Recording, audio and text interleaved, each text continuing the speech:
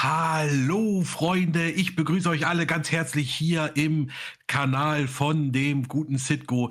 Ich begrüße euch ganz herzlich zur CitizenCon 2952 und begrüßt mit mir heute hier live in diesem Kanal unseren Citko. Applaus, Applaus, Applaus!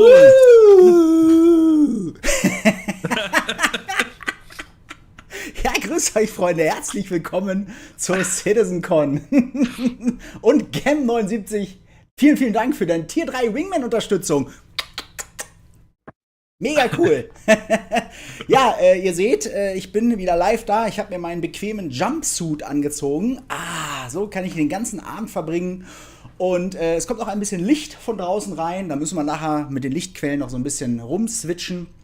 Aber ich denke mal, das machen wir. Ich habe mir ein schönes Getränk hier eingegossen. So. Und jetzt kann kommen, was kommt. Ich bin auf jeden Fall sehr gespannt.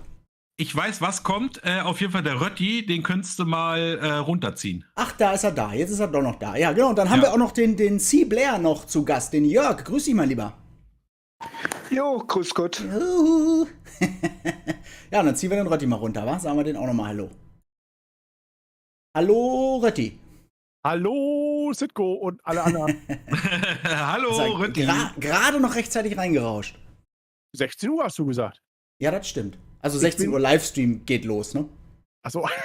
Ja. 15:59 Uhr schon im Warteraum. Ja, kein Problem. Alles gut.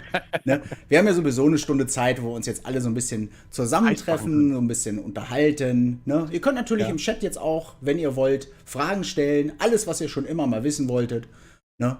Könnt ihr uns die Fragen stellen. Wir können uns ein paar alte CitizenCon-Videos angucken, paar alte Schiffsvideos. Wir haben auf jeden Fall erstmal jetzt eine Stunde Zeit, um alles in Ruhe hier zu regeln.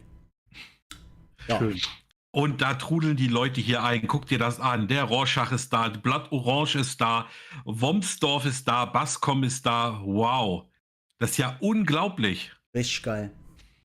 Womsdorf, kennst du den Ganni? Du sagst das so? Ich kenne alle. Ich kenn alle. Womsdorf hatte damals sogar einen eigenen YouTube-Kanal. Ne? Hat ein paar Videos mal gemacht, hat dann aber irgendwann aufgehört. Okay. Weil er keine Zeit mehr hatte. So ist das halt, ne? Schluckt halt doch mehr Zeit, als man denkt.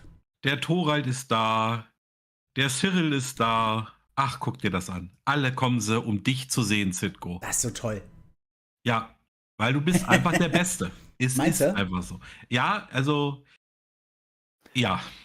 Ja, was wahr ist, ist wahr. Jetzt hört auf. Du und ein Jägerschnitzel. Genau, mit Pommes. Ja, richtig. Gyros. Okay. Ja, der Livestream heute, der Original-Livestream, den wir heute restreamen, der läuft auf Twitch. Übrigens, ich bin auch auf Twitch zu sehen, ne? Falls ihr sagt, Mensch, Twitch liegt mir lieber, dann seht ihr halt zum Beispiel auch im Chat, da sind die Restream-Bots, ne? Die geben euch dann die, der Sexbot fehlt. Du kannst ja mal, Franka, gib doch mal im Chat das Wort Sex ein. Einfach nur Sex. Ich will mal wissen, ob das durchkommt. Und Adult. Gib das mal ein. Also, gleichbedeutend mit Sex ist übrigens auch das Wort Gunner. Könntest du vielleicht mal, also als ja, sexy... das hab ich aber auch gesperrt. Okay.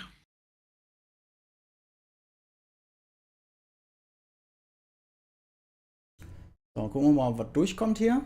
Danke, Raymond. Danke, Raymond. Danke, Raymond.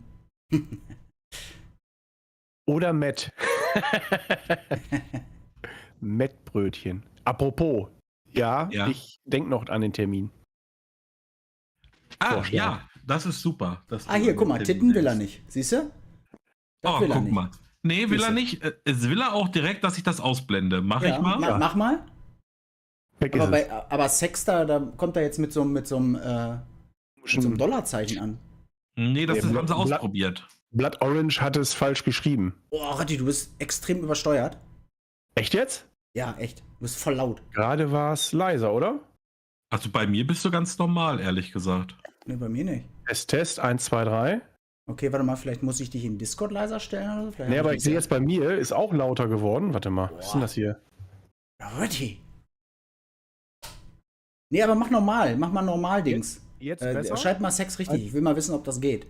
Weil Jetzt ist Rötti gut. Ich habe den nämlich so ein bisschen, Mann, und schreib doch mal das richtig. Nein, wird aber nicht gehen. Genau. Wenn wir das schreiben, bringt das nichts, weil wir sind ja Moderatoren, ne? Das, Hallo, dürfen Jono das ja. Nagata. Garni, jetzt bin ich gut zu hören, Citko? Jetzt ist gut? Ja, jetzt ist besser. Für mich schon, ja. Also für mich warst du vorher aber auch gut.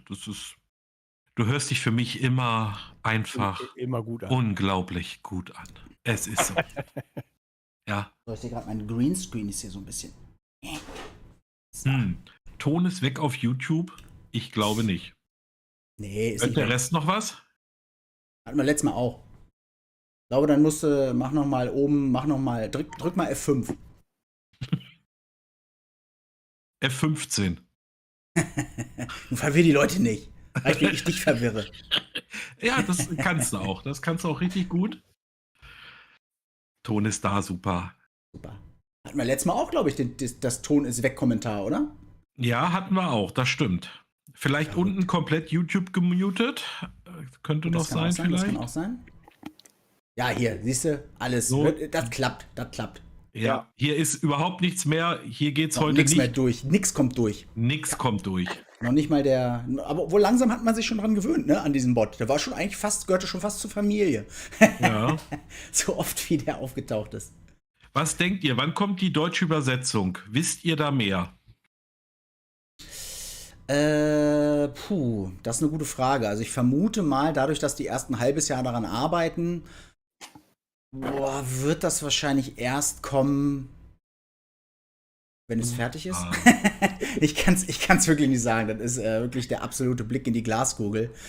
Aber das Schöne ist ja, es kommt. Das ist ja das Wichtige an der Sache. Ne? Genau. Ja gut, das Wissen, dass es kommt, das ist ja schon mal supi.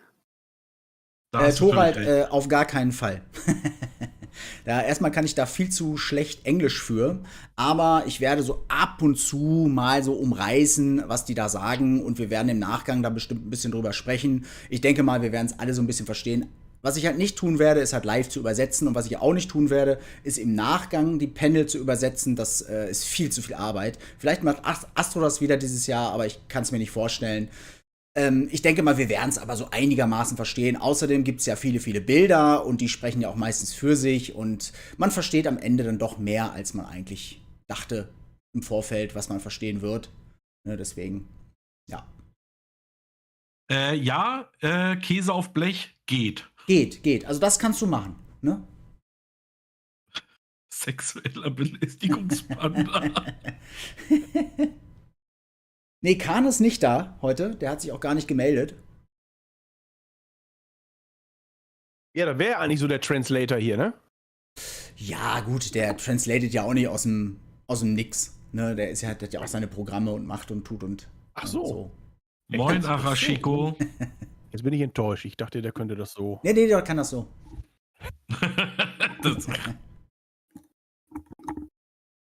Ja. Das wird sehr aufregend heute. Weiß man schon, wo all die nächsten CitizenCons stattfinden, und Astro hat gesagt, wenn es nichts Neues gibt, macht er nichts. Ja gut, das kann ich verstehen. Die nächsten CitizenCons, also ich denke mal, wenn es die wieder live gibt vor Ort irgendwo, wird es wahrscheinlich erstmal wieder da starten, wo es letztes Mal nicht stattgefunden hat. Ich meine, das war San Francisco oder Los Angeles, glaube ich. Oder Texas. Nee, aber ich glaube, es war San Francisco, aber sicher bin ich mir nicht. Na, und irgendwann wird es dann auch in Deutschland wieder sein, in Frankfurt. Und dann, Freunde, spätestens dann sehen wir uns. Gehe ich auch mal davon aus. So, jetzt müssen wir mal ganz kurz, der Cyril Snare. Wir sind über die Sinn des Lebensfrage hinweggegangen.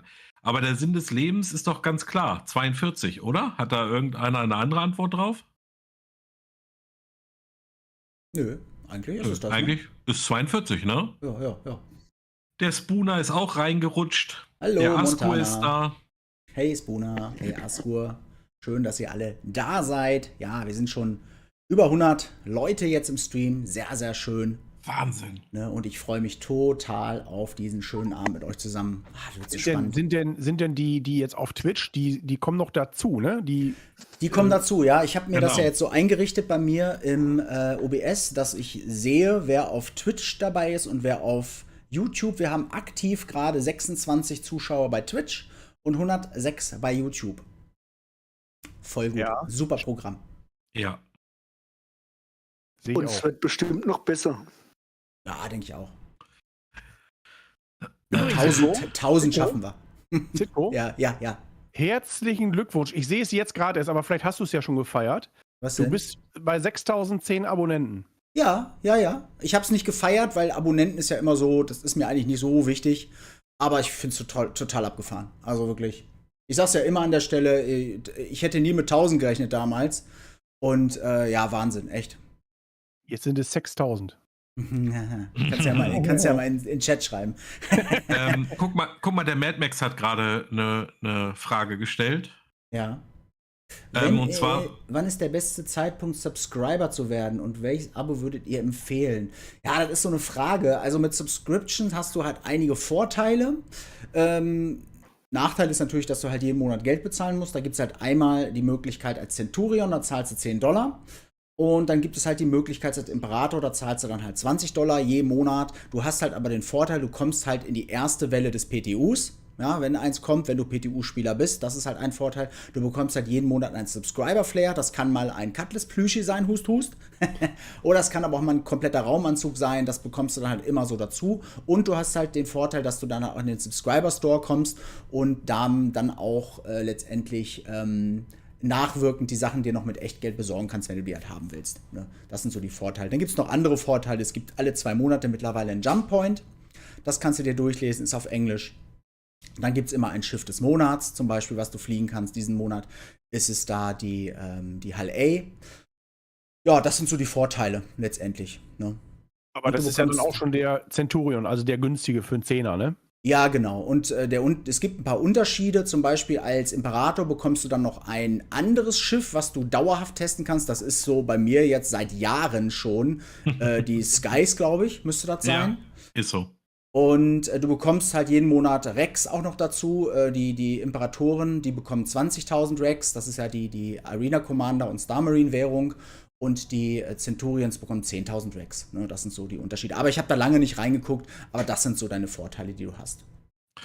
Ja, der Omoso schreibt da gerade noch was. Das ist auch ganz wichtig, dass du nämlich diesen Rabattcode bekommst, wenn du ein Jahr lang Dabei bist. dabei bist. Genau. Hm. Stimmt, den habe ich auch noch, den Rabattcode. 10%, glaube ich, ne? Stimmt, den kriegst du einmal im Jahr, ne? Genau. Und das ist, glaube ich, noch ein Unterschied, ne? Genau. 10%. Genau, 10 oder 20%. Ja, Je nach genau. Sache. Ja, die Importer habe ich gemacht. Ich habe das auf jeden Fall verknüpft. Obwohl, habe ich das gemacht? Doch, habe ich gemacht. Doch, müsste ich verknüpft haben. Wenn man jetzt auf der RSI-Seite in den Community Hub geht, müsste man sehen, dass ich streame. Ja. Müsste so sein. CBZ, das ist jetzt das erste Mal so. Das wurde jetzt im letzten Jump Point wurde das geschrieben, dass das jetzt nur noch alle 2 Monate, dass das nur noch alle 2 Monate kommt. War aber auch nur ein Satz im ersten Artikel, glaube ich, direkt. Ja, schade. Haben wir uns neulich schon drüber unterhalten. Ich persönlich finde es nicht gut. Ne? Nicht, weil ich jetzt der übelste Jump Point-Fan bin und das immer lese wie verrückt, weil es halt Englisch ist, meistens nicht. Mir ging es eigentlich einfach ums Prinzip. Ja, wenn man mal bedenkt, was wir damals für die Subscription noch alles bekommen haben, wenn wir mal alleine an die Zeit von Around the Verse denken, das waren ja Stundenshows, wo Chris Roberts und Sandy Gardner da noch wirklich präsent waren und uns wirklich Inhalte gezeigt haben, die so cool waren. Und mit anderen Shows, das wurde alles nach und nach gestrichen, verkürzt und dann kam jetzt auch dass das Jump Point da irgendwie alle 2 Monate kommt und nur in einem kurzen Satz mal erwähnt wurde, fand ich einfach irgendwie ein bisschen schade. Ne? Einfach geht es mir einfach ums Prinzip, so ein bisschen so. Ja, so nebenbei, ne? So, ja, Genau. friss oder stirb, so auf die Art, ne? Genau. Ja. Genau, ja, habe ich irgendwann jetzt mal entschieden, dass ich das auf Twitch auch mache. Da war jetzt eigentlich auch im Zuge, dass das Cloud Imperium Games jetzt so ein bisschen unterstützt. Dachte ich, ach komm, probierst du das mal aus, ein bisschen auf Twitch. Aber ich werde nie der Twitcher sein, der da voll abgeht mit irgendwelchen Hype-Trains und so. Das wird immer auf YouTube weiterlaufen, da ist mein Hauptaccount. Ich mache so ein bisschen wie der Gooks. Ne? Der hat ja dann auch irgendwann gewechselt. Außerdem gibt es da auch irgendwie so ein Affiliate-Problem auf Twitch, wo es dann so Vorteile gibt, aber dann musst du auch ordentlich an Twitch abdrücken und so. Und nee, das ist alles nichts für mein Alter. Das ist. So, hab nachgeschaut. Du bist bei RS. Ja, okay. Werde ich aufgeführt. Sehr schön. Dann hat ja das alles geklappt. Das ist doch super. Zunro, also das mit den 10% Gutschein, ja, du kaufst was. Ich sag mal, wenn du jetzt 1000 Dollar oder Euro im Warenkorb hast und willst sie bezahlen, dann kannst du da 10% Gutschein drauf einlösen, also sparst quasi 100 Piepen. Ja. Punkt. Genau. Ja, ich weiß gar nicht, ob ich meinen letzten schon eingelöst habe. Dann wartet man eigentlich immer wirklich auf einen richtig schönen Pledge, ne, auf einen Concept Sale zum Beispiel. Ne, da lohnt sich das dann. Und natürlich, umso mehr man ausgibt, umso mehr gehen dann 10%, fallen auch 10% ins Gewicht. Ne? Waren das 10% nur? Ich dachte, waren das nicht mehr? Bei dem Großen sind es 20%. Okay, also beim Imperator. Ne? Mhm. Okay, genau. Da kannst du ganz schön Geld sparen, mein lieber Mann, wenn du was Größeres kaufst. Ja, und zum anderen ist es halt einfach so, dass ich mache es eigentlich hauptsächlich, um das Spiel zu unterstützen. Ne? Ob das jetzt noch was bringt, ob es noch nötig ist oder nicht, weiß ich nicht. Ich will einfach, dass das kommt. Ich will, dass das einfach released wird irgendwann und ich mache das halt. Ja, muss aber jeder selber wissen. Und Cloud Imperium Game sagt ja auch immer, dass das Geld, was man da für die Subscription spendet, nicht dafür da ist, dass man die Sachen bekommt. Ne? Deswegen dürfte ich mich über das Jump Point nicht aufregen eigentlich, sondern das ist eigentlich in erster Linie eine Spende. Aber damit wir auch was zurückbekommen, machen sie halt so Sachen. Ne? Nur trotzdem fühlt es sich halt komisch an, wenn das dann einfach so gestrichen wird. Ne? Das ist, Ich glaube, die Subscriptions, die werden für die Shows genommen praktisch. Ne? Die produzieren mit der Kohle die Shows, also. Ja, genau. Ich glaube, es geht nicht ins Spiel, sondern in die. Genau. In alles, was für die Community dann letztendlich bereitgestellt wird. Ne? Die Shows und halt aber auch das Jump Point Magazin. Ne? Das auch sowas. Also zahle ich im Prinzip das Q&A, bezahle ich dann oder wie? Mit der Subscription, ja. Die Subscription finanziert das praktisch, ja. Aha. Gut, das war zumindest mal die Grundidee.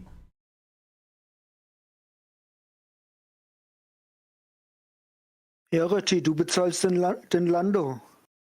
Ja. Das habe ich auch gerade gedacht.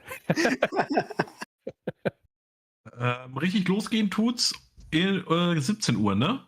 Oder? Ja, genau. Schaffe ich es noch zur Frittenbude. Aber sicher. Gib Gas. Kommt ein bisschen drauf an, wo die Frittenbude jetzt steht. Ja, Don Fernando, klar. Schiffskauf ist natürlich auch eine Sache, wo die sich mit finanzieren. Ne? Aber auch das, muss ich sagen, kann man eigentlich nie böse nehmen, so, weil letztendlich zwingen die ja einem keinen dazu. Also wenn die jetzt zum Beispiel sagen würden, wenn ihr dieses Schiff nicht habt, dann kommt ihr nicht in die neue Version der Alpha. Ja, dann würde ich auch sagen, das ist grenzwertig so. Aber es ist ja nicht so.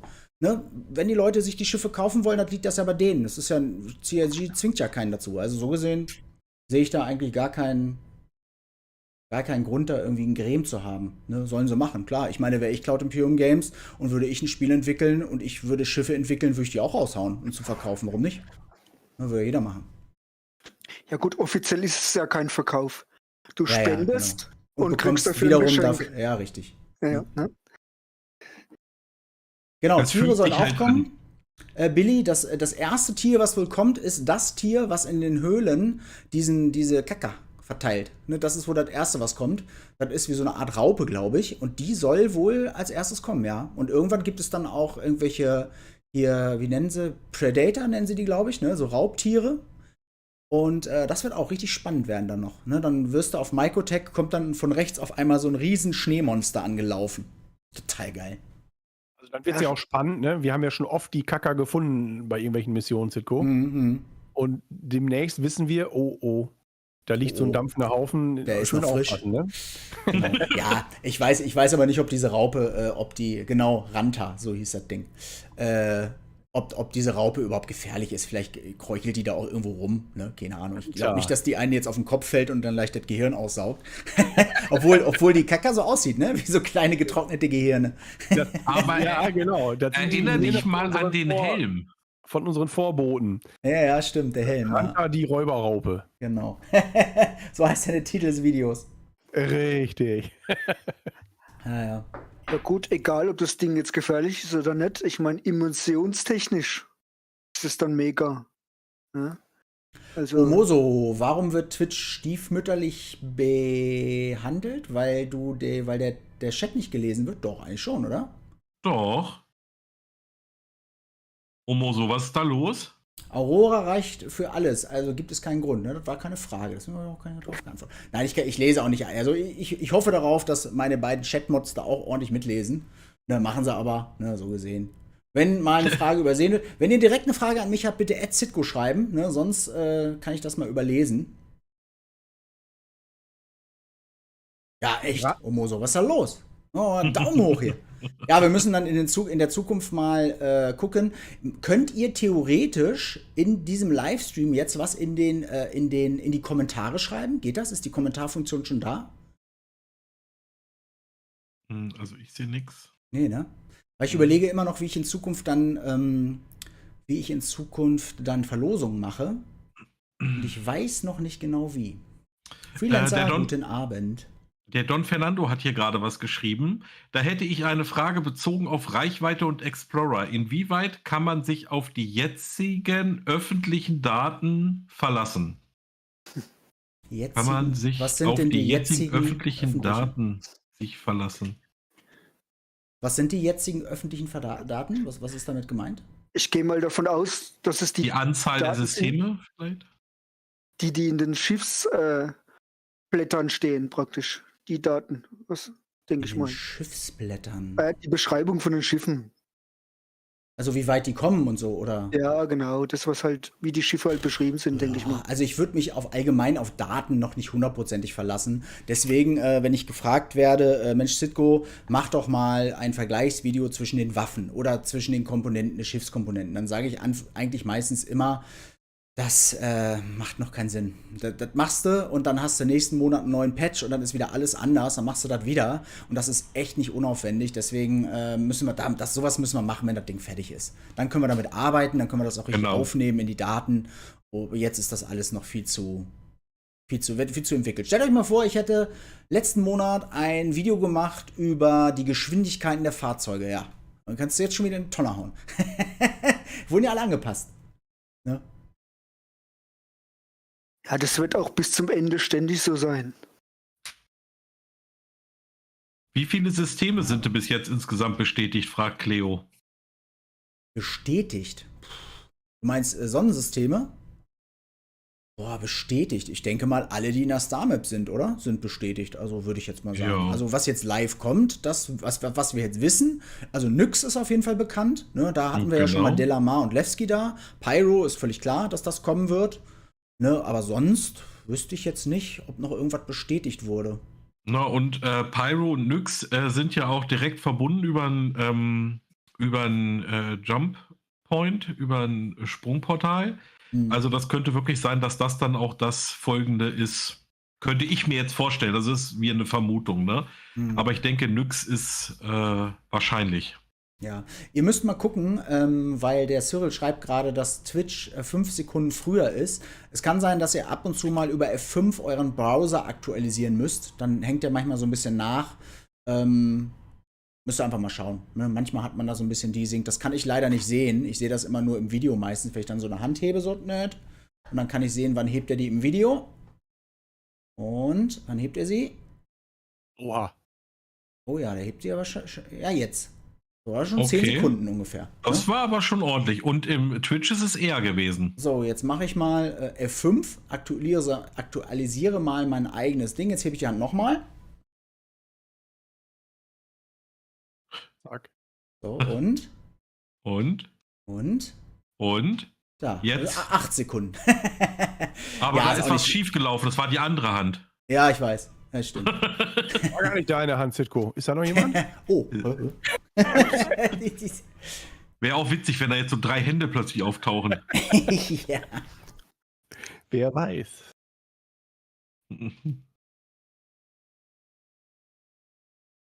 Ja, der O-Glas ist im Warteraum übrigens, Citko. Ah, der O-Glas ist im Warteraum. Ja, so sehr gut. Dann ziehen wir den mal rein. Der streamt nämlich heute, glaube ich, auch noch nebenbei. Und dann erwarten wir noch den Erik und den Chris. Die kommen auch später noch dazu. Und die streamen nebenbei auch noch. Total geil. Wir sind ein richtiges Stream-Team heute hier. So, ich ziehe den O-Glas mal rein. Grüß dich, O-Glases. Mahlzeit. Mahlzeit. Na, bist du auch schon live? Hallo. Nee, noch nicht. Noch nicht. Nee. Na gut. Ja, dann begrüßen wir dich. Schön, dass du da bist. Hallo, O-Glasses. Guten Abend, ja. Guten Abend. Sagt Hallo. Sagt Hallo. Auf dem Handy hat YouTube keinen Fettzug. Auch wieder interessant, ne? Hm. Ja, irgendwie. Ja, also ein hundertprozentiges jetzt on point ist, glaube ich, nicht möglich. Das liegt auch glaube ich, bei jedem, auch bei der Internetverbindung. Und das ist, ja, solange das nicht eine Stunde ist, ne, ist ja alles gut. So, jetzt tut sich was hier bei Star Citizen. Auf dem Star Citizen streamt gerade Star Citizen live. Oh, mal gucken, was da kommt. Ja, die hatten vorhin schon mal kurz angemacht und Test, ne? hatten so einen genauen Audiotest gestartet. Hallo Corso. Hi, Ja, hi. da ist noch schwarzer Bildschirm, da geht's noch nicht los. Ist ja auch noch eine halbe Stunde. Ich glaube, die machen Hallo. jetzt einfach nur so ein paar Tests. Xenion? Hey, Corso, grüß dich. War das richtig? Major Buddy ist auch reingeschlittert. Major wer? Major Buddy OEB. Major Buddy, grüß dich.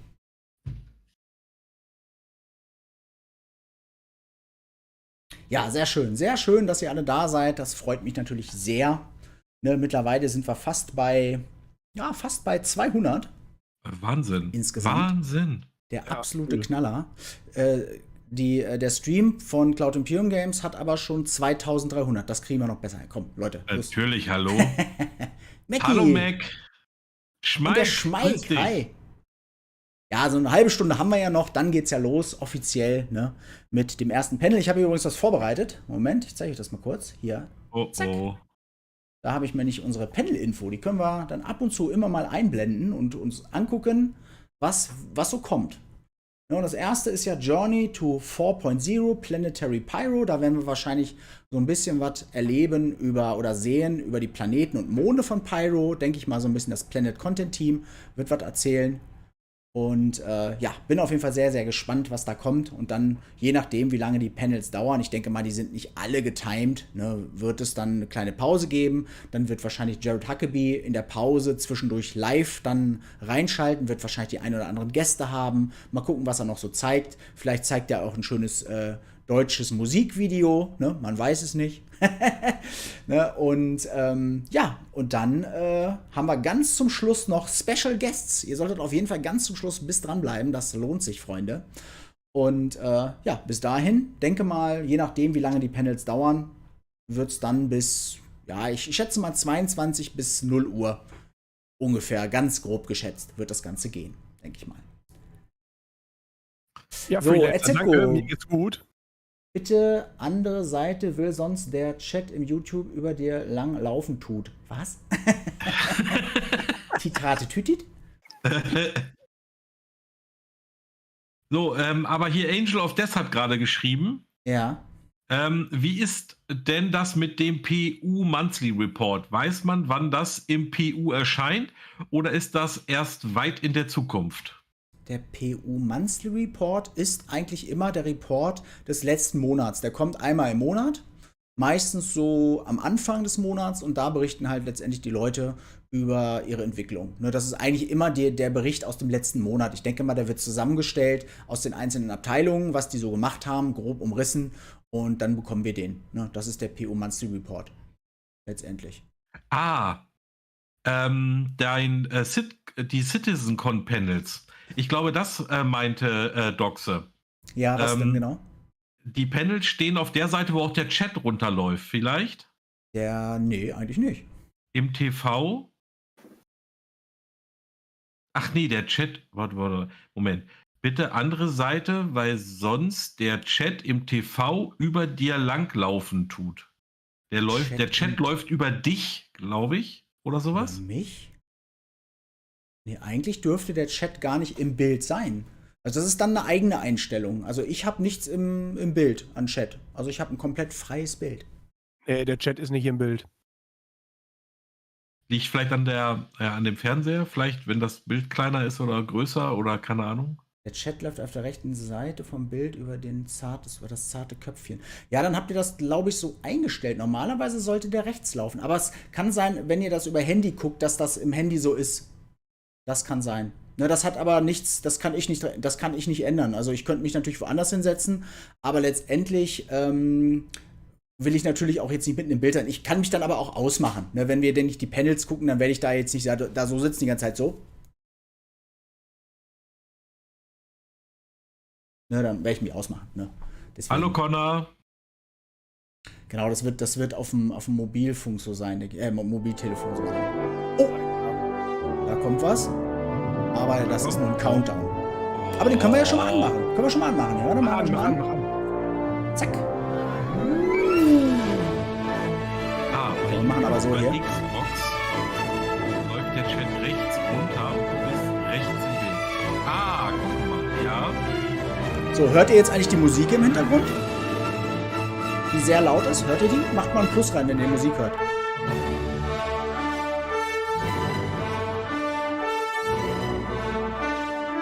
Die ist sehr laut, ne? Ich mach die mal so ein bisschen leiser. Was kann ich hier machen? So. Ja, Connor. Ja, sehr laut, ne? So ist besser. Er ist zurück. Genau, und dann kann ich den Panel hier, immer so ein- und ausmachen. Ne? Kann ich mal so machen, so hier so. Weg ist er. Du bist ja noch. Okay, immer noch viel zu laut. Ist es immer noch zu laut? Oder hänge ich nur wieder dem Chat hinterher? So ist besser, ne? Genau, wir machen das dann nachher wieder so ein bisschen lauter, wenn die dann quatschen. Ne, dann sind wir ja eh ruhig. Dann muss ich so ein bisschen immer mit den Panels so ein bisschen hin und her gehen. Ich hoffe, Cloud Imperium Games hat dieses Jahr keine inoffizielle Musik mit drin, sondern wirklich nur Sachen, die jetzt von Pedro Camacho zum Beispiel sind. Ne, die werden ja zum Glück nicht getrackt von YouTube, ne, sonst kriege ich mich immer einen reingewürgt. Aber naja, so ist das. Ansonsten muss ich dann die Musik leise machen, aber geht alles, kriegen wir hin. Schade, dass es klappt mit der anderen Seite. Du meinst hier mit meinem Typi, ja, ich kann den versetzen. Ich kann auch so machen, so. Jetzt bin ich hier, ne? Aber doof ist jetzt, wenn ich jetzt den hier mache, so, Moment. So hier. Dann sieht man den Panels nicht mehr. Ja gut, die kann ich auch versetzen. Kann ich natürlich jetzt auch woanders hinsetzen. So, die kann ich dann zum Beispiel... Moment. Zack. Kann ich jetzt dann... Nein! So nicht. Moment. Da hinsetzen. Oder die setze ich da hin. Die blenden wir ja dann eh aus. Ist so besser. Seid ihr so zufrieden? Wir werden auch jeden zufriedenstellen hier. So, die machen wir jetzt mal wieder aus hier. Zack. Also könnten wir vielleicht dich ganz wegmachen. Ja, machen wir dann. Ich wollte es auch nicht so direkt sagen. Ich mache nur Spaß. Ich mag den Citko. Wo ist jetzt auf der linken Seite? Ich habe kurz nicht geguckt, oder? Ja, genau. Citko ist umgewechselt. Was macht der denn? Was machst du denn? Ich bin nochmal kurz AFK. Ganz verwirrt. Alles klar. So, aber hier ist ein bisschen was passiert. Also, Mad Max fragt, ob du Whisky trinkst. Sieht so aus. Das ist 6er, ist das. Ja, jetzt hast du was angefangen. Oha, hast du da 6er stehen, Citko? Na klar. Und schon ist der Rötti weg. Bin gleich wieder da.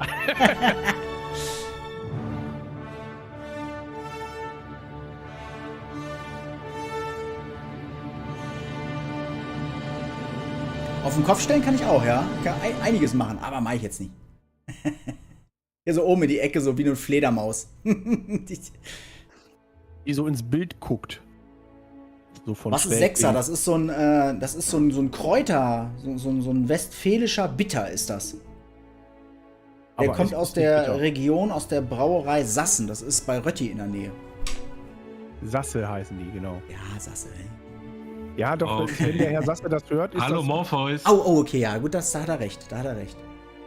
Angel of Death hat da noch mal was zugeschrieben. Zu der Sechser? Frage mit dem, zum Monthly Report, ne? Ja. Ja, ist mir, Citko, ja, ist mir klar, aber wann kommt das live auf die Server? Oder ist das dann schon live auf den Servern? Nee, das ist nur das, woran sie arbeiten. Wann das auf die Server kommt, das hat damit gar nichts zu tun. Und das ist nur daran arbeiten sie. Was auf die Server kommt, das siehst du in der Release View. Und wo sie dran arbeiten, das siehst du im Monthly Report oder halt in dem Process Tracker. Ne, da siehst du das halt auch. Aber das heißt nichts damit zu tun, wann das kommt. Ne, das ist, weil letztendlich sind das verschiedene Teams. Wenn zum Beispiel da steht, dass das Art-Teams sind, die Art-Teams sind, oder Concept-Art-Teams, das sind die Jungs und Mädels, die wirklich die Konzepte machen. Das ist ganz früh in der Entwicklung. Und da muss noch so viel Wasser dem Fluss von Microtech runterfließen, bis wir das dann im Spiel haben.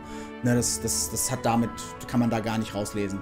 Manche Sachen, die werden dann auch schon, das steht dann auch meistens da, dass sie dann das am Polischen sind und so. Da muss man so ein bisschen genau lesen. Aber das in der Übersetzung, in den Verse News, erkläre ich das meistens auch schon sehr genau und sage euch dann auch, wenn das mit dem nächsten Patch kommt. Ja. Das ist ein bisschen so eine Mische ist das. Und wieder ein paar neue Leute dazu gekommen. Der Bartosch, ich hoffe, ich spreche das richtig aus. Und der Crocs ist gekommen und der Stevie. Hallo. Hakchen. Und die Janeway ist da. Knebel. Janeway, grüß dich. Na, hast du neben deinem Ehemann Platz genommen? Kannst natürlich auch mit reinkommen, wenn du willst, ne? Ah, hier, der Erik und der Chris sind auch im Warteraum. Die ziehe ich auch gleich mal rein. Und so wie ich das verstehe, hier wollen alle, dass ich mein Bild ausmache. Dann mache ich das jetzt aus. So. Nein! Nee, doch, mach ich jetzt. So, weg hier. Nee, so. Mach das nicht, nein! Oh Tschüss. nein! Ist auch in Ordnung, reicht ja auch. Ist auch schön, hier mal so einen Countdown einfach zu sehen. Ne? So, dann ziehen wir mal die... Crocs fragt 24 Minuten, was soll das heißen? Ja, heute ist CitizenCon, wenn ich das mal kurz erzählen darf. CitizenCon, das heißt, es ist ein Live-Event von Star Citizen, das jährlich stattfindet und in 23 Minuten und 40 Sekunden geht's los. Oh nein, da ist der Bot. Warum? Oh, gucke mal. Guck mal, hat er sich durchgemogelt. Ja, Aber kümmert ihr euch da mal drum. Ja, witzig ist, ich konnte ihn gar nicht ablehnen. Nee, das kannst du auch nicht. Der kommt dann sofort rein. Keine Ahnung. Alles klar. Der ist wahrscheinlich zu schlau geschrieben einfach. Man muss natürlich die oberen auch ausblenden, ne? Was muss ich?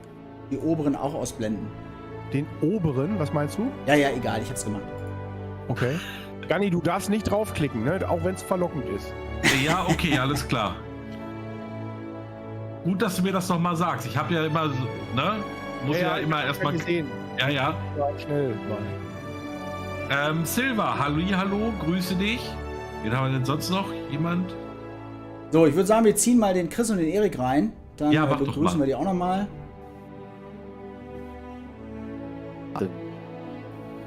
Hallo, ihr beiden, grüßt euch. Hallöchen, du einer. Hallo. Ja, da sind wir ja schon fast komplett, wa? Grüß dich, Rötti, Gunnar und O'Glasses. Hi. Hallo. Seid ihr schon live? Ja, natürlich. Oh, geil. Wir haben auch schon die ersten Beschwerden gekriegt, dass bei dir im YouTube-Chat oder Twitch-Chat geiler Typ nicht geschrieben werden darf von Morphos. Doch, klar, das ist geschrieben werden. Haut mal rein in den Chat, geiler Typ, das muss gehen.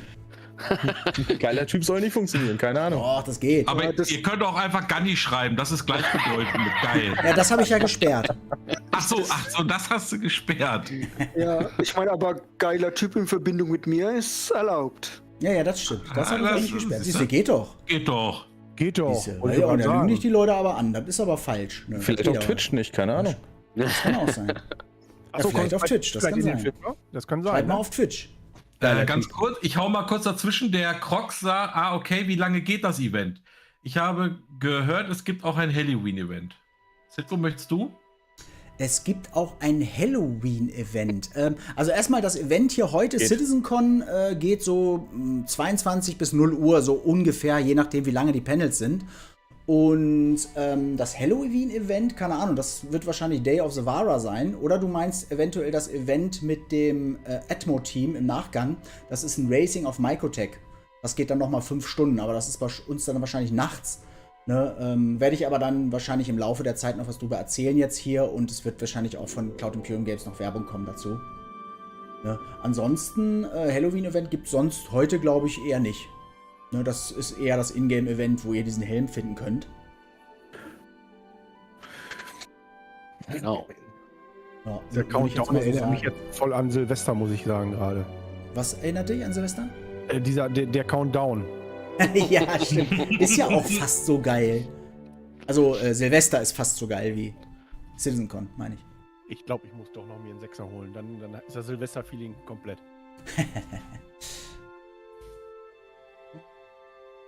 Also ich habe es gerade bei dir ausprobiert. Geiler Typ, geht tatsächlich im Twitch-Chat. Das funktioniert, das ist kein Problem. Ja, ne? Siehst du, dann ist ja alles, ist ja alles richtig. Janeway fragt Citko, warum man dich nicht mehr sieht. Weil sich Leute beschwert haben, dass ich hier im Bild bin. Und da habe ich gesagt, Nein, du musst dich da einblenden. nein. Na gut. Nein. Will er nicht. Hat er keine Lust zu. Lass den armen Menschen in Ruhe. Na gut, kann einmal noch. Huah, buah. Halloween!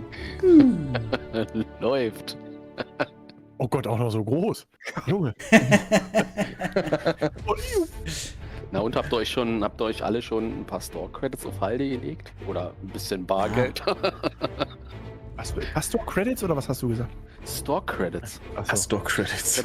Pastor-Credits wollte er gerne haben, aber. Ein paar Store-Credits, jetzt habe ich. Der Rötti wieder. Weißt du, singen meint er kann er, aber das geht nicht hier. Oder was zuhören funktioniert nicht. Meint er.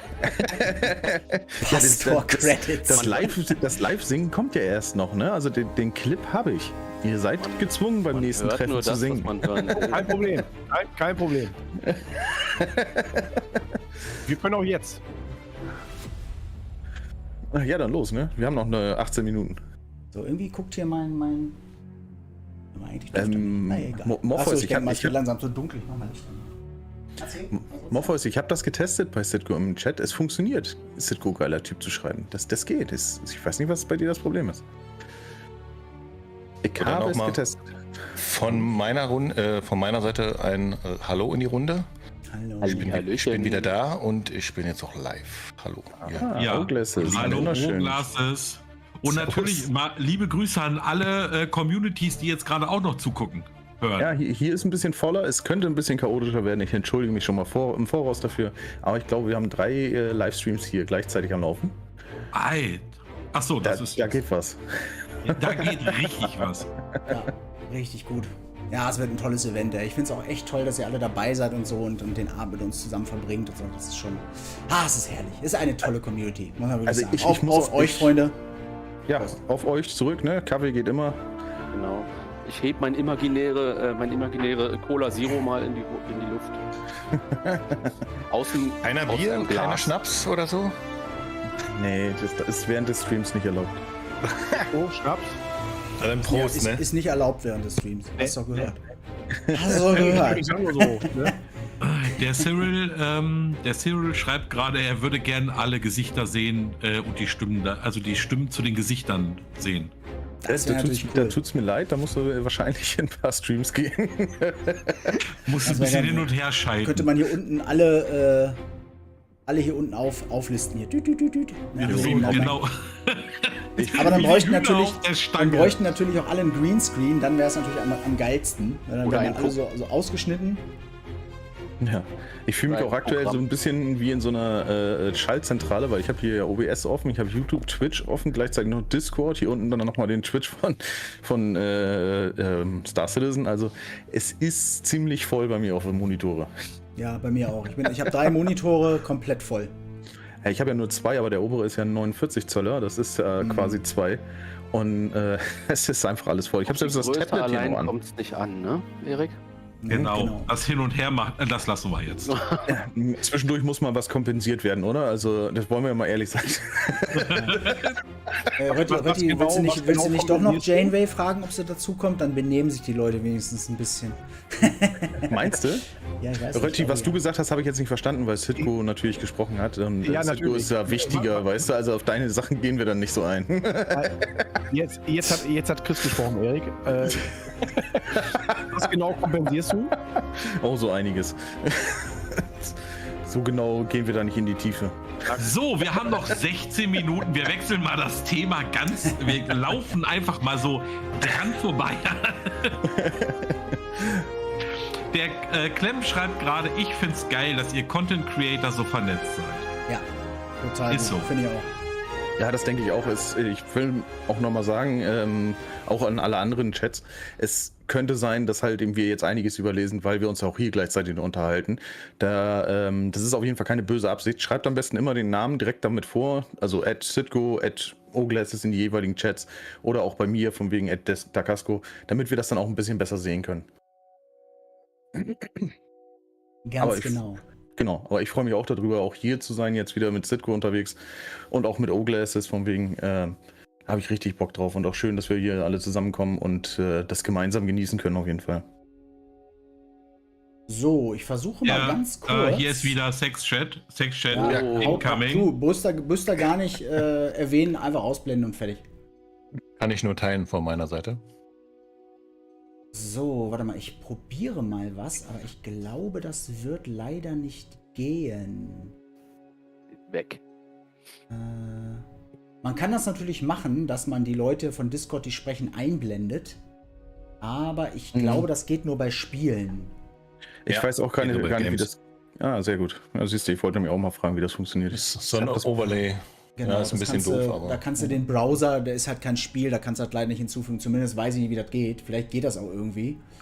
Du könntest höchstens Discord teilen, den Chat quasi noch mit im Stream einbauen. Irgendwie noch ein kleines Fenster oder so. Das geht schon. Adobe Desktop Service? Nee. Genau, warte mal, ich könnte mal irgendwas probieren.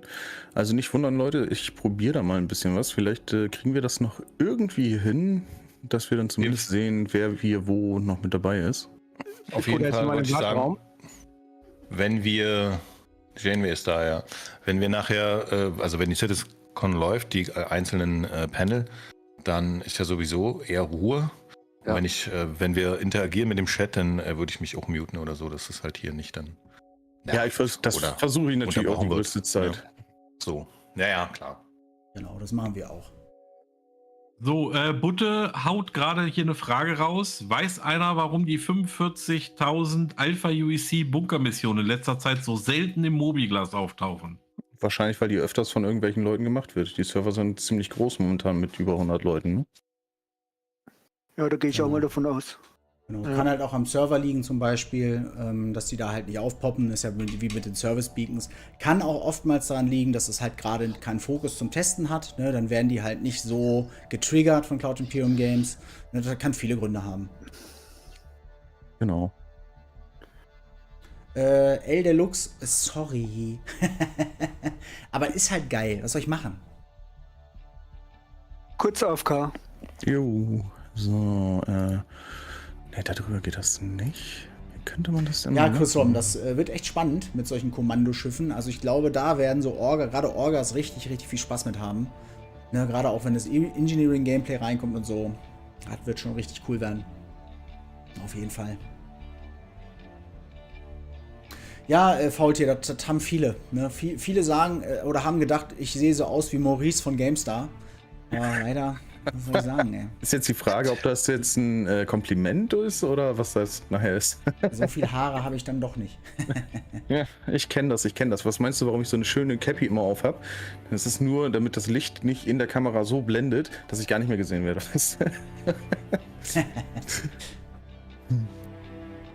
So. Ach, Ding Dong, sie steht vor der Tür. Ja, sehr schön. Dann holen wir sie doch mal rein, würde ich sagen. Da hol sie doch mal rein hier.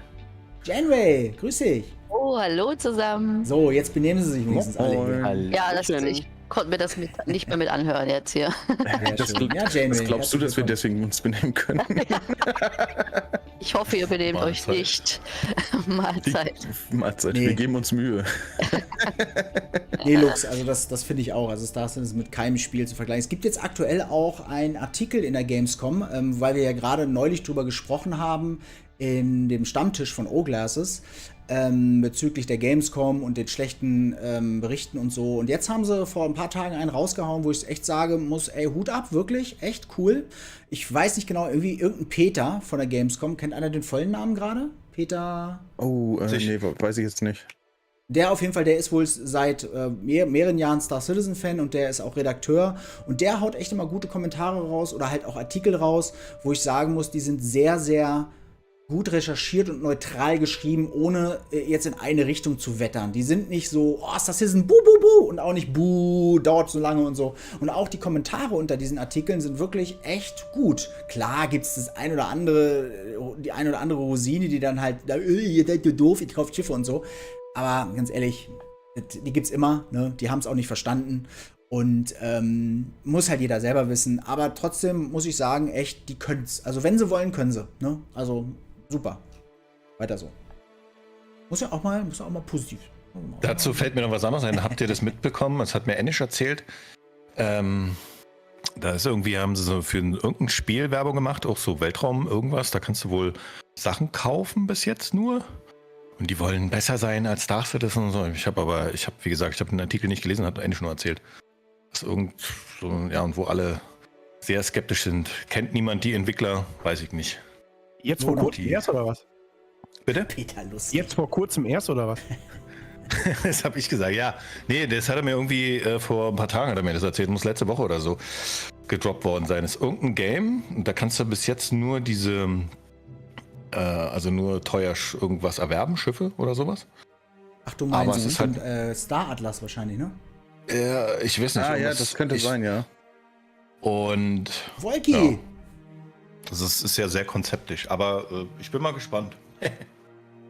So, also ja, genau, das stand auch in den Kommentaren zum Beispiel drin, ne? Ihr Idioten, jetzt kommt Star Atlas, jetzt kaufen wieder alle Darschiffe und so. Also ey, lass die Leute doch. Also wenn sie das machen wollen, ne? Andere kaufen sich Briefmarken, da hast du auch nichts von.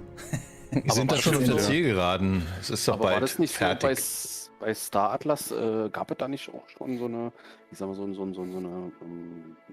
wie so eine kleine Demo, wo man so auf so wie so eine Art Steg oder so ein Hafen lang gehen kann, wo dann da so ein Schiff abgebildet ist? Also irgendwas war, ja, also ganz rudimentär eigentlich Absolut, nur. ja. Aber die verkaufen halt teuer die Schiffe irgendwie, aber das ist dann wirklich eher von der anderen Seite zu betrachten, weil da nicht eine Idee wirklich hintersteht. Aber egal, ist mir nur so mal jetzt eingefallen, wollte ich mal einwerfen. Vielleicht Ja, die Trittbrett. Ne?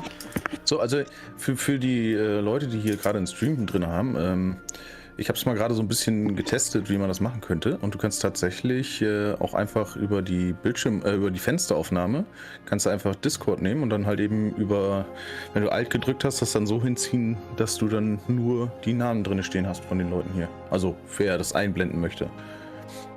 Von den Leuten, die hier im Discord sitzen. Das sollte vielleicht auch die Zusammenhänge Wie gesagt, wir reden ja nachher nicht mehr viel. Aber es gibt auch noch andere Möglichkeiten. Ne? Es gibt auch noch andere Möglichkeiten, die Namen einzublenden. Das kann man auch direkt über OBS machen. Da gibt es auch so ein Discord-Ding und so. Aber heute, wie gesagt, reden wir eh nicht viel. Wenn wir mal wieder Talkrunden haben, haben wir ja auch zum Beispiel dieses Fenster, wo dann die Gäste auch direkt mit Namen angezeigt sind und so. Ja. Ansonsten muss jeder kurz vorher sagen, wie er heißt. Oh, das wird aber durcheinander dann. Nee, ich meine nur, ich habe das jetzt mal gerade so ein bisschen ausprobiert und habe bei mir jetzt im Livestream das gerade eingeblendet dann. So, ich bin auch wieder da. Baby. So, der Wolk ist da. Jo. Wolki, dich habe ich ja ewig nicht mehr gesehen. 100 Jahre oder so. Star Atlas wird ein Kryptowährungsspiel, wird bei mir gerade im Chat geschrieben. Ja, irgendwas war da, genau. Oha. Ja, gut. Im Endeffekt muss es jeder für sich selber entscheiden, ob er das dann spielen möchte oder nicht. Da keine Zeit zu. Zu viel in der Planung gerade. Zu viel Star Citizen. Ja, das auch. Also, für alles hat man auch nicht Zeit, da jetzt irgendwie in alles reinzugehen dann, ne? Oh, ganz kurz mal, Zuschauerzahl, 206 auf YouTube, 49 auf Twitch. Alter Schwede. Jana, willst du jetzt flexen oder was? Aber richtig, ja. Wie war das mit Größe kompensieren? Jetzt sind wir wieder bei dem Thema, oder was?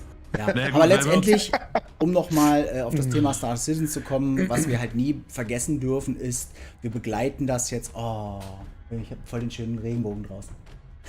Ach, du hast ein Fenster, ja? Was wir halt nie vergessen dürfen, ist halt, wir sind wir sind halt jeden Tag dabei, ne? Und für uns kommt natürlich nicht jeden Tag die super Überraschung, aber wenn man mal bedenkt und das mal mit anderen Spielen vergleicht, die auch top sind, die man durchspielt und dann lässt man sie rechts liegen und holt sich das Neue, wie lange wir schon bei Star Citizen dabei ist und wie viel man dort schon machen kann, es ist unfassbar gut, ne? Also ja, auf jeden Fall. Also ich erinnere mich auch an Zeiten, wo ich selber noch gar nicht am PC war und war total gehypt hier auf damals Need for Speed und sowas, ne? Und man hat die einmal durchgespielt und dann hat man die fast nie wieder angefasst. Ja, und dafür hast du auch $60 dann ausgegeben oder 60 Euro ausgegeben. Und dann lagen sie in der Ecke für PlayStation oder sonstiges, wo es das alles damals gab. Ne? Und das ist eigentlich auch einfach schade. Und hier kann man quasi immer weitermachen erstmal. Also und man gucken, wie es weiterläuft. $40 Starterpaket, mittlerweile $50, bekommt man halt einfach schon ein vollwertiges Spiel und hat das dann auch schon. Ne? Ja, und, richtig. Und muss sich theoretisch nichts anderes mehr kaufen. Ne? Also alles super.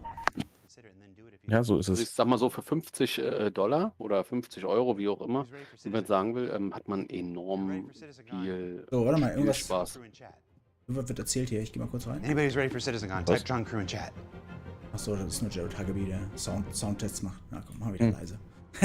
Ja, das wäre auch ziemlich unpraktisch, wenn die 5 Minuten vorher jetzt anfangen schon zu erzählen und man kriegt gar nichts mit. Ist auch doof. Ich gesagt, hier Test, Citko, kannst du mich hören? Und du gehst einfach mit. Genau, ist so. Hallo, Avatar. Hey, Wolfgang, grüß dich. Oh, grüß dich. Hi, hi. Hallo. Oh, heute auf Twitch? Habe ich da Vielleicht gerade ist- Janeway Vielleicht ist das gehört? aber auch gar nicht Wolfgang. Ja, hast du richtig gehört. Endlich bist du da. Ich habe dich so vermisst. Oh, ich dich auch. Aber nicht hier. Ja, wir müssen uns zusammenreißen. Rötti, sag was. Citko, kannst du die wegdrehen irgendwie? Ja, ich schmeiß gar nicht mehr raus, ne? Wieso jetzt mich? Nein, wieso? Hallo, gleich nicht.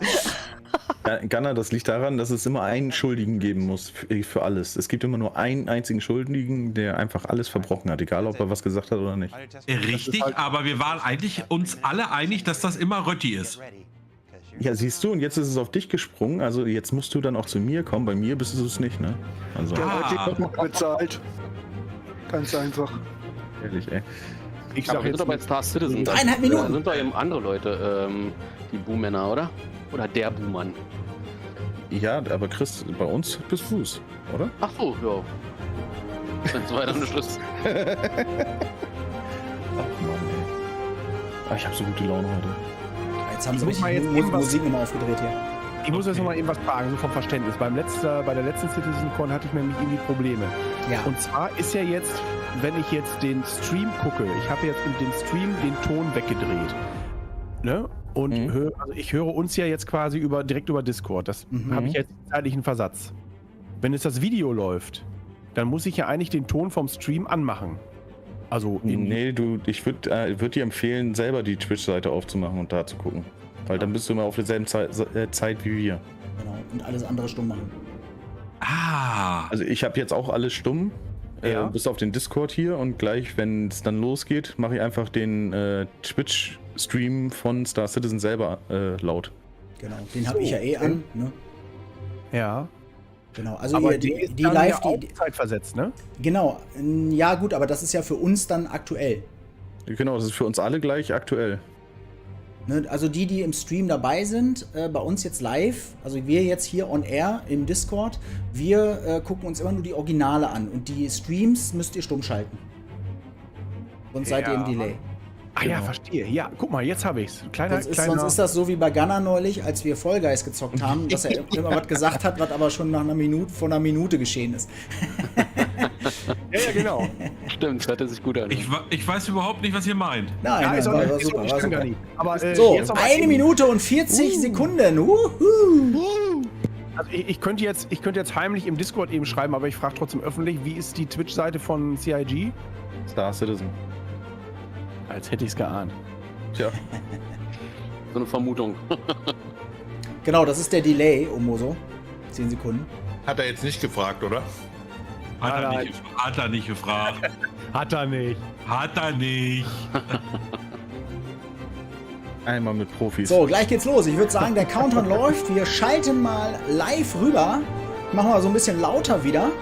Und werde mich jetzt mal hier wegmachen. So, hier, tschüss. Bis später. Bis später. So, machen wir hier den Panel auch mal weg. Zack. Dann gucken wir mal, was so kommt. Gehen wir runter? 45 noch. Komm, wir machen das wie bei Silvester ab 10, ne? Ja, bitte. Genau. Dann siehst du, ich schalte auch mal um hier. Schön asynchron. Das war fast synchron, ne? 5, 6, 6. Yippie, schön, dass du da bist. Pucki ist auch da, grüß dich. 5 Sekunden. Noch 20? 20? Nee, jetzt 20. Jetzt noch 20. Ja, die haben eine bessere Internetverbindung als wir anderen. Jetzt noch 10? Nein, jetzt 10, noch 10. 9, 8, 6, 7, 5. Wow. So, wo ist der Mute-Knopf? Und go. What am I gonna say? It's gonna sound cliche, but They believe as much as we do. I love them because they continue to support us. It's the only thing that's kept me going. I've seen a lot of games and I've seen a lot of invested players, but They're right there with us throughout the whole process. It's unlike anything I've ever worked on. The thing I really like the most about the community is how welcoming they are. To new players entering the verse for the first time. New players come every day, and I find that they're always happy to show Er ist people übrigens the der ropes. Community Manager von Texas, glaube ich. When I first did the CitizenCon, where I got to fly the Carrack, everyone was so supportive, and the cheers I got when we were flying through that wormhole was unbelievable.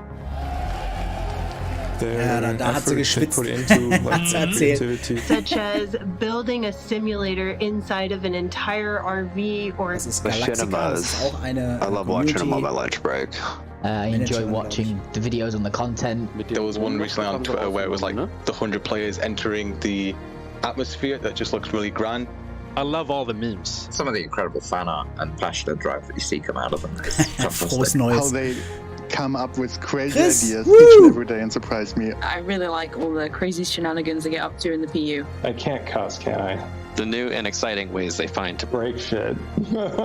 Just the random stuff that you do. It's not like the gameplay we intend.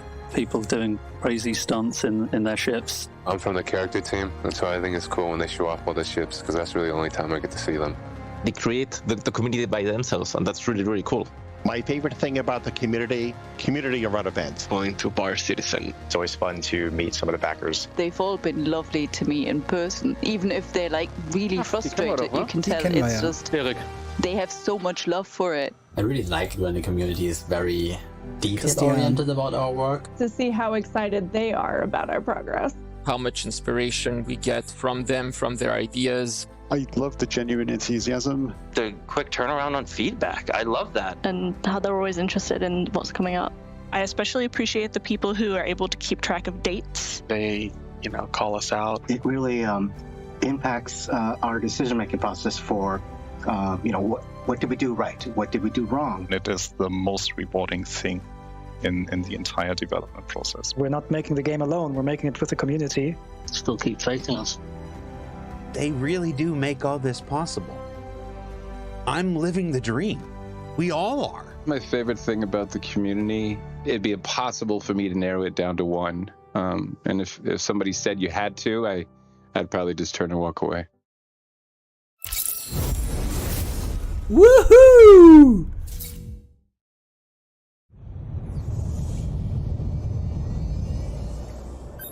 Hi, I'm Chris Roberts. Since I saw Star Wars as a wide-eyed 8-year-old, I dreamt of being a hotshot pilot saving the galaxy. Das war damals die Ankündigung übrigens von dem Spiel, ja, als Kickstarter-Kampagne. 10 years ago, after 20 years of making games, I was burned out, so I took a break. But I never stopped playing games nor loving them. And now, I'm ready to come back. And I'd like to show you something I've been working on. Voll gut. But I don't want to build any old game. I want to build a universe. Wie jung er da noch ist, ne? I always wanted to build, but I didn't have the tools to do until now. Wir waren alle mal jung. Fly off a carrier, fighting a heroic war on the front line. glänzt so, ne? Also one that you can muster out and find your own fortune in the stars wherever your spaceship takes you.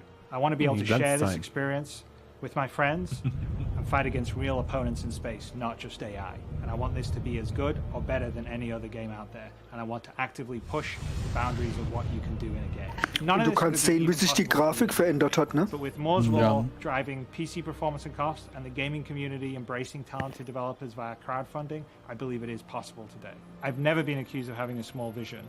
And so I thought it was best if I share my ambition with you visually. I'm pretty excited by how it's joined out. So why don't you come join me for a sneak peek? Ja, 10 years ago, I stepped out onto a stage at GDC Online in Austin, Texas, and revealed Star Citizen to the world. We broke all records in crowdfunding, helped kickstart a revival in space games, and embarked on a journey with all of you to build the most immersive virtual universe ever conceived. I did say that I'd never been accused of having a small vision all those years ago. Every year since then, we have celebrated our anniversary with what we dubbed CitizenCon, a celebration of all of you, our community, without which we would not be here. When I made the original pitch for Star Citizen, there were no employees, no studios, and just a proof of concept demo cobbled together in CryEngine by myself, the help of a few people in their spare time. You couldn't play Star Citizen as it was an idea, not a game. The first few years was more talk and not as much show, but we managed to release the Hangar module in 2013, Arena Commander in 2014, and the first steps into the persistent universe with Star Citizen Alpha 2.0 at the end of 2015.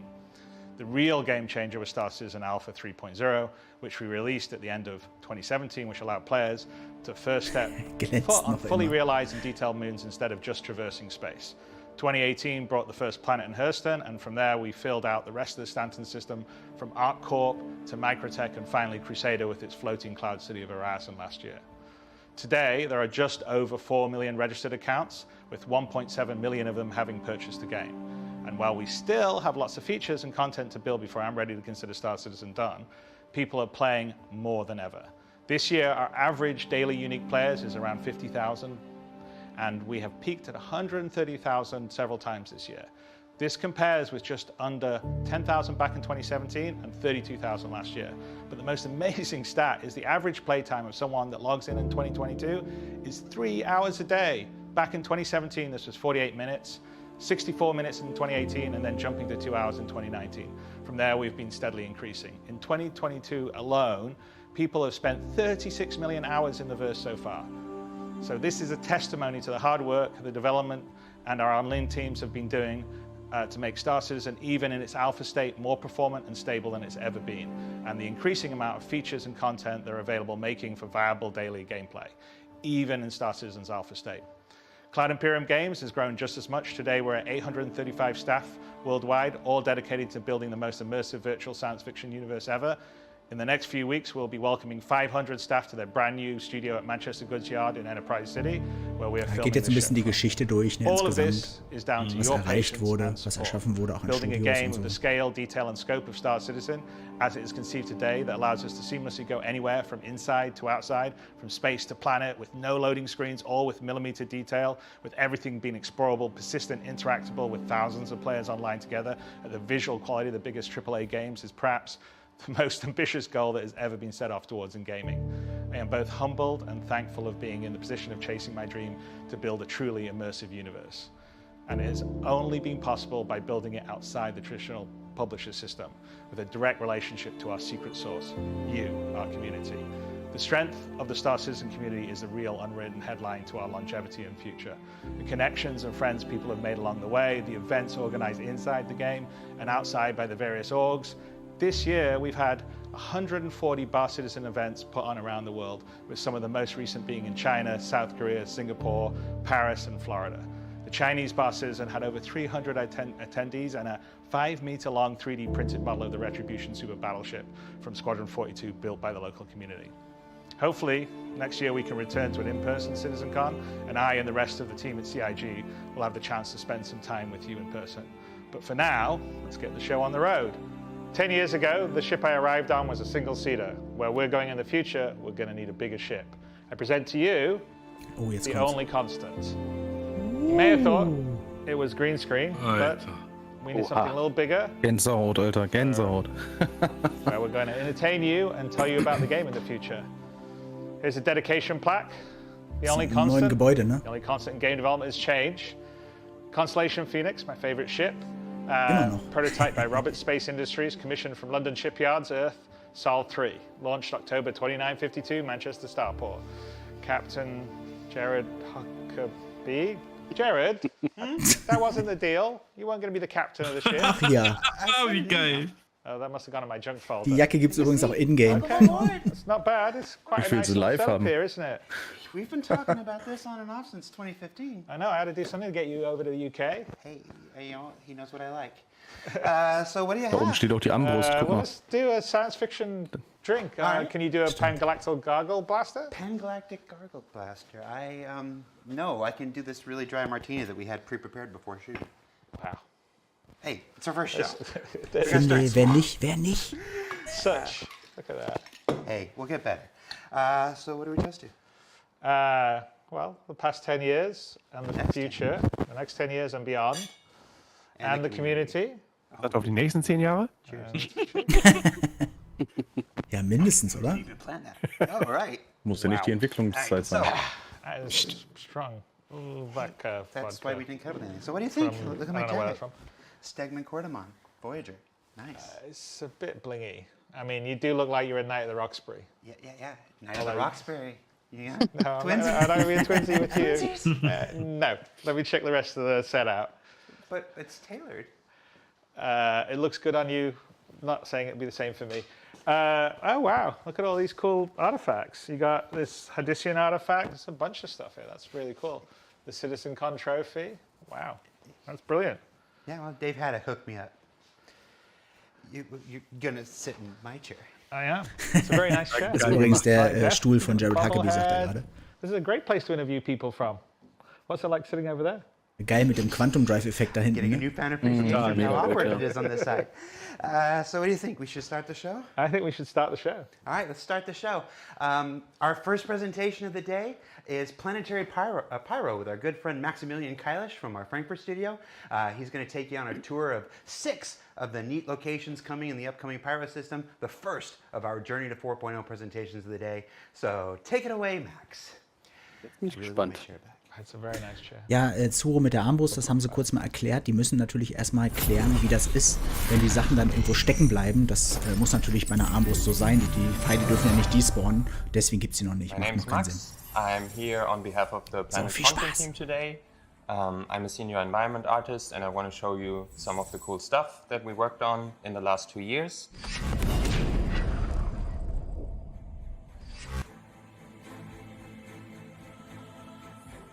So I have Pyro 1 open already. It's live in engine.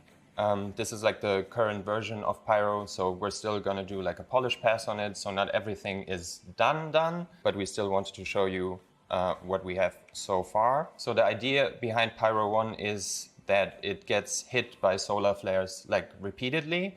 We got some concept art from the concept art team, and the way that they visualized these solar flare hits was like glowing marks and streaks all over the planet. Unfortunately, the tech for the glowing part of it is still being worked on, so we had to make do with what we could use. So it's not glowing, but you can still see a lot of the blue coming in. Yeah, as you can see, Pyro 1 already has some volumetric clouds. Not all of the Pyro planets have their volumetric clouds yet. So let's jump to one of the blue spots on the planet. I just tweaked like the sun position a little bit to make it look a bit nicer. And then you can see why it's blue. We added like tons of these crystals to Pyro 1. We've used crystals before on Wala, but I think we were a bit too we played it a bit too safe on Wala. I think we only put like crystals as ground cover assets. But for Pyro 1, we really wanted to push the shapes. So you can find like these really large crystals here. Heisenberg would be really happy here. Okay, then another interesting thing to highlight here, plants over there. So what's interesting about those is we made them like 3 or 4 years ago. They were supposed to be part of like a mission on a space station, The mission was scrapped, unfortunately, and ever since then, this asset set has just been sitting in our vault. It's a really cool plant set, and I'm happy that we finally found a spot to use them. So this is another spot I want to highlight. It's also important for us that we do add something memorable to each planet. In the case of Pyro 1, it's this spiky rock set that looks really intimidating. We tried to push the scale of the assets for the Pyro system. We felt like by now we got like the basic rocks and the scattering of the basic rocks to like a very good quality. Moso, das so wird now nicht we per can Hand gemacht. explore Nur ein paar more Sachen werden per Hand crazy gemacht. shapes, I guess. And this is one of the sets that we made. It's not done yet. It still needs a polish pass. But I wanted to show you guys what it feels like when you're in-game walking around here. Now I want to show you my personal favorite biome of Pyro 1. It's this biome here, which has these really cool looking rock formations. They are massive in scale. Like if I jump in-game here, you get a good feeling for the scale of them. Yeah, it's possible to land your spaceship on them. It's probably really fun to race through here. Das sieht sehr hübsch aus. Imagine that this is going to be like a nice combat space as well, because they do provide nice cover. Let's just jump to a couple different areas. Weißt ja, wo die Scharfschützen drauf sitzen, ne? Wollte ich gerade sagen.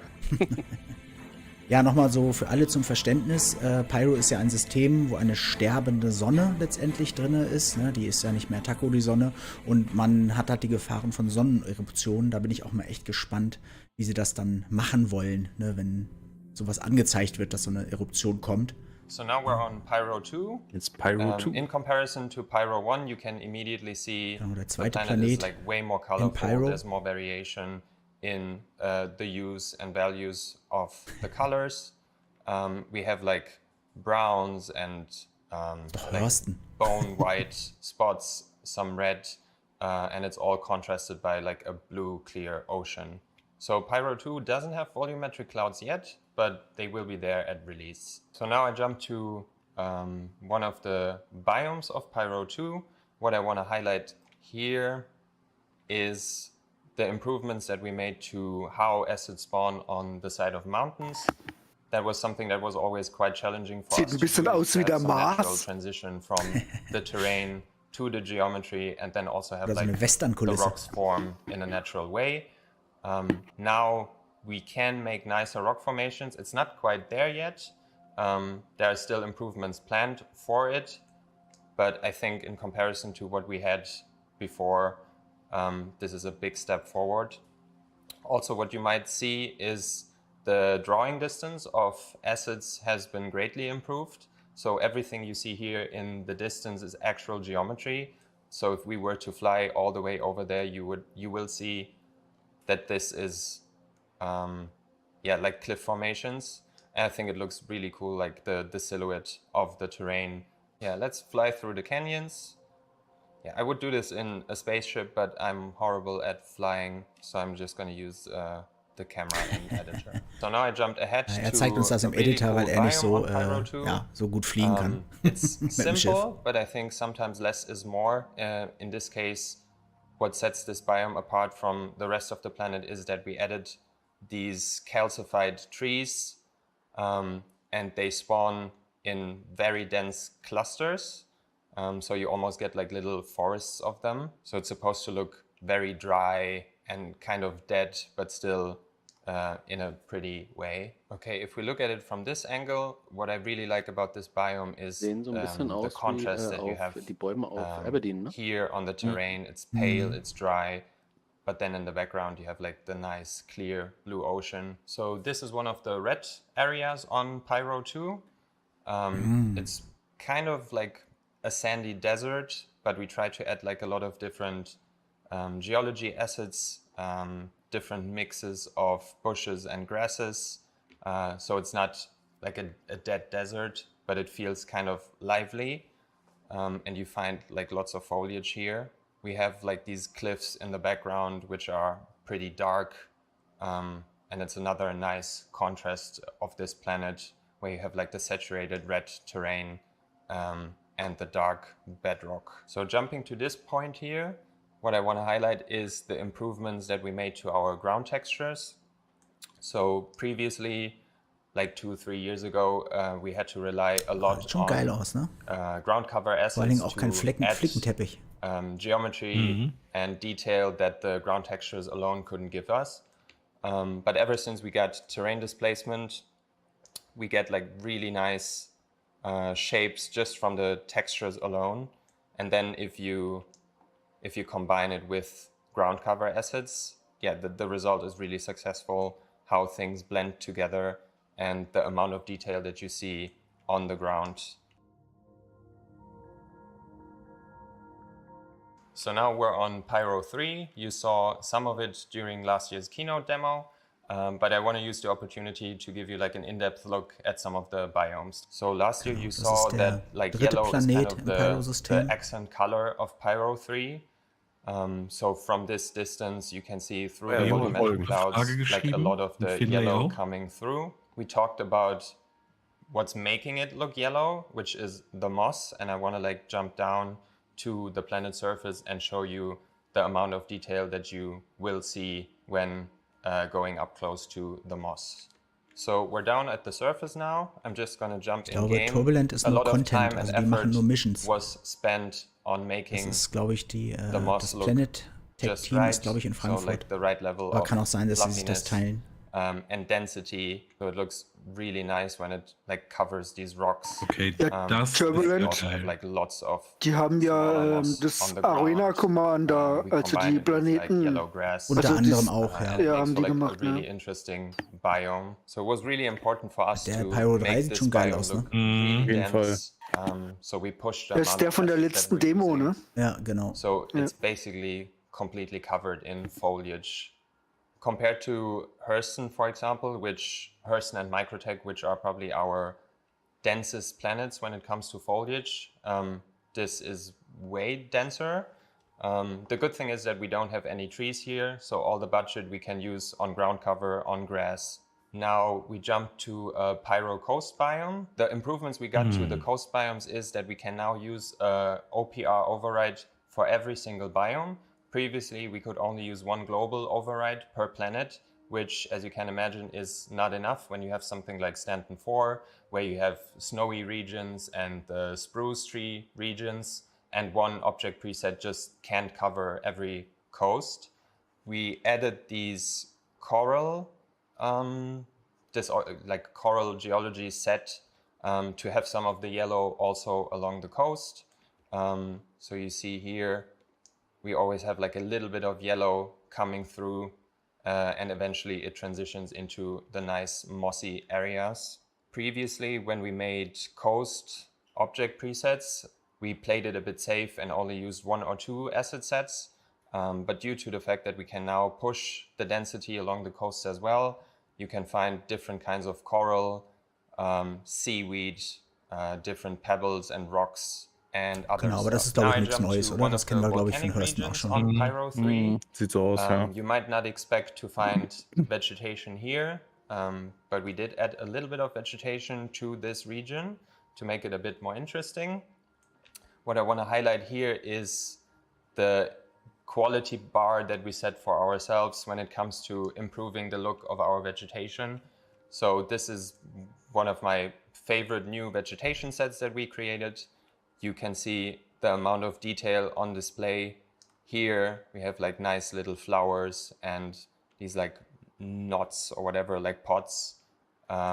And it's just like a really cool. Ja, Pyro ist ein Gesetzlosensystem, kann man sagen, weil es halt nicht von der UEE überwacht wird, weil es für die UEE einfach uninteressant, zu gefährlich ist, wegen dem Stern mit Stern halt. Ne? Deswegen haben sich dort Gesetzlose halt angesiedelt.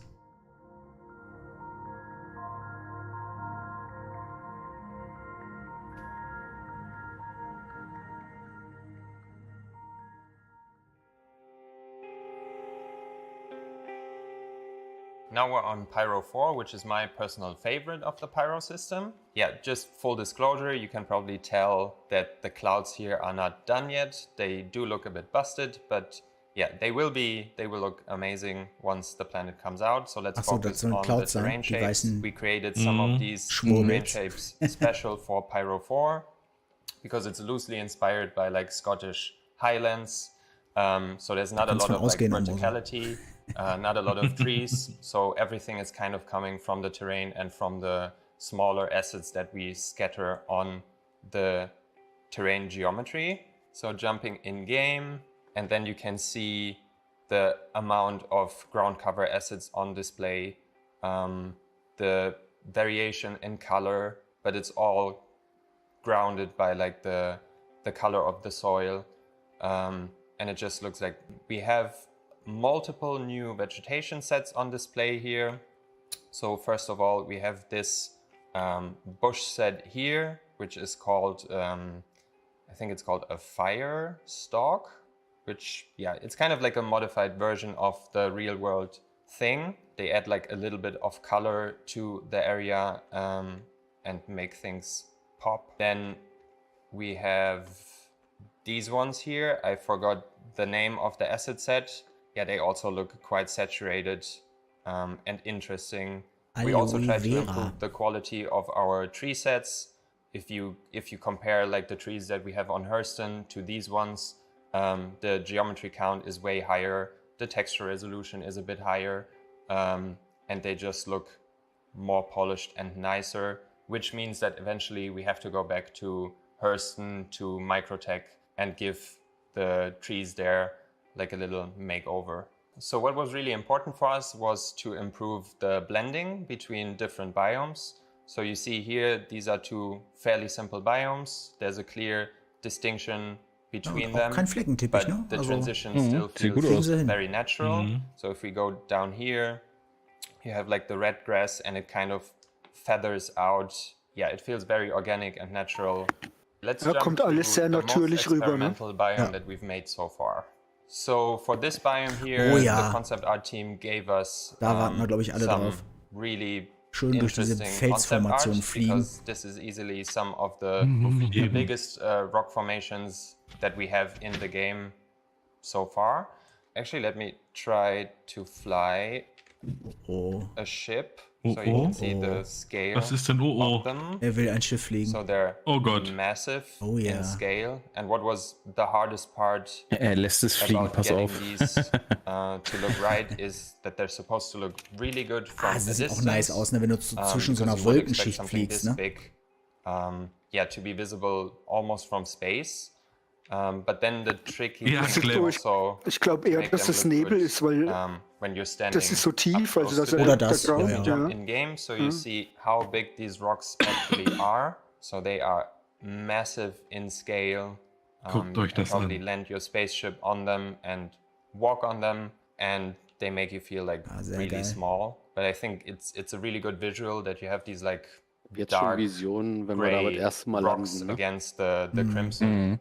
Ich sehe in dem Tal meine Basis stehen. So here's a little happy accident where we have the volumetric clouds covering the terrain, and because the height map, the difference in height is so large, we actually get like shapes of the terrain poking out of the volumetric clouds. Genau, die Basis muss in dem Nebel gebaut werden. Tiling issues that we have here, which is something that we still need to look at, but like I said before, this is still work in progress. So it's gonna change a bit. Because I mentioned biome diversity along the coasts before, I just wanted to highlight what one of the coast biomes on Pyro 4 looks like. So this one is kind of this wet sand.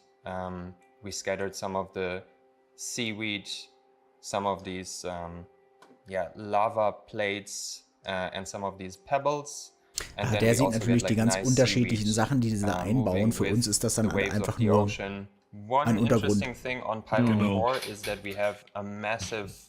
Wie toll er das findet. On other planets we have individual craters which are a whole height map or 3-4 smaller craters on one height map. Oh, ist das denn abgefahren? This is actually multiple height maps forming one large crater. And you can see it all the way out in space. Sieht aus wie so ein Kratereinschlag oder so, ne? Obwohl der rund wahrscheinlich. Crater, so it's a mix of like the global displacement oder Vulkan. Texture and then the height maps of the ecosystems spawning on top, plus the volumetric clouds make it look really epic here. Hey, grüß dich. Now we've flown down to the surface of the crater. We wanted this to feel very, spooky and grim and kind of dark. So we have these das sieht gut aus. dark fantasy forest-looking trees, which look kind of creepy. Then we bring some of the red grass back from the previous biome. If we go down to the surface of the crater, you can see that we added this dark forest-looking tree set, some creepy shapes, some moist-looking ground cover assets, and this whole area is supposed to make you feel a bit uneasy. It's supposed to be hostile. So geschmolzenes Gestein irgendwie, ne? Without your suit on. So far we looked at 4 of the Pyro planets, so let's switch it up and look at one of the moons. This one is Pyro 5C. Similar to Pyro 4, you can see that it has a landmark that you can see from space. In this case, it's not a crater, but it's like a long streak of slick obsidian. So let's fly down to the surface of the streak and have a look what it looks like from up close. Again, we start with like the global height map where there's like a little bit of a bump up and then it goes down to form the crack, and then we scatter the ecosystem height maps on top to get the look that we want. So if we go down here, you can see we start with like flatland shapes, some smaller craters, and then it transitions into like these quite spiky looking mountain formations. And then down here, they feather into like these longer ridges of bedrock before it becomes smooth down here. And if we jump to this point, which is a really cool spot because like the sun just hits the obsidian in the right way and everything looks like nice and shiny. You can see here that the ground looks quite different from other planets. So instead of soil, it almost looks artificial in a way. Asset-wise, we're using one of our obsidian sets that you can also find on Stanton 4. This one got a bit of an update, a bit of polish, so we improved the shapes, different textures just to make it look extra cool, like the way the sunlight hits these surfaces. To make this area a bit more interesting, we decided to add some of these white, light gray shrubs, just so the area doesn't feel too samey. And it's always nice to have like the occasional pocket of vegetation. To set the obsidian biome apart from the rest of the planet, we went with the opposite route for these biomes here. So instead of being shiny and slick, they are more dry, covered in dry sand. Yes, Sebastian. The vegetation is dry. We added some of these spiky shapes to add some verticality to the scattering. But yeah, outside the obsidian crack, this is what you will find on the planet most of the time. So this go-to point I picked to show some of the subtle color that we added to Pyro 5C. So the obsidian crack is like kind of just dark gray, black.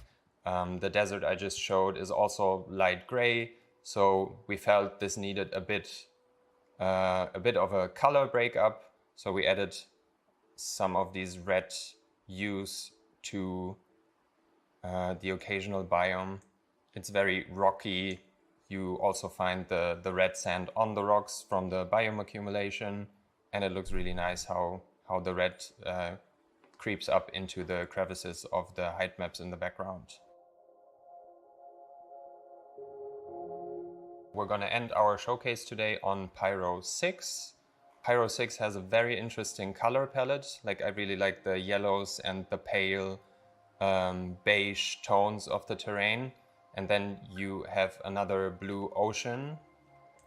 As you can see, the terrain is kind of ridden by craters, and we get these really cool shapes where the ocean fills in those craters. If we jump all the way down to the edge of one of those craters, so now we're at the edge of one of those craters. I'm jumping in game right now just to show you what it feels like walking along here. Möchte ich Urlaub machen. You can see that we added some dramatic looking coral shapes, and then eventually you walk down here towards one of those craters that's filled with water. We have a couple of floating meshes here on the left. This is still work in progress. So one of us, probably me, has to go in and adjust the settings of the spawning here. And then we're right at the edge. And I really like the color of the water and how it looks zurück, da muss meine Basis hin. Of the white chalky terrain. Kannst mehr als eine bauen. Then over here I want to introduce you ich to kann doch nicht auf jedem our Planeten eine human Basis scale bauen. ref. Klar, geht. His name is Rüdiger. Oh. And he's super helpful when we set up object presets, because you can immediately see how the scale of assets feel when you have him kein in Helm auf hat? situation. Like Ja, die he adds ganze context to Präsentation hier the, ist to vom the scene. 2. September. He spawns every time that Ja, das ist schon ein object bisschen preset her. spawns. Wo siehst du das? And Unten rechts steht das. yeah, he helps us find the right values when it comes to the scale of our assets. In general, this biome here is another good example of how our ground textures work together with the assets that we put on top. So the transition is really nice from this ground texture to this one. And then we have like the same rock set on both of them. And it makes for like a nice amount of detail on the ground. Then occasionally we spawn some of these spider-looking ground cover meshes. So this spot here is really nice because you get like the particles, the monochromatic terrain, the assets, and it's all against the backdrop of the skybox of the Pyro system, which is red. Then we get like some really cool looking sunbeams coming through the volumetric clouds here. And then if I turn the sun and we make this Einfach mal die Sonne gedreht. Das würde ich mir auch öfter mal wünschen. And I jump in game. Das stimmt. You can see how drastically the skybox impacts the lighting when you're on the dark side of the planet. And the skybox is just... Ist halt cool, ne, wenn so durch Gaswolken in der Atmosphäre oder weiterhin das Licht dann trotzdem auf die dunkle Seite kommt noch, ne? On every single Pyro Richtig planet. gut. Und diese Pulsieren, ne? Pyro 6 has like a very thin atmosphere, so you see it well here. Sehr geil. I'm happy to have had this opportunity to show you guys the work that we did in the last 2 years. I'm super excited to see you guys explore the Pyro system for the first time, to hear your feedback. There's still work that we have to do, but I hope that you are even more excited than before after seeing what I showed you today. Hat er gut gemacht, danke. Ja. Mhm. Nice. Da kann man ruhig mal virtuell applaudieren, Freunde. Absolut. Ja, war ein das guter sieht Anfang. gut aus. Ja, freue ich mich auch total drauf, das zusammen mit euch dann zu erkunden. Ja, das wird so gut werden. Also Pyro 6 war das jetzt, wo es nicht dunkel wird, ne? Genau. Der letzte. Ja. Merken, Citko, für die Mission demnächst. Ja. Lass doch noch die Bilder wirken. Da haben die Bösen das viel coolere System. So schön. Ja, Leute, auf jeden Fall. Wow. Nehme ich.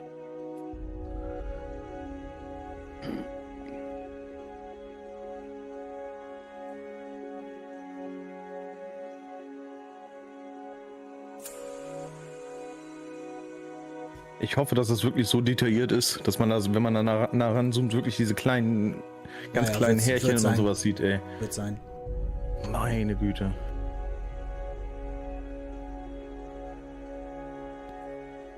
Ob Rich Spencer dann doch nochmal einen Teil macht. Der Rich Spencer Goes Pyro ist das dann. Mhm. Genau. Richie und Pyro. Ich habe vor kurzem mir nochmal ein Freelancer-Video reingezogen von damals. Also wenn man sich das jetzt dagegen anguckt, ist ja der Hammer, ne? Wo wir sind inzwischen. Oh ja. Absolut. Haben sie wieder ein paar schöne Aufnahmen gemacht, du. Mein Gott, nochmal.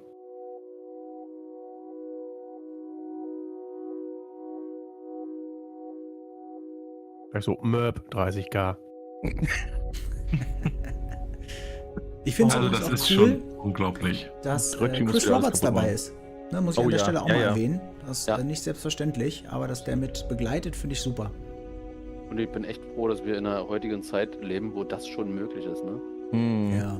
Das ist ja Da hättest du vor 20 Jahren von geträumt. Das Wasser sieht geil aus hier. Unglaublich, ja. Ja, die Färbung vom Wasser und sowas, ne? Ja, genau. Dieses Bora Bora Wasserfärbung. Azurblau. Azurblau. Dankeschön. Bora Blau oder was?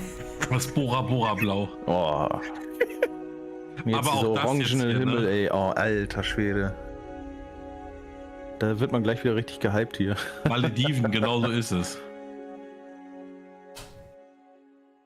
Ja, wirklich. Respekt. Mega cool. Sehr, sehr geil, Leute. So, Richtig was gut. kommt als nächstes? Ich kann ja mal kurz die Panels He's a einblenden. game hier. developer, a founder, a CEO. He made his first game when he was like 15. Anyway, he was sitting in my chair. Design And Brief he's left. Investigations. I don't know where he ja. went, but he should not be let back in the building. Ich denke mal, da werden wir was über die Missionen erfahren. Über die Untersuchungsmissionen, die dann kommen. Just keep him out of the building. Pyro. Also ich muss ganz ehrlich sagen, den Huckabee würde ich wirklich gerne mal live kennenlernen. When are we live? Ich glaube, das ist ein Typ, mit dem willst du auf jeden Fall ein Bier trinken. Das Bild auf seinem Handy. Welcome back to CitizenCon 2952. I'm your host, Jared Huckabee, and welcome to the spaceship, to the only constant. We are joined here by two CIG luminaries, VP of Development, Mr. Brian Chambers, and Chief Development Officer, Mr. Aaron Roberts. How you doing, guys? Der Bruder von Chris. You were looking at me and you thought I was going to forget it because I couldn't remember it. Das Bild im Hintergrund hat sich auch geändert. I've had six of my own in my job. Richtig. I can't check it. So, I like your dig. that's what I was going to be first question. Welcome to the spaceship, guys. How you doing? Absolutely. Good. You like it? I like it. We have been talking about this, dreaming about this, and just imagining doing this since 2015. Every time we talked about changing the stuff up and Es wäre sehr gut, wenn whatnot, Chris like, Roberts da draußen jetzt vorbeilaufen würde. So it's like, we should build a spaceship. We should build a spaceship. It's like, yeah. So, Ohne Helm. Ohne Helm. Voice-Anzug. Das ist die Phoenix, ja genau. Sorry. And you're always shooting stuff. You're shooting material constantly. So having a dedicated space that's dialed in that you're cool with, right? It's good. So we just watched Planetary Pyro. That was the first of our Journey to 4.0 presentations that we're showcasing here today during CitizenCon 2952. It's a brief tour throughout some of the planetary locations you saw from the upcoming Pyro system.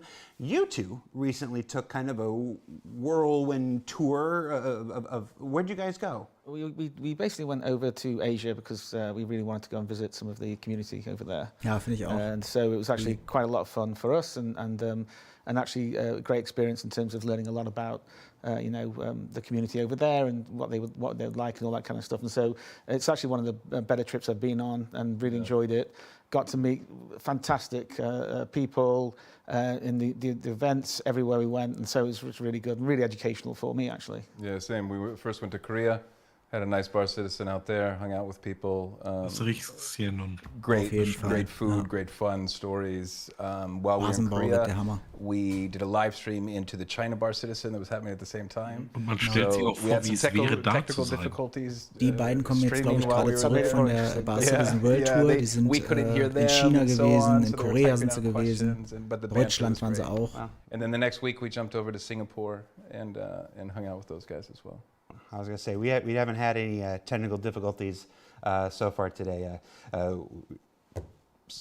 don't know what. I was going to say, nothing in here is actually wood. So we're talking about, the community actually gave us some cool stuff. So first, this was given to us by the Korean community. This is Korea, yeah. We'll have you open this. Yes. Oh, okay. This was for you.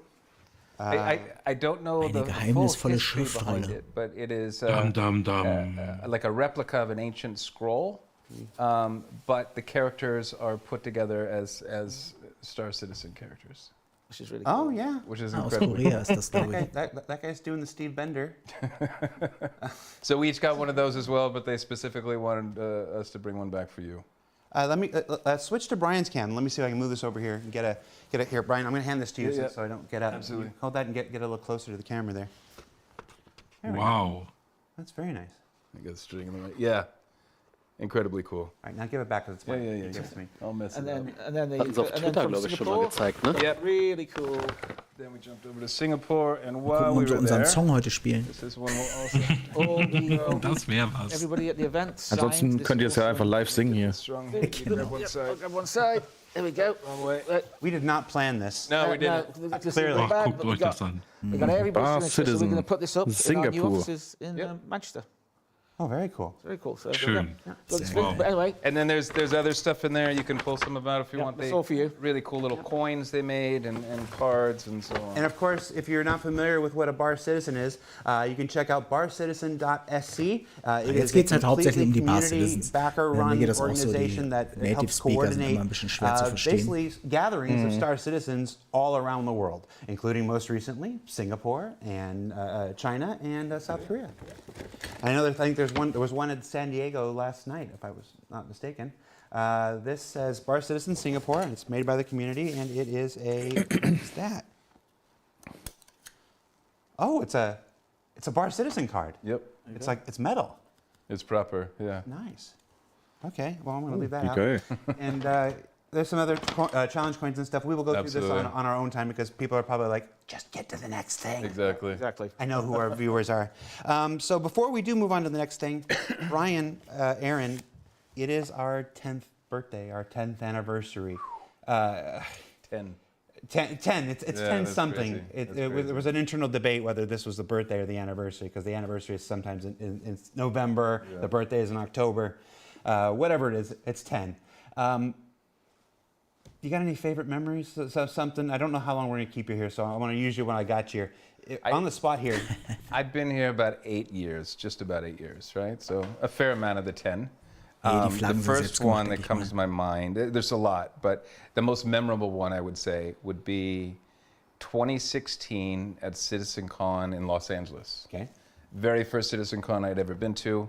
Really hadn't interacted face-to-face with the community that much. We know we put a lot of love and effort into what we were going to show. Chris is on stage. He's about to show everything off. I'm looking for a seat. I couldn't find a seat. I went down basically middle floor in the theater and sat on the floor in between all the rows with all the backers. And as I'm sitting there and the demo's going, I already know the demo and the pacing, and then the sandworm blows out of the ground and everybody blows up. And I'm kind of below everybody because at this point they're jumping up. And just to be there and for the people to have the reaction of the thing that you've been working on, right? That's something I'll never forget. It was something, you're at that level, you feeling the love from them, the excitement that they have of what they're, and you're going, wait, hold on. I'm used to working at companies where we hold our stuff for 2, 3, 5 years without showing anything. So you have this opportunity to show this off and you get this feedback. And it was my first basically interaction with community on a face-to-face basis. It was really cool. Very cool. I was there at that time. I'm pretty sure we were sitting on the floor together at one point or another. Probably, yes. Aaron. I mean, I think a lot of it's what Brian just said. I mean, the thing I always love to do and I'd like to do and haven't been able to do in the last couple of years for obvious reasons is actually just whenever the event's going on, I hate being backstage, so I literally just go and find. I like to go out amongst everybody and just sit there and watch watch the event and watch everybody's reactions to it, which is always a lot of fun. And the other thing about it is just that I've made so many actually good friends, with people in the community and so forth. And meeting people, there's a lot of community members now who enjoy going to see them again and all this sort of, all this time. So the last 2 years have been kind of painful because I haven't been able to do that. But the ability just to be there with everybody and to see the reaction and have those conversations is the massive thing for me. It'd be too hard for me to pull, one event. I mean, there's some things that have happened which I probably can't talk about, which could be, but really in terms of the general thing, it's really that ability to be amongst everybody and see that. I even think of overall just the journey we've been on in making this project, right? When I started in Frankfurt with a handful of other people in Germany, Hassan, IT in the UK, loaded up a van. And I remember this van showed up with our PCs, our monitors. Then they included like some pens and pencils and trash cans and a coat rack. Oh, that's right. And then we set everything up, but it was like cool. And we were just like, all right. Wasn't it the event after that where he basically was working so late, he got locked in Cologne? Yes. He couldn't leave. He basically got locked in, and so he basically had to sleep in the in the station, stuff like that. But no, it's just like lots of. It is all that kind of stuff. There's so many stories. There's so many times I've met people, and just all the events. It's been fantastic. It's a follow-up to that Hassan story. Hassan is one of my favorite people. He's good. Here at LCG. We were at Cologne in 2016. That was a really hard event to manage, and sitting with him on that last day, he and I, everybody's off partying. We've completed the thing, and Hassan and I are breaking stuff down, and it was along with a bunch of other crew. And he just sits there and he goes, dude, I don't know if I can do this next year. I'm like, there's nobody else to do it except us, dude. And he goes, oh, no, I'm going to take PTO next year. I'm like, you are not going to take PTO next year. And the next year, he had 2 weeks, like before and after Gamescom blocked off. And I'm like, you took PTO? He goes, I told you. I'm like, you're my hero. You actually, and again, he set everything up. He had all the backups done. It went off flawlessly and everything. But it's just, there are a lot of stories. I'm interested to see how Ian and Todd are going to answer this question later on. That's enough chit chat at this point. Let's get on to our next presentation, design brief. Investigations. One of the most common requests we get from the community is to talk about things at their earliest states. Tell us what you're just thinking about. Not necessarily the next thing or the thing after. Like, share the earliest design stuff for how a thing might work. Everything you're about to see can and will change dramatically from the point of today to the point where it makes the game. But we wanted to open that curtain to the earliest points, and we've got Luke Presley and Elliot Maltby, who are going to discuss an entirely new kind of mission. Not a new mission, an entirely new scope and type and design of missions that move away from combat and transport and go more towards cerebral deduction. Wird eine neue Mission werden im Pyro-System, die nichts mit Schießen zu tun hat und auch nicht mit Kistentransport. Da bin ich jetzt mal sehr, sehr, sehr gespannt drauf. Da stehe ich ja persönlich voll drauf. Hi, my name's Elliot Maltby. I'm a principal systems designer. I work with Luke Presley on the mission feature team. I'm here today to talk about one of the new mission types we're prototyping. So this is an early look, a new mission type, and usually we don't give you a look this early. It's because we don't have the nice shiny visuals. But people keep asking to see the design brief, so we thought, what the heck, we'll let you see.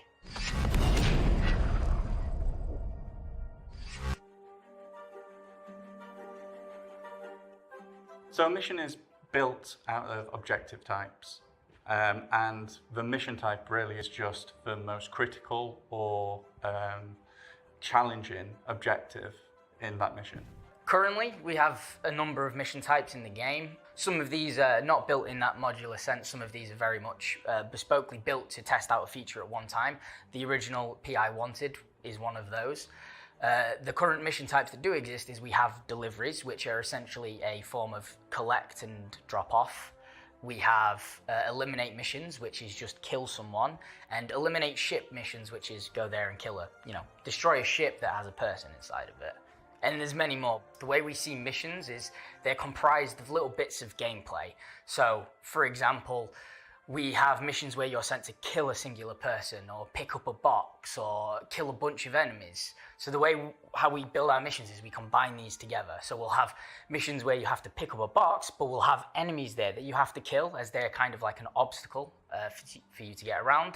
That isn't to say that you can't build a mission out of a single objective. The assassination mission, for instance, has one objective: assassinate a target. But even the most simplistic mission, like the delivery mission, is actually built out of two objectives. There's the collection of the item and the delivery of the item. And if we made the collection of that item even more difficult, we'd refer to it as a collect mission rather than a deliver mission. So our objective types, for the time being, have been pretty simple. Kill this person, go here, do this. Until now, we're now looking at doing one of the most complex type of objective and gameplay things we've tackled in MFT. With that said, we're working on a new mission type, and that's Investigation.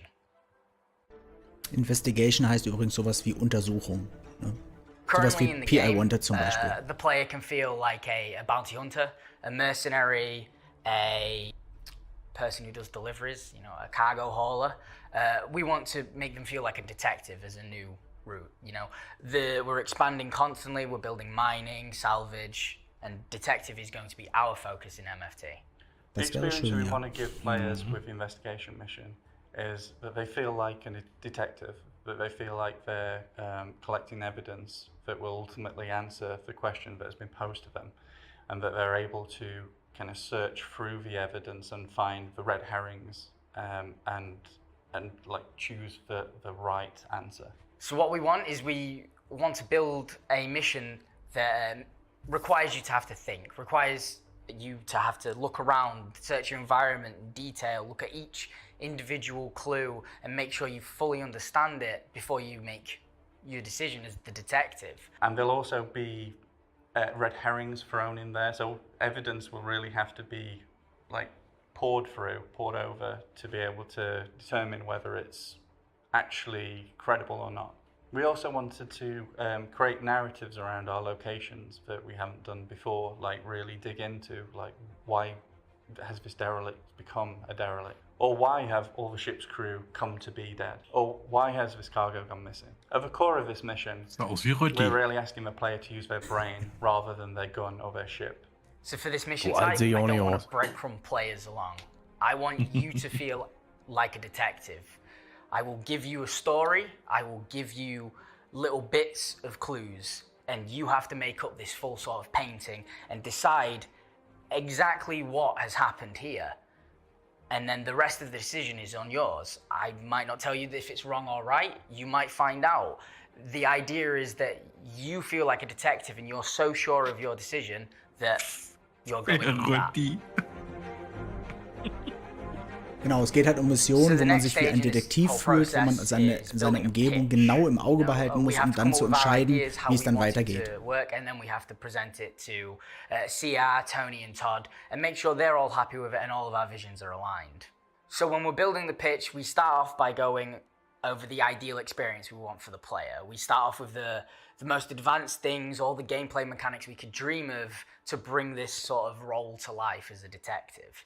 And then we have to start looking at stripping it back to see when we can release it, what's the minimum viable product for this experience. And in the case of the investigation mission, we came up with two. So the first pitch is extremely simple, and it revolves around being able to find a definite answer, like something that is undisputable. For instance, we came up with a mission where there is a repairman that's gone missing, and you can go to his office and you can find some correspondence that will lead you to another place, which will have his work itinerary on there, and they're all crossed off until one.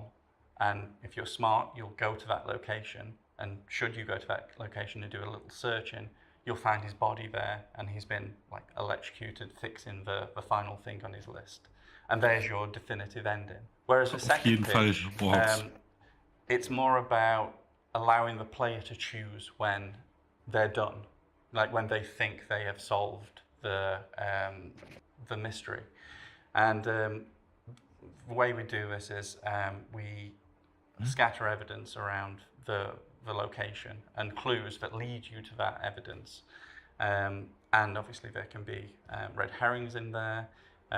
You can get your answer up to a credible state, which might still be the wrong answer but you can complete the mission then. Whereas if you have carried on digging a little more, maybe found a few more clues and followed them, you would perhaps find an indisputable piece of evidence, like, I did it kind of thing, that would get you the bonus for the mission. And both pitches had their strengths and weaknesses. The simple pitch, we could see how easy it was to scale, and it involved less complex narrative work. But we ultimately decided to go for the second. Das ist halt so richtig schön interaktiv, ne? Und anspruchsvoller vor allen Dingen, ne? Ja. Decide when they were done. So we're in the prototype phase with the investigation mission, which is more important than ever because it's such a complex mission, and we need to ensure that it's scalable and that other designers can make their own mysteries with it. With the pitches, we can now prototype and sort of get that gameplay feel and see which one we want to explore more for the player's experience.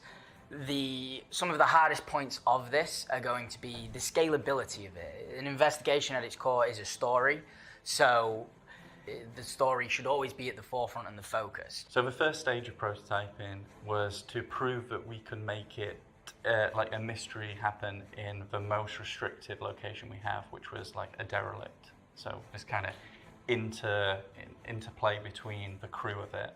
From there, we're going to expand so that it takes into account more locations and uses all of the evidence retrieval interactions that we currently have. For instance, like you can kill a guy and get information off him, you can find a corpse, get information off it, you can loot a box, get information off it. And then we'll be prototyping the newer ways of getting information off of things. We're looking into using the med gun to find the name and cause of death of people, and we're looking into being able to find the mobile in an inventory and download data from it. One of the hardest things that we have to figure out is the story. The investigation will live and die by its story, so we work very closely with the writers to try and figure out what kind of story we want to tell, das muss halt dann noch in Deutsch kommen alles, we want to give, and then Wäre gut. after that point we look at sort of what obstacles Da freue ich mich drauf, wenn das alles Deutsch ist. Keypad locked doors, enemies, traversal puzzles, things like that. The main challenge for creating this mission is ensuring that the player has enough guidance to complete it without putting mission markers on everything. It is supposed to be about them searching, figuring clues out for themselves, and finding the answer themselves. We want you to still feel like that detective, but ensure that we're giving you enough information in the way. Kann es sein, dass es eine neue Rüstung ist, was der da anhat? The new mobile, which should really help with this. Weiß nicht. Oh, habe ich jetzt nicht drauf geachtet. So this has been our video design brief on our investigation missions. We're really excited to bring these to you. We wanted to give you an early look to let you know what we're thinking and see what you're thinking about these as well. And we're really excited about it because it will allow us to inject a lot more story into the persistent universe. So with everything we do, iteration is a key part of how we build things. So by the time you see this, and maybe by the time it comes out, it might have changed drastically. We don't know yet. We're still working on it and figuring out the fine details. But player experience and player agency is at the focus of what we're trying to achieve. We're really excited and hope you are too. And I'm sure we'll be talking about this again in the future. Mhm. Sehr geil. Sehr nice. Nice. And that was Design Brief interessant. Ich finde, in diese Richtung können die noch so viel machen. Follow up on that is Star Citizen Live Game Director, Mr. Todd Pappy. and Star Citizen Narrative Director, Mr. Dave Hack. Wie die beiden da hinten stehen, erstmal Drinks mixen. These missions. Dafür hat man eine Bar, oder? You know, calling missions. This is a Ich werde mir mal eben Kaffee holen. narratively driven kind of initiative for the persistent universe. What can you add to what's being said? Is this? How does this work, Dave? What kind of missions are we talking about? What kind of stories are we looking at here? I mean, it's, you know, again, we're still trying to figure out. It's a really interesting technical challenge because basically, you know, with a mystery, it's tied into the story. And so, but because we need to populate the universe, like it's presenting a really interesting challenge of how do we make these modular, but yet still feel specific. So it's a really unique, challenge to try and navigate those waters and tell something that's satisfying.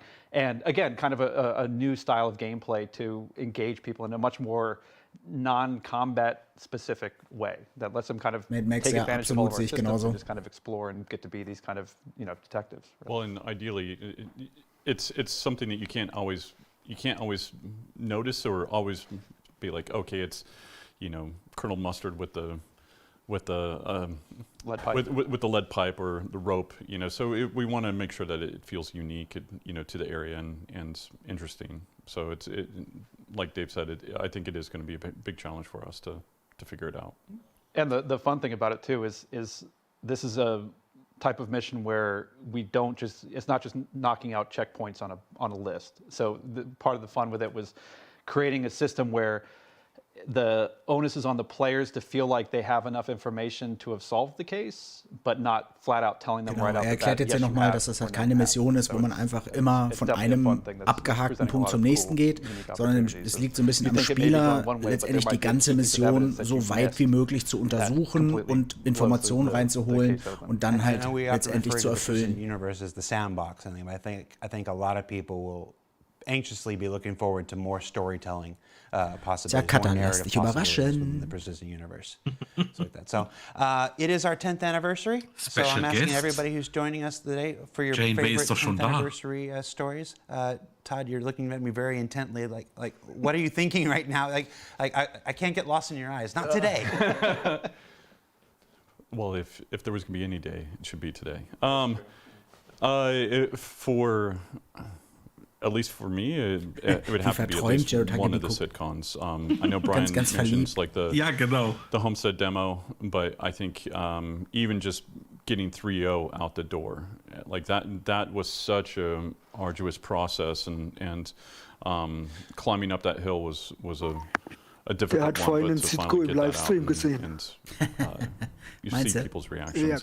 Do you remember in the 3.0 launch, I made this unfortunate bet with the community based on Chris Roberts' feedback that we were going to be out by June or whatnot, that I wouldn't shave until 3.0 comes out. It is December. We are in the global go, no-go. To launch a big patch like this is very much like mission control. Everybody's checking in, you know, I'm good. And we get to, and Aaron is on this call, he's leading this call. He goes, well, that seems like everybody. I'm in a bathroom listening to it on a thing with a razor ready to go. And Aaron, I don't know if you remember this, Aaron, but you go, all right, that's everything, we're ready to go? And Chris goes, well, maybe we should check a few more things so Jared doesn't have to shave. and I usually sit in these meetings and I'm muted. I'm not supposed to be talking in these meetings. I'm muted. I'm like, you launched this thing.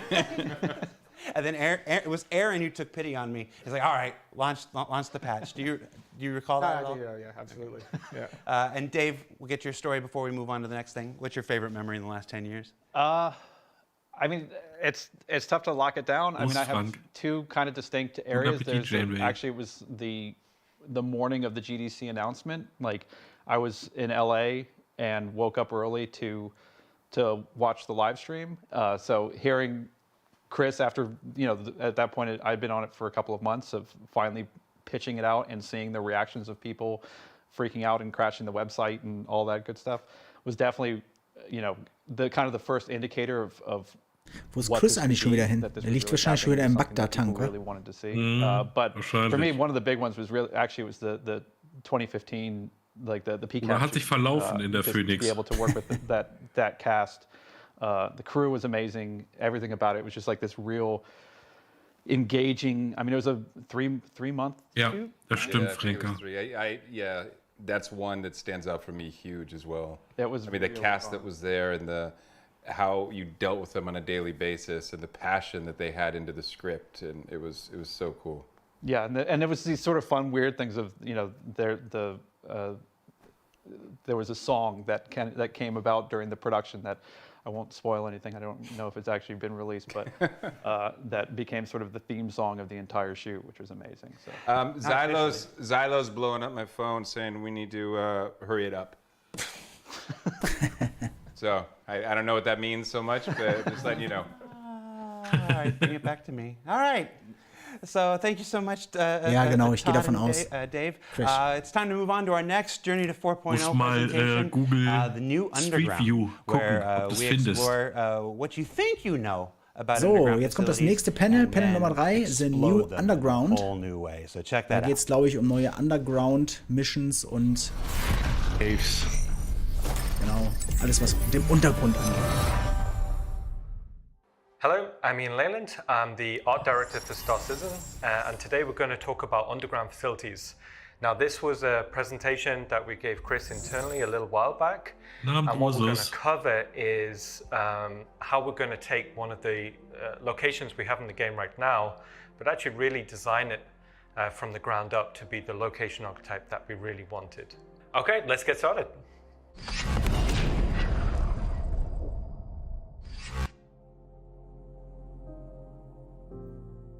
Let's talk about the original underground facilities. Now, the problem was we made these originally for the CitizenCon presentation demo, and the time we had wasn't enough to kind of take the location where we wanted it to be. Now, it kind of fits the current purpose. It's fairly small in scale. It gives a multi-room layout opportunity for FPS combat, but we always knew we wanted it to be able to scale, you know, small, medium, large, to accommodate maybe 60 minutes of gameplay time per location. So how do we go about designing a location archetype from the ground up?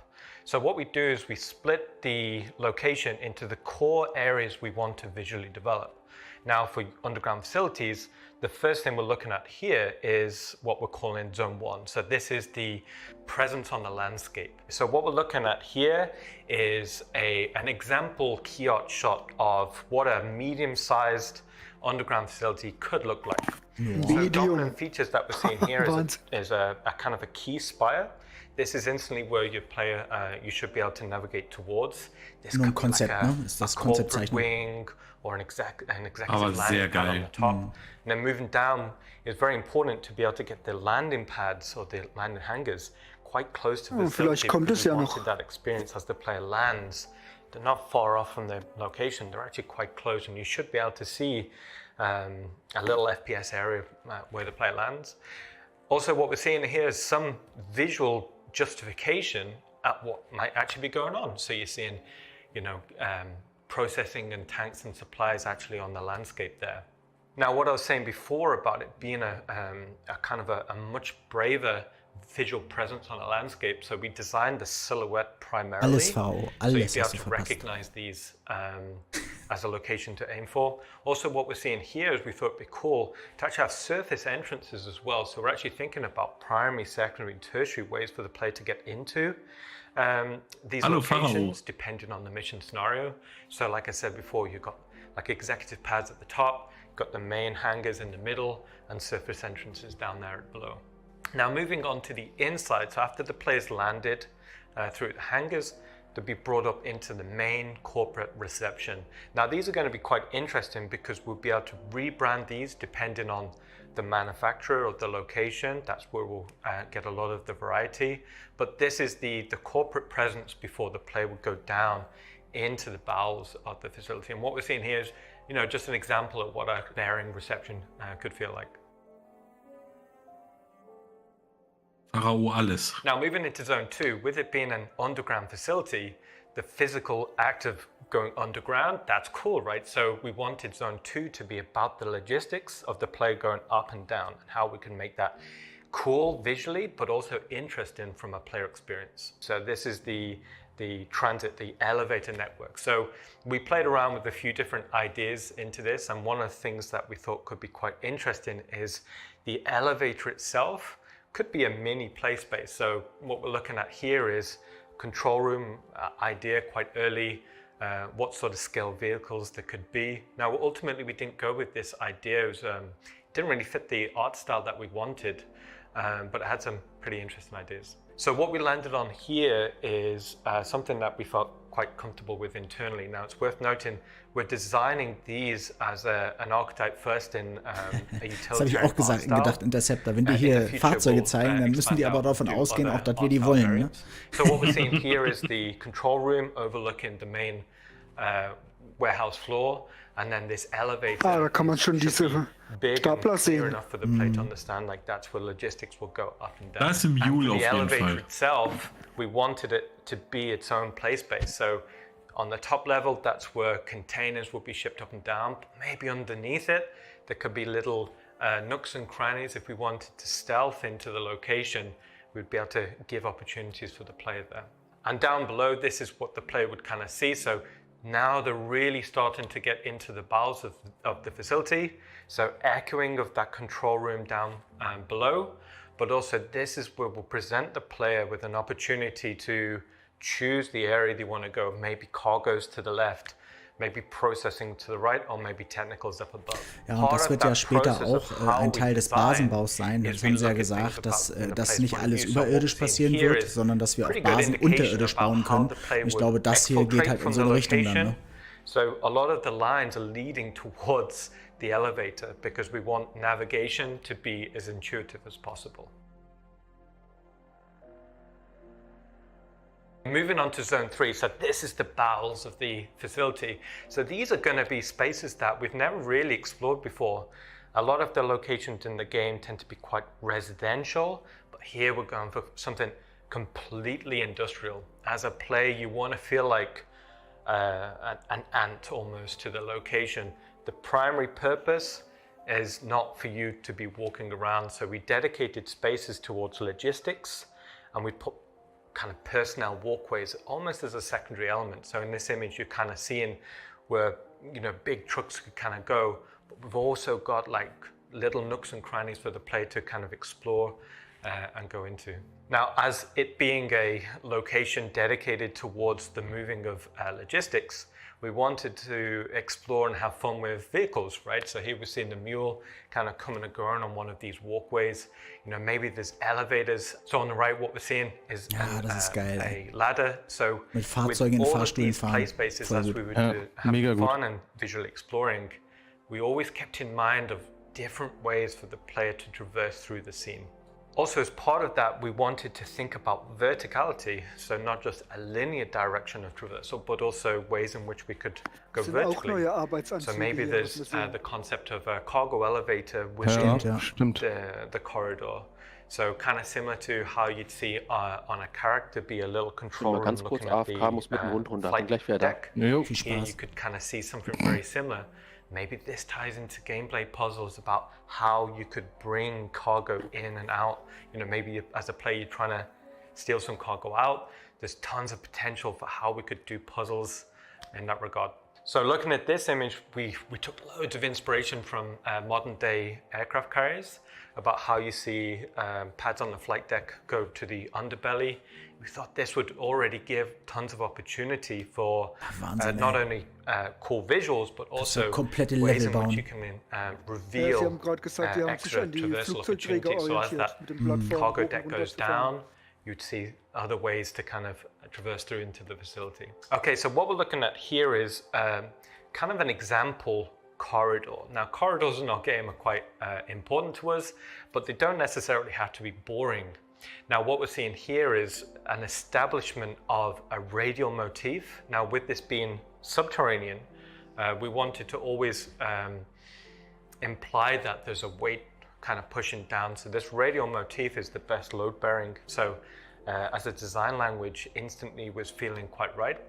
So in this traversal corridor, what we're seeing is a few different things.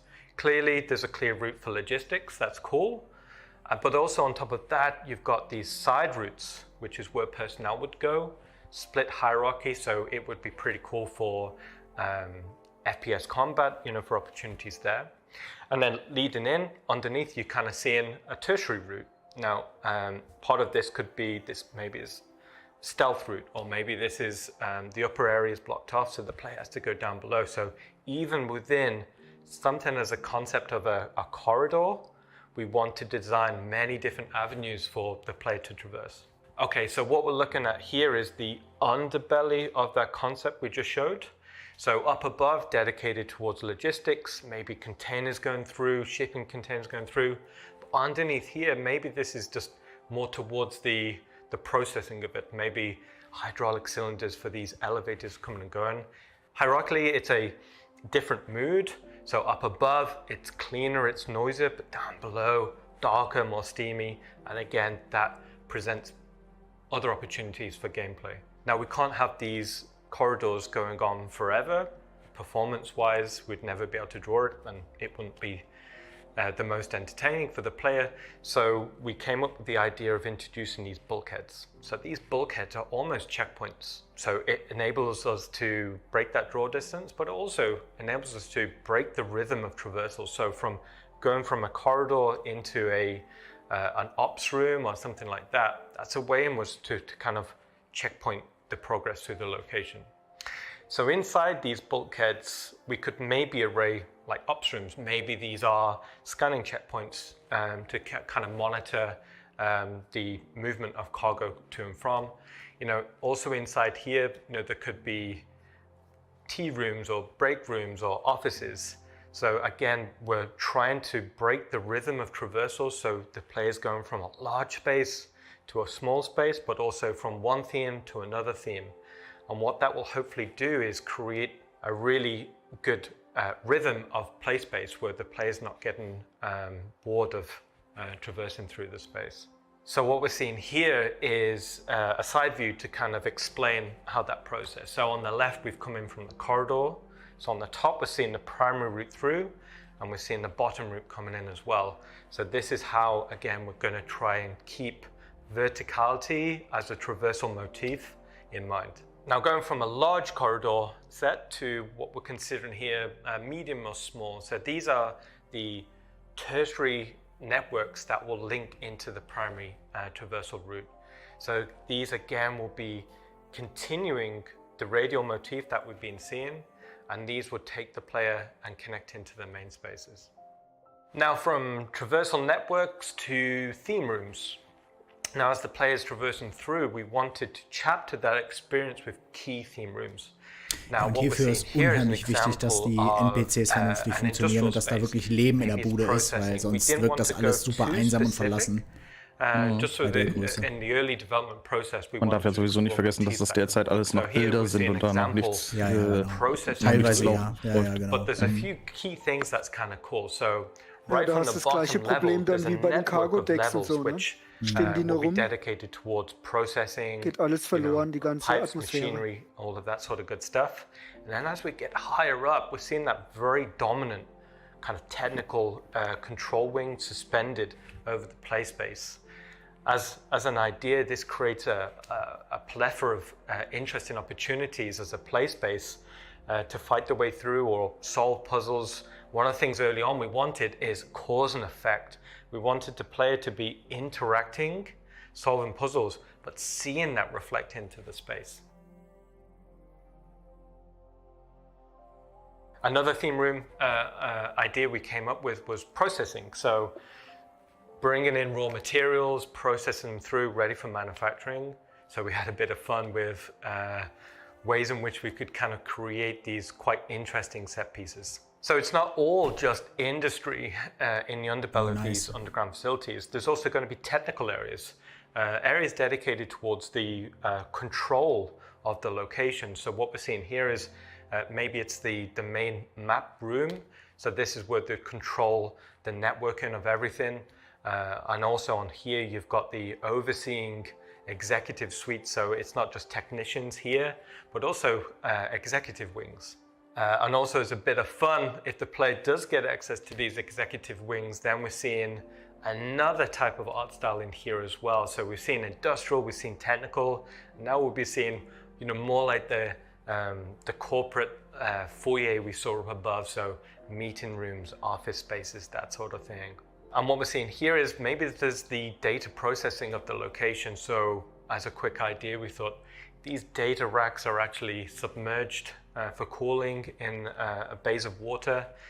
We thought also it'd be cool if there's a cause and effect. So if the player solves a puzzle, to go from it being below water to above water. So again, ways in which we can kind of spark ideas or conversations with design about interesting opportunities.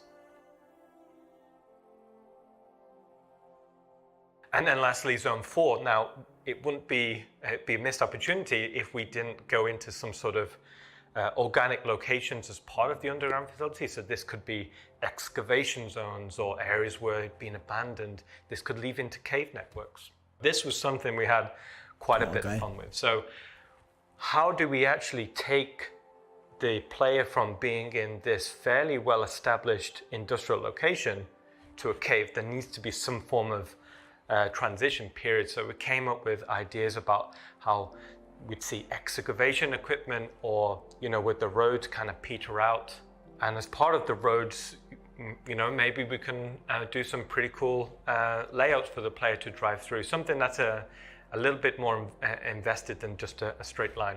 Now, as part of that transition period between heavy industrial to exposed cave, the equipment needed to create further UGF spaces, maybe there's a large boring machine still there.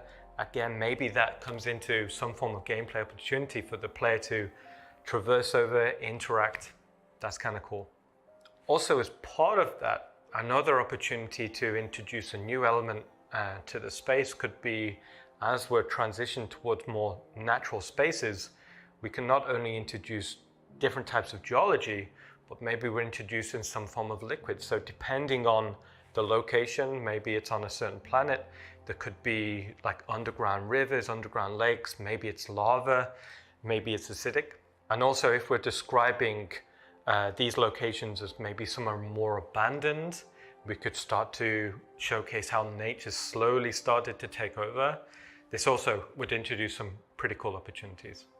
So also another process we do during concept development is I like to start taking some of these ideas we're developing and get them in the engine as soon as possible. And what this affords us is we can sit down with Todd and we can really evaluate how well an idea is working in terms of space, size, composition, gameplay. Das habe ich jetzt auch noch nicht gedacht, dass sie schon so weit sind. Er hat ja am Anfang gesagt, dass sie zu wenig Zeit hatten, um jetzt wirklich den aktuellen Stand zu zeigen. Die sind halt schon noch weiter, glaube ich sogar. Ja, aber ich dachte, es wären nur die Bilder. Aber dass sie doch schon so weit sind und das wirklich in Progress haben, sag ich mal, das ist mega.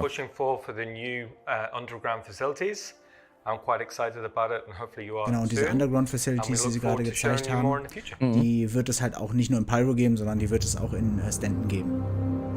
Ja, ich vermute mal, die alten Bunker und so werden ersetzt durch die Dinger. Wahrscheinlich ähnlich wie die Space Stations irgendwann, ne? Wobei nicht, auf jeden Fall. Muss ja nicht unbedingt ersetzt werden, aber erweitert, ne? Teilweise. Genau.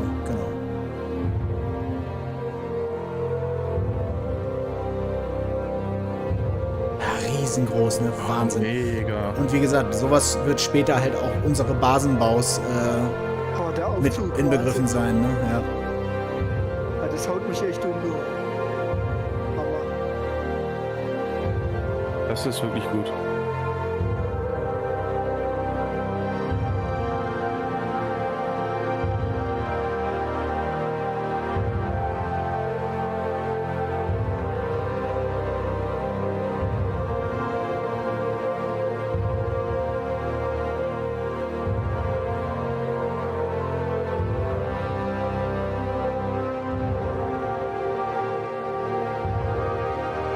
diese Details, Wahnsinn. Ja, auf jeden Fall. Aber auch gut mit diesen Hologrammen da und so, also mega, richtig gut. Genau, und da machen die Fahrzeuge richtig Sinn, wie das Chapter sagt, das stimmt. Ja. Sonst würde sie ja dann Wolf laufen. Mhm.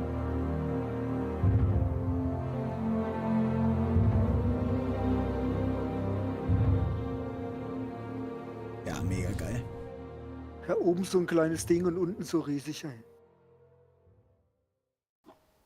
Wahnsinn. All right. That was the new Underground, starring our very own Star Citizen art director, Mr. Ian Leland. Ian, why are we redoing the Underground facilities? Well, kind of as we said in the segment, we always wanted it to be a much bigger, more special location in the game, so it was always on our to-do list.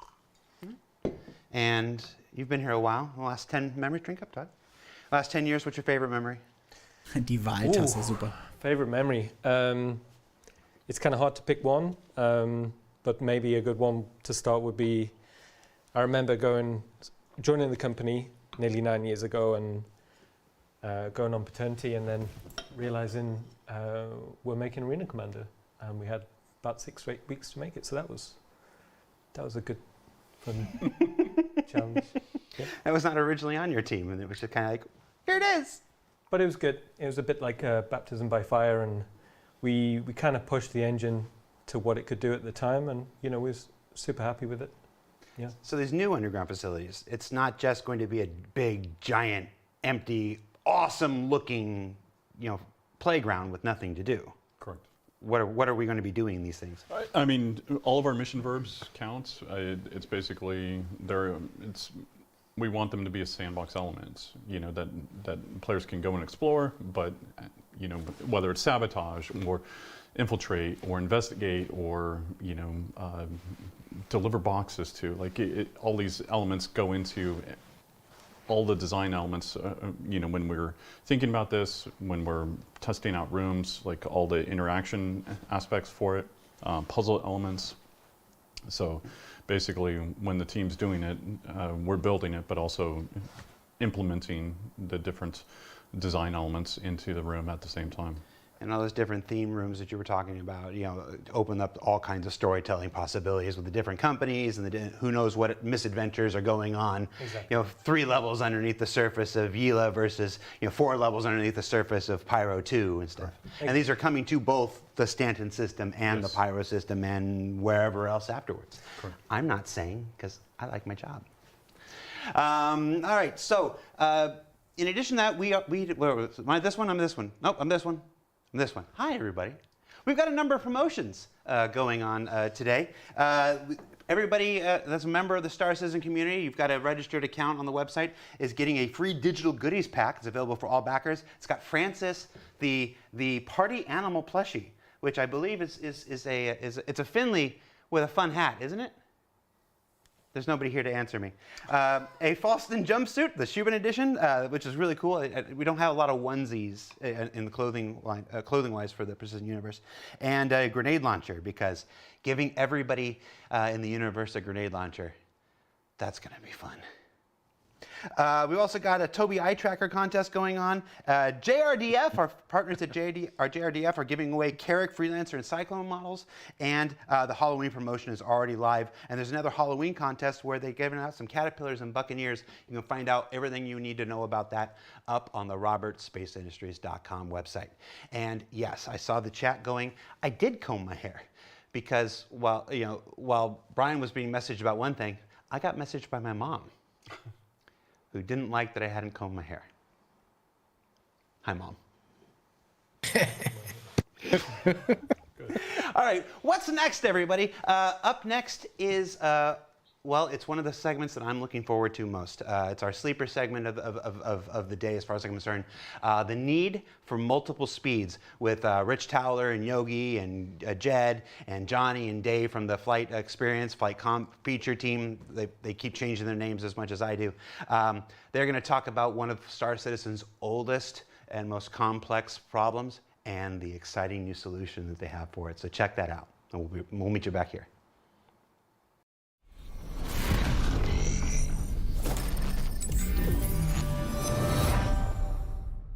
Hi, my name is Yogi Klatt. I'm a gameplay programmer in the vehicle feature team. I'm here with Rich Towler, David Colson, Jed Talbot, and Johnny Young. And today we're gonna talk to you about the upcoming changes to the flight systems and the combat systems, which are done specifically for Squadron 42, but which will eventually find their way to the persistent universe.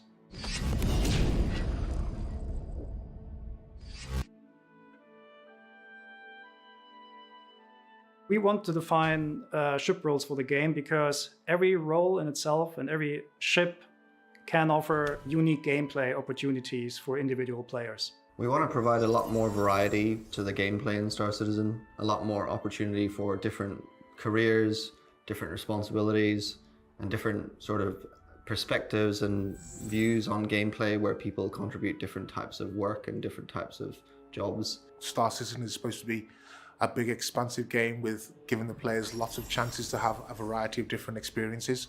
It's not just about combat, it's not just about an economy, it's not just about piracy, it's about all those things happening at the same time. So we need ships that can act. Jetzt stellst du Fragen, ey, als ob ich Star Trek kennen würde. In trying to figure out these roles and define what they are and make the gameplay for them, we started very heavily leaning toward combat, mostly because combat is a mechanic that is very widely applicable throughout the game. And the principles behind it apply to various other roles in the game. We've been working away in the S42 branch, and this has really allowed us to isolate these ships. So we're kind of broken it down into archetypes. It's really allowed us to kind of break down what these ships do.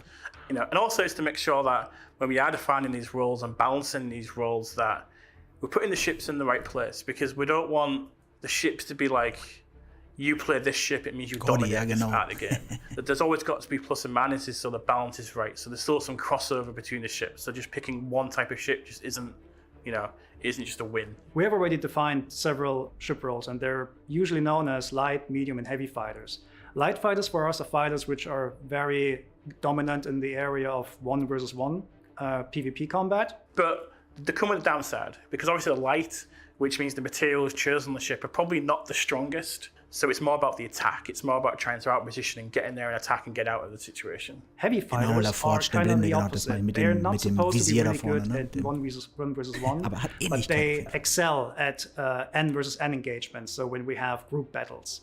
Medium fighters for us, internally we call multi-role fighters, because they have a lot of hard points, so they have a lot of loadout flexibility. So a player can tune them to the role whatever they want, but they will never reach the performance of dedicated ships. A lot of the medium fighters sometimes come with a turret as well, so they've got that additional gameplay of the turret, which is aimed to kind of counter the lack of maneuverability that their ships have. And then additionally to that, we have racing ships, which are basically just really fast at changing the velocity vectors, and interceptors, which we basically just want to go very fast in the forward area, but never reaching really the performance envelope of dedicated dogfighters. Interceptors are designed to kind of catch up to ships and disable them. So they come with kind of advanced kind of hardware on these ships. Bombers, on the other hand, are, they're just slobbing heavy ordnance at larger targets, so you use them to take out bigger ships. But they're not really good at, killing small fighters. And then from smaller ships coming to larger ships like Constellation and up, we want to change the gameplay to be less about positional combat, but more going into the naval style of combat, where it's important to show the correct shield and fire arcs and timing your shots over long distances. So the purpose of ship roles is to really help players understand what ships should be used and when they should be used. And it's really about delivering on those kind of gameplay promises that we've been talking about over the past kind of several years. If every ship is the same, it's not fun. But if we have dedicated ships with dedicated pros and cons, then we can create very exciting combat environments. And the biggest challenge we see in order to get that gameplay we want is the current speed that we have in combat. It's a subject we've talked about many, many times in the past. And it's something we've tried many things with. We've tried limiting things at speed, we've tried adjusting handling at speed, we've tried so many things to kind of manage the negative impact of speed on combat. When ships are going fast in combat, they usually just end up very far apart, which is not very interesting, and it just devolves into jousting very quickly, which is also not very interesting. The second you create a longer distance between you and the target, your angular requirements to maneuver to that target are just extremely small. And this is a very obvious math reason why high-speed combat is kind of the opposite of what we want to achieve, meaning meaningful and effective positional maneuvering. We want the combat to be closer, Ja, Sie sagen jetzt halt praktisch, dass Sie wollen, dass die Kämpfe in den Schiffen näher kommen und nicht mehr diesen Ritterkampfmodus haben, dass man aneinander vorbeifliegt, ballert, dann wieder dreht, wieder vorbeifliegt. Da wollen Sie halt von weg. Da stehen Sie halt nicht so drauf. Das hatten Sie doch letztens auch sogar schon gesagt gehabt, glaube ich, ne? Different types of gameplay. Another big issue with the speeds in combat is it's very hard to keep players engaged in the combat because players can move so far so quickly in such a short space of time. It's quite hard to keep a track on your opponent. So you might think, oh, why don't we just make the ship slower and call it a day? Well, we can't do that. The main reason we can't just make everything slower is the size of the Star Citizen world. We've got huge planets where we need to go from the planet's surface up into space. We need to transverse between different systems. So essentially we can't have just low speeds all of the time. There's a massive universe out there to explore, there's planets to explore, and the feelings we want to capture with the speed, we still want an element of danger that you can still go too fast in lots of situations. We have tried an awful lot over the past few years with what are called soft speed caps, where there is no speed cap on ships, but we encourage gameplay to occur at a lower speed. But it doesn't really work because the advantages of flying fast in terms of defense is just better. So since the last year, the focus of Vehicle Feature Team shifted very heavily towards Squadron 42 and nailing down the flight and space combat experience for it. And I'm very proud to say that we finally found a really good working solution that we're going to show today. Okay, dann zeig. So the main idea is to simply not have combat and long-range travel at the same time. So we're splitting these gameplay experiences. This will be done by a thing which is called master modes. A master mode is a thing that is globally applied to your ship. And we have two of them. We have SCM, which is now relabeled as standard control mode, and QCM or QM for quantum mode. The idea is that between these two modes, we can constrain the speeds in combat and also get all of the maneuvering, like high speed maneuvering and traversal mechanics that we had before, but in these distinct modes that are integrated with lore and integrated with the ship functions, such that there's costs and payoffs for being in each of the two modes. So let's start with standard control mode and what this means. So this is the mode that we intend to be the functional mode of the ship. Whether it's combat or mining or any of these kind of core kind of things the ship does. We want the player to do these things in this mode. And what this does is it reduces the speed of the ship, but it also enables the shield to be turned on. And obviously the intent behind this is where you do your combat. It's where the guns are on, the missiles can be armed and fired, and all the kind of operational things the ship does operates within this mode. The speeds that you can reach in SCM are somewhat limited, somewhere between 200 and 300 meters per second, tuning pending.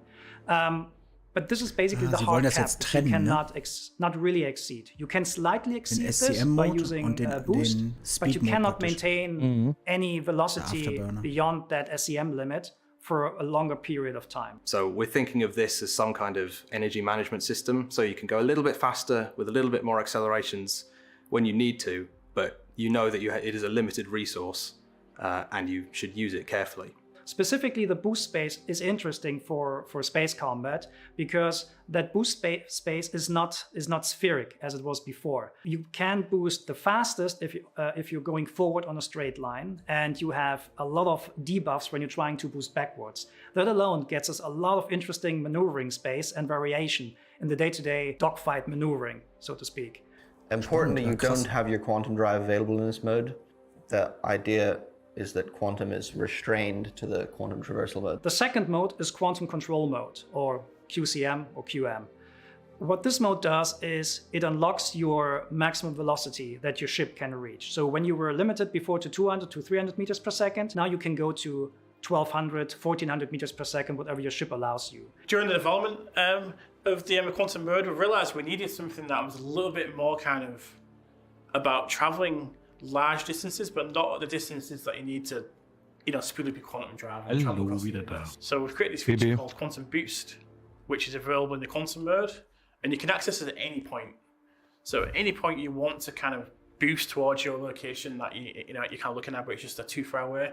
And this boost is available for a limited amount of time, and it's purely on a straight line. Just to give you like a ballpark, Quantum boost will allow you to go to a target fast if it's within, let's say, 50,000 kilometers, whereas you will use quantum travel to do very long range jumps between planets. So quantum mode allows you to go very, very fast with up to like 1200, 1400 meters per second when you want to zip really fast over a planet. It also allows you to do quantum boost to quickly go between points of interest, which are rather close to you. And it allows you to travel long distances between planets and large-scale stellar objects. But it comes at a cost. Your capacitor systems are non-functional because they interfere with the quantum bubble that is allowing you to go fast. You won't have shields. Your shields will collapse right away when you swap into quantum mode. Your weapons will stop working. Ja, krass, ey. Soweit ich das verstanden habe, ist es halt wirklich so, dass wir in diesem Quantum Mode extrem Power aus dem Schiff rausholen und da aber alle Komponenten auch drunter leiden, die Schilde down gehen, aber wir schneller sind auf Kurzstrecken sogar, als wenn wir in den Quantum-Sprung gehen würden. There'll be a little period of time where everything has to spool up and change. So you will lose your shields during this, you won't have your weapons during this, but you also won't be going fast. So there's a risk-reward element when you need to switch modes. So it's going to be a very kind of conscious choice of what mode you should be in at any particular point. So if you feel the threat of someone that's close by, you're not quite sure what their intention is, maybe switch to standard control mode and be safe. Or you can switch into quantum mode and escape. And this is going to kind of bring in an element of danger and an element of risk. Because going into the two different modes is like a systemic thing within the ship's items, we actually have the opportunity now to define ship roles that can block people from escaping, either using devices that suppress the quantum bubble or devices that can effectively interfere with your ability to transfer between the modes. For example, specific ships like interceptors can be tuned such that they have a higher standard control mode speed, so they're able to catch up with people, or for example, make the swap between the modes faster and more efficiently so that they could catch up with you, go into standard control mode and attack you more effectively as per the properties of their ship versus another ship which might not be as good at doing something like that. It's something that's fundamentally changed the gameplay experience for us. And this is working now, and we're playing it every day in the studio, we're refining it, we're tweaking bits here and there. But we're at that stage now where we're tweaking and balancing. And we've got the core features, it's there in the game playable. And the difference it's made on the game for us is it's basically night and day. Because the speeds have been limited in standard control mode, suddenly fights are a lot closer. The accelerations of ships similarly have been retuned a little bit, and their afterburner strength has been retuned a little bit to make it so that you can orbit around ships and have a lot more interesting maneuvering. And because the ranges are closer, maneuvers that would be performed by your ship have a much more significant impact because you're closer. So if I thrust up or down, you'll immediately see the difference. So similarly, things like capital ships effectively get a buff to their offensive capabilities with this change, because suddenly you can't orbit a capital ship at high range and high speeds. You have to get a lot closer, which will make the turrets much more effective at shooting you. Turrets become more important, and working as a group to attack capital ships is more important than it has been before. Ja, sehr spannend. Also, aber ich hoffe, dass dann auch so langsam die Panzerung dazu reinkommt. Geht das eigentlich nur mir so oder erinnert er euch auch an Rich? Point-to-point travel speeds as high as they should be for PU. Die Frisur auf jeden Fall. Playing with Master Modes in Squadron 4 has been a lot of fun. Ja, oder? Simply because it's changed the entire combat experience. Before, you'd find that you were fighting at a huge distance. Now you're finding that you're in really tight, close combat with the other players. I think the biggest part of this is going to be when we have the larger ships interacting with the smaller ships. Once we can have battles with big capital ships and smaller ships, we'll have brought something to the Star Citizen world that I don't think has come out before, and I think it'll make a massive improvement to the game.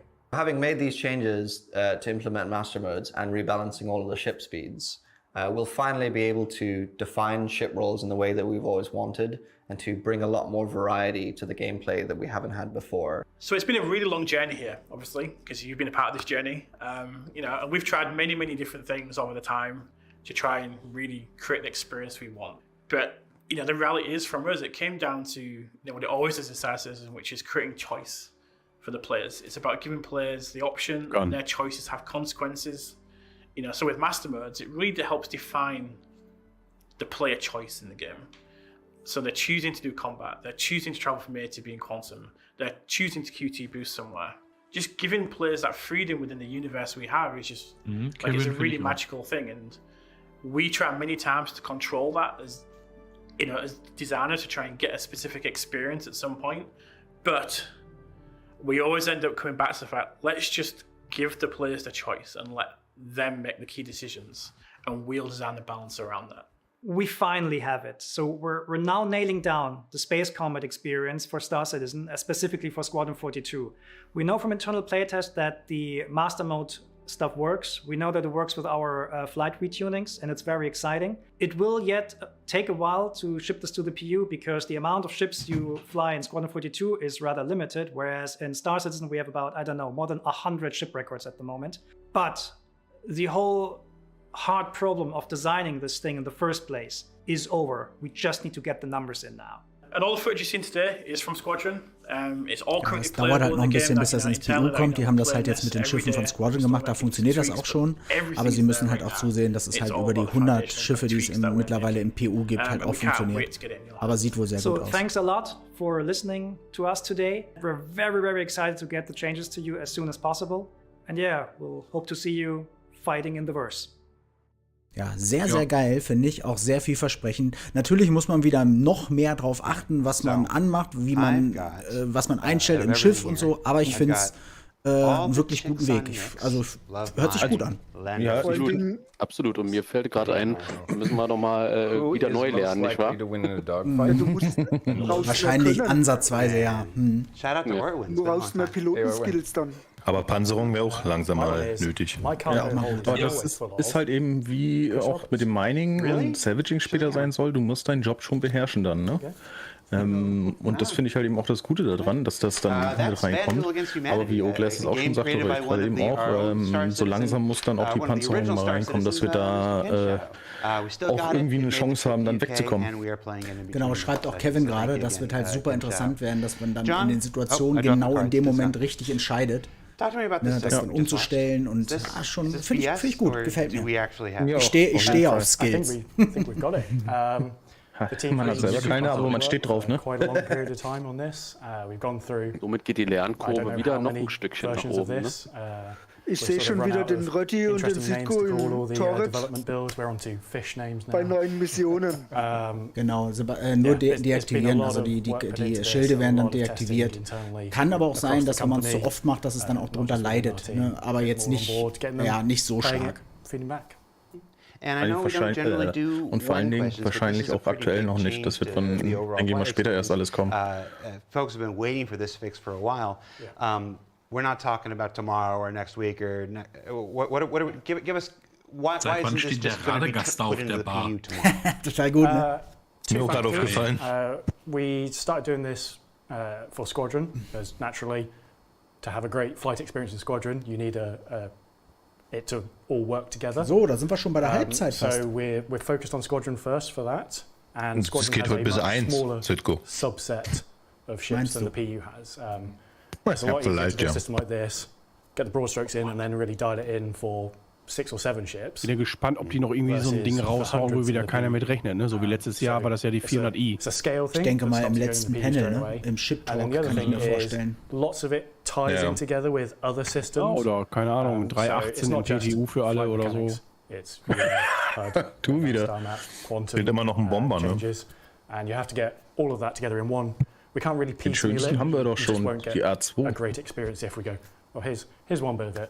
Nicht mal die trinken Schmolz, hast du recht. In one big deployment. Are we going to drip feed ships and like this ship's done and then this ship's done, or do you think more? Witziger finde ich die Verpackung, die da unten noch liegt, hier dieses Vendul against Humanity.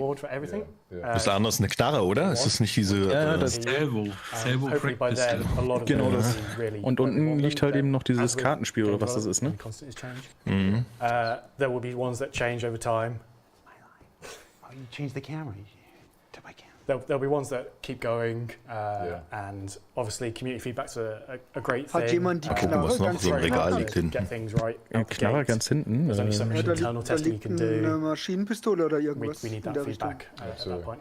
And I do want to say to folks who are watching, wherever you're watching, Ich bin mir nicht so ganz sicher, ob die sich da wirklich, ob das neue Studio von Jared Huckabee ist, wo der in Zukunft seine Sendung macht, oder ob das jetzt nur für die Sendung gebaut wurde im Studio. Das weiß ich nicht ganz. Hatte er nicht gesagt, dass das schon seit 2015 existiert? Vielleicht habe ich mich da verhört, aber gerade eben hat er irgendwas mit 2015 gesagt. Zu Anfang. Zum Anfang sollte es, glaube ich, hat er gesagt, dass es Science ist. Das Neue. Also auf der Bar liegt, meinst du? Ja, das sind hinter dem Dings. Das könnte die P4 sein, ne? Könnte sein, ja. Beat me at camera 1. Lorville. Star Citizen's oh, jetzt sehen wir die Überarbeitung von Lorville. Oh, da freue ich mich auch drauf. Geil. Bitte Straßen. Ich glaube, ich muss mal aktualisieren. Ich bin irgendwie im Delay hier. Ihr seid schneller als ich. But Lorville currently stands as the oldest standing landing genau, zone in Star Citizen. And with our new team at Turbulent and ready to kick butt. I was going to say kick names and take butt. I almost messed that up, and then I messed it up trying to explain that I didn't mess it up. They're already underway building a brand new Lorville Redux. We'll send it on over to Eric Gagnon and Maxime Guidon. I had it. I was so close. Lorville war doch, glaube ich, die erste Stadt. Ooh, and Ian Leland. Check it out. Ja.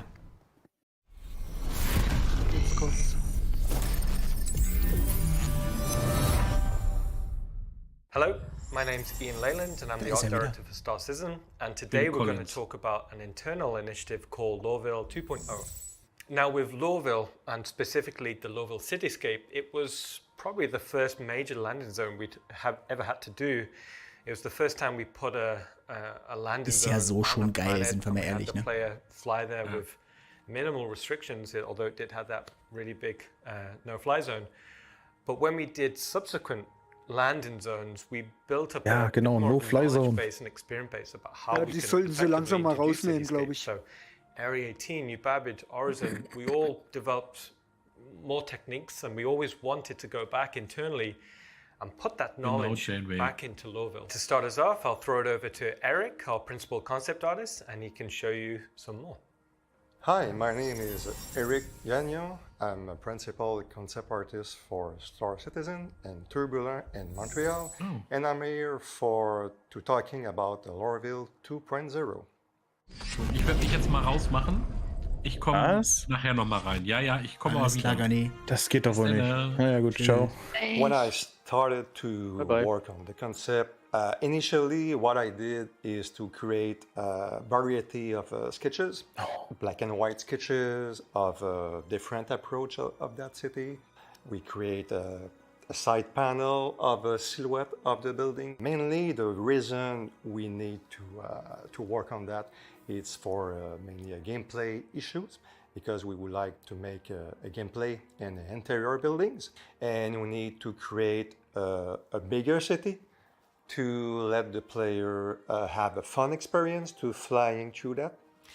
Yeah, so after the sketching process and get some approval, I need to know very well the footprint of that city. We build a city from a human scale, you know. We have nothing in that city, they build in a gray zone. So everything is built from that unit, and it's built from the unit of the CBD. So this is mainly the two main units I used to build a city. So we have a kind of a proportion in terms of lengths and distances to respect. So this is why I used the 3D basis to working on that. So I need to make sure that the ratio of everything fits well to approach closely as possible. So mainly the goal is not to dig right away on the details, but it's to stay on the big picture and to see if the skyline makes sense.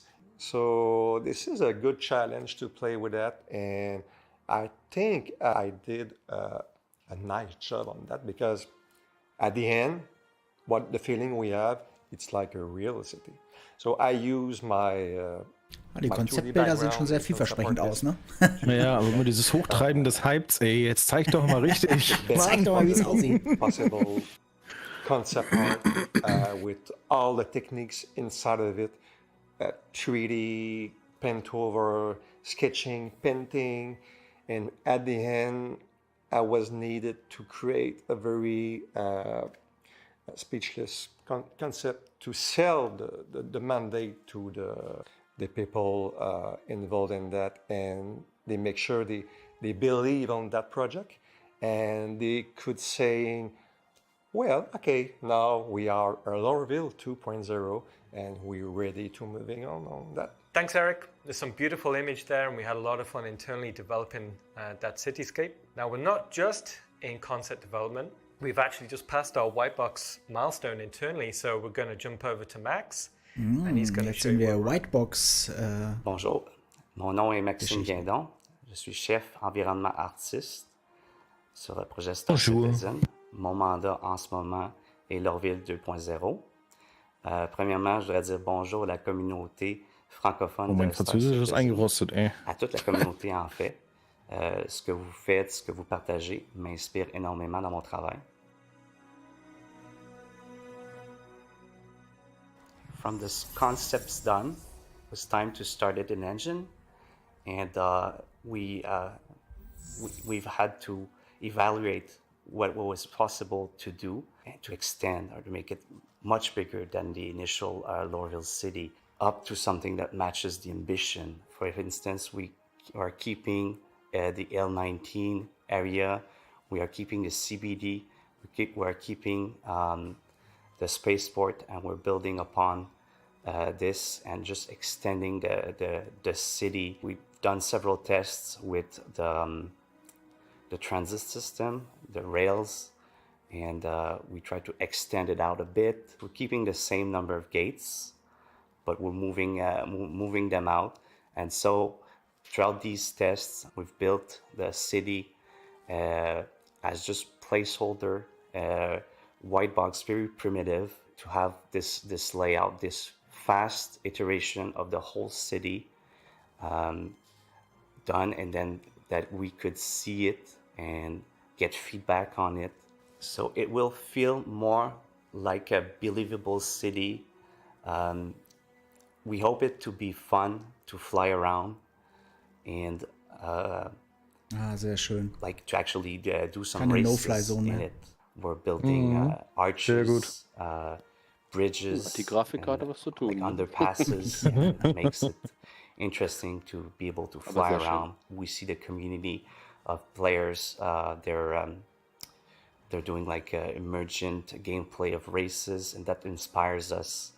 And then the way that we're building the city. We are starting now the gray box. We have like Montreal's tools teams now that are working on like Houdini tools, and we're chatting with them, see what we could use from the library of tools. There will be several areas of like a higher level of detail. Ich bin ganz begeistert, dass ich ja Christian als Piloten habe. Dann kann ich ihm die Schuld geben, wenn wir irgendwie gegen ballern.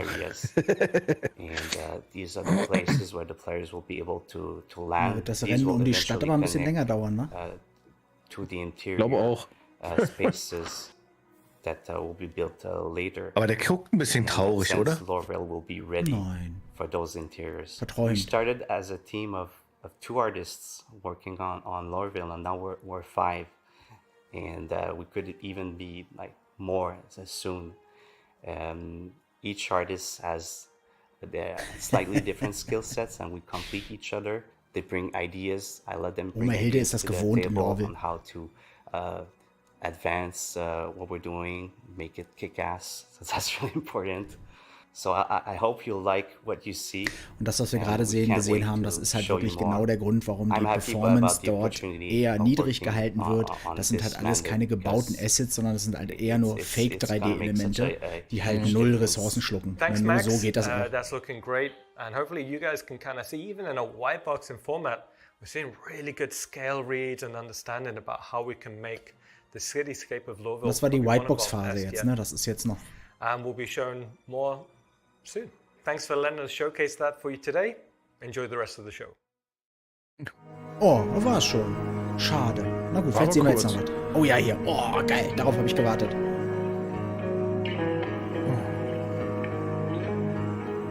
Oh ja. Oha, das ist groß. Ach, oh. Oh, Junge. Oh, Landing Pads auf Towern, sehr gut. Also auf Gebäuden.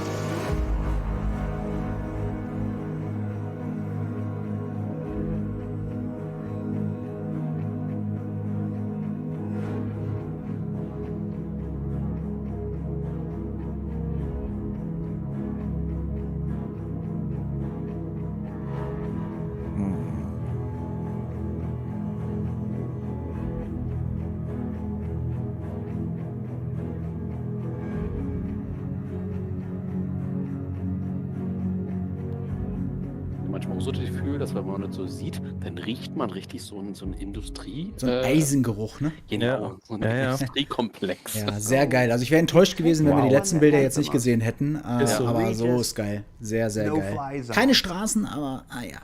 And you're making it so we can just race through the canyons and under the bridges and everything. Hat ein neues Hemd an. I want to ask you the same Hat er die ganze Zeit schon ständig neue Hemden. Or is Hemden. this really what we're doing?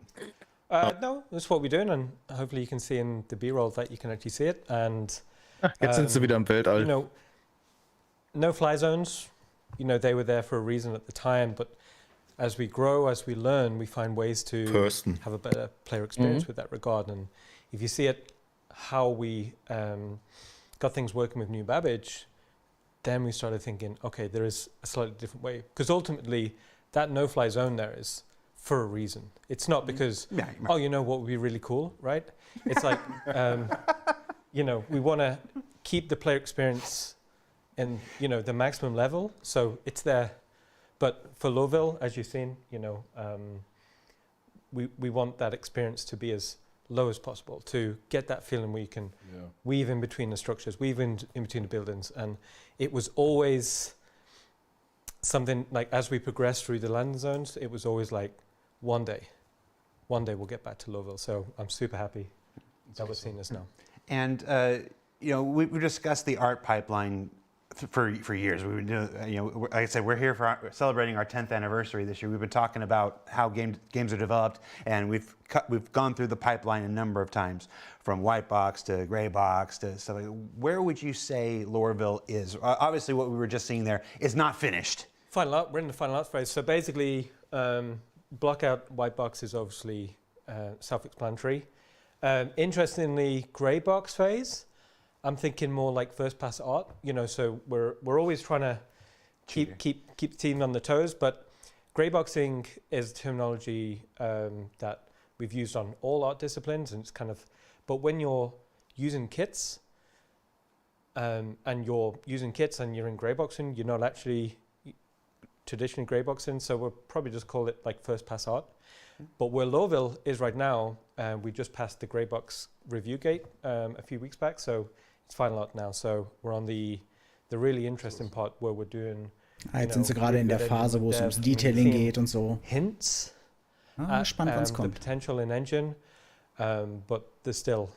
Ja, Fake 3D, das ist kein wirkliches, wenn du ein Objekt siehst, das haben sie anhand des Würfels gezeigt, das ist kein Würfel, wo dann praktisch die Geometrien drin gebaut wurden, sondern das ist nur ein Mapping sozusagen, was aussieht, als wenn es 3D ist, ist es aber nicht. Und das Coole daran ist, dass die Reflexionen also sich trotzdem richtig verhalten und das macht es halt so realistisch. Und das ist halt der Grund, warum die Performance halt nicht so drunter leidet. Ich kann es nicht so genau erklären, ich hoffe, das war verständlich.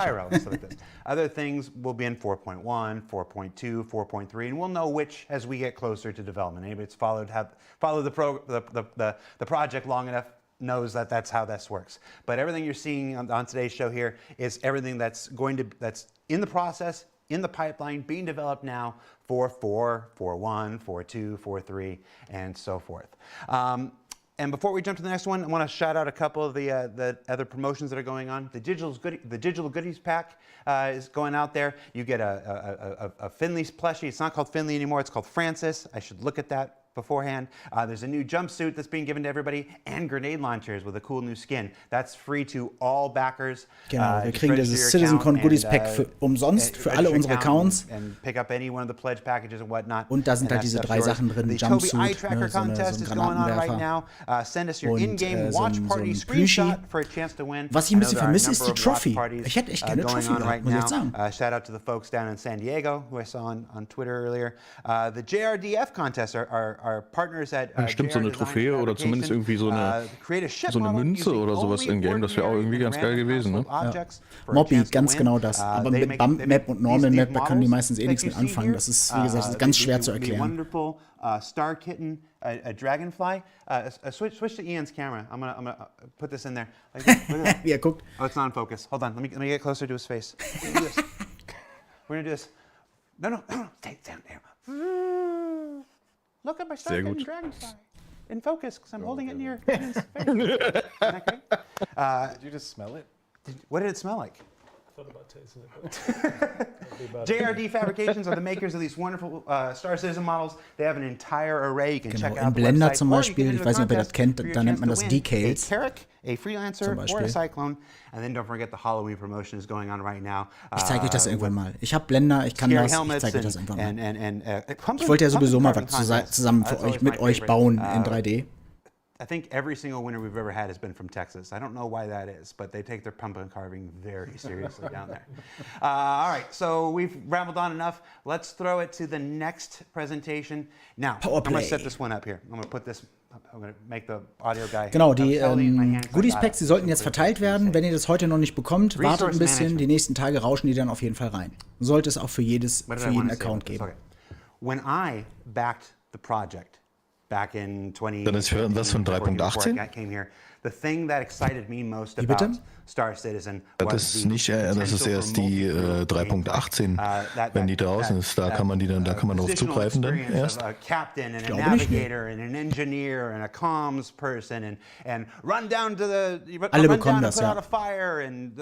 Vielleicht ist es in der 3.18 noch erst in-game, das kann sein, aber in dem Hangar, im Webhangar bekommt er das jetzt die Tage. Ich wollte gerade sagen, in-game hatten sie, glaube ich, geschrieben, dass es erst mit der 3.18 ist. Genau. To do this on a spaceship. Did I mention I have a spaceship? I have a spaceship.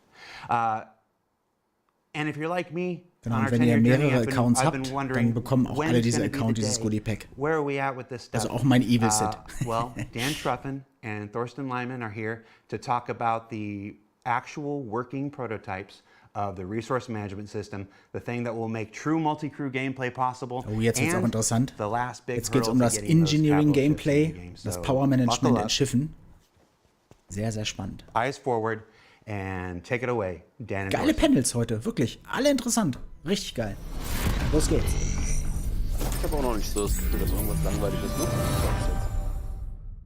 Hi, my name is Dan Truffin. I'm Assistant Director for PU Content, and with Thorsten Lyman here today, we will be talking to you about something we think it will change the way Star Citizen functions and works and how the players will play the game in the future, and that is resource management. Da freue ich mich auch so drauf, wenn das kommt. Resource management is the underlying system that allows items to produce, consume, and store resources in the game. It is the digital representation of real-life cables, pipes, tanks, batteries, or anything like this that you can imagine. It's the foundation of the ships, where you have certain resources like fuel and energy powering certain items on the ship, but it's also the system that will lie below any station or any vehicle, anything that you can imagine in our universe that actually requires a certain type of resource. Resource management is not just a system that helps ships function. It is a thing that's integral to the functionality of the entire universe. It will be the way surface outposts function, underground facilities, space stations, landing zones, everything in Star Citizen will function using resource management. So we will start with the smaller vehicles, and the gameplay for those smaller vehicles way more interesting than what we have right now. And from that, we can move on to like bigger ships, and finally the capital ships will have a real purpose in the world, and where it will have a real meaning that you have the multiple roles inside those ships. It will drastically increase the time to kill for all vehicles in Star Citizen, and it will encourage people to disable ships rather than destroy them. Missions like Siege of Horizon will increase in scope and scale up a lot more with the use of resource management, as players will be able to cripple resources, change the way resources are distributed, cut power, cut certain fuel and critical parts in order to progress further in those missions. We can suddenly scale a lot bigger than what we have right now. And the reasons are that we have more control over the powers of certain platforms there, and we can introduce some interesting gameplay that facilitates these functionalities. Resource management is going to open up the possibility of player structures, player-owned outposts on planet or stations in space, where the player will have to manage resources, bring in fuel, do repairs. And this will not be something that only caters towards the engineer. This will be something that is valuable for everyone in the world of Star Citizen. Resource management will finally allow players to build their own bases and their own homesteads and actually keep that loop engaging and fun. And really, this is the main thing that makes multi-crew gameplay possible. We envision the players taking on roles like engineer, mechanic, tactical officer. And while you have your engineer trying to maintain all the resources functioning and flowing perfectly and all the items in good operation, you will have mechanics running throughout the ship, trying to change fuses, repair various things that have broken down. You will have tactical officers moving shields from one side of the ship to another in order to counter whatever incoming damage you have. Obviously, the pilot is going to be doing his job trying to move the ship out of harm's way. The gunners are going to be taking out enemy incoming fighters. This is how we envision this entire ecosystem just coming together and providing what we hope is true multi-crew gameplay. Oh, was jetzt? And for all of you out there that are Steht bei euch auch der Stream? Waiting for the Idrises and Javelins. Dein Stream, Use this ship. This is the system that is going to Jetzt läuft's wieder. So, ich glaube auch die Hammerhead ist das erste Schiff, was umgesetzt wird. Mit diesem Gameplay. Hatten sie ja schon gezeigt gehabt, ne? Ja. Stimmt. Resource management can be broken down into several key elements. Power, energy, resources, life support, item maintenance, relay handling, access control, and gravity. So let's start with power, energy, and resources. The players can choose to overload items in order to get more efficiency out of them at the risk of burning them out. They can also underload items to save some resources if they don't need the full efficiency of an item. The players will have to pay attention to the balance of resources, power, fuel, coolant, heat generated, in order to maintain a well-oiled and balanced ship. And overall, prioritizing certain items and their resource consumption. Life support is the most important thing you have to pay attention to in your ships now, since atmosphere is finite in all the spaces that you might discover. And here, the life support Jemand wieder seinen Helm vergessen. Here, the life support you have to maintain. Das ist die Citko. Meaning you have to make sure that the consumables inside the life support generator are always there to make sure that it can generate breathable atmosphere for you, or the temperature is actually increased to a human livable factor, so you don't freeze to death, or you are not cooked. As part of item maintenance, the player will be able to control items throughout the ship, turn them on, turn them off. They will be able to remove broken items and replace them with new items, or sometimes dodgy items, depending on their income. It will be able to control which sub-items are installed in those items, either as fuses or subcomponents that give them various bonuses to that specific item. They will be able to run repair gameplay and replace broken fuses when the item stops working or takes enough damage. Relay handling is the actual management part that you, as the engineer on the ship, have to do there. It's basically defining these circuits in the most effective way, especially for bigger ships. So a relay is something that defines which items are connected to each other.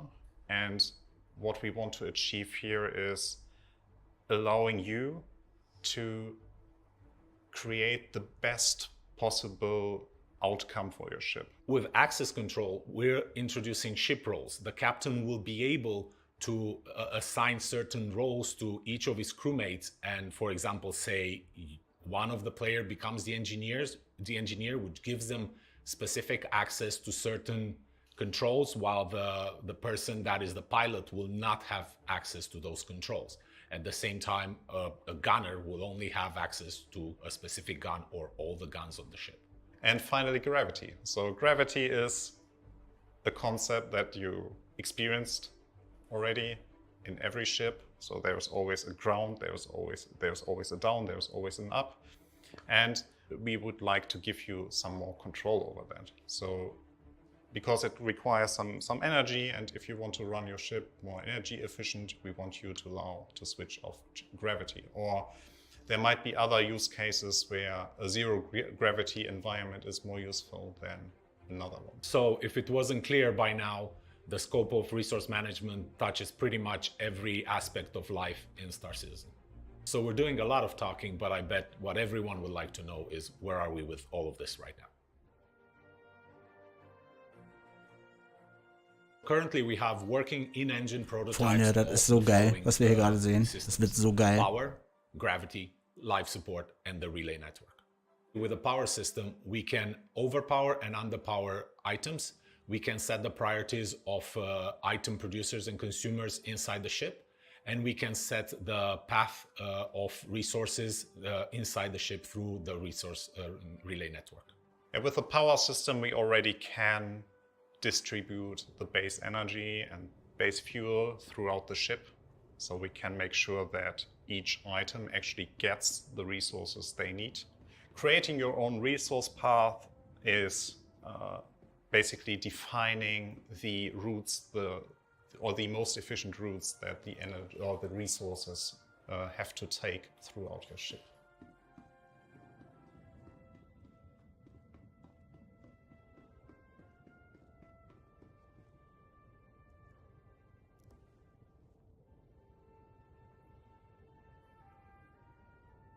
We can also demonstrate many aspects of the life support system, including making new players suffocate,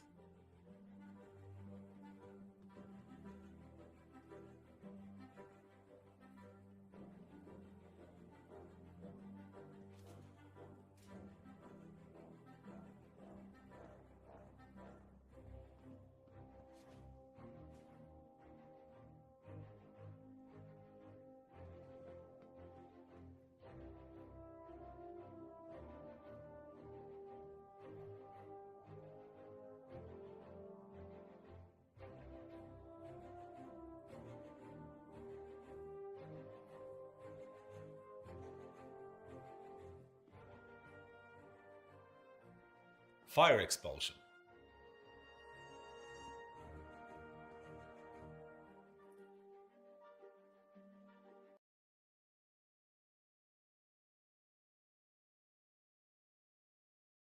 Ist bei euch der Stream auch gerade am Buffern? Ja, er ist richtig am Laden gerade. Ja, okay, alles klar. Ja, das ist ja schlecht. Genau in der geilsten Situation mit dem brennenden Feuer. Er hat sich gerade übelst gefreut und jetzt freeze. Oh Mann. Technical difficult. Ja, jetzt geht's weiter. Oh. Abgestürzt irgendwie, ja? Bei mir geht's immer noch nicht. Nee, es ist gerade Connection lost vom Host. Genau, Freunde, ne? Das ist jetzt von Star Citizen der Stream. Der ist jetzt 30k, genau. Ja, 30k. Ja, wäre cool, wenn sie das jetzt zeigen würden. Ne? Na toll, ich sehe gerade bei euch. Schreiben sie auch alle, ist im Alpha und so. Oh, jetzt geht's weiter. Geht weiter. Jetzt kommt der große Bei mir haben sie jetzt erstmal eine Werbung reingedrückt. Ja. making new players suffocate.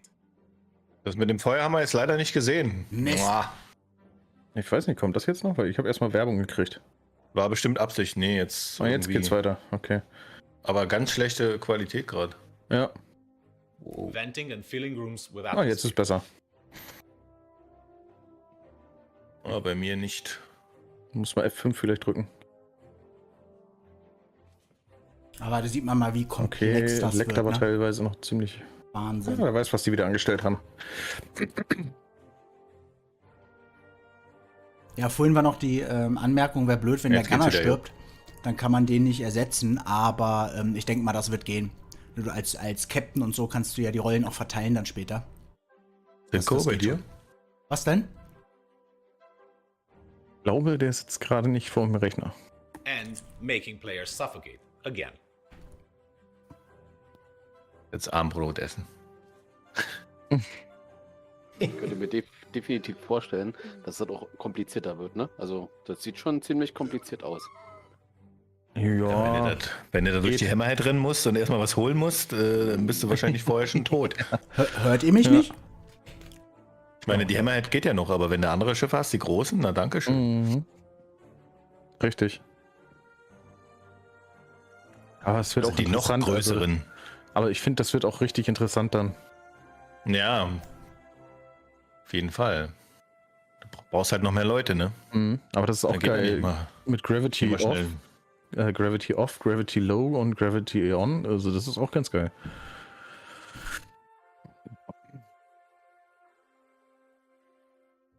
Achso, ja, ich hatte gerade meinen Boomarm oben, deswegen haben die mich nicht gehört hier. Aber ihr hört mich, super, danke. Der Chat hatte ich ja gehört, aber wir dich nicht, oder was? Genau. Ah, okay, alles klar. Weil in der Tat, ich schiebe mir gerade eine Pizza rein und da ist der Boomarm vom Headset immer so ein bisschen im Weg. Den esse ich dann immer mit. Du sollst doch nicht ins Headset beißen, Mensch. Aber ohne Mist, ne? Wie geil ist das bitte? Also ist das geil oder was? Ich find das richtig gut. Hab ich das richtig verstanden, dass du an deinen Powerplants in der Werkstatt die aufschrauben kannst und da auch noch Modifizierungen vornehmen kannst? Ja, irgendwie so. Ja. Und Reparaturen, genau. Ist das gut? Aber da bin ich echt gespannt, wenn das reinkommt. Ich hätte aber auch gerne das mit dem Feuer ersticken gesehen. Schade, dass da jetzt genau ist. Resource management is a huge endeavor for us. So like everything else, war vielleicht Absicht. Ich glaube auch. But this is what we're aiming for. Interactable and accessible items on ships, relay gameplay, changing fuses on the relays, resource balancing, defining control groups that will be accessible through the MFDs, allowing people to create presets for your resource network for each ship, an engineering UI with at least a list or schematic view of your ships, external engineering screen for ships, allowing engineers to define the tuning parameters that can be accessed by the pilot with the press of a button, like loading presets and creating presets. And after the initial release, everything else will fall into place with subsequent patches. We started talking about resource management about 2 years ago. It is pretty much the evolution of what used to be the old pipe system. And this has been an interesting journey. And finally, we're starting to see the fruits of our labor. And we're starting to see all the possibilities of gameplay that we can open up to the players in the future. It's exciting to work on something that's so central to the world of Star Citizen and that can impact the gameplay of so many people, irrelevant of what they choose to do in the world of Star Citizen. Resource management is the most exciting feature that I've ever worked with. It's such a groundbreaking feature that will change the entire game from its core. I think we never had this opportunity to change the game into this direction where we are heading right now, where we will finally have all the tools in place to actually allow meaningful multi-crew gameplay and meaningful decisions for all the players, where every decision counts. This is the stuff that makes me really proud of what we are working on right now. Thank you for letting us share our progress with you, and we hope you're happy with all this. Ja, Sebastian, auf jeden Fall. Nice also das ist nicht jedermanns Ding, aber ich glaube, das ist gerade auch so für Multicrew-Gameplay auf Großkampfschiffen und so, die Leute stehen da voll drauf. Und ich glaube, so ein bisschen geht das auch für unsere einzelnen Schiffe. Da ist auch so ein bisschen, da sind wir dann halt der Ingenieur. That was Dan Truffin and Torsten Lyman talking about the resource management system, and joining us to follow up on it is Todd Pappy, John Crew. Guys, this has been a long time coming. I know we still got a ways to go. I don't make it sound like it's it's done, but I mean, how exciting is this? This is very this to me brings the interaction that we want in environments, but also in ships. So like you said with the multi-crew stuff, but again, it's not only going to be in ships. We're also putting it in environments. Yeah, this is what's necessary to have player homesteading. One of the components. It's not the only thing. But but it's about just bringing the interaction into the environment. So the AI will react, the player reacts. It's having that interaction level that you don't normally get in games. So that's what we're looking for. Being able to make imagine Siege of Orison, but being able to actually assault the platforms and depower the platforms. Missions that can take place inside the landing zones where you can cut power to buildings and stuff like this. I mean, this is what really opens the game. Yeah. And John, as they said in the segment, the first place this is going to come is ships. Yeah. So what's the first version of this look like? So first version is going to be a lot of what you saw in that video. So we're working through some of the ships now. Hammerhead, Hulle, Star Runner, just to prove out a few things, because naturally some ships were built a long time ago. Ones in recent times were built with this sort of level of detail in mind. But yeah, you'll have all these components accessible. You'll be able to get to the relays, do all this management. Something really cool in that video was all the fire and gravity and atmosphere stuff. And like you say, it goes from just being a ship you're on board to like an interactive piece of the puzzle that gives you that multi-crew gameplay. You're not just limited to I'm a pilot, I'm a turret gunner, that's about it. Now engineers and support roles are going to have a huge part to play on ships, because things will go wrong. And if you don't get on top of it quickly, it's going to be a very bad time for all involved. Yeah, like I said before we set it up, this is the aspect of Star Citizen that first drew me, in. So it has been I feel like I've been very patient and waiting, really wanting to see this go. And as I see everybody on EUPU and everybody that's contributing to this thing, it's just super exciting to see it. Really beginning to evolve and really beginning to be used tangibly in our prototypes and stuff like that. And it's just, I think people know I don't generally hype very often. I'm usually the guy that's sitting here, it's like, don't hype, manage your expectations and stuff. And you should still do that. I'm not changing my tune. This is the part of the thing that I've been waiting for personally. Yeah. So I'm excited. All right, so we've ping pong from the visuals to the gameplay, to the visuals to the gameplay, to the visuals to the gameplay. We've only got one more. Ja, genau. Das ist halt das Ding auf den Großkampfschiffen. Ne? Sobald da einer seinen Job nicht gut macht, funktioniert gar nichts mehr. Wenn der Engineering nicht gut ist, können alle nichts benutzen. Man kann nicht fliegen, man kann nicht ballern. Wenn die Leute nicht gut ballern, dann gibt es für den Engineer nichts zu machen, weil das Schiff wahrscheinlich schnell explodiert. Ne? Wenn der andere Pilot nicht gut fliegt, dann fällt der Stream wieder aus, ne? Zum Beispiel. Ich wollte auch gerade sagen. Ne? All solche Sachen. Ich will ja nichts sagen, aber die hatten halt nicht jemanden, der das einstellt, so wie ich, ne? Das stimmt. Jetzt kommt der wichtigste Teil. Ach, Entschuldigung. Jetzt wird's spannend.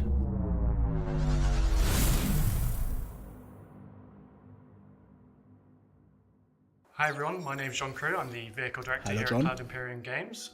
This year I'm once again joined by Ben Curtis, Vehicle Art Director, and Paul Jones, Concept Art Director, and this is our yearly Ship Talk panel. Like previous years, we'll be talking about something coming soon, something being announced today, something coming a bit later, and then the fan favorite, Pick a Ship or Vehicle concept series. Wie unerwartet. Hat er gerade eben gesagt, was heute noch rauskommt, ja?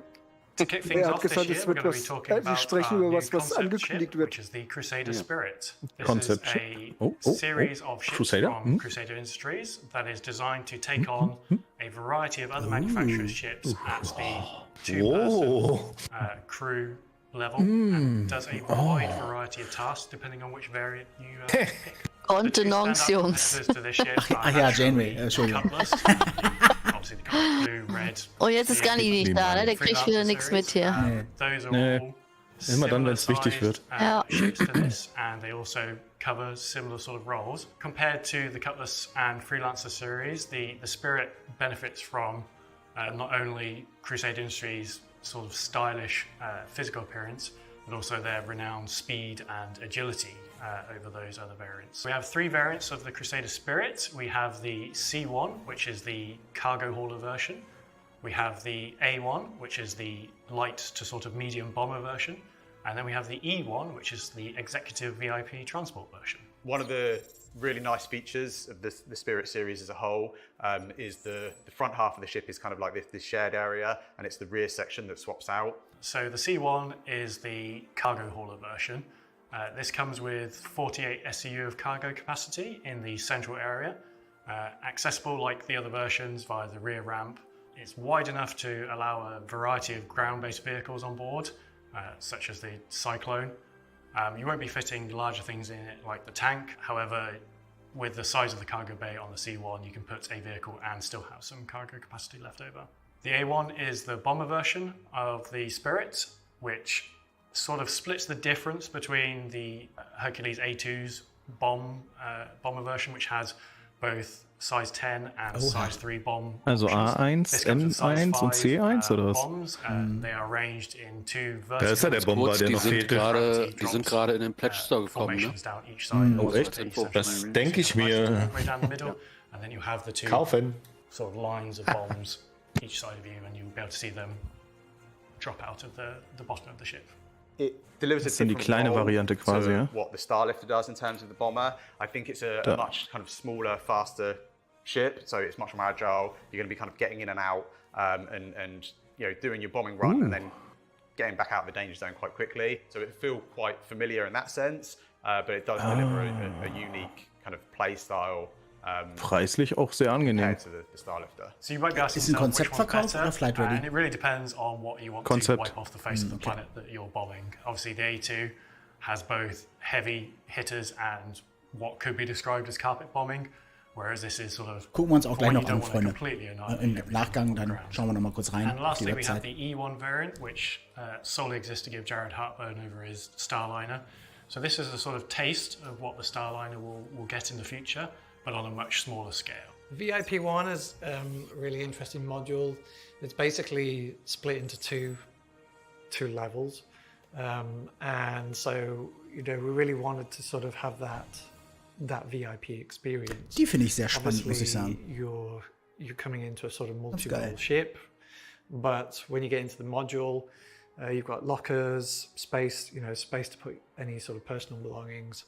Essentially, you're going to 2 elevators, left or right, and take you up to the top deck.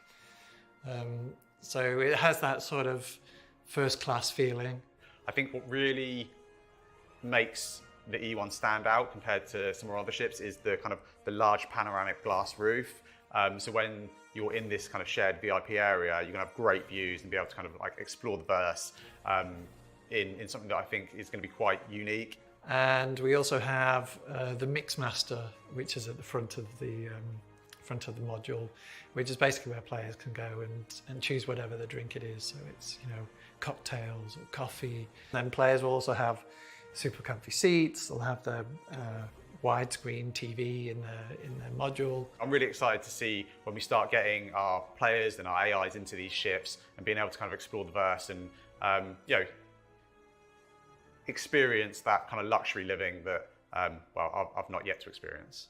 So between the 3 variants, there are a number of shared areas. The sort of core of the ship changes with each variant, but there are some aspects which don't need to change. And starting from the front of the ship, you naturally have the cockpit or the bridge. So like other Crusader ships, you have the side-by-side pilot-co-pilot arrangement. Das hat ein bisschen was Star Wars-mäßiges, ne? Finde ich. Living quarters / bunk area. and component access, and then you have the variant section which does change the sort of internal floor plan of the ships between them. Then at the rear of the ship you naturally have the ramp access area. So that's the Crusader spirit. We hope you look forward to seeing this and seeing what it can do in the game in the future. From something at the very start of our vehicle production pipeline to something nearing the end of the pipeline, let's talk about the Drake Corsair next. Oh, jetzt kommt die Corsair, Freunde. Ein Schiff, was wir mit der Drake 3.18 kriegen. Corsair is an important ship in their lineup because it fills that multi-crew exploration gap in their lineup. We've seen a lot of Drake ships of various usage and roles, such as the Buccaneer and Cutlass. In this size class, you naturally have the Constellation, the 600i, as the competitors. And what Drake brings is its usual rugged, Bis an die Zähne bewaffnet. firepower for its size, sort of classification to that entry. It's Drake's dedicated exploration ship. It's a kind of a medium, deep space vessel, effectively. It's got a crew for up to 4, or space for up to 4 crew. It's got a sizable cargo hold, and it's kind of got everything that you need to really spend a decent amount of time away from civilization, away from stations, and just kind of being able to chart out those deep areas of space. It brings that sort of no nonsense, no frills approach to the ship, and you know if something's going to go wrong, it's going to be something that you more than likely can fix, and it's not going to be something that you have to cut back to a main dealer to get serviced and fixed. It's something that hopefully you and your crew will be able to kind of repair and get back up and running, or just fix with some duct tape. So fans, when they see the ship, will immediately see the sort of heritage, the DNA that's running through the spirit. So you can kind of almost imagine how the ship is built. It's got that military, easy fix kind of feel. It's loaded with guns, loaded with turrets. It has some really interesting mechanisms inside it, so I think players will really dig that. I think what's quite unique to the Corsair is its wings, the way they fold up. This isn't done purely for style. Being Drake, it's more there for function. It allows you to get in and out of the hangars much easier. We put quite a lot of effort into keeping that really iconic exterior kind of silhouette and vision that we set, but still making it functional and making sure it works. At the moment, we're just kind of finishing up on final art. Most of the exterior has had, the majority of its core art time spent on it. We've still got lighting to do. We've still got kind of like final finishing to do, tweak some of the materials till we're kind of properly happy. But it's in a good place, so I'm really, really excited to be able to show you. So let's take a look inside the ship, and once again, we'll go front to back. On the inside of the ship, we start right at the front on the cockpit.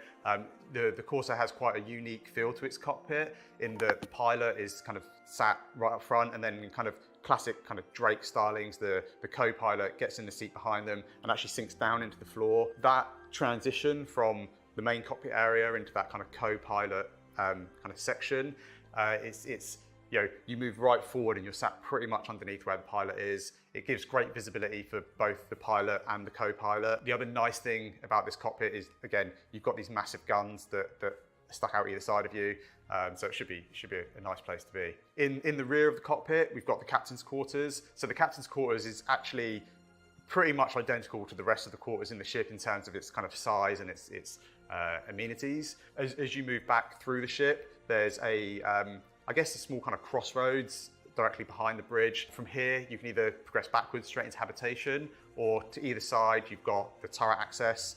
So it's right really at the kind of like the neck of the ship, effectively. The side turrets have changed a little since the concept phase. They now have a greater range of motion in sort of the yaw axis. We're quite limited at concept stage to about 45 degrees. Each way, you're now looking at 90 degrees pretty much each way, so it's a lot more effective, especially for firing, which, again, the Corsair has so many guns pointing forwards. Having an extra 2 turrets is very, very Drake. In habitation, you've got the remaining 3 crew quarters that, being Drake, they are no frills. You've got a bed, you've got somewhere to store your gear, and that's pretty much it. The main habitation area, though, is if anything, quite luxurious for a Drake ship in that there's a decent sized space.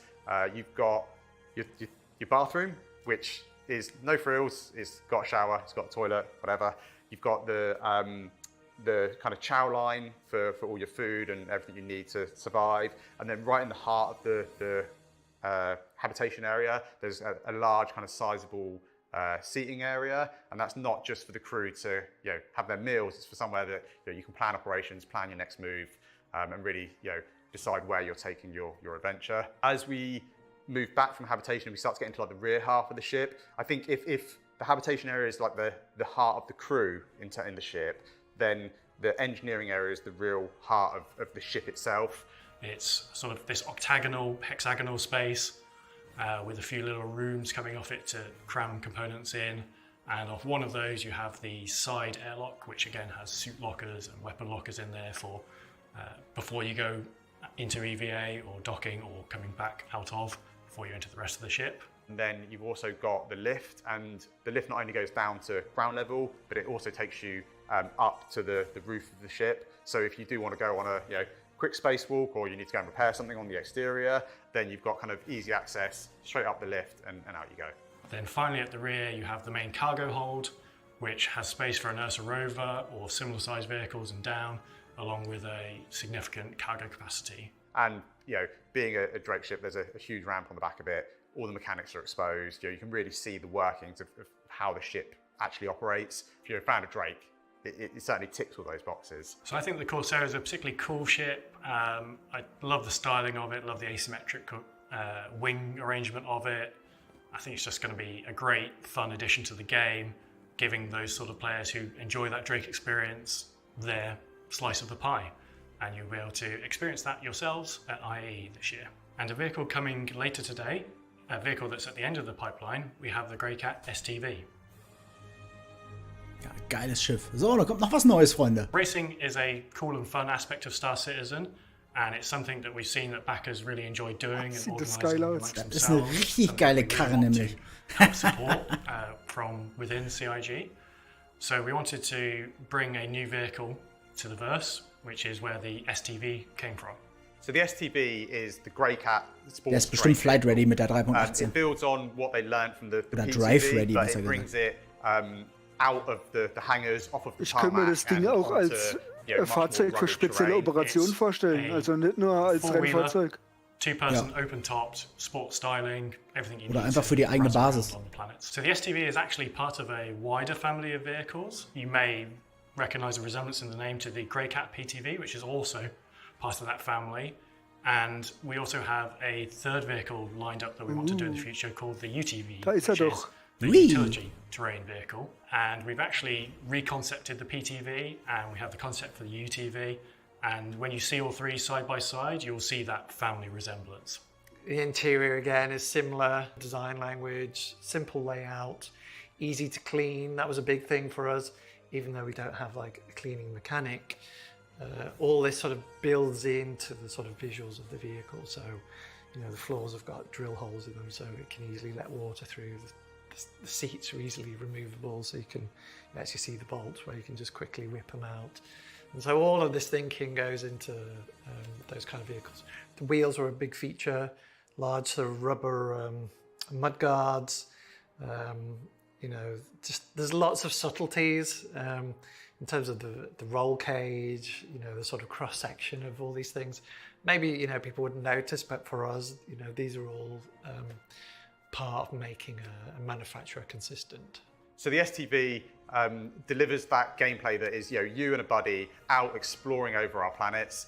We've got these vast ships that you can explore deep space and go off with your big multi-crews. But what this really allows you to do is get down on one of our many planets and go exploring on the ground. It's not just a vehicle for you and a friend. It's also got kind of some cargo space in the back. So if you are out there doing missions, rather than having to fly your ships directly to where the mission is, it allows you to land slightly out there, slightly in a safer In-game bestimmt doch nicht teuer. Still got space to load up with weapons, load up with your ein guter LTE-Token wahrscheinlich. You need, and get in and out nice and quick. Compared to the Cyclone RC, which is a sort of racing variant of a non-racing vehicle, the STV was built from the ground up to be a good racing vehicle. It has a good chassis, it has better handling, it has better top speed, and that's what makes it a compelling racing choice. The best things about Star Citizen as a whole is it kind of brings a lot of gameplay, and it's not all about combat. It's not all about flying these massive ships. And I think one of the things that a lot of us are excited internally about is racing within our game. A lot of us come from a racing background in terms of the games we've developed before. Sieht auch sehr geil aus, wie der sich bewegt, finde ich, muss ich sagen.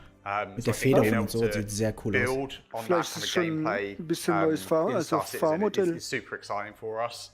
And if you stick around to the end of the broadcast, you'll get your first chance at seeing the STV in action. Sieht auf jeden Fall sehr gut aus, finde ich. Race organised by Atmo Esports, creators of the Daymar Rally, where you'll see it taking on the terrain for the first time. You'll be able to pick one of these vehicles up today at the end of the broadcast. Komm auch in den Shop rein. And finally, the most important aspect of these inaugural shows, the Pick a Ship concept challenge thing. For those of you that have seen previous years, you've seen that we've thrown up some silhouettes of potential ship and vehicle options and asked for your feedback on which one we should actually make.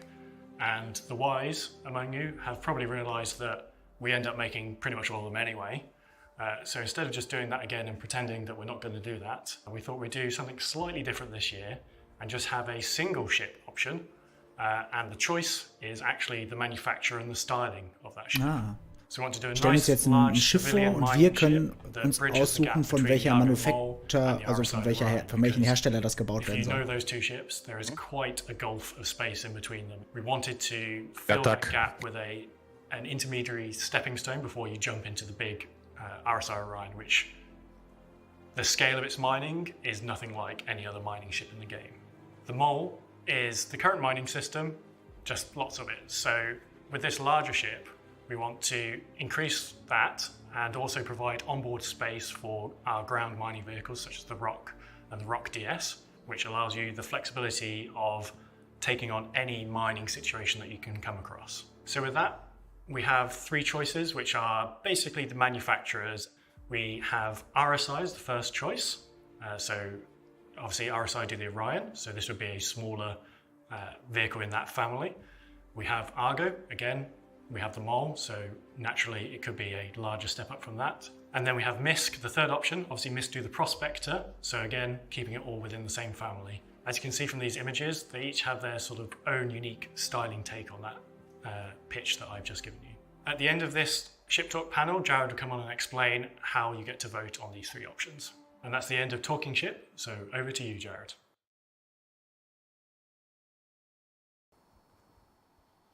All right, and so the Crusader Spirit is available now as a concept promotion on the robertsspaceindustries.com website.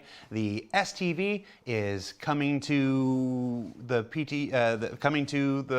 universe at the end of the broadcast, just in time for the Atmo Esports racing event that's happening after this.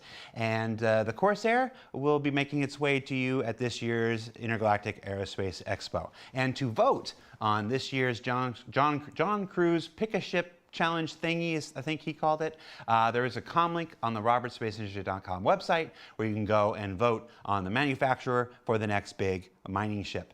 So, John, recently you went through and just nuked all the speeds of all the ground vehicles, and obviously you did that so that the STV could be the fastest. That's certainly one take on Wenn ihr wollt, können wir im Anschluss dann gerne zusammen mal auf die Pick-a-Chip-Challenge gehen und dann können wir uns ja zusammen mal auf eine Sache entscheiden und das mal so pushen. Immer interessant, was ihr so machen würdet. Machen wir mal auf der Con. Und im Anschluss der Special Guest natürlich. Die Robot Space Industry Seite ist gerade ein bisschen abgestürzt, glaube ich. Das wird kommen. Keine Ahnung. 55 meters a second is like over 120 miles an hour off-road. Yeah, off-road. Off-road. Also die Bugs sind auf jeden Fall nicht drauf. Is terrifying. Also nicht im Job. Bisher noch nicht, ne? Kommt noch. Rocks that would just kill you. So we want to bring the cyclones down. We want to sort of rebalance everything. Not everything has gone as intended. Like the rocks and the Ursas are not quite where they should be. So we will go back and do more changes. But the idea was people would get to see it in 318. So it wouldn't be such a surprise in 3.17.3, which unfortunately is how it turned out. But as far as the new ships go, the Crusade, the Spirit, looks amazing. Yes. Like, when you say, I gotta ask you, you say this is a small taste of what players can expect for the Starliner, which anybody should know is my favorite ship. That's still not out yet, John. Here's a little taste. What it could be. When you say a little taste, what does that mean? I'm asking for me, not for these people. I'm asking for me. What does that mean? So obviously the Starliner is quite an old concept. We didn't really do a huge amount of interior look development. So the time we spent on the Spirit E1, the E1 Spirit, is really what we're going to build on for that. So you're going to have like that VIP first class pod enclosure. Mixmaster, the most important feature of the Starliner. I still have no idea how that's going to work. Ask Tony, it'll be fine. Yeah, that sort of feel, that luxury transport feel is something we haven't really shown in Star Citizen. Every man and their donkey was pestering me for that Horizon shuttle concept, and we'd planned to do like a Crusader Cutlass competitor, which is its like internal working name, and I hated it because it got abbreviated like the 3 Cs. We just called it the ship the 3 Cs the entire time.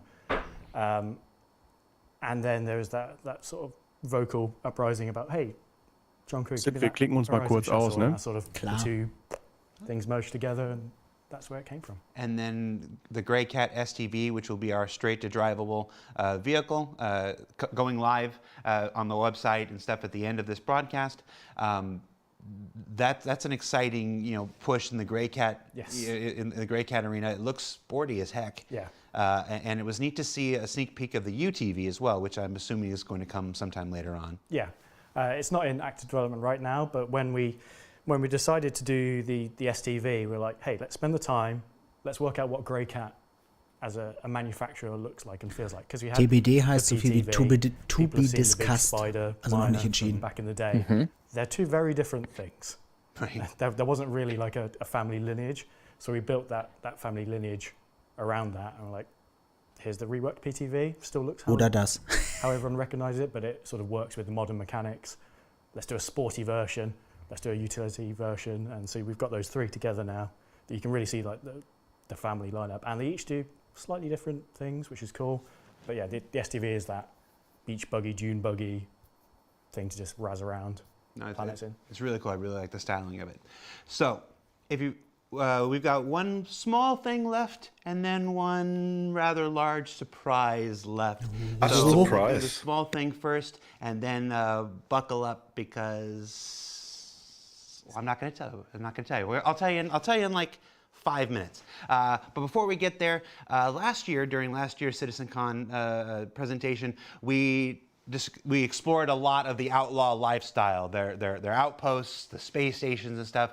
We thought we'd do a little sizzle to follow up on how those things have evolved in the year since. So get ready, we're going to show a quick sizzle, and when we get back, there'll be a neat surprise. Kann aber auch einen Spannungsbogen aufbauen, ne? Aber echt, du. Für ist er ja da, ja.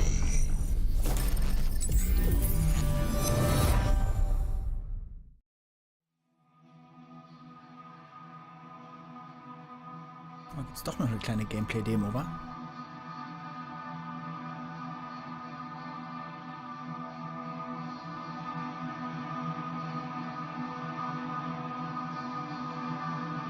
Das sieht einfach nur gut aus. So gut, ja. Aber sowas von. Da freue ich mich, wenn wir das kriegen.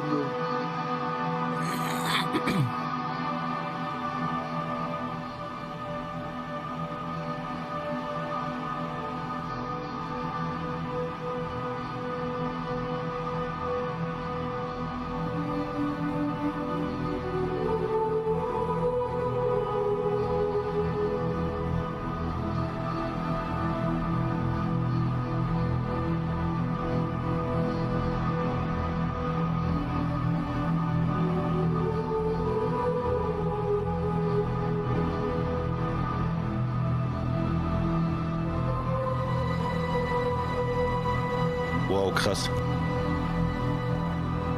Oh, die Javelin da, ey. herrlich. Das neue Grimhex. Ja. Wir haben da mal eben was überarbeitet, ne? Ja, komm mit 2.18. Mit 2.18 ist schon vorbei.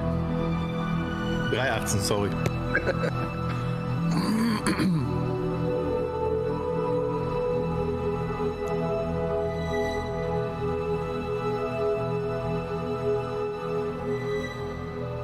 Überraschung kommt jetzt.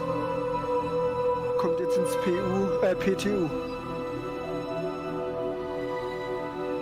Überraschung ist, dass da jetzt Citko langläuft, der ist so ruhig. Genau. Ich genieße die Bilder.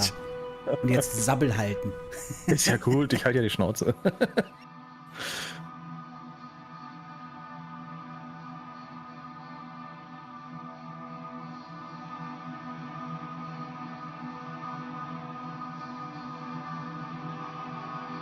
Das ist Rune Station, ja genau.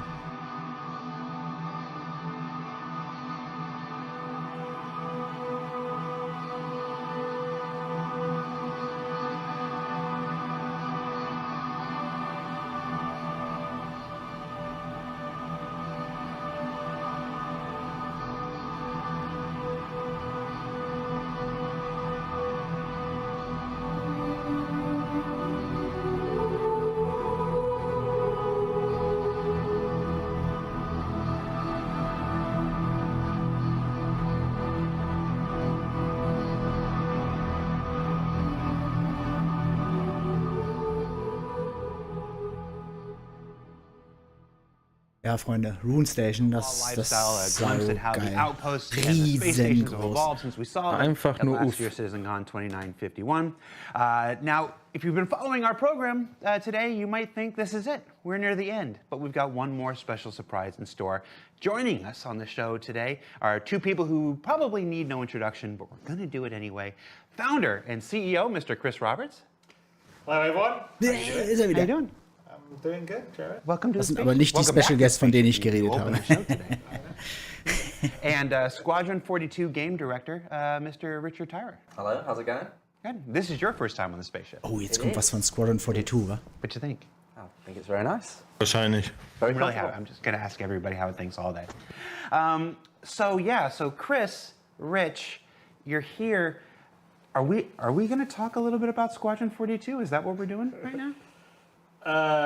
Well, yes and no. So both me and Rich have been heads down working really hard on Squadron as well as helping out on the PU. And one thing that we've thought that would maybe better to reiterate is there's a huge amount of work that we're doing on Squadron that is going to make a massive difference to Star Citizen, the PU. And we wanted maybe to talk about some of the things that we're doing, because I know a lot of people say, well, everyone's working on Squadron, no one's working on the PU, and that's not really true, because a huge amount of the core gameplay that we're working on Squadron is specifically being built not just for Squadron, but to benefit the PU, and we're just doing it in sort of the test kitchen of Squadron to allow us to really, polish and make sure the features work well without having to be caught up in the sort of quarterly release cycle that you have on the PU, because we were finding it was hard for us to really finish the features out. You know, we'd get a tier 0 out, and then it would just sort of sit around for a while because everyone was rushing on to the next set of features they wanted to do. And for Squadron, obviously, it's shipping as a final polished AAA title, so everything needs to be really put together, working really well, and playing great. And so we're trying in the setup that we're doing now to do that for the features that we've identified that we need to make sure works really well for Squadron, but also will play across into the PU. And so we thought it'd be really useful to come by and tell you all about some of the subtle things and the gameplay aspects that we're working on that maybe you haven't heard from Todd or Tony or everyone else that today and during the ISCs, because we sort of try to keep the Squadron stuff close to our chest to really sort of surprise and impress people when we do it. And so, we thought, why don't we just come by and maybe just talk about little things, maybe show you a sneak peek of something here and there, and not everything, because we're trying to keep it close to our chest until it's really ready to let the baby out of the carriage and it's beautifully dressed and all the rest of it. But hopefully it'll give you guys some insight to what's happening and also understand that a huge amount of the development resources, even if you think they're working on Squadron, are ultimately working on stuff that will be in the persistent universe. So let's talk a little bit more about that before we jump into the actual features. This co-development has been part of the process since the project was first introduced 10 years ago. Congratulations on 10 years, by the way. Rich, talk to me a little bit about this co-development. You started with the PU, and then you've now gone over to the Squadron 42. So you've worked in both. You've worked in both environments. You know the struggle of T0. Features and the quarterly releases for the PU, and now you're getting to kind of, your experience is different on Squadron. Talk to me about how that's changed and how it's still, work for one still benefits the other, or will ultimately. Well, when I worked on the PU, it wasn't really the PU or Squadron. It was always, we were working on features that pushed for both projects. So the focus when we were on the PU, or when we were more PU focused, was that we would make sure that we were getting features up and running, developed to the specifications that we needed them to work in a multiplayer environment, and then getting them out into the audience's hands, on quarterly releases. But the biggest issue, I think, if you've seen me doing talks on SC Live over the years, or even in some of our retrospectives, is that we'd get features, and the way that our, CIG is set up is we have feature teams and we have content teams. So what would happen is we'd develop a feature and then we'd push it to the live audience to get feedback around that feature.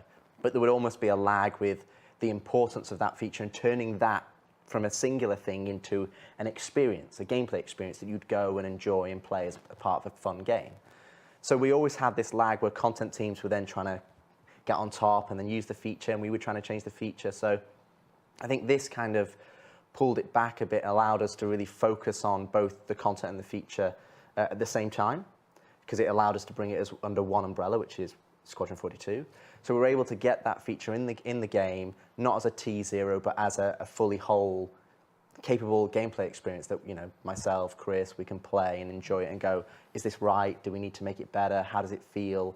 And also prove that out with the content that we want. So once we've then developed that and honed it and, almost cast it in that iron, in the crucible kind of thing, we can then move it into the PU, and ultimately, it's not that they're going to get features later, because they would have had them probably earlier, but just not ready. Or I can pick a few features right now where you think, well, there's not really a huge purpose for them. Mounted guns is a good example. It's not really a huge purpose for them in the PU right now, but we're making sure that any feature that we work on has that purpose.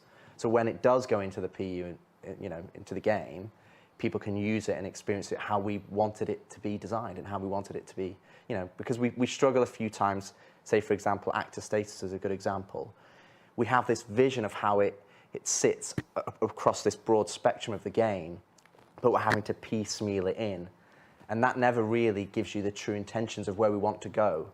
And I think this allows us to do that in Squadron, really hone it down and then give it to the PU audience. And I think fundamentally it's better for the development of the features, and it's better for the gameplay experience that both players will experience in both products. Yeah, and I think that's a really good point. Is that it's before we were developing the sort of features in isolation, and then they sort of went in to try to get used in Squadron and try to get used in the PU, but they weren't really developed iteratively with content, and so that's the reason why we sort of pulled back some of the stuff and are working on Squadron, is because then we can iterate it with actual gameplay content, which is what Rich is talking about, to make sure it feels well and right with the time to bake it in without having to feel like, oh, okay, we've got a quarterly release out. And because, there's a lot that goes on with the quarterly release in terms of it's not just that one feature. There's all these other things that go into it, and there's a whole process of publishing and splitting off the streams. And so there's a huge amount of effort and work every time you do one of these releases. That sort of eats into your development time in terms of doing the feature. And so pulling it out of that sort of loop and saying, okay, we're going to work with it in Squadron to really make it polished, so it's not a T0 version. We've really got it down. It feels good. We like playing it. This is fun. This is challenging. It feels good. Is the benefit I think that's happening with us on Squadron. We're seeing it on our side. I know it can be a bit frustrating for everyone on the other side because we're sort of telling you, oh, yes, it's going to be much better than you've got right now. But we are very aware of a lot of, say, usability issues, user experience issues that we are addressing right now in Squadron, specifically for both Squadron and the PU. And we'll show you a couple of little things that will help with that today. But essentially, if you think of core gameplay in terms of, we have some core areas, what we call the sort of the actor system, which would be the FPS, the players moving around on foot, interacting with things, the vehicle stuff, which like John Crew heads up, but the whole vehicle systems, and you've already seen some presentations today on things that are very specific to vehicles, like the sort of need for multiple speeds, and also the resource network, which is going to first roll out in vehicles, but it's going to be universal. All those are sort of core gameplay systems that we have, and so what's happening now is that we're taking some of these systems and really just making them work well for Squadron. Zeigt jetzt den Trailer. The PU. Another good example, which hasn't been talked today very much by the vehicle side and the need for speed, but you probably saw, in the different modes, there needs to be more stuff on the HUD, and we've got a whole redesign that's happening on the HUD and the MFDs. That's going to be very different than what you have now. First of all, it's using universal building blocks instead of what some of the legacy stuff has in Flash, but it's going to be much more minimalist depending on what your context is.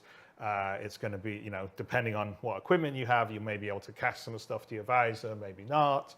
And we're building this system to work well in all the ships used in Squadron, and then it will get rolled out to the PU, which has obviously much wider range ships. But as we're designing it, we're building it with both Squadron and the PU in mind.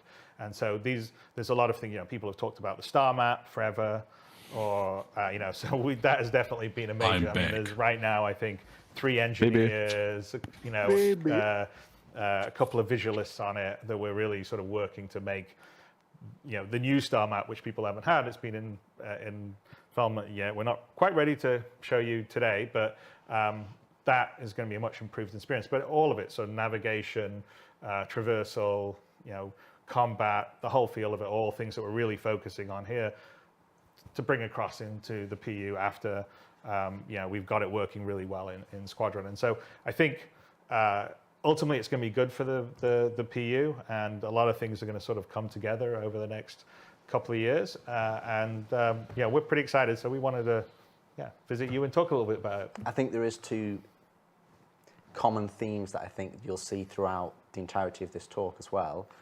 One is the fact that it's how we develop the features. That everybody looks at individual features, has got the microscope of that specific feature, but it's how they all interact together to create the game. So it's about bringing them all together to create that gameplay experience. And number 2 is that none of these are like, oh, we're going to get to this in however time, and we're going to work on it. That all of the stuff that we'll talk about today is stuff that we're actively working on, and not in the inception, but we have in our hands. We can play it, we can see it, we're feedbacking on it. So it's something that we're fairly advanced along, and so hopefully we'll be able to pull back the curtain a little bit. Yeah, that said, some of the things that we're going to talk about, and I think we're about ready to start getting into it here. Some of the things will have aspects to show. Some of the things won't have aspects to show, like the star map, like Chris just said and whatnot. Some of the things will be presented in test maps because we don't want to give away any Squadron 42 specific locations and stuff like that. That said, I think we can maybe show some stuff in Asiato because people have we already showed one location. So you guys ready to this enough preamble? Let's go. Let's start with Rich, you were the AFT guy. Now you're the whole Squadron game guy. But let's start with something that affects everybody. This is a first-person universe, after all. Let's talk about the FPS radar and the player interaction system stuff. What can you tell us about how this has evolved? It's interesting because we obviously, I think I've given a talk on FPS radar and scanning in the past, and I think the biggest thing that when we look at what Star Citizen is now, what's the first thing that you do? You in your bed. How do you interact with the game? How do you interact with the environment that's around you? Doors, getting into your ship, how do you interact with kiosks, and a lot of the thing that we realized is that, and it's not something new, it's just something we've always wanted to get to, is how does the player interface with the game? How do they translate their controls and what they want them to do, ultimately in the universe that they're playing, and how does that then translate in the computer game so that it does what you expect it to do?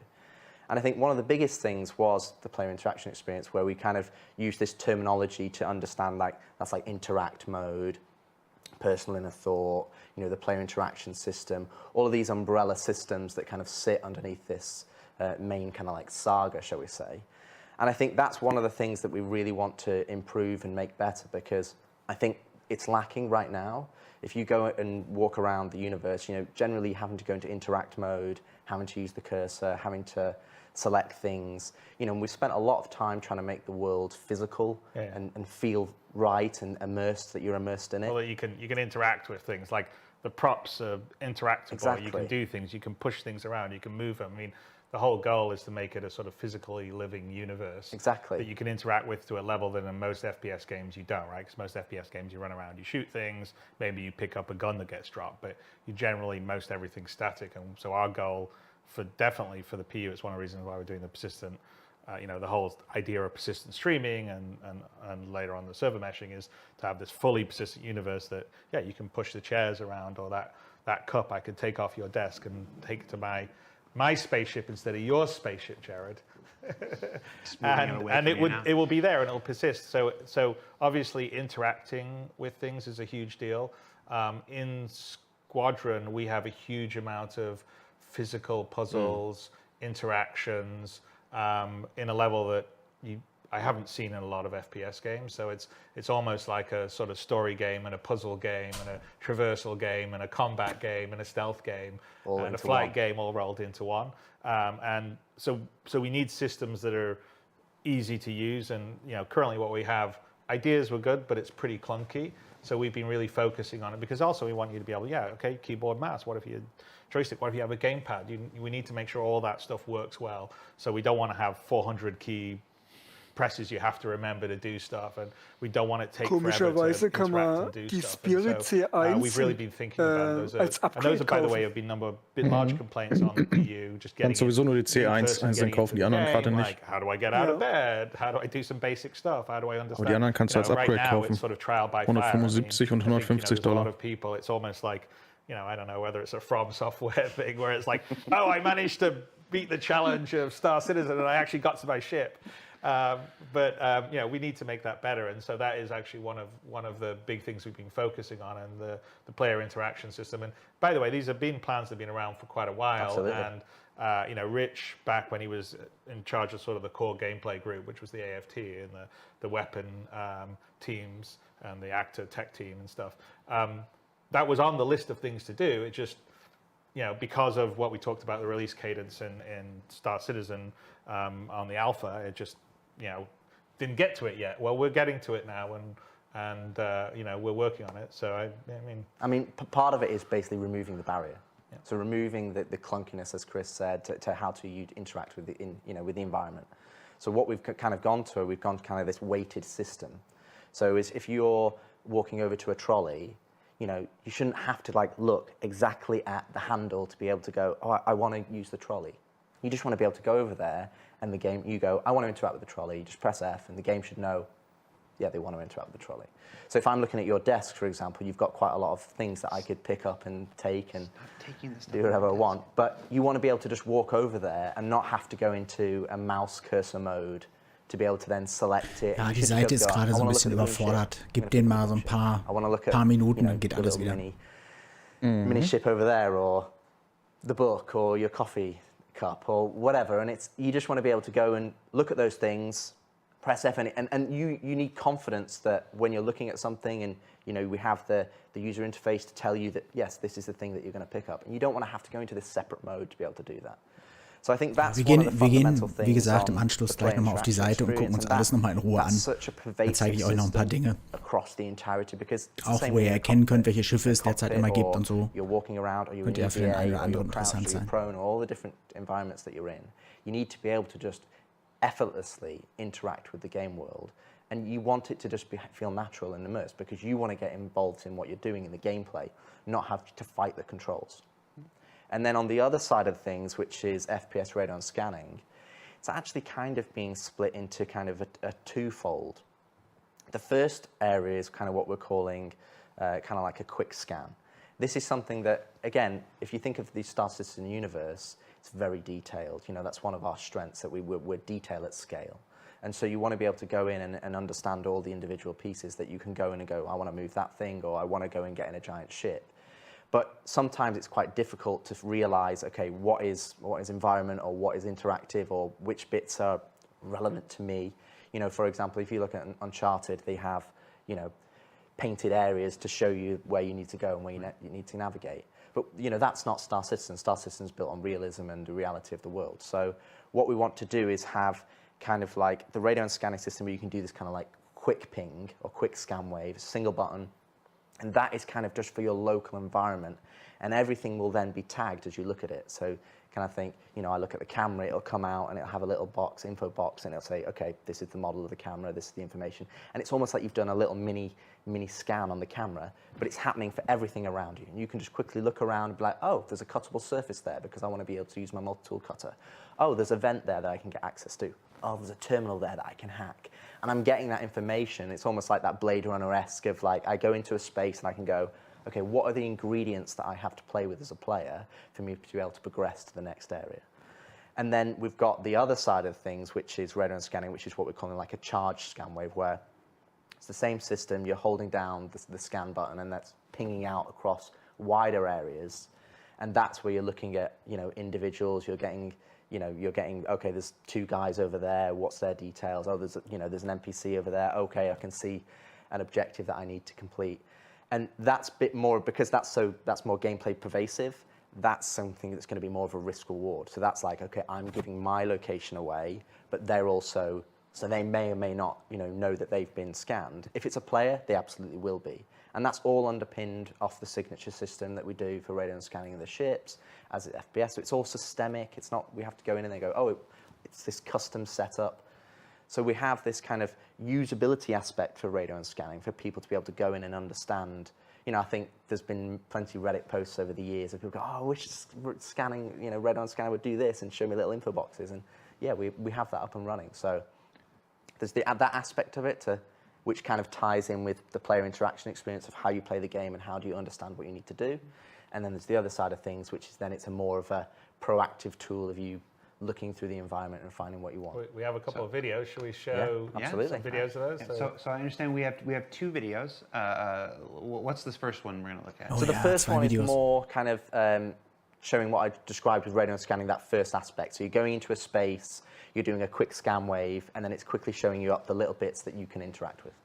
Kurz zu der Loner-Frage. Die Spirit A1 bekommt die Loner die Miss, Freelancer Miss, und die C1 Steel und die E1, die C1 Black und die E1 Steel. Also Cutlass. New building blocks UI for the doors. And then here's a scan wave, and you can see that I'm looking at that data pad, and then you can move around, and it's giving me that information. So right now, it's just giving you the basic high-level information in terms of the names and things. But you will also have more detailed information depending on, contextually what the item is.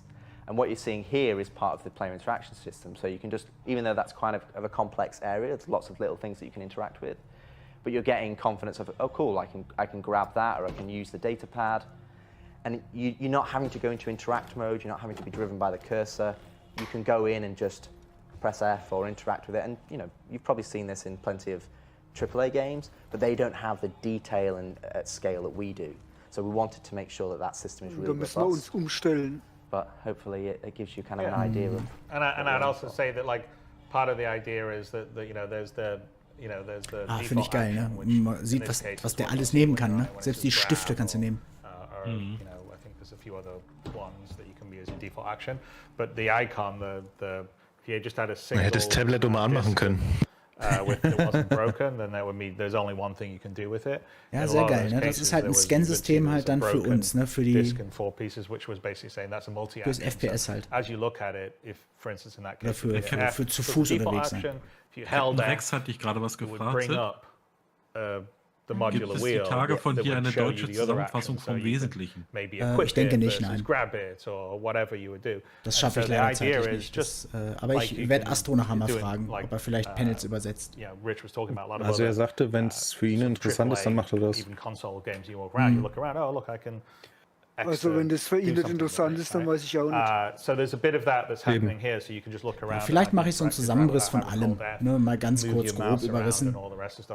We'll still have the overall Aber nicht interact wirklich mode ins you can go Detailing. into if you want. But the idea is I just play around. If I'm used to playing games a certain way, so there is a certain language of, I think, FPS or even third-person games that exist right now, and we don't want to like do something totally different to it because.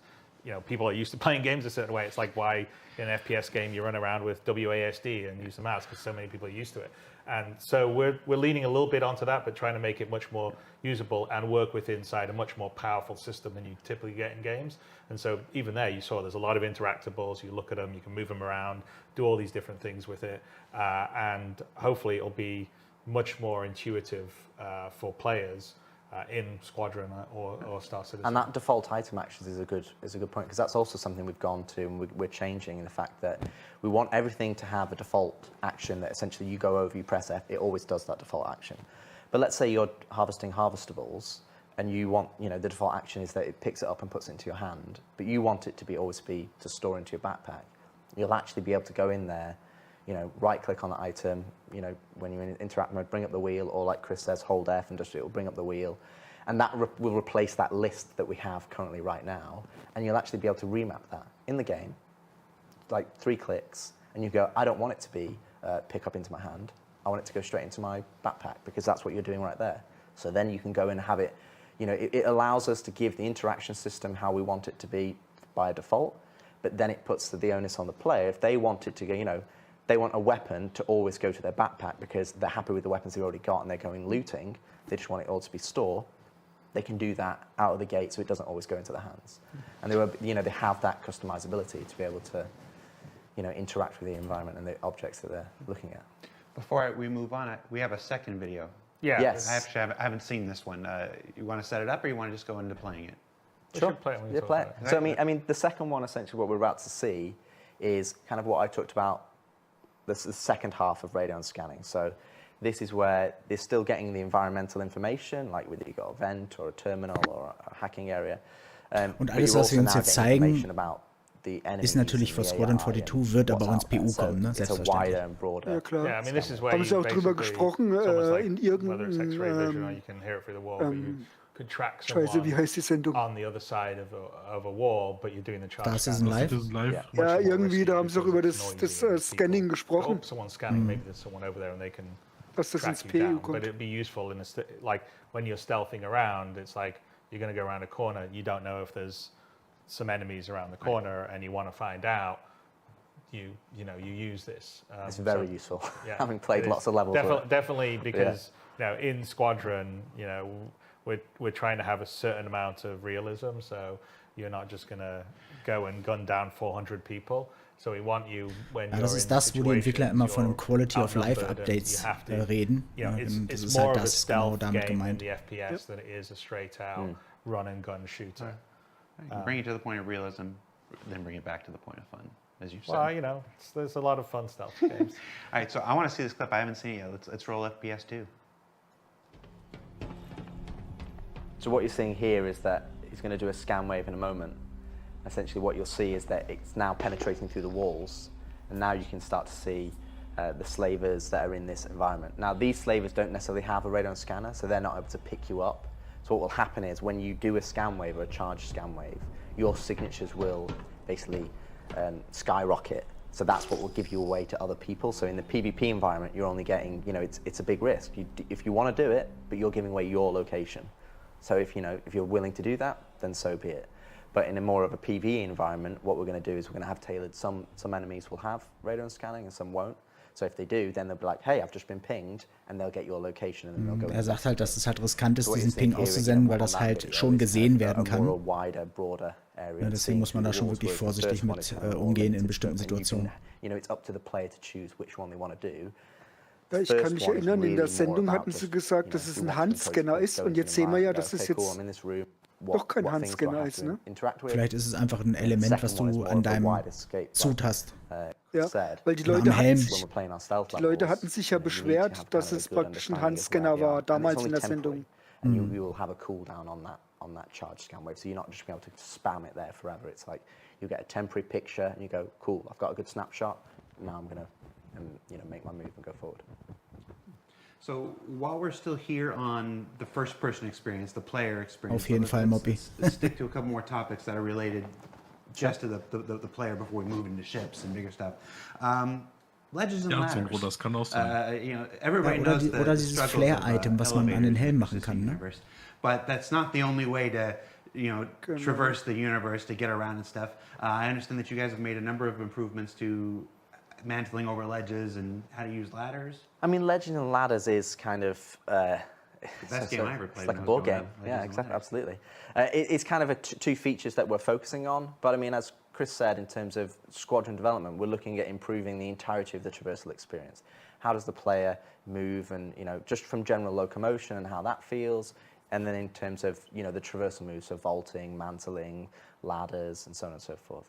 So one of the two areas that we've identified that we wanted to push for was for ledges, which is we wanted you to be able to, I've slightly misjudged my jump because I'm in first person, I can't see my feet. And it's, it's kind of frustrating. You're like, it's just right there. If this was real life, I'd just put my hands out and grab it, right? So that's the first part, that we can actually grab onto ledges now that you're falling past, so that you can actually then pull yourself up, which adds it's to be honest, it's huge. Like we've built traversal levels now, and it's the difference is night and day, because when you're in a first person, it's very difficult to judge right on the edge. So we can add a bit more challenge to the traversal so that you're actually moving around with ledges and grabbing and pulling yourself up. And then the other side of things, which doesn't necessarily sound that interesting in terms of, it's improved ladders. But again, is if you play the Star Citizen right now, you get onto a ladder, you're looking bolt straight forward at the wall, you're locked, you can't look around, you have no spatial awareness. It's just, that's it. You're locked in, you can't get off halfway, you can't jump off, you're kind of very locked. So what we've done, jump on halfway too. No, exactly. So what we did is we kind of leveraged how we did body dragging, and that even though you're attached to this thing, you want to be able to look around. So you can attach to the ladder, you can jump onto a ladder directly, you can run and jump onto a ladder, you can look around full 360 degrees, you can look around 90 degrees. Ja, das ist sehr, sehr geil. Diese ganze Leiter-Movement-Geschichte wird halt komplett gelöst von dieser Animation. Das ist auch echt wichtig. Gerade in FPS-Kampfsituationen ist das super wichtig. And then, obviously, if you can look behind you on a ladder, that opens up environment, opens up scope to jumping from that onto something else. So, because you can jump off the ladder halfway up it or wherever. Exactly. So there's a huge amount of, in Squadron, we're putting a lot of traversal gameplay in, which will make its way into the PU when all these sort of systems settle, and I think you'll see a lot more. You already see a little bit where, you could use a tractor gun to put a crate over or push something to get up and look at stuff in derelicts right now, for instance, in the PU. But imagine a whole level above that, which is kind of what's in Squadron. Even that in the derelicts was really inspired by some of the early work we were doing in Squadron. But there's a lot of physical and traversal gameplay and puzzles in Squadron, and we're building the systems to also work well with that. And then again, with a systemic world like we have in Star Citizen, where you can move things around and they can persist, there should be multiple ways to solve the problem you're trying to deal with, which is how we've approached the Squadron design. Is in most of the areas that you go through, there's more than one way to get to the end to solve the problem. Do you stealth around? You just take it on head on and start shooting, or is a way that Flo you can, kommt auf jeden Fall, ja, do haben Sie it schon without gesagt. seeing anyone because you've just taken this difficult traversal path. So those are all things that are important, and so it's little things like this, and I would say, we've got a video to show, but we're still, some of the finesse of the animation detail is still to come. So a lot of it is this is a lot is the block out. But we have this beautiful motion capture stage here that we will show you guys at some point when the Manchester Goods Yards and the stage are fully finished. and then Jared will do a wonderful, we'll do a updated version of the 2013 tour that I did with Erin, but it will be in a much bigger environment. Anyway, but I would say definitely that, I mean, we could show it, but we got details to come, like, for instance, if you jump and you just make it, you're going to, catch your balance and do that sort of stuff. So that's not in here, but that's sort of the details, the finesse that we're adding to really have that sense of you in first person, feeling your body and your inertia when you're going up and down on it. I mean, if you cut out to the third person when you see some of the stuff, you sort of see some of it even in the blockout animations, but there'll be much more in the final version. But we probably should run the video if we can. All right, ladders. So obviously this, as you can see, this is final art. Absolutely. So this is taken directly from Squadron 42. It's obviously a test map. But you can see here that, as Chris said, the level of inertia is still block-out phase, but you can see that we're actually starting to get that you can grab on, you can go straight into a mantle or a vault, you can go straight into the pull-ups. And the thing is that what you're seeing here is, while this is just an test map, a lot of these are providing design ethos to then feed into the PU.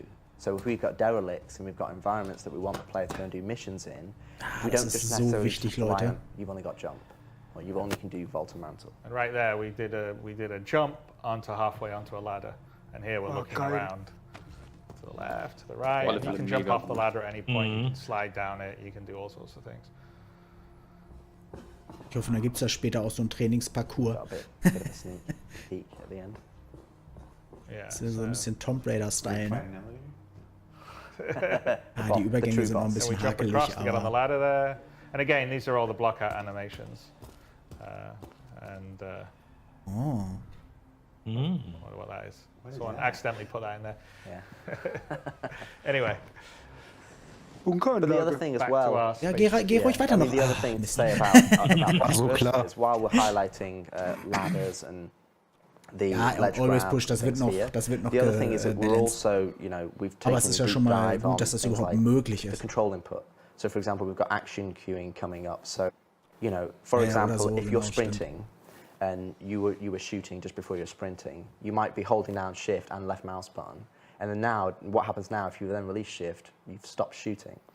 But sometimes you want it to continue shooting because I'm still holding the input. Ja, Hauptsache man bricht sich ja nicht die Finger, ne, wenn man dann mit Maus und Tastatur da rumdödelt. And that's something that we've got a whole matrix of all the different controls, all the different methods from prone to crouch, the transitions, weapon swapping, and so that just using the controls is a lot more fluid, a lot more intuitive. So it's something that we're really putting a really magnifying glass on to making sure that you're not fighting the controls. The controls are working for you. It's doing what you want it to do. So if you are using a gamepad or you are using a joystick or you are using mouse and keyboard, it's easy to use and easy to interact with the world so that you can immerse yourself in the environments and the missions and the gameplay. So it's something that we're really pushing forward to make better. In all aspects, right? Because prone's one of the things that we're set to be working on here, right? The crouching, the various transitions between all the stuff. So some of the stuff right now in the PU's clunkier than it should be. And so we've really taken a deep dive on all of it, and to make everything a lot more fluid. Looking around on the ladder is a good example.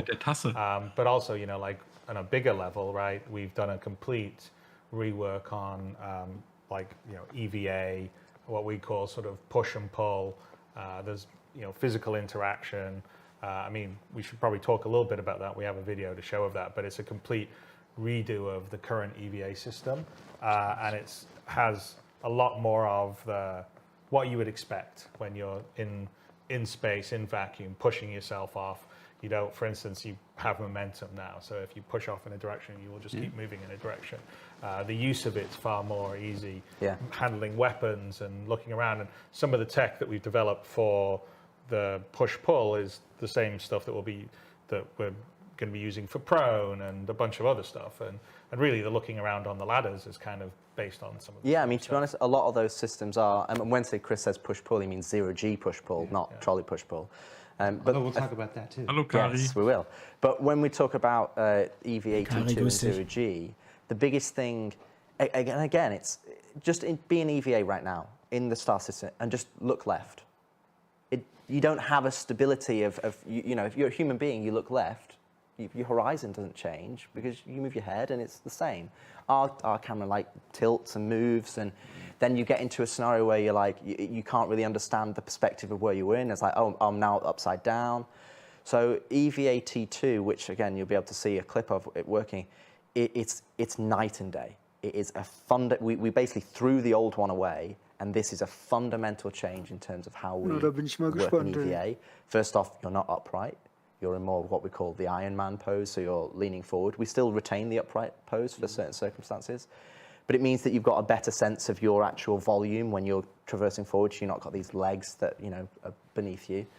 But you can totally look around 360 degrees. Your camera is stable, so you get a good orientation. When you look back, you see your body. It's fully decoupled, so you're not just pushing forward and you're flying like a spaceship. You push forward, and that gives you an initial inertia in that direction, and you will keep going in that direction until you change.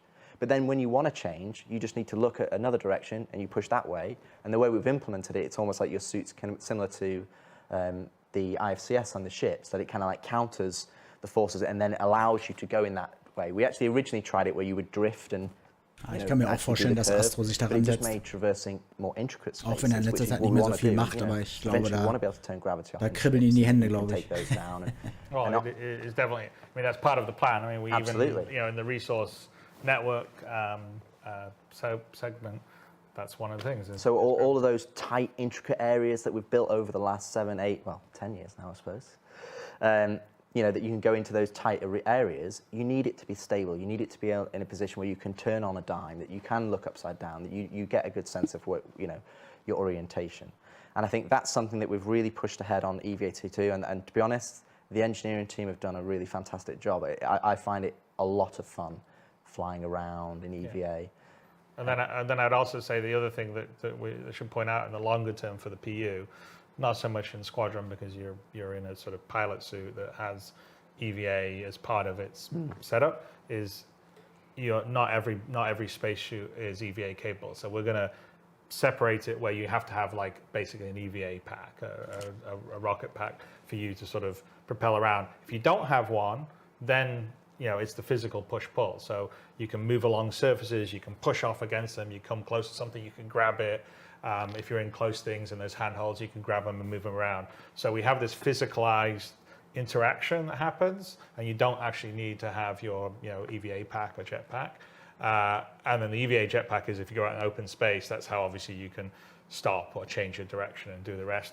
And that will be more limited on fuel. So I think long term in the PU, there's going to be some pretty interesting gameplay. So if you do, I don't know, a boarding action or something, maybe you need a spacesuit that has the EVA pack, or you're doing repairs out in space and your spacesuit with the EVA pack. Yes, you will not be able to repair the ship in that outfit right now, Jared. But I think it gives a really good. It's just going to give more options, more context, because like longer term, what we want to do in the PU is what you wear is important, right? So right now, everybody just runs around in a big suit of armor, a big space. And we haven't really turned on some of the features we've actually put in there that says, for instance, you shouldn't be able to sit in a seat of a space fighter in heavy armor. You shouldn't be there with your gun on the back. You should have a flight suit on, or you come into a city, you shouldn't be wandering around in heavy armor because that's antisocial. Maybe they don't let you go in there. So we want people to have reasons to wear different things, have storage. That's the whole point of the physical inventory system. And as we're starting to roll out, more of it's coming in Squadron, and then in the PU, that's definitely coming online. And things that we're doing like that with the the physicalized cargo and everything else. And if you look at all the new ships, there's always locker and storage. There's we have a whole system for outfits now that was first going to be in Squadron, but then coming to the PU, it's designed so there'll be a nice sort of locker, almost like a wardrobe system that you can go in and hang up your outfit and switch quickly into another outfit, or switch into this clothes, space suit, armor, everything. Yeah, so we want it to be your virtual second life, and we want to make it as easy as possible for you to manage all these different things that you can wear for different roles. And EVA is one of the minor parts of that, where, like I said, you either have an EVA suit with a pack or not, but you still will be able to move around. And we should probably run the video so we can. Good job bringing it back around to EVA at the end like that. Let's take a look at the EVA video, see what we're looking at here.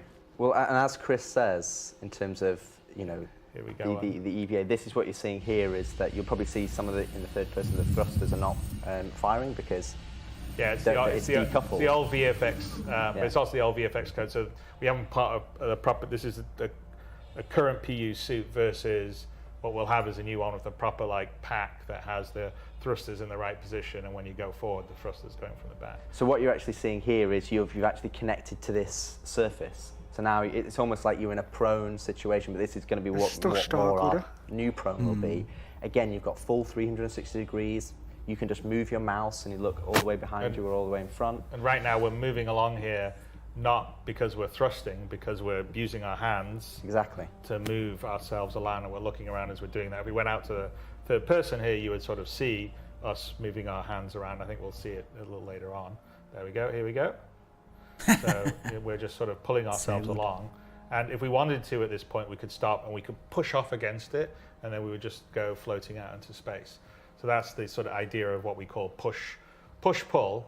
And so what you're seeing here, he just pushed himself off. So what you're seeing here, that's actually kind of, you're just floating alongside the actual this fin of this Asiata station. Jumpsuit. And this is actually keeping you in this orbit. And then das ist halt die echte Bewegung in der Schwerelosigkeit, ne? Where you can actually jump off into space. But then this becomes one of the, if you look at physical traversal, where you've got jumping and mantling and vaulting, this is where we have 0G push-pull. We have the tractor beam that kind of pulls you around in EVA, and then we have your EVA pack, which is limited by your resource of EVA fuel. Ja, das kommt nämlich auch dazu, dass unser EVA-Fuel irgendwann limitiert ist. Ne? Irgendwann ist der alle. Und manche Suits haben gar kein EVA-Fuel. Also damit kann man, hier, Breakdance. So yeah, here's I mean, we were before in first person looking around. Da könnte auch der Traktorstrahl wieder wichtig werden. To actually show you what your character and body's doing. And so there's a lot of, I mean, and these are still blockout animations actually, but so there'll be a lot more nuance of fidelity to it. But yeah, you have a lot more control, directional sense, ability to look around, ability to stop yourself.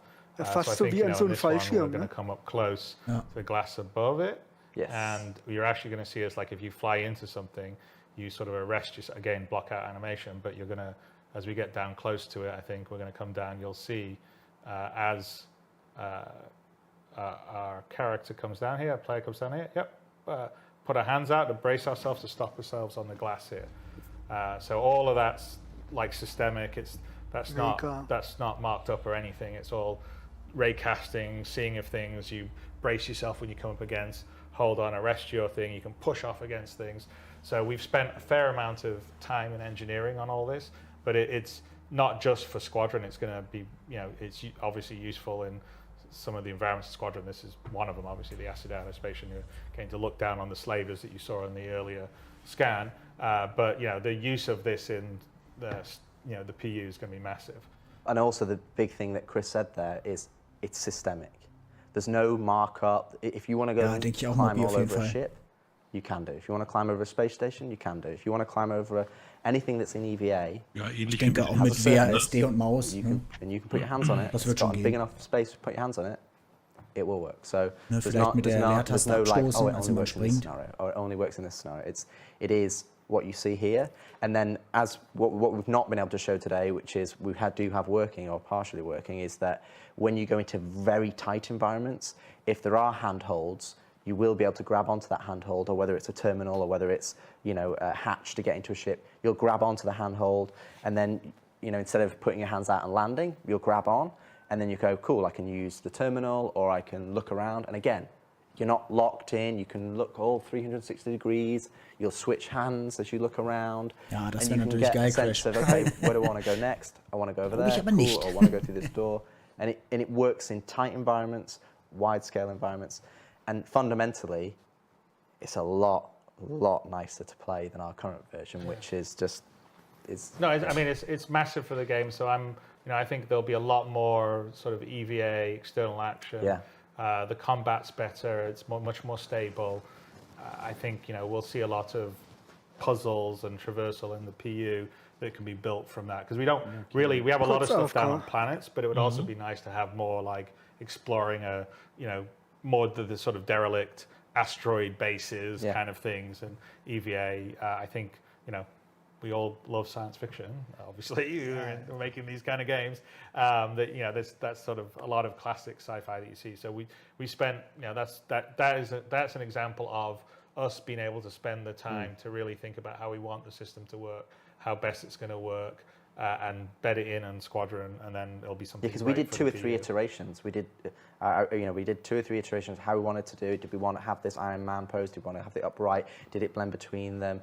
And we were playing it. And it's like, it doesn't feel right. And now you can just, you know it when you get it right, because you can just go, and you're like, oh, this feels really nice, and you just end up flying around the level and connecting things. And so yeah, this unlocks content for the PU. Oh, absolutely. I mean, I purposely didn't watch the videos. I wanted to be able to react as honestly while we were recording these as possible. And I know you said those were blockout animations, but as somebody who's been with Steve Bender on a Friday night at the Oust House, like, that looks just like Steve Bender? Yeah. It looks just like Steve Bender crawling around. Sorry, Steve. But no, it looks great. And I think everybody who saw that now is going to see the potential, the absolute gameplay potential for all kinds of zero-G gameplay possibilities. That is really cool. That's great. I mean, there's some smaller things, like we have one other thing here we have a video for, which is, it's not as big as a system as, like, say, the EVA replacement, but like the hover trolley that we've got. I know that I saw it. I really like the hover trolley. Yeah, no, I like it really a lot. like I saw a Reddit thread saying, why didn't someone do a hover trolley? Well, actually, that was something we've been working on for quite a while. But the thing we can show you here in a few minutes. But the thing that's really good about this, because obviously the physical trolleys, the wheels get caught. I mean, just like in the real world, right? And you've got problems of going upstairs and all the rest of the stuff, just like you would in the real world. Is that it sort of opens up the potential, and this really plays into the PU. We use it in Squadron for certain things, like you'll see in what we show here. But for the PU, it's actually much more interesting, because now you have the ability. We always had this design for our like bigger cargo containers, right? Ones that you can't just pick up yourself.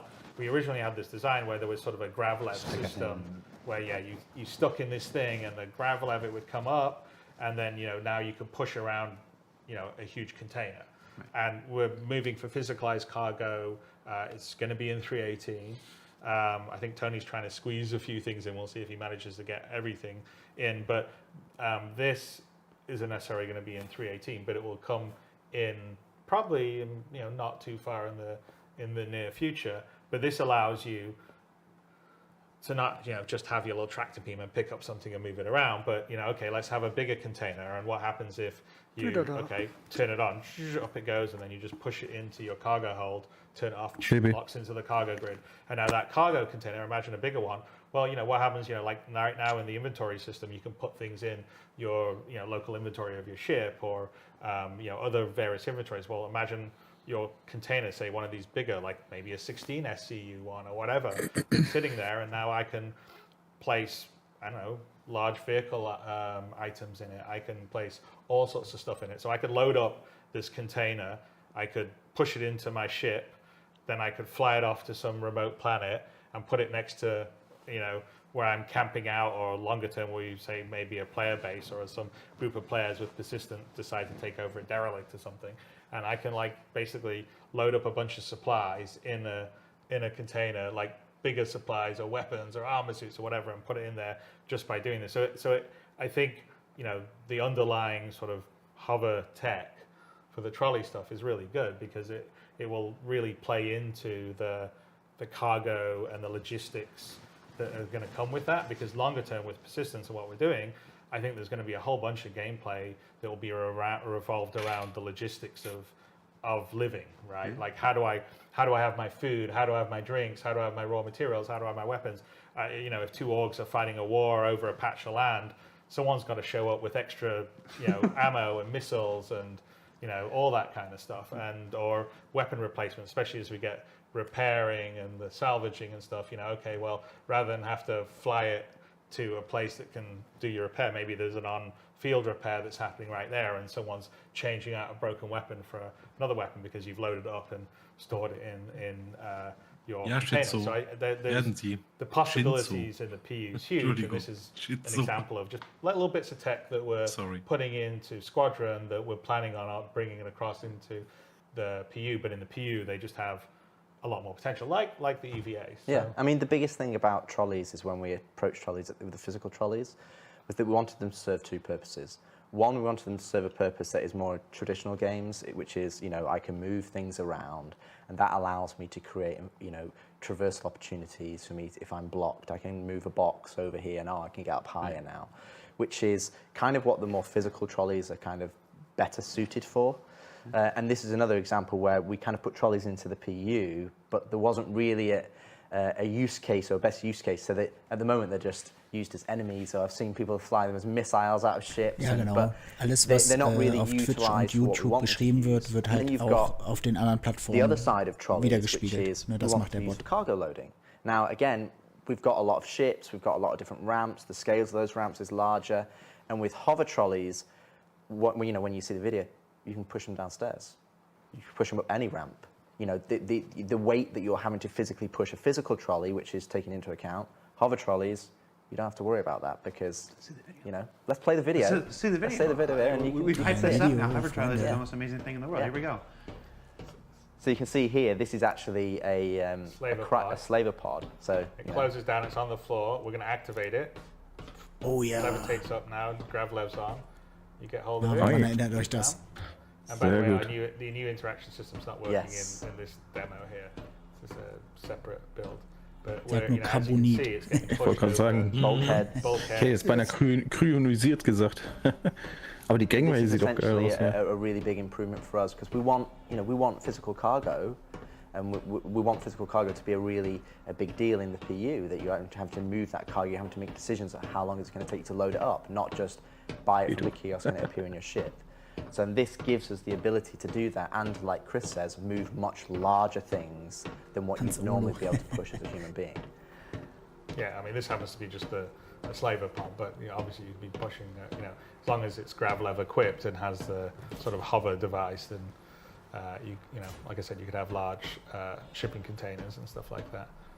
And this is all underpinned by our grav leg technology, so the same. As a dragonfly, or eventually you'll hopefully be able to move. Nice. Von unten reingeflogen und hängt die da. Ist auch geil. On your homestead or whatever we do eventually. And we've actually had this working on a planet, so you can just push this over planet terrain. You don't let go. You stay stable because it doesn't actually undulate unless there's something actually physically touching it. So it allows it to be much more stable. And what we want to do for cargo loading is that we'll use jetzt von unten in eine Raumstation reinfliegen, wo das Schiff drin hängt. On top of it. So if you have a flat platform, you'll be able to snap cargo boxes onto it so they won't fall off. Then you'll be able to, reliably move them without frustration. And again, you can see some of our design ethos coming through is that we're trying to remove the barrier to entry. We're trying to remove the control mechanism, the things that frustrate you as you play the game, and kind of make that a lot simpler. I see this and all I can think about is Spock and the photon torpedo tube. That's true. Yeah. Very cool. So we've talked about a number of things now that are related to the player, to the first person and stuff like this. And we've got a couple more we're going to come back to later. But let's move up into spaceships. Yep. Because spaceships are a big part of the experience. Our heroes. We just had earlier in the day, we had our flight experience a segment where they talked about master modes and quantum boosts and stuff like this. But at a higher level and stuff, let's talk about how the flight experience is changing a bit through the work in Squadron 42 and anything you want to share with us on that. I think the biggest thing for me, and I think it's what Chris and I have talked about, is the difficulty of developing a game over a period of time when it's a live product. Is that you're developing things in isolation and you're putting them out. So you're going, okay, this is our T0, this is MFDs. And okay, now we want to do the flight HUD. And we put the flight HUD. And now we want to do this section. And what happens is maybe it's a different designer over the years, or maybe it's someone else, or maybe they've learned from what's happened or gone out previously. And lots of things come together, but they don't necessarily feel right because they've not been approached where you've gone, we're going to do it all at once, because you can never do it all at once if you've got to hit quarterly releases.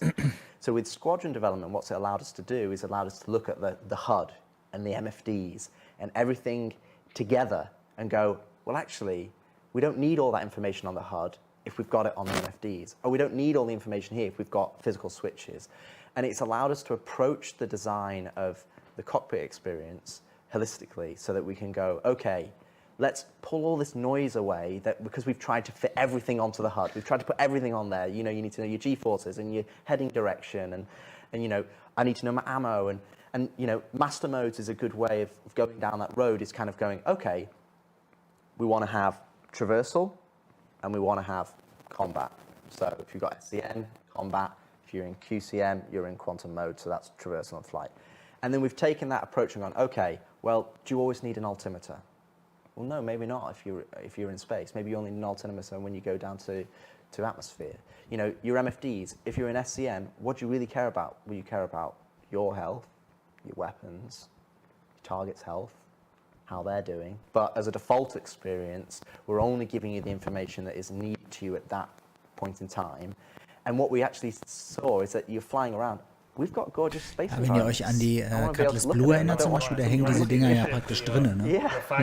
Ich denke mal, zum Stapeln muss es auch eine Vorrichtung für geben. Gehe ich auch von aus. The vehicle side for Squadron is the sort of complete redo of the HUD and the MFD systems and basically the display. Ja, Bioshock, ich glaube, die sind weiter als wir denken. Also move away from some of the old flash that's been around forever, which is what the MFD displays. And on the HUD, we sort of took a look at where we were going and felt like Rich said, it's just too much stuff's there all the time. Well, we want to be more contextual. So, yeah, and we're doing this in a overall holistic way that would be probably almost impossible if we were trying to fit it into quarterly releases in the PU. So, you know, most of the vehicle team is working on this as a sort of group.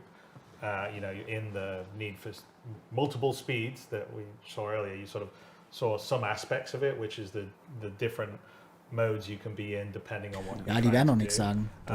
But you know, a lot of that's gut so, weil wenn sie jetzt wieder was sagen und dann wird's doch nichts, dann ist ja wieder der Shitstorm groß. Ich würde auch nichts sagen. Ja, ist richtig. Die sollen Außer ich wäre 100% sicher. Richtig zusammen in Ruhe fertig machen und dann ist gut. Every suit, like for instance, if you have a more combat-oriented ship or suit that you would wear, you know, like I don't know, a Gladius or a Hornet, and you've got the appropriate equipment, then you should be able to cast. If you're just flying an old rust bucket like an Aurora. Well, what was the Drake ship we saw the other day when we were looking at it, saying all the HUD was on there? We're like, well, it's kind of the equivalent of a lorry. Oh yeah, you know, it's a Caterpillar. Yeah. So yeah, you wouldn't have the Caterpillar. You know, you wouldn't cast it up to your visor like you would as a fighter pilot. It would be sitting down on the MFDs. But in the cases that you have the ability to cast it and do stuff, in all the ships are also building in the ability, like there's not just a game config screen in your ship. You go in, you have your like settings screen, and the settings will be remembered on a per ship basis, and you can set up one. You know, okay, I want this display to be this, or this display this. I want this to cast here, and so it's all been built about building blocks and being in a very sort of top-down, system, clean approach. So we're pretty excited about that. We're not ready to show it yet because we're still in the sort of early, you know, foundation stage. Yeah, there's super a little further before it's all fully polished or ready to show. But it's going to be, I think, a sea change in terms of how it feels as you're flying around. Besides the different modes of combat and traversal and all the rest of stuff, it's how you get the information and how it's relayed to you is going to be much more contextual, much better. And it's huge in combat. It's huge in combat because in combat right now you're either, you know, we're obviously trying to bring the combat closer, which is obviously what Yogi and the guys and Dave talked about in their talk. But you don't want to have a little clutter on there, and you want to have that spatial awareness of, okay, who's my target? And the other aspect is that on that level of, again, a holistic approach is your player information is only on there if it's relevant, and also the targeting we've talked about redoing in terms of right now, if you go into the PU or when you play squadron level, with 100 players in you just get big 100-player billions of markers, and it's like it's just massive information overload. And some players, it was definitely a problem in squadron. Yeah, because we have absolutely. quite a few areas of the game where there's massive amounts of ships. Yeah, and some players can deal with it, but it's just so much information. It's just it's unnecessary. So what we've done is that we want to strip back the targeting so that, again, you're only targeting the things that are important to you. So, we're relying less on all these markers, and we want to put more of a focus on your radar in the cockpit, because you have a radar in the cockpit. Fighter pilots in real life have a radar.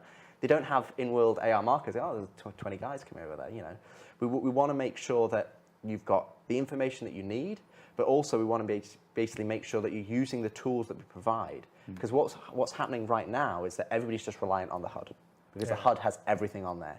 But you've got MFDs, you've got a cockpit radar. They're there for a reason. So what's happened over the years is that we've redone them at separate times, and the MFDs are still in Flash, and they've done the building blocks.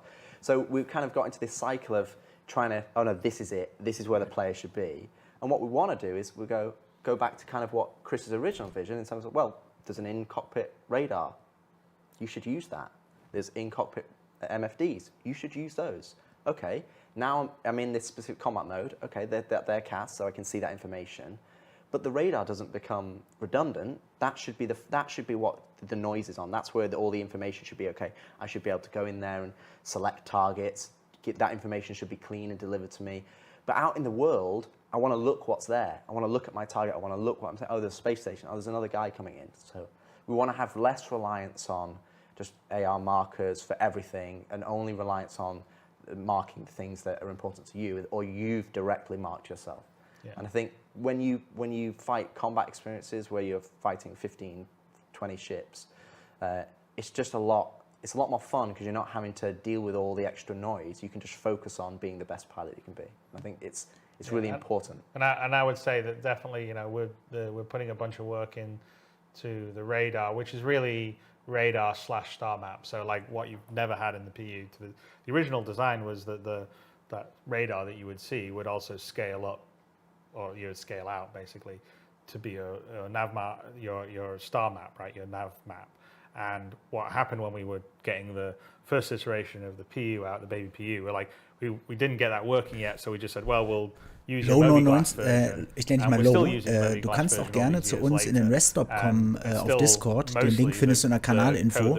Und da sind auf jeden Fall Leute, die können dir sofort zeigen, wie das Ganze funktioniert und so. Da sind oben auch welche in der G-Log-Bar. Das ist ein Kanal, da kannst du einfach reinjoinen und die Leute fragen und dann weißt du sofort Bescheid. Star map, and we've put a huge amount of work into making that much more fluid, much more usable, much visually better, and also having the information there. Das ist ein bisschen einfacher immer, als das schriftlich zu klären, weil es dann doch zu viele Fragen gibt. You can mouse over contacts and you can get the information from it. You can click them and then that will now select it as your target and do a lot of things that haven't really been there. So I think a lot of players, because we haven't delivered, and this is sort of at the top of the talk that Rich was talking about, was because we haven't delivered all the things. We've just delivered some of the things. Sometimes people just are focusing on certain things, and if they could do things like select their targets easily from the radar, they may not be wanting to see 400 AR markers when they're flying around. And so those are all, that's an example on the vehicle side where we're sort of really trying to bring that all in, as well as, there's other things that we're doing that will come across the PU in terms of physical buttons, like when you activate something, that's in process right now, but yeah, you'll click a button and you'll see your character, click, here's for the landing gear, or here's to turn the lights on, or here's to activate my quantum drive, just to make it sort of feel physical. But we're going to give you modes and ease of use so that information's presenting to you well, and you can have fun being lost in the world, which is the most important thing. And a certain level of customization, as we're talking about, because some ships have better MFDs and more usable places than others and stuff like that. So, well, the other aspect as well in terms of just Leute, hört dazu, das ist wichtig. It's a really good example. Nicht, dass da wieder Fragen kommen. Die quatschen so viel, wann kommt das Auto? Right now, we were kind of limited to 20 kilometers. Ich warte auch auf das Fahrzeug tatsächlich. Es kommt aber nicht. I think you've seen Quantum Boost in some of the earlier videos. Die anderen Varianten von dem Spirit sind jetzt auch als Upgrade zu haben. Upgrades sind die ganze Zeit schon drin. Die Seite dauert ein bisschen. Maybe the floor that you're on. It's the same principles in the ship side. It's that we want a smaller one that is fairly instantaneous, and that's kind of giving you information about the people you're fighting or your local environment. And when I say smaller, I'm talking, say, sub 100 kilometers. That's just giving me information liegt around übrigens wirklich eine P4. But then we've got the charge Ist das? Ja, stimmt. and that should be giving me information about things that are 10, 15, 20,000 kilometers Ich bin so gut. And then that's where Q-Boost comes in the fact that you're Q-boosting to these locations. You're not having to go, okay, there's a quantum travel marker there that's a million kilometers away. That's like, okay, I'm making a conscious decision to go there. But for Q-Boost, it's like, okay, I am there. I want to boost around the environment, but I want to have things spread around so that wenn ich da Bock und Zeit zu habe, dann mache ich euch auf jeden Fall eine kleine Zusammenfassung von der CitizenCon. Aber wirklich nur ein paar Sätze zu jedem Panel, das Wesentliche. Willst du mir vielleicht einen Kuchen backen? Nein.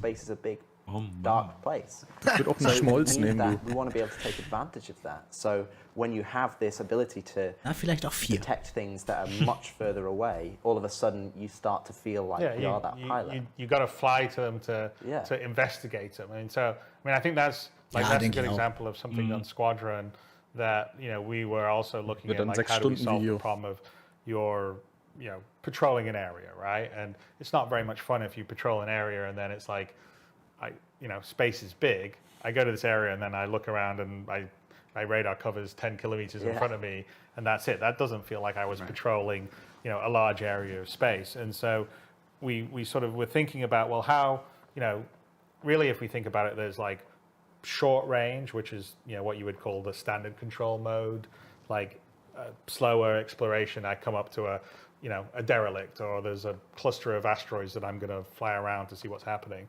And then there's the medium range, which hasn't really existed in both the PU and is something that we really wanted to have in Squadron, and we really should be in the PU, which is, well, what's that over there that's 10,000 kilometers away? The equivalent of being on a planet and going, there's a mountain over there, I can see it. I don't know what's on it, but I'm going to drive over there or walk over to that mountain. And so the idea with sort of the scanning is like the wave goes out and you'll pick up things 10, 20, 30,000 kilometers away. So you definitely won't be able to understand what's there, but you'll say, there's something there's a point of interest. There's a point of interest. And so you'll be able to map things, and then we need to get there. But the quantum travel, spooling up, spooling down, and so this is the whole quantum. The idea of quantum boost is your sort of mid-level traversal speed, where it allows you, it's probably about 10th the speed of the full quantum travel, sort of, not using all the quantum juice, if you want to think of it that way. But it allows you to sort of get there pretty quickly and, also appreciate the environment you're going through and, get over there. Oh, I go up to the mountain. Okay, no, I can see what's, there's trees here. Oh, that's really cool. And that opens up a whole bunch of gameplay. Definitely helps out in Squadron, but in the PU it's massive, because in the PU, when this rolls into the PU, now you can have exploration gameplay in space. So for instance, you could we've never had. Yeah, we've never had. So you could be in a big nebula gas cloud and you scan and I get a contact 20k away. Okay, I'm going to boost over to see whether I come up. Oh, look, it's a derelict, or there's a abandoned mining station. There's this group of rocks over here, or I go over here, and we can even in the PU be in a case where you can sort of almost sort of procedurally generate some points of interest when you start to scan that you can go and visit. So I think the whole idea of sort of these three sort of levels of traversal. One is you sort of regular non-quantum one, where you're just using your regular thrusters, which is much more sort of limited and works for combat and stuff like that. Then there's the quantum boost, which is sort of to fast run over to a place, and then there's the quantum das wird auf jeden travel, Fall eine which is sehr, sehr, sehr the really spannende long, Geschichte I'm mit gonna go diesen to this neuen planet that's 500,000 kilometers away, and I'm gonna be in Quantumgeschwindigkeiten quantum for 5 minutes to get there. Standard Combat And I Maneuvering think that's going Speed to und so. open up a Das ist huge echt, amount in the PU. freue ich mich ja schon so ein bisschen drauf. Hätte ich Bock zu machen jetzt. It makes a big difference to the gameplay. I mean, makes the exploring in Squadron in space feel much bigger. Yeah. Because that was the thing we were trying to follow. And I think it's a problem in the PU right now is when you're in space, it's sort of like, most of it is it's point to point. It's empty for you, right? It's like you spend your time around the space stations or, some asteroids here around the planet, but we want to open it up a bit more and have that idea of, I can detect it, I want to investigate it. So the whole sort of exploration, investigative gameplay that can happen in space now because of these different modes of travel and the scanning is going to be a huge deal. So I know we have a clip for this. For folks who maybe joined the program late and didn't see the flight experience segment earlier, or if you're watching this separately on YouTube and you don't know what this looks like, let's take a look at the Quantum Boost clip that we have so we can see it one more time here. So just to call out, that's going to be the old HUD. Yeah, that is the old HUD. That's too busy. Right, That's the next old HUD. Yeah. Earlier we were showing the old HUD. So we've done a scan here. That's also the old point of interest, because the point of interest will be just points. Yeah. But basically, we've done a scan. We've got some points of interest that are, multiple 10Ks away. And you can see the distance there. It says 13,000 kilometers on the right-hand side. So this is obviously just placeholder UI for the quantum boost. But again, you can just Genau, das boost ist jetzt over kein that. Quantum Travel, den macht. Das ist halt dieser Quantum Boost. Ne? Went into, yeah, and this, by the way, that's all programmer work in Du drückst mal kurz aufs Gas. On the ungefähr, quantum boost mechanism, because you're just going to have to stay in the zone to keep and boost, otherwise you'll fall out of boost. But we've gone over to the planet here. So what it's allowing you to do is sort of have da haben sie sich jetzt, als bauen sich die Schilde langsam wieder auf. Ne? Oh, was ist das denn da Geiles? Geile Station, ne? Wahnsinn. Spend forever 1,200 meters per second, or quantum traveling over, and it's over too quickly. So just to clarify again for folks, if you watched the flight experience segment earlier in the day, that's the old UI, which is probably closer to what you're familiar with in the PU today. What we just showed now Ja, du musst, glaube ich, sogar währenddessen lenken. Ja, so ein bisschen korrigieren. Und das Schöne daran ist halt auch, das haben sie vorhin auch mit nebenbei erwähnt, dass du einfach dann auch an bestimmte Stellen hinspringen kannst, wo du hin willst. Und nicht immer vorgefertigte Quantumrouten springen musst. Genau. Die vorgefertigten Quantumrouten werden eher so die Fernverkehrsstrecken werden, vielleicht. So, ja. Ne? So denke ich mir das. Ja, das ist der erste Schritt wieder für Exploration Gameplay. Genau. Ja. So that's one of the reasons why we're not really showing all the HUD and the MFD stuff now, is because we're in the process of. Dann waren sie vielleicht im Odin-System. Ja, ist ja, glaube ich, ein System, was für Squadron 42 benötigt wird. Deswegen. Das ist das erste System, glaube ich. Genau. Aber das Gute ist auch, wenn du diesen Quantum Boost machen kannst, kannst du auch mal fliehen in eine Richtung, wo der Gegner praktisch dann nicht weiß, wo du hinfliegst, wenn du praktisch mehrere Richtungsänderungen machst. Machen wir danach noch ein Fazit? There's a spool up as you go into quantum mode. Your shield's powered down, so there is some risk when you're in the fast traversal mode. And the quantum drive powers up. But once it's spooled up and you look at a place, you can boost towards it. And it's just, you press shift and it's instant. Yeah. And so for people that want to, go, what's that over du kannst halt diesen Sprung auch viel schneller initiieren, wenn du mal einen Kurzsprung machst. Das ist halt nicht immer hier holen, sondern einfach draufdrücken und los. Genau. Außer sie jammen dich, dann ist es schwierig. We've been talking about these flight experience stuff, the ship-related stuff, the new UI stuff, the contextual changes and everything. We'll obviously show those as we get closer to being ready to show those. You talked a little bit about the star map. Again, not quite ready to show today stuff. As far as those mapping things and getting around stuff, there's also the mini-map. There's also the mini-map, which has always been this promise of being able to find your way through either a really large ship or a space station. Wenn du den Sprung machst, ist das auch, glaube ich, eher was, wo du dann abhauen willst. Da brauchst du deine Waffen dann auch nicht mehr. So radar, as we call it, is essentially, it encapsulates the star map. It encapsulates what's in your cockpit, and it also ich mache auf jeden Fall ein Tutorial drüber, ist FPS, völlig klar. FPS radar and scanner. Selbstredend. And the minimap is essentially a way for you to be able to, and you can access it both from your Mobi or it'll be on your HUD. A way for you to get the spatial awareness in, you know, when you're in Jetzt kommt noch was über die Star Map, ist auch wichtig. So I think what we have in terms of the minimap, it gives you that 3D isometric view. That you can move around, and all the information in there is underpinned by the FPS radar and scanner. So the information that you're scanning in the environment is the information that you'll see on the minimap. So if you go into, say, a known location, so let's say you go to Microtech, you know, that landing zone, essentially, that will be pushed to your mobiGlas. So you'll be able to then load up the minimap and go, okay, how do I get out of it? I mean, I've seen so many different new players play Star Citizen. They're like, where do I go? So you know, it'd be nice for us to be able to go. Here's the spaceport. Here's where you go and buy food and drink. Here's where you go and buy weapons. And you can just go, cool. I open up my map. And it's like, oh, that's where I am. Oh, that's where I can go. And it gives you a map at your fingertips. But then when you're at an environment that is not, say, let's say you go to a derelict outpost.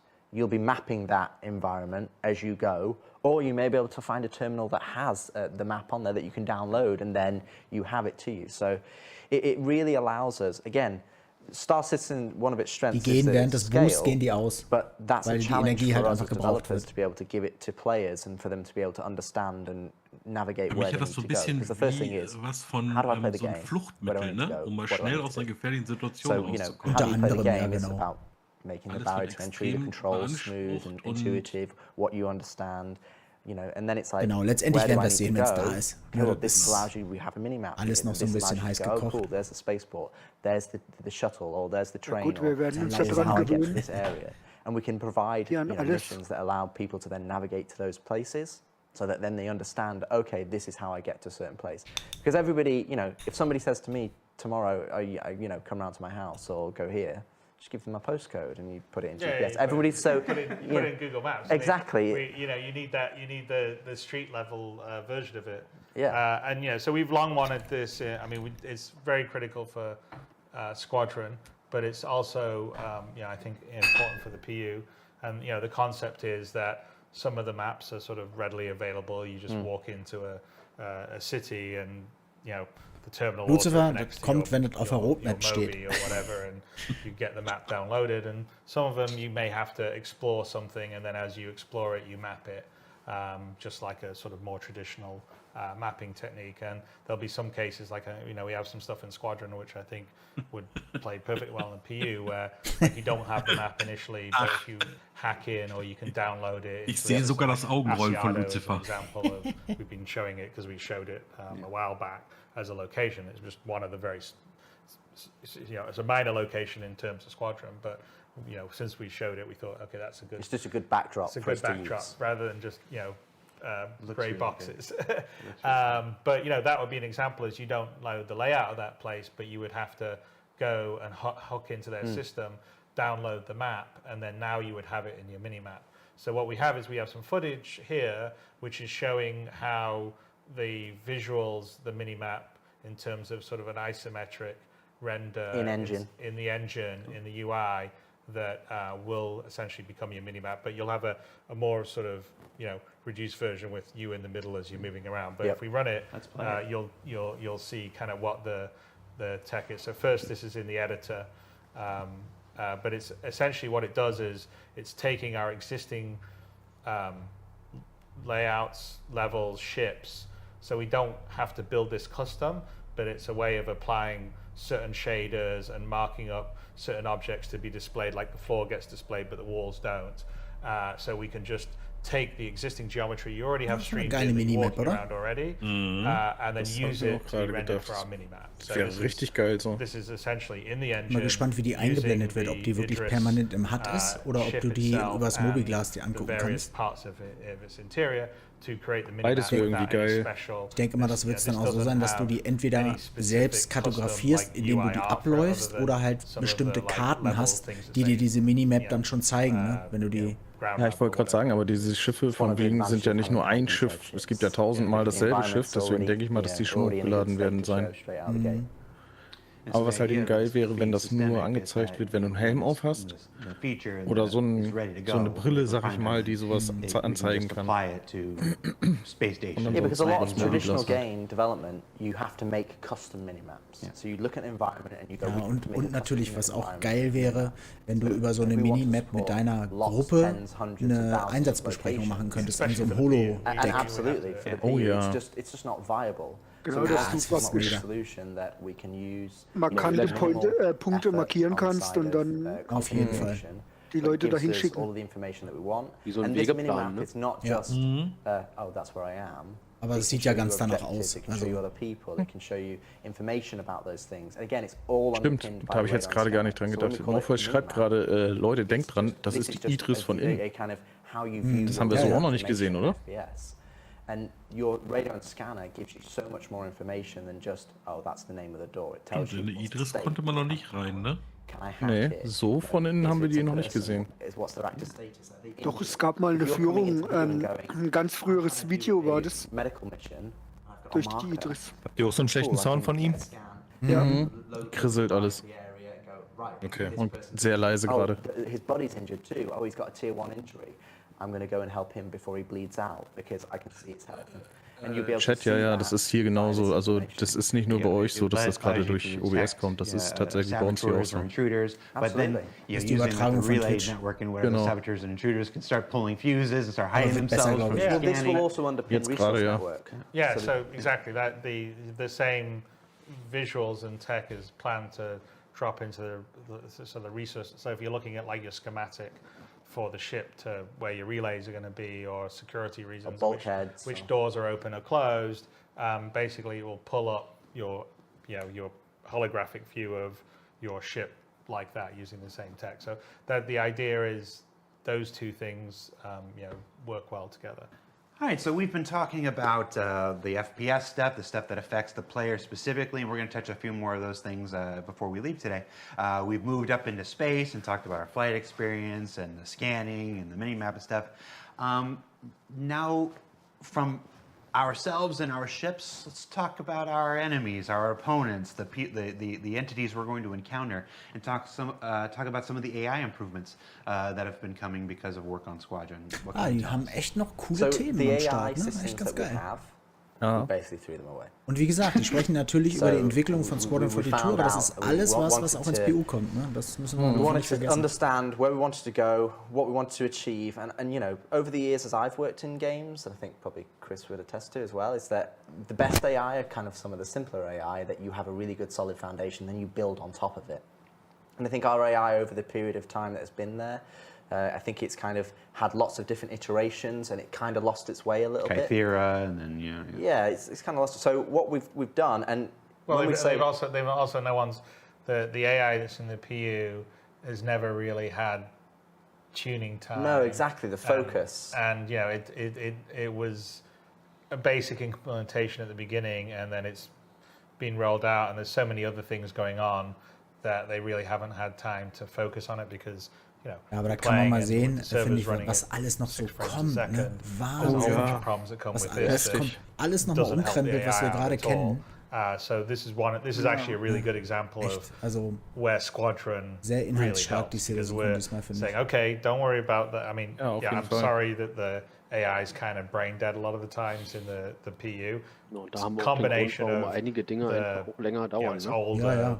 Genau. Und einige Dinge einfach noch keinen Sinn machen, dass die schon da sind. Dieses Jahr weniger Videos, aber mehr Info. There's other things that are happening in the background that will also make it better. But the advantage of taking it onto the Squadron side is that we can really just focus on the AI, the behaviors, iterating on it, adding sort of interest and complexity and making them feel like real humans. Star Citizen ist halt was anderes, ne, als die Spiele, die wir halt jetzt schon kennen. Ne? Ich meine, so ein Mario Brothers, das kriegst du mal schnell entwickelt. Or creatures, yeah. Well, hey, let's be quiet about that. But not get tied up in some other problems that come with multiplayer, come with online servers, and make that work really good as a single player, having fun, feeling challenged, feeling like I'm not just shooting dummies that jump up and I can easily blast. And when that all works, then Kurze Info an der Stelle, ich habe übrigens von Cloud Games 2 Starterpakete gegiftet bekommen für euch und würde die dann entweder im nächsten Livestream verlosen oder in den Verse News mal gucken. Das ist einmal ein Avenger Titan Starterpaket und einmal ein Aurora MR Starterpaket. Schauen wir mal, wann wir das machen. Könnt ihr euch aber schon mal drauf freuen. FPS mit LTI. game Aurora MR mit LTI. Like the narrative parts of it, you know exactly where everyone's going to be, and you can sort of script Starterpaket eigentlich for the super. AI to make Total, it intelligent. But really, Absolut, LTI ist immer gut als Starterpaket. Whereas with us, you know, all the different planets, all the different can be, you know, locations on the planet. Egal, was ein Schiff ist. All these different situations the AI could be in. There's no way you could script it all. So you need to make it systemic. It needs to understand the environment. It needs to ja, nicht nur das, es muss halt auch alles zusammen funktionieren. Ne? Also, wie soll ich das sagen? Bevor du das Leiterklettern machst, muss auch erstmal eine Leiter her. So als Beispiel mal. Und bevor du eine Leiter baust, müssen halt erstmal die Materialien für die Leiter her. Also doch Baumarkt. Ne, man kann immer nicht alles gleich entwickeln. Das geht halt nicht. Ne? Und wie gesagt, Star Citizen ist halt sehr komplex und tiefgehend. Und das dauert halt einfach. Das kann man nicht mehr. Da ist keine Taste auf der Tastatur, wo drauf steht, neues Flugmodell. Ah ja, hier. Tick, fertig. So funktioniert es dann. Challenging, to say the least. Das wäre doch schön. And challenging in a good way. In like ich glaube, manche denken das immer. Okay, we want to clear everyone out. Like we would ist halt, was hier entwickelt wird, ist eine ganz andere Dimension an Computerspielentwicklung, was wir bisher kannten. Also, es gab es noch nicht, was da entwickelt wird. Und das müssen die Leute langsam auch mal erkennen und sehen. Ja,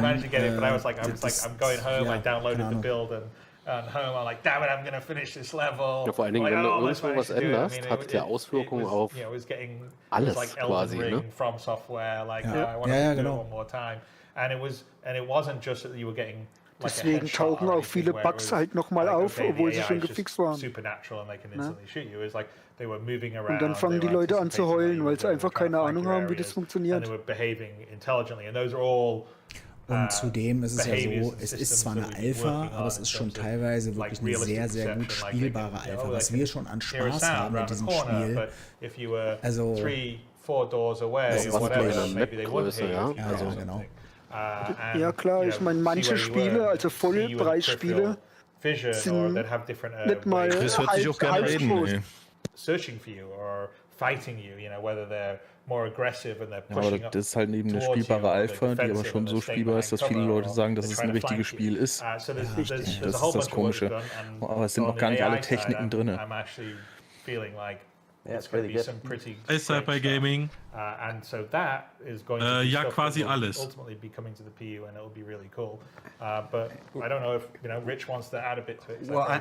I need to ask something because I've spent more than a single day on the internet before.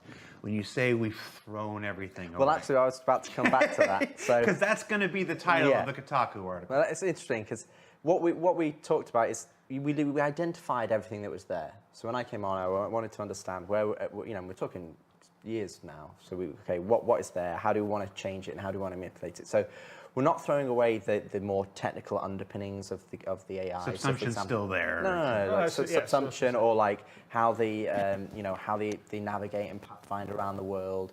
It's more about the bits that you go and you. Jared hat auch so richtig die Nase voll. We call them behaviors, like AI behaviors. So what we did is we pulled all the AI back and stripped it back to essentially 3 base behaviors. Essentially defender, so I want to stay back and cover and defend a location. A strafer who kind of wants to get, you know, sees you and wants to go behind you, and then pushers that kind of want to put pressure onto you.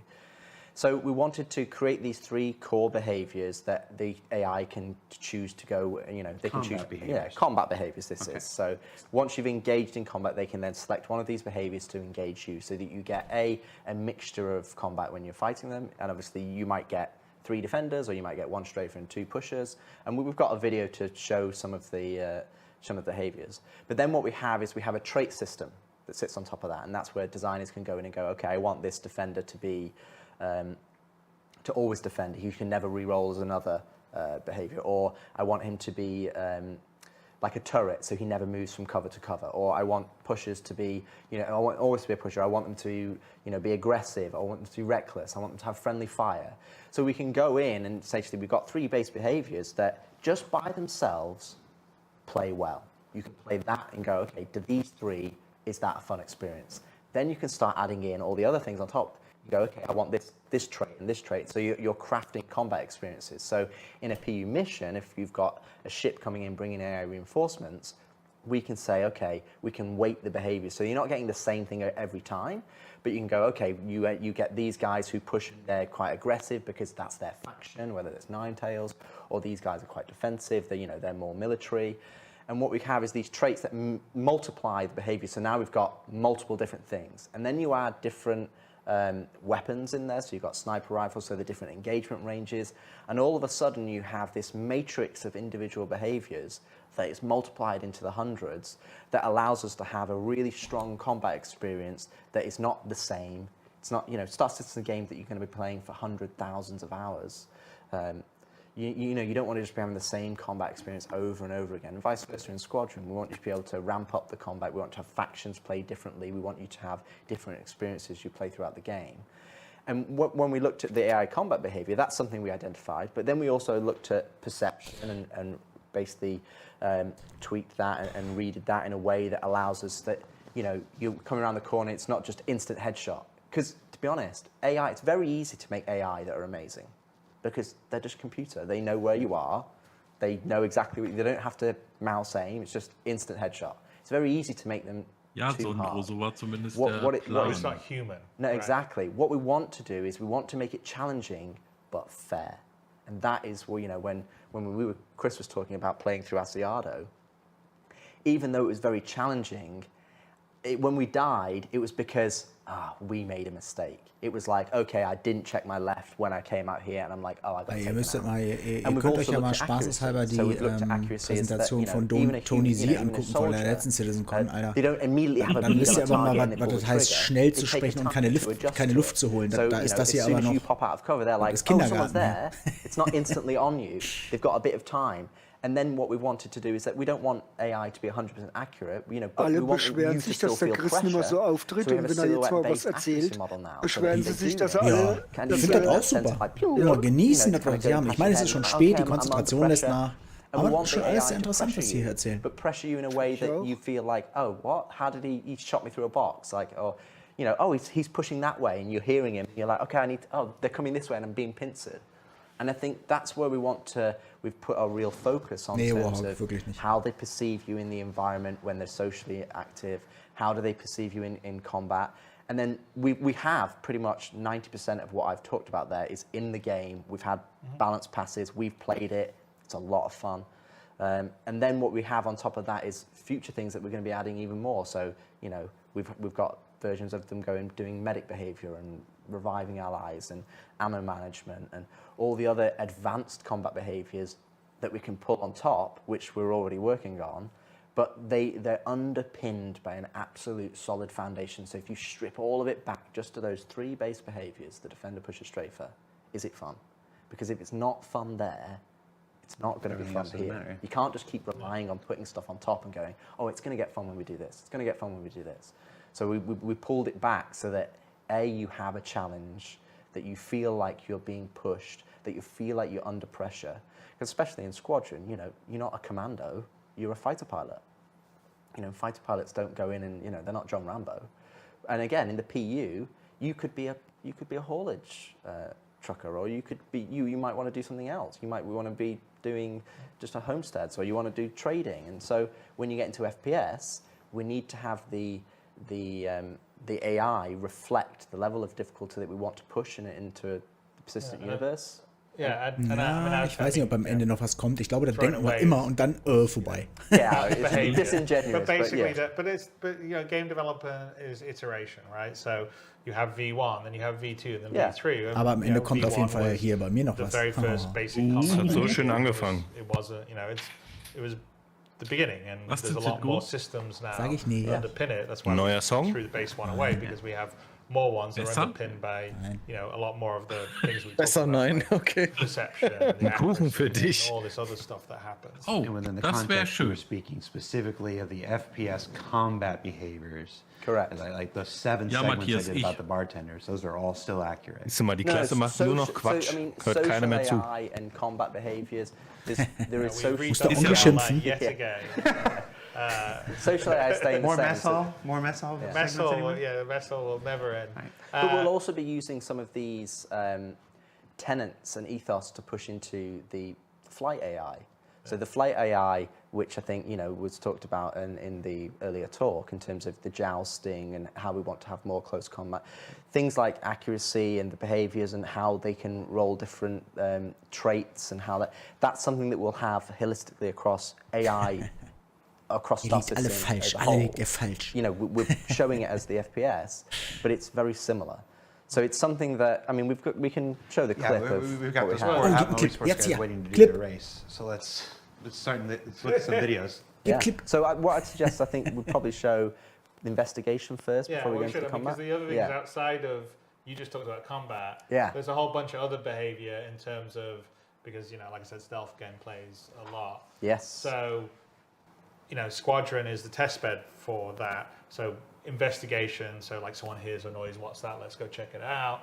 They radio their, back to base or their buddy, hey, I heard something here. Or if they get in a gunfight, they could actually call back, hey, I need reinforcements, and they'll come in. That's all behaviors that's working right now in Squadron. And then on top of that, you're making the joke about the bartender and all the rest of stuff. But really, the main cooking bed for what we call social AI, i.e. non-combat AI, is Squadron. There's a lot more stuff happening in Squadron that will come into the PU. So it's not just the bartender or even people eating at the chow line. It's engineers going about their daily business, or a janitor cleaning up messes that people leave systemically, or for instance flight attendants or hangar personnel. Yeah, the hangar basically operating on the hangar, and then when they're not fixing something, they're having a conversation on the side. For instance, there's a whole dynamic conversation system that Francesco's been working on that allows our AI, say, aboard the Stanton, which is the interest that you're based in.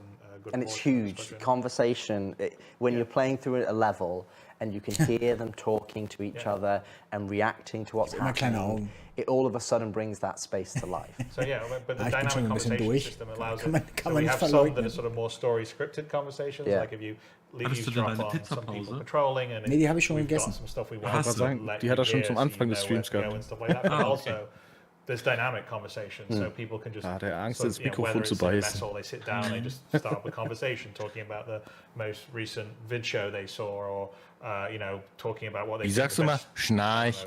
ship thruster is. And there's a system in for that, and we're creating a recording, but that's also a system that's going to come into the PU. Ich hätte mehr Clips als mehr Laber. So when you go into a bar in the PU, or you're wandering around the big point of interest, the cities, people will be having. Ja, das wäre irgendwie in einem 30-minütigen Panel irgendwie ein bisschen besser aufgehoben worden gewesen. Aber ist ja trotzdem, eigentlich ist es okay. Ich glaube, ganz ehrlich, das ist nur, weil wir das nicht so richtig verstehen. Weil das alles auf Deutsch würden wir da wahrscheinlich. Ich glaube auch, das wäre dann anders. Aber das ist ja auch kein Wunder. Es ist ja nun mal so, dass wir nun mal Deutsch sprechen. Das ist es viel einfacher, das auf Deutsch zu haben, als wenn es auf Englisch ist. So, jetzt hier Clip. Investigation in the test map.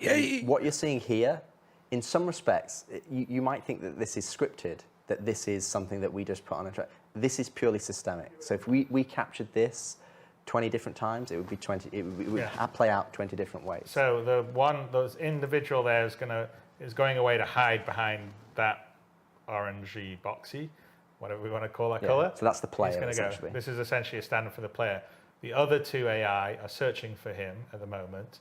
The white spheres you see are basically das ist halt das Stealth-Gameplay, wo sie schon mal drüber berichtet haben. As AI, this is a sort of debug mode. As the AI goes around and they search, the spheres go away, indicating that okay, genau, they die checked haben that halt jemanden place, gesehen, so no one's actually there. Und anstatt gleich loszuballern, ist der dann abgehauen und die suchen den jetzt halt, weil sie halt wissen, da war halt wer.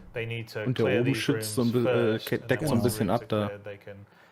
So they share this information. So as they're clearing the cover points, and the cover points are basically all the nooks and crannies in the room, They're clearing the cover points and they're sharing together. So you'd see here that they're going, Den okay, rechten Balken hat this er aber guy's nicht coming over, okay, kontrolliert. there's an Ne? open Das ist vent. gefährlich. Again, Ja, this ja. is systemic. He's just coming to investigate this vent, but he's not cleared this entire room yet, so he's not going to progress. And he's just going to go and check the rest of the room alongside his buddy. And once they've then cleared it, they'll then progress. Die But trennen again, sich auch here nicht gut. would be, you'd hear them talking to each other. I've not found him yet. Where is he? And again, if that, we've got vents in here. He's checking another vent there. Yeah, so we Jericho, also du have liegst so other falsch. usables, so it might be something you can hide in, or they're going through systemically, checking the usables, checking the cover points. And you can see there's only a few balls left now. The ones at the bottom right, and then the ones at the back that he's clearing. And then one of these enemies will then go, okay, we've checked everything in here. I'm now going to progress to the next space, because that's where, they're Jetzt not haben in sie halt here. den Raum I think komplett they're gonna go kontrolliert this und way. jetzt Come back, there's only wissen one sie, set der of, kann nur da durch sein. one's left. Und der kann nur dahinter sein. Genau. He's going to come through here. Cleared those, so now he's coming around here. And fire away!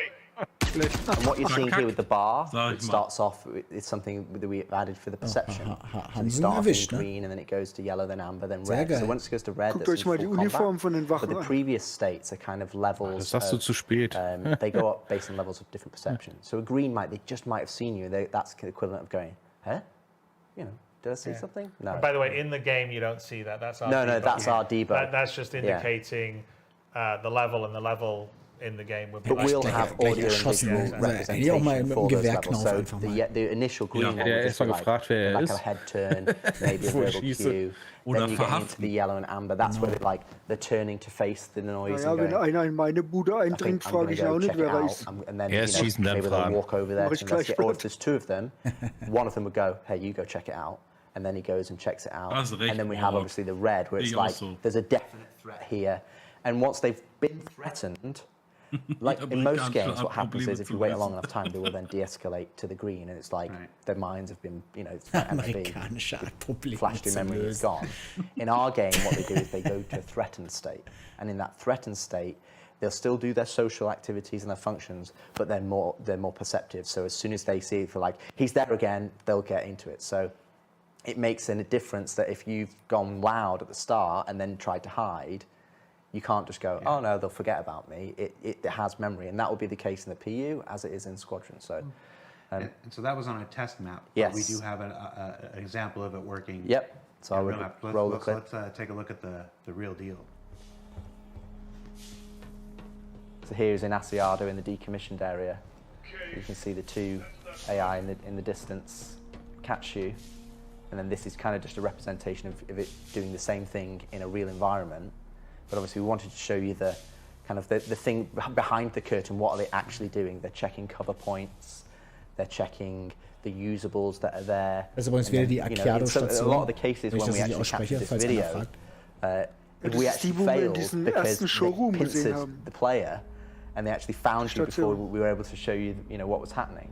Letztes Jahr. So it's really good to see how this transition from social into combat, so that you can actually play through the game. Better check that out. So here he's checking a usable, which we've set up, where he's just kind of like looking and checking, okay, is there anything there? Nothing there. And again, he's sharing that information with his buddy. So if you've got 2, 3, 4 AI that are searching, then obviously they're sharing and talking to each other and letting them know that nobody's found you.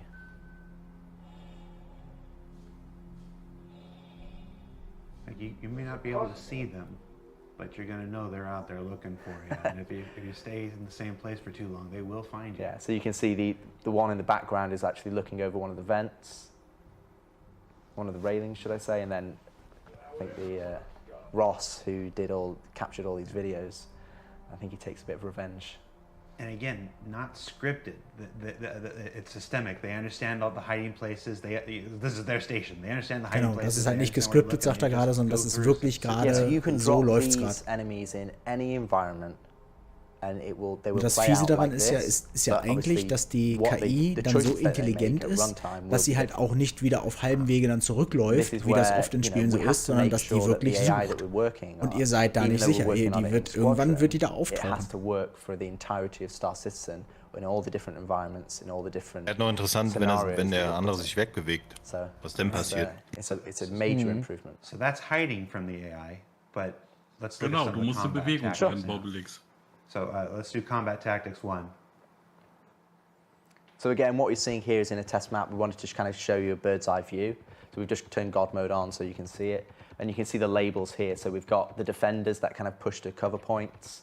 Then we've got the pusher who's kind of pushing towards you. NPCs, and then we've got the strafer who's kind of like taking more of a wider angle.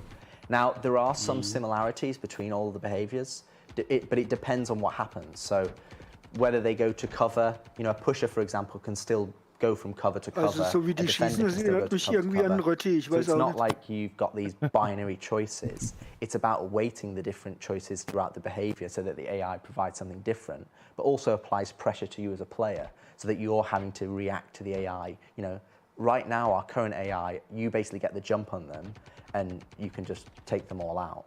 But in reality, what we want is we want you to react to the AI because they're pushing you and challenging you.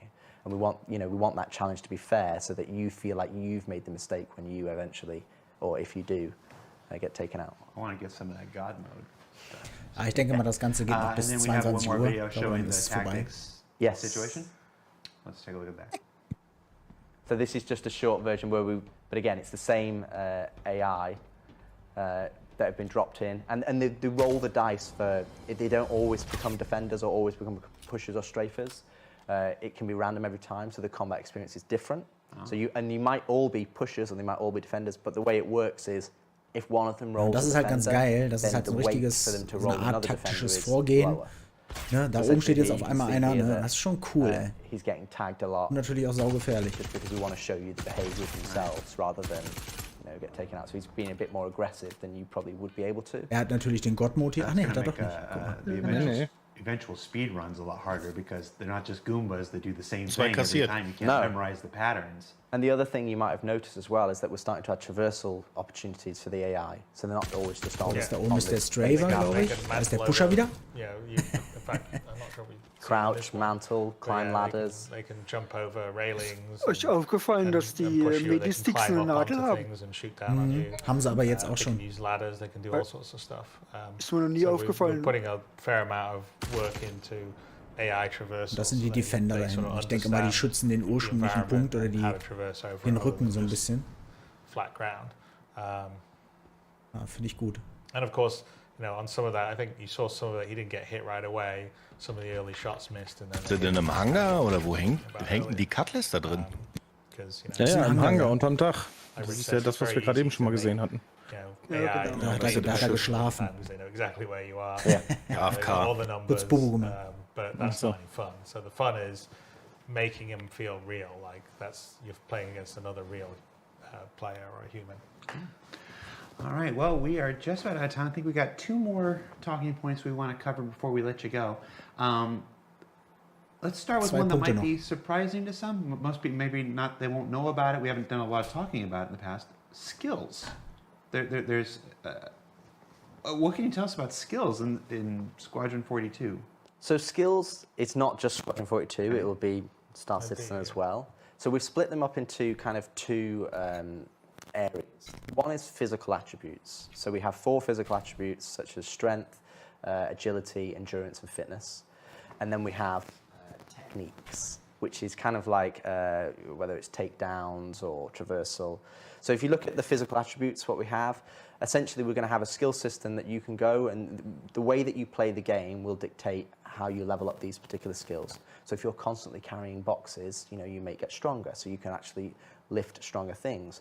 But getting stronger doesn't just allow you to lift heavier boxes, but it also means that your equip load that you can carry in your inventory is higher.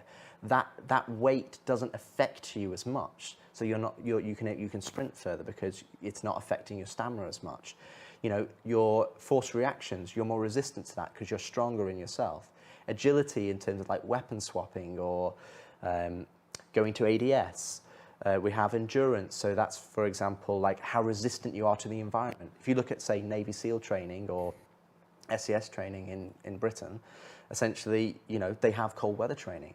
They have, you know, you can survive in harsher climates. You can go longer without sustenance. And then that's what essentially endurance gives you. And also, for example, like G-force and red-out, so that you know, pilots train for that so they can actually modulate their breathing so they're actually able to sustain higher Gs than a normal person would be. And then you have fitness. So fitness, for example, you can have a higher stamina. So when we have swimming, you can swim longer, you can hold your breath longer, you can sprint longer. So we have these physical attributes, and we have multiple different ways for how you improve them. And those physical attributes will denote how effective you are at certain things in the game. So, and that will come to obviously for flying as well as in FPS. But we're not going to be removing any of the skill elements. So there's nothing that we're going in there going, oh, you've got 10% more damage. Or, you know, we're going to make you fly the plane better. It's like, no, that's always relying on your skill. This is the things that you can't necessarily improve. So, you know, like I said, how fast you can sprint or how far you can sprint.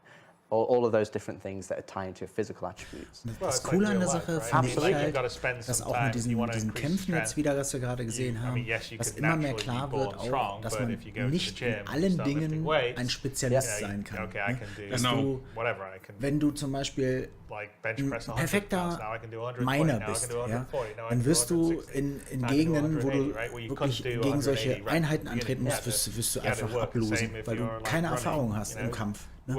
Und dann heuerst du dir halt Truppen an und so, das ist schon geil, finde ich cool. Du musst dich echt später spezialisieren und so. Finde ich gut. Ja, es wird so eine Allround-Geschichte geben, sag ich mal, die alles ein bisschen kann, aber nichts wirklich richtig gut. Aber wenn du in irgendwas richtig gut sein willst, musst du dich halt auf eine Sache konzentrieren.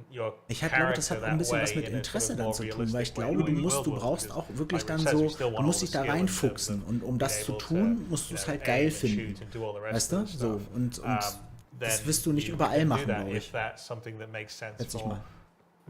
Sieht ja jetzt schon beim Mining, es gibt so viele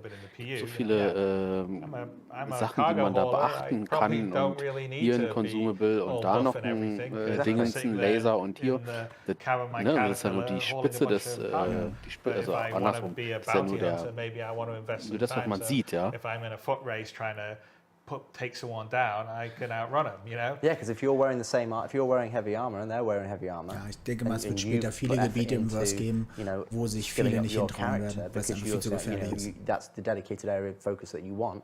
You know, you can run further than them. You can carry things, you know, that are heavier than they can. You can equip things. Citko, wenn du dann Angst hast, dann frag einfach mich. So all of those different physical attributes, it allows you to progress your character in those ways.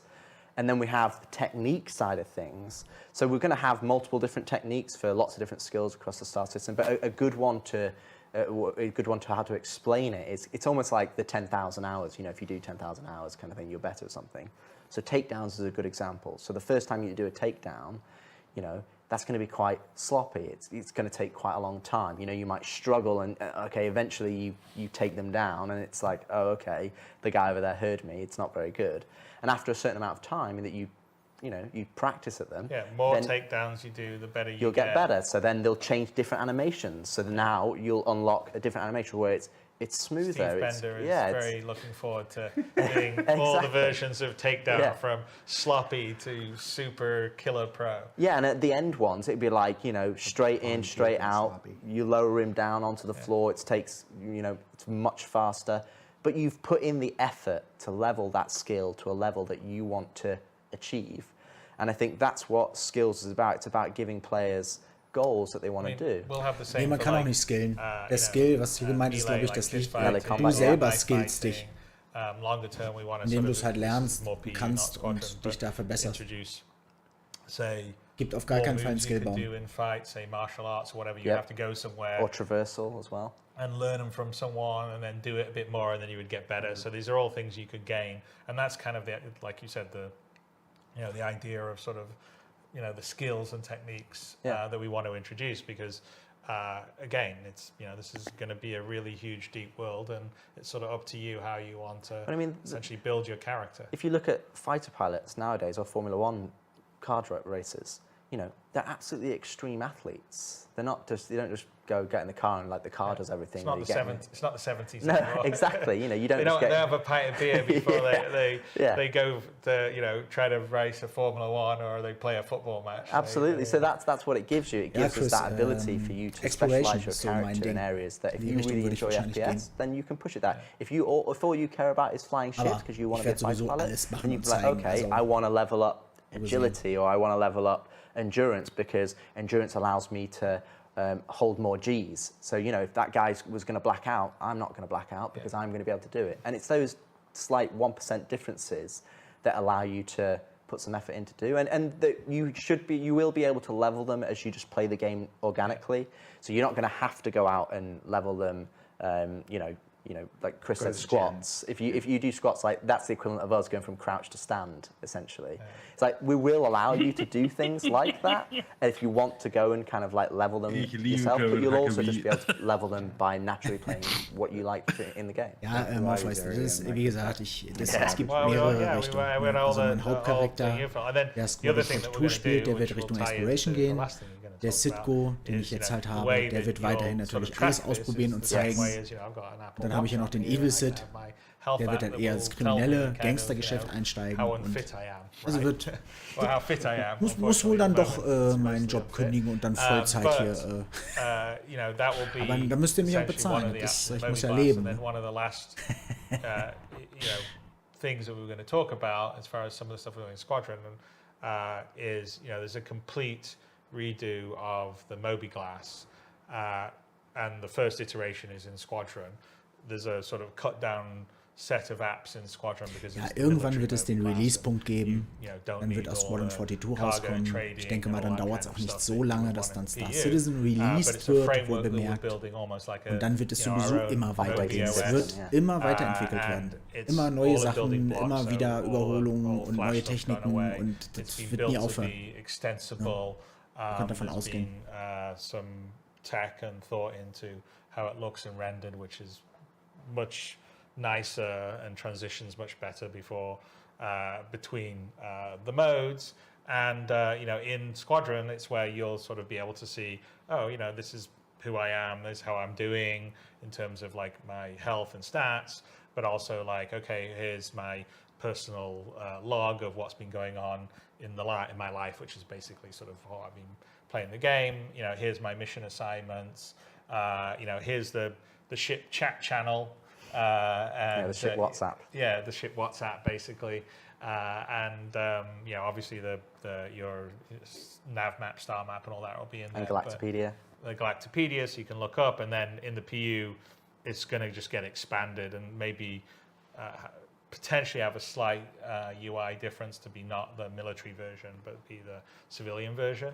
But it will all go in the same framework using the same base. So one of the things that we've been really trying, not just on the Moby, but on the HUDs and the MFDs, is they're all using a common building block framework, and we're trying to share the same base code stuff, so it's easier to support and maintain. One of the problems right now in the PU is because there's a hodgepodge of the old system, which is the old sort of Flash scale form system, and the new building blocks, it's really hard to extend stuff right now. And so one of the big obstacles to doing features is actually the UI.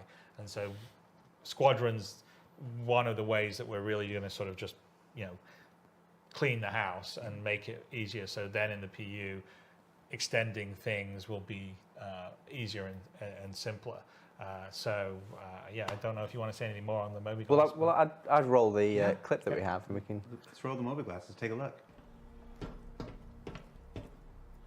So the first page that you'll see that's coming up right now, kind of like the overview. So it's the overview of your player, das neue the Moby overview Glass. of your ship, and then it's like your primary objective. So and all of these widgets that we call them are kind of shortcuts to the main focus areas. Alerts as you go to the other page. So you can see here we've got your messages. So this is kind of like the email client. Play on the right, we've got kind of like the ship chat that's coming in with, general chip chat from the AI, which again, it's kind of just making it believe that you're in this, believable environment or a real life environment rather than just you alone. So responsive compared to the old one. Yeah, and it's just a lot cleaner, and you know, the information, it's something that we've tried to be consistent across the HUD and the Mobi, is that we want to make sure that we're giving you clean information. And you can see like the alerts, so the alerts are now cleared from the messaging app because we've read the messages, so it's gone, but there was an alert down on our mission side here, but now we've gone and looked at it, it's cleared. So that's the system, it's a framework. So like Citko wird inside gefragt, ob du die Panelübersicht ausmachen kannst. Notifications or alerts, oh look, I got a message over here, I'll click over to it. Now we're back. And the biggest thing as well is it's like in everyday life, everybody's pretty much interfacing with computers. They're interfacing with emails and, you know, Google Chrome or, you know, search engines, and everybody does it every day. So when we come to things like the Mobi-Glass, you know, we have to have a level of familiarity that people understand. It's like, okay, this is intuitive to use. And it comes back to really the original message that we started this talk with. We want to make sure that the game that you're playing, das ist alles Squadron 42, was wir hier gerade sehen. Removing the complexity so that you can enjoy the stuff that you want to enjoy, that you want to go and do. You want to go and do missions. You want to go and, you know, get equipment or find rare loot or join up with your friends.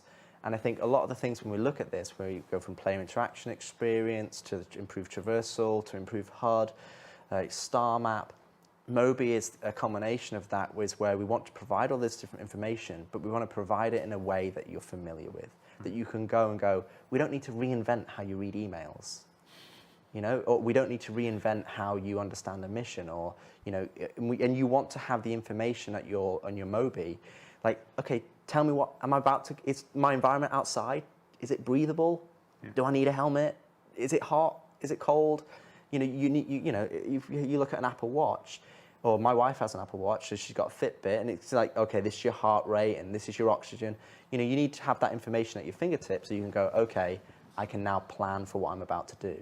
And coming back to what Chris said earlier in terms of, you know, you're not just going to be all wearing heavy armor going into the ships, and you might not have an EVA pack, and you've got to, you know, you've got to decide what you need to take out with you on specific missions.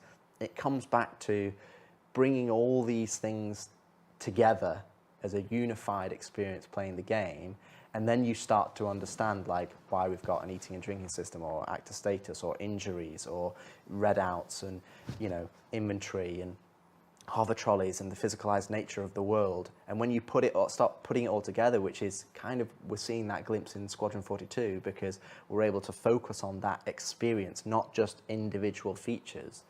You know, we're starting to not just see it, we're playing it.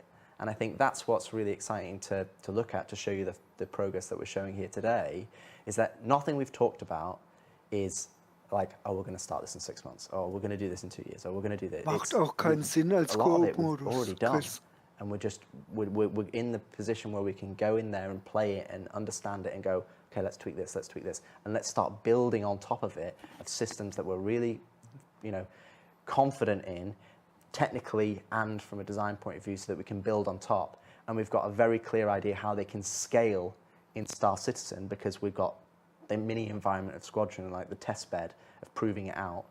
And I think it's going to be a real benefit to the PU for when we push these features over, because also for the developers who are just specifically PU content, they've got an example of how to use these systems, and they understand how you know, other developers have already gone through the mix of putting it into the game, and now they go, cool, there's documentation, I know how to go to it. Yeah, I mean, I think that's a big thing, because, you know, as building the feature with the content means that, okay, you're doing the, you know, some of the traversal stuff we talked about. Well, here's where you're using it in Squadron, and here's how we use these different physical elements to make an interesting game experience.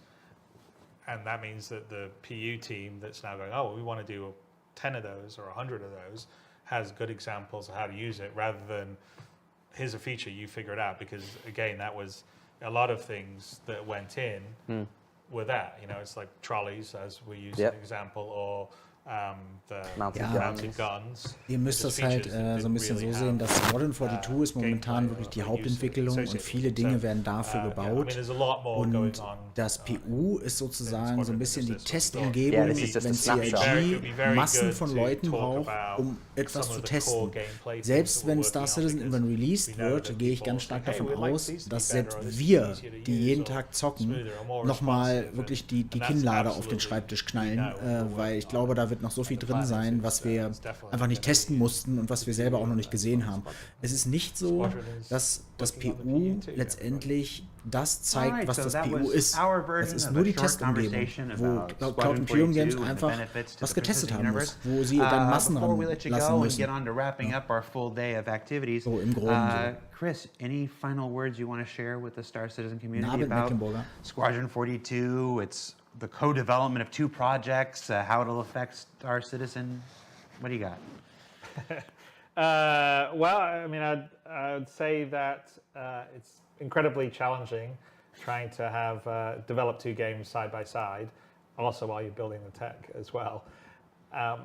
And it's also incredibly rewarding. I have to say that the feedback, especially on the PU side that we see all the time, really helps inform as developers what we're doing all the time.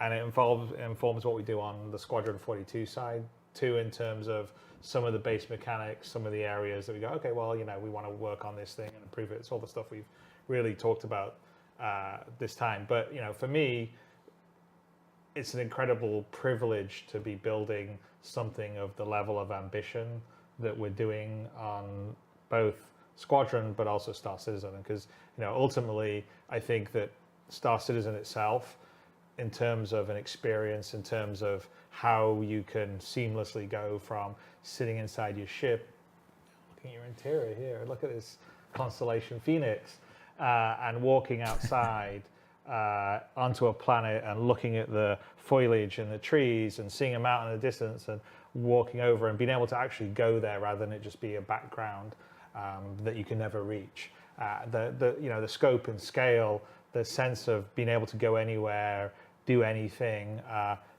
that is something that most game engines and games generally just can't do and don't do. You know, they're limited to more limited spaces, and you know, we're utilizing in Squadron to give you a sort of single player experience that sort of feels like you're, you know, in a huge play environment and system that you traverse around. I mean, we talked about, you know, the various types of quantum travel you're using and all the different, you know, down to the detail mechanics of picking up something off a desk and moving it over and being able to build a system that can do that for the detail and fidelity that we're telling a really rich story in Squadron, but also a huge universe that you can exist in as a sandbox for everyone who a player is a complete, I mean, from a developer's standpoint, it's a dream. I mean, it's a dream I've had, you know, my whole life.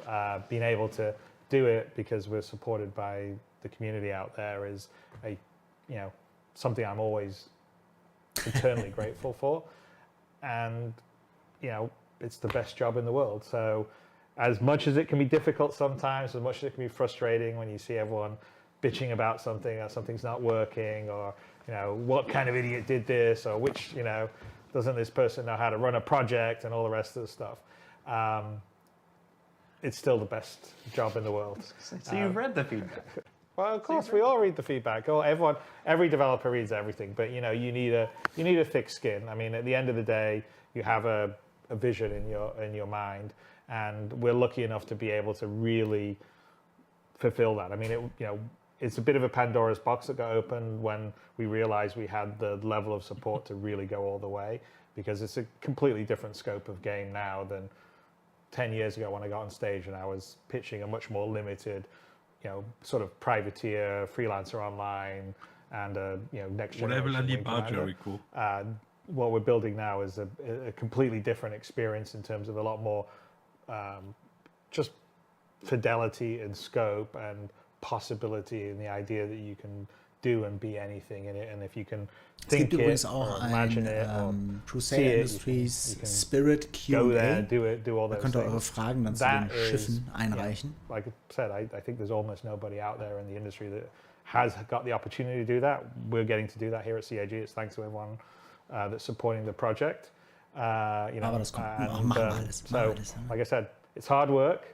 You know, this, you know, no one slacks off. We're working really hard. We all wish we were doing stuff quicker and faster than we end up doing it, but it's not because we're just sitting here, eating bonbons. So we are working really hard, and it's exciting. I mean, for me, I look at things we have in development and how far we've come.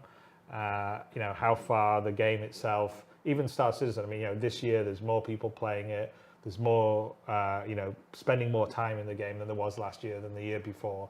I mean, we're accelerating. I think that's partly a testimony to the game itself. Over the last few years has become more stable. It's become more performant. There's been more features and content added. So even though we still have a lot of things to go, and we talked about a lot of things we want to improve, it's more of a, yes, it's rough around the edges, but there is something there that keeps people coming back despite the frustrations, right? And I think it's that sense of you being able to go and do anything and be anything in the universe. And we're really committed to finishing that off and making that a really great experience that's frictionless.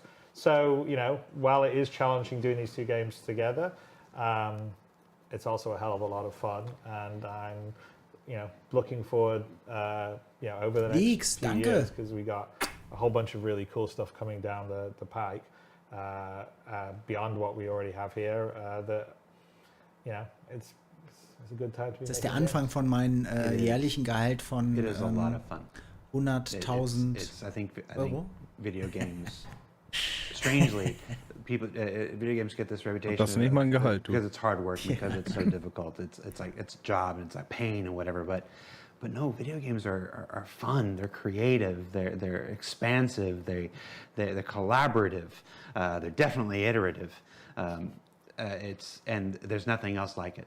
No other industry in the world would have a weekly behind the scenes documentary series that I now get to do from a spaceship landed on one of Pyro's Das ist halt das Besondere auch an Star Citizen. Rich, you want to try to follow that? So the only one thing I would say is that even though we are focused on dass wir halt so dabei sein können, ne? we still read all of the feedback. Klar, ich meine, man bezahlt ja auch dafür, so in Anführungsstrichen. So a lot of aber that trotzdem ist das nicht alles feedback that's been selbstverständlich. come to the game over the years. Nee, auf keinen Fall. We've taken that on board, and we're starting to execute on that feedback with some of the systems that are not as forefront in people's minds, such as like the interaction system and how you interface with the game and controls and the action queuing and traversal.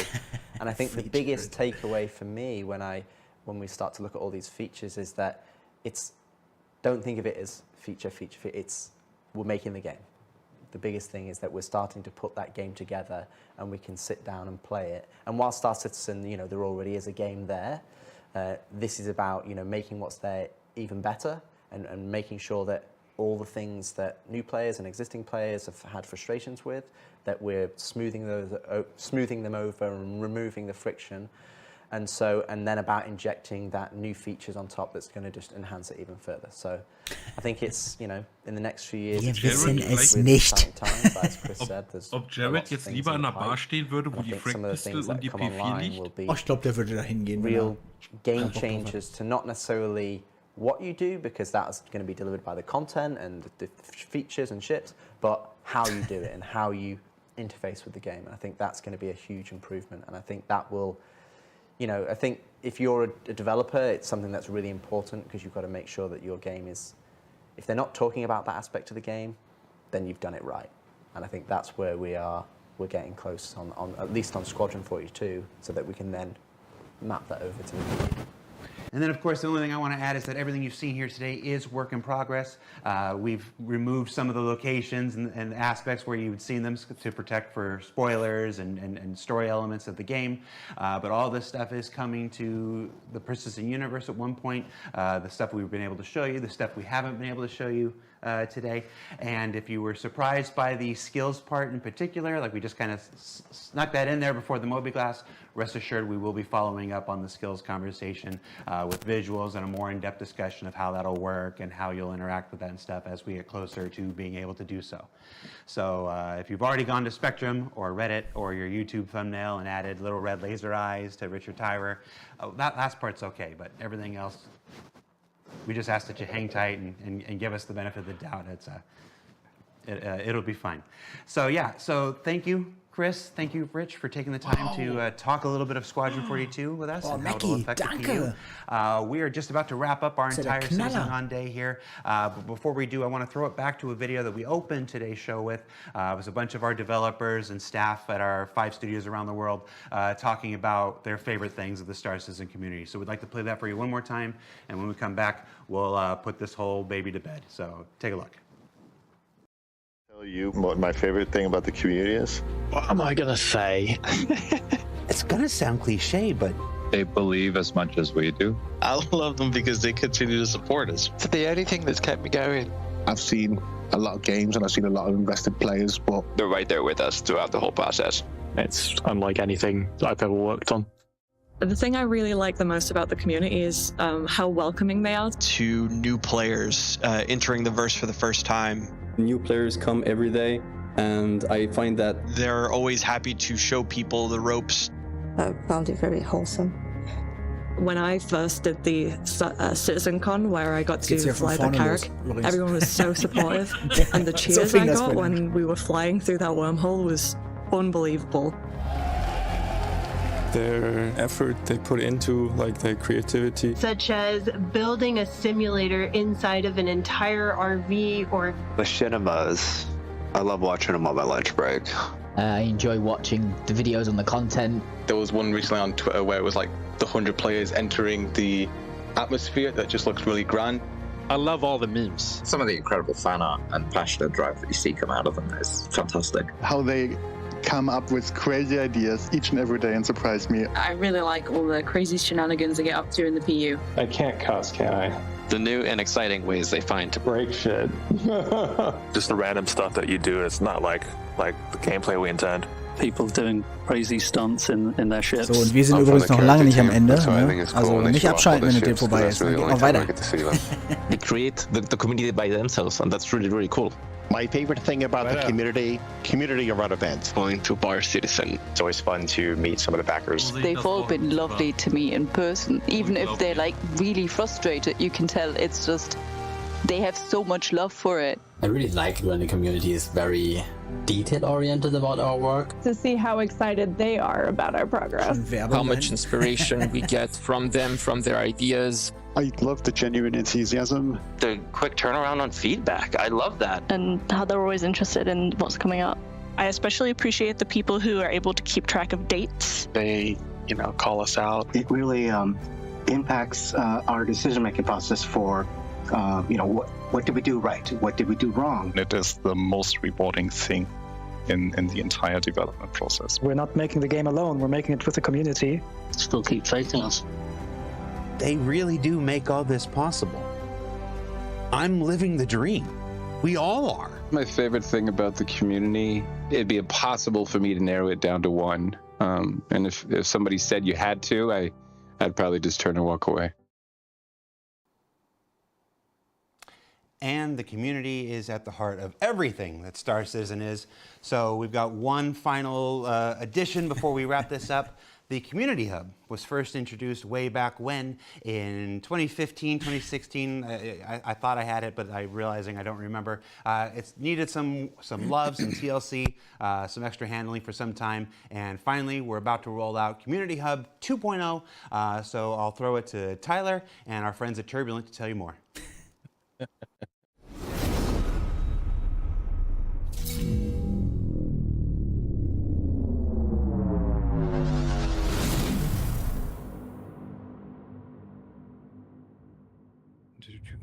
Hi everyone, my name is Tyler Whitkin and I'm the Director of Community at Cloud Imperium Games. Each and every day we're taken aback by the tremendous amount of creative community content coming from all of you. From a small 3D printed MSR that fits in the palm of your hand, to a full-size replica sandcastle of a 300i. No joke, someone actually did that. In fact, maybe they can pop it up right here. Wow. On the community side, we've always felt that if our developers were going to push the boundaries of what's possible with technology, that we needed to match that level of ambition with the engagement and tools that we provide to help the community thrive. With the incredible amount of creative content flowing from our community, it was a no-brainer that we needed to find a better way to support that. So, We've teamed up with our good friends at Turbulent to completely rebuild the community hub, and we're very excited to show it to you today. The team has been hard at work and focused on building out a completely new platform that will make both sharing and browsing content easier than ever before. To build this community hub, we really try to keep the Star Citizen identity, see what was good for the community and what they would like. This is where most people will go when they want to search for new content or discover new people who play Star Citizen and make posts in the community hub. So it's a very good place to engage with others. We want the community of Star Citizen to have this space that they deserve outside of the game, to keep talking and creating about the game, share and comment with each others. Now, I know I'm a little biased, but for these reasons and for many others, I believe that the Star Citizen community is the best and the most creative community in all of gaming. In fact, if you agree, go ahead and drop an 07 in chat. Stimmt, ja. Go ahead. By the way, this bit is pre-recorded, so I'm going to assume that you are spamming chat like crazy right now. Thank you. Don't let me down. When creating a new post, you'll be able to choose between 3 post options. So that would be an audio, a video, and an image type of post. Inside of them, you'll be able to obviously put a title and description in there, but also to pick and choose from a variety of different categories your post relates to. And that comes and play into the Discover page.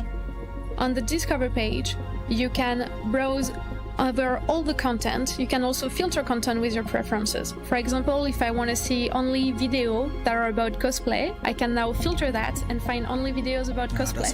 And I can also sort them by popularity or by date. When you first arrive on the Community Hub, you arrive on the homepage, which features top trending content as well as posts from people you follow. Because yes, you can now follow people on the new Community Hub.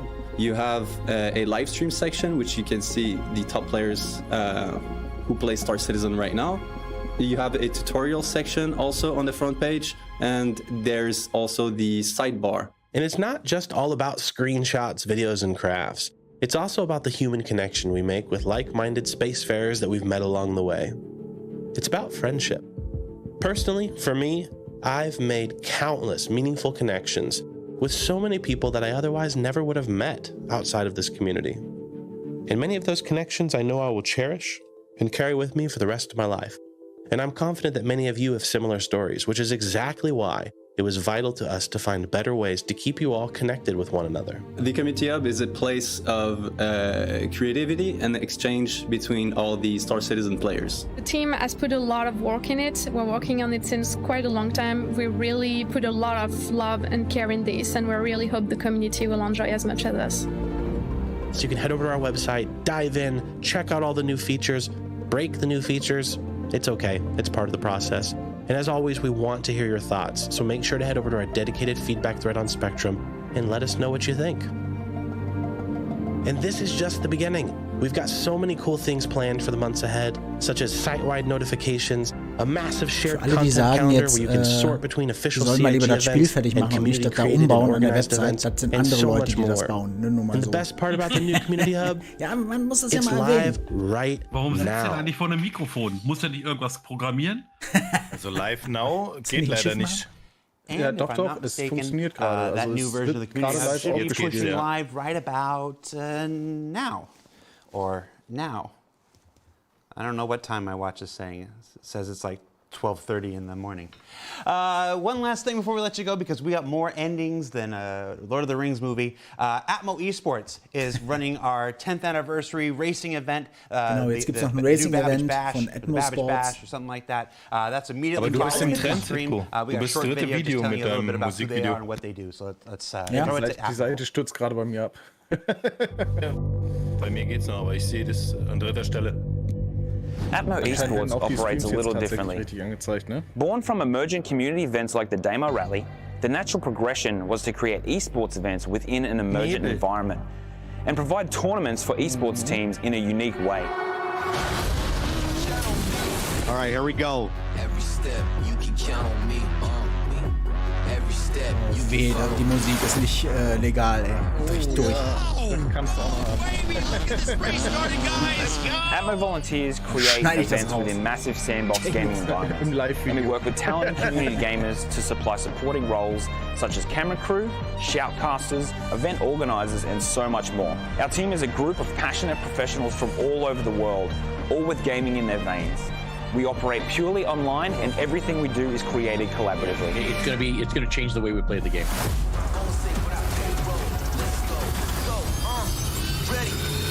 5, 4, 3, 2, 1, go! Ja. And well, that's it. Another CitizenCon in the bag.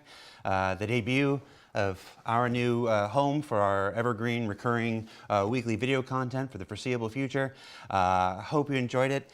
There's a ton of information that I'm sure is going to feed our content creators in the community for months and months to come. But the last word on things shouldn't come from me. Let's throw it over to the peanut gallery, to our esteemed group of guests and visitors. Chris. Oh, gosh. Hold on, let me get in here. There we go. Jetzt wird erstmal gepichelt. Hey, what do you want to say?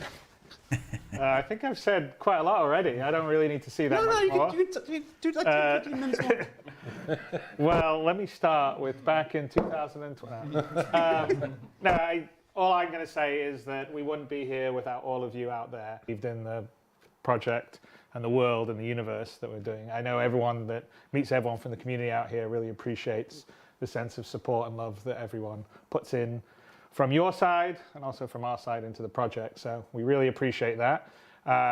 This year's CitizenCon didn't quite have the big flashy demos that we've had in the past, but that's mostly because we've got a huge amount of people heads down working on getting Persistent and streaming out, and 3.18, which hopefully we're going to go to Evocati this coming week, right, Aaron, we think, maybe? We're absolutely working on it. All right, so we'll see Guillaume over here. He's not Mike, so he can't really say much.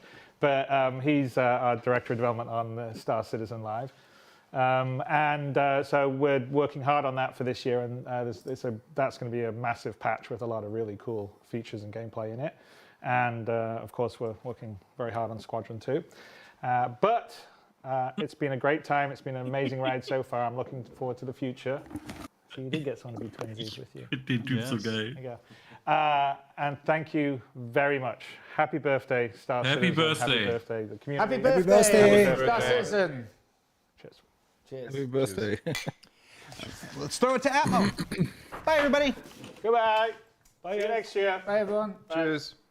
Tada. Juhu! So, Freunde, das war die CitizenCon 2952. Der eine hat erstmal auf Deutsch Tschüss gesagt, ne? Ja. Tschüss. Tschüss. Schuss. Ja, sehr, sehr, sehr geil. So, hier geht's aber noch weiter, Freunde. Wir haben jetzt noch die Special Guests, die sich jetzt wahrscheinlich bald einfinden werden. Und danach gehen wir noch auf die Seite von Robert Space Industries und werden dann noch mal gucken, was da alles jetzt ist. Wir gehen alles mal so ein bisschen durch, würde ich sagen. Dieser neue Community Hub, der gerade angekündigt wurde, der ist ja jetzt wirklich auch live gegangen. Ne? Den schauen wir uns natürlich gleich noch mal an. Ja, muss noch ein bisschen warten, der stürzt gerade die ganze Zeit ab. Ja, ich lade den schon nebenbei hier, aber wenn es nicht geht, geht's nicht. Ne? Wir können ja erstmal die Chip-Challenge machen, die du da wolltest. Ja, genau, die machen wir als allererstes. Aber als allererstes gehe ich jetzt mal ganz kurz rüber in einen anderen Kanal und wir hören uns dann gleich wieder, ne, Leute? Jo. Ne, wenn ihr wollt. Dann, ja. Wenn ihr selber Creator seid, könnt ihr auch gerne mitkommen und nochmal Hallo sagen, aber ihr müsst nicht. Ne? So, dann gehen wir mal rüber. Olli, wir sind die Ersten. Der Citko. Da kommt. Hey, grüßt euch. Da kommen sie langsam. Ja, gut, seien wunderschön. Ja, Hallöchen, ihr Lieben. Ja, wir haben uns nämlich gedacht, wir warten jetzt noch mal so ein bisschen, bis alle eintrudeln, aber wir wollten euch alle mal Hallo sagen, weil ja jeder Community Creator immer so ein bisschen für sich streamt und wir sind ja eine fantastische gemeinsame Community und deswegen dachten wir uns, komm, wir treffen uns alle mal und sagen mal gemeinsam Hallo. Aber ein paar fehlen noch. Mal gucken, wer noch eintrudelt. Ja. Ich hätte noch eine Kamera im Angebot. Pass mal auf. Ich habe noch eine Kamera im Angebot. Wieso nimmt er die nicht? Guck mal, da bin ich für euch. vom Greenscreen. Ach, das ist aber nett von dir. Oh. Ne? Hallo. Hi. Aber das ist ja nur für uns, ne? Das ist ja Guten für Abend. Discord, ne? Ja, Hey, ich habe einfach den Discord-Ex Pop-Out gemacht und zeige den hier auf meinem, ich habe jetzt ja den Monitor, den ich streame quasi. Und der Astro ist doch nochmal reingekommen. Mensch, das ist doch schön. Das freut mich aber. Ich genieße gerade den Zwetschgenkuchen meiner Frau. Oh ja, Zwetschgenkuchen ist gut. Frisch gebacken aus dem Ofen, noch ganz warm. Seid schon. Sehr nice. Sehr, Grüße. Sehr Ich habe leider keine Cam mehr für euch. Warte doch, ich kann euch eine andere Cam geben. Sudo, hi. Wir haben ein Problem. Minjo kann nicht rein. Der sagt, er hat keinen Zugriff auf den Link, weil nur 10 Leute rein können, oder? Nee, 25. Nee, ne? eigentlich nicht. Ist der denn hier auf dem Server? Nee, der ist nicht auf dem Server. Der muss auf dem Discord-Server sein, weil er die Rolle braucht. Ah, okay, warte mal, dann mache ich da schnell einen Einladungslink und dann. Tu es. Ja, sehr, sehr geil. Finde ich super, dass das geklappt hat. War so eine fixe Idee, finde ich echt klasse, dass wir mal so zusammenkommen. Wie fandet ihr von es langer denn? Hand geplant. Ja, ich fand das super. Geplant. Sehr schön. Ja, guten Abend zusammen. Erstmal, ich werde euch jetzt hier gleich noch einblenden und auf jeden Fall 6 Stunden haben wir jetzt hinter uns schon, ne? Etwas über? 12 Stunden. Respekt. Wir sind schon seit, 12 Stunden. 12 Stunden, 5 Minuten sind wir jetzt schon am Start heute. Wow. Respekt. Also, Wir sind jetzt gerade 6,5 dabei und ich merke es auch schon im Sitzfleisch. Ja. Oh ja. Wir haben eine gemütliche Couch. Wir haben jetzt auf der Couch gestreamt hier zu zweit und Astro mit Cam und Minjo drinne und Couch geht eigentlich, ist gepolstert. Ich habe gehört, bei euch wurde Whisky konsumiert. Ja. So. Musst du mal vorbeikommen, Sawyer, ist da kein Problem. Du bist doch immer in der Gegend von Dresden. So, bei mir gab es 2 größte Fragen. Die erste war, übersetzt Astro die Panels? Nö. Das war das erste. Ja, weil ich habe gesagt, Frage. ich mache es auf keinen Fall. Also das erste Panel mache ich auf jeden Fall. Da gibt es auch schön Exkurse zu bauen, Displacement Mapping, Height Maps und diese ganzen Geschichten. Da steckt auf jeden Fall Potenzial drin. Beim Rest weiß ich noch nicht. Nachvollziehbar. Ja. Astro hat am meisten abgerantet in unserem geheimen Chat. Ja, das und durfte die ich zweite, nicht sagen, ne? die zweite war noch, vielleicht wisst ihr das ja, wann kommt denn das Fahrzeug? Wo ist das Fahrzeug? Der ist reingekommen. Wunderschönen guten Abend, ihr lieben Menschen. Mal hallo. Hey, grüß dich. Hey, hallo. Wunderschön. So, wann kommt das Fahrzeug? Das ist jetzt drin. Ah, jetzt ja, ist es sollte drin sein. Sie nehmen es jetzt fürs Racing. Für das Radmoon Racing. Sehr gut. Genau. Jetzt sollte es rein da sein. Ja, tatsächlich. Ja, das Besondere an diesem Zusammentreffen ist jetzt natürlich, dass wir, wie viele Streams haben wir jetzt noch gleichzeitig? Ich glaube, bestimmt 5 oder 6, ne? Oh, das ist eine gute Die Frage. dann noch Livestreamen. Ein paar, ja. Wo ist der Zeitshot jetzt hin? Ja, hebt mal alle die Hände hoch. Ich heb die Hand, aber das sehen nur meine Leute im Stream. Ja, genau. Also ich heb meine auch hoch. Ich bin mal so frech. Sawyer, streamst du auch? Ja, wir sind auch aber live. Citko, du bist auf YouTube, ne? Ja, genau, YouTube und auch so ein bisschen auf Twitch, aber da sind nur die Leute, die wirklich nur Twitch gucken, die habe ich gesagt, komm hier. Der Greycat STV ist jetzt zu kaufen, hat gerade jemand geschrieben. Ja, ich habe mal kurz eine Frage für Minjo. Welche Rolle muss denn der sich geben? Wie macht denn der das bei dir? Der ist jetzt drauf, aber der weiß nicht, was er als nächstes machen soll. Und ja, warte, ich mache das. Danny hat dasselbe Problem. Minjo. Ja, der Theokolis, das ist mein Moderator, den wollte ich rübernehmen. Grüß dich, habe ich dich. Oh Gott, ich habe jetzt kommt er schon mal rein, auf jeden Fall, Minjo. Hallo. Und Danny müsste eigentlich reinkommen. Kommt er nicht? Guck mal im Chat, da hat er gerade geschrieben. Das ändern wir sofort.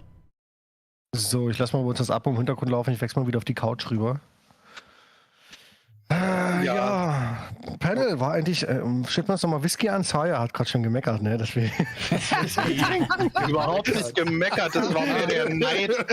Der war so, ich will auch mit dem Whisky. Jetzt soll er rankommen. Ja, es ist jetzt nicht so, dass ich keinen hätte hier, aber er steht ziemlich weit weg und ich habe gerade keine Lust, mich zu bewegen. Aber Prost, ja, cheers. Prost, ja, vielleicht ist der Deal nochmal so lieb. Ja, schön, guten Abend. Also im Großen und Ganzen zum letzten Jahr. Gut eigentlich. Das war das Gelaber nicht gewesen am Ende, ne? Ja, es hat sich ein bisschen in die Länge gezogen. Die Kiste, ey, die sind doch Es kommt ein bisschen drauf an. Also im Endeffekt muss man ja sagen, die haben ja schon vor Wochen und Monaten gesagt, dass dieses Jahr bei der CitizenCon nicht viel sein wird. Dass sie ja in der Entwicklung stecken für PES, Quantum 42 und Server Meshing. Das haben sie ja in Spektrum und in den SC Lives haben die das ja groß und breit erklärt. Und offiziell war ja auch nicht weiter announced. Also, und dass halt Chris Roberts jetzt 2 Stunden über sein Lieblingsprojekt gesprochen hat, was ja sein Baby ist halt vollkommen nachvollziehbar. Ist halt schade, dass es ein bisschen wenig Bildmaterial gab, aber man hat die Passion von ihm, man hat seine Passion halt super gemerkt. Man merkt halt, er hat halt immer noch die Leidenschaft wie vor 10 Jahren, wie vor 20 Jahren, wie vor 30 Jahren und dementsprechend bin ich im weitesten Sinne eigentlich recht zufrieden damit. Also für mich passte das. Freiheit im Gegenzug zu letzten Jahren war es auf jeden Fall kurz und knackig zum Anfang. Alles drin, was man braucht, so die einzelnen Panels, war ziemlich cool. Zum Ende hin, ja, etwas lang gezogen, weil der Chris hört sich schon gerne reden, aber war sehr informativ, klar. Ja. Aber so, ja, super gemacht. Letztes Jahr war sehr lang und extrem auch irgendwann ging gar nichts mehr. Da ging es ja, glaube ich, bis 1 Uhr oder so. Wir haben letztes Jahr gesessen, 3 Uhr, Danilo, oder? 8 Stunden, oder? Wir waren genau. 2:30 Uhr waren wir fertig. Ja. Das war letztes Jahr echt knackig. Für mich war wieder ein ähnliches Problem, was sie schon lange hatten, immer wieder bei CitizenCons, wo es auch mit Chris Roberts und solchen Überraschungssachen war, dass sie den Überraschungsteil natürlich als Ende hängen müssen, weil es ja ein Überraschungsteil ist und aber man ja auch das nicht so. Aber eben, naja, es war ja Chris Roberts nicht angekündigt und so weiter und so fort. Aber letztendlich, dieser Teil am Ende, natürlich, da ist die Aufmerksamkeit von allen schon ganz weit runter. Man ist einfach schon müde von 5 Stunden vorher. Ja, und Tony Sie, ne? Wie letztes Jahr, aber genauso. Sie haben Dinge erklärt, die in jedem Spiel auch normal sind. Also erklärt, was der Spieler will und wann er drückt und wann er guckt und wann er sich bewegt und so. Ja. Und der Mitch hatte das vorhin bei mir, der Mitch und ich streamen ja zusammen, wir sind auch noch live. Also Mitch hat das so schön gesagt, wenn die das andersrum gemacht hätten, die zeigen das Filmchen, ne, hat der Mitch gesagt, zeigen das Filmchen und dann erklären sie kurz dazu, warum sie und was sie da gemacht haben. Also das mit dem Greifen dabei und gedacht so, haben. Ja. Genau, und nicht so andersrum. Weil du hast 20 Minuten, hast du was irgendwie erzählt bekommen, das ist meine Vision, dann musstest du dazuhören und versuchen zu verstehen, was will er mir denn jetzt sagen? Chris Roberts ging ja noch, aber der andere, dessen Namen ich jetzt vergessen habe, ging gar nicht, weil der wirklich... Rich Tyra. Ja, das ist auch so ein Selbstdarsteller. Ja, der hat sich gerne selber sprechen gehört. Und dann nach 20 Minuten kommt 30 Sekunden Filmmaterial und du denkst, okay, gut. Und dann hast du bei jedem zweiten Thema hast du dir gedacht, das ist doch schon alt. Habt ihr uns mit der KI damals verarscht? Jetzt geht sie endlich und damals war es nur geskriptet. Schön, toll. Ja, oder auch mit den Animationen. Guck dir das neue Call of Duty an. Das ist jetzt das 19. Call of Duty. Okay, also seit Jahren gibt es das. Sie haben Assets gesammelt ohne Ende. Aber da sind die Animationen auch sauber, gehen die ineinander über. Sauberer als jetzt gerade bei dem, was ich gesehen habe bei Star Citizen. Also sollen sie sich da jetzt nicht selbst beweihräuchern und sagen, ja, wir machen das alles ganz toll. Und das KI fliegt weg. Und die wird jetzt super. Ja, das machen die noch toll. Da bin ich sicher, aber dafür muss nicht 20 Minuten, 25 Minuten geredet werden, bla bla bla, und dann kommt 20 Sekunden Video und du denkst, komm Jungs, echt. Aber ging es nicht um NPC-Mechaniken praktisch? Ich glaube, die NPCs an sich, das hatten sie ja mal erklärt, die sind nicht schlecht, das sind nur die Serverabfragen, die einfach nicht, die können die nicht übersetzen. Ja, gut, bei den NPCs jetzt als Beispiel ging es einfach darum, dass sie obendrauf die Schicht quasi abgetragen haben und neu gemacht haben. Ich glaube aber, es hätte, egal wie herum sie es darstellen, ob sie nun erst die Videos oder erst den Talk gemacht hätten, es hätte die Situation nicht verkürzt, weil die beiden reden einfach gerne. Also an der Situation hätte sich nichts geändert. Ist euch aufgefallen, wie oft Jared in die Kamera geguckt hat und gegrinst hat, so nach dem Motto, Lass mich raus. Hol mich raus. Und Free Jared. im Chat lief die ganze Zeit durch Free Jared. Ja. Da machen sie ja auch, da macht er ja schon einen Joke draus seit Jahren, wenn er mit Chris Roberts da zusammensitzt. Also ich muss ehrlich sagen, als ich das gesehen habe, habe ich nur gedacht, ja, mutig.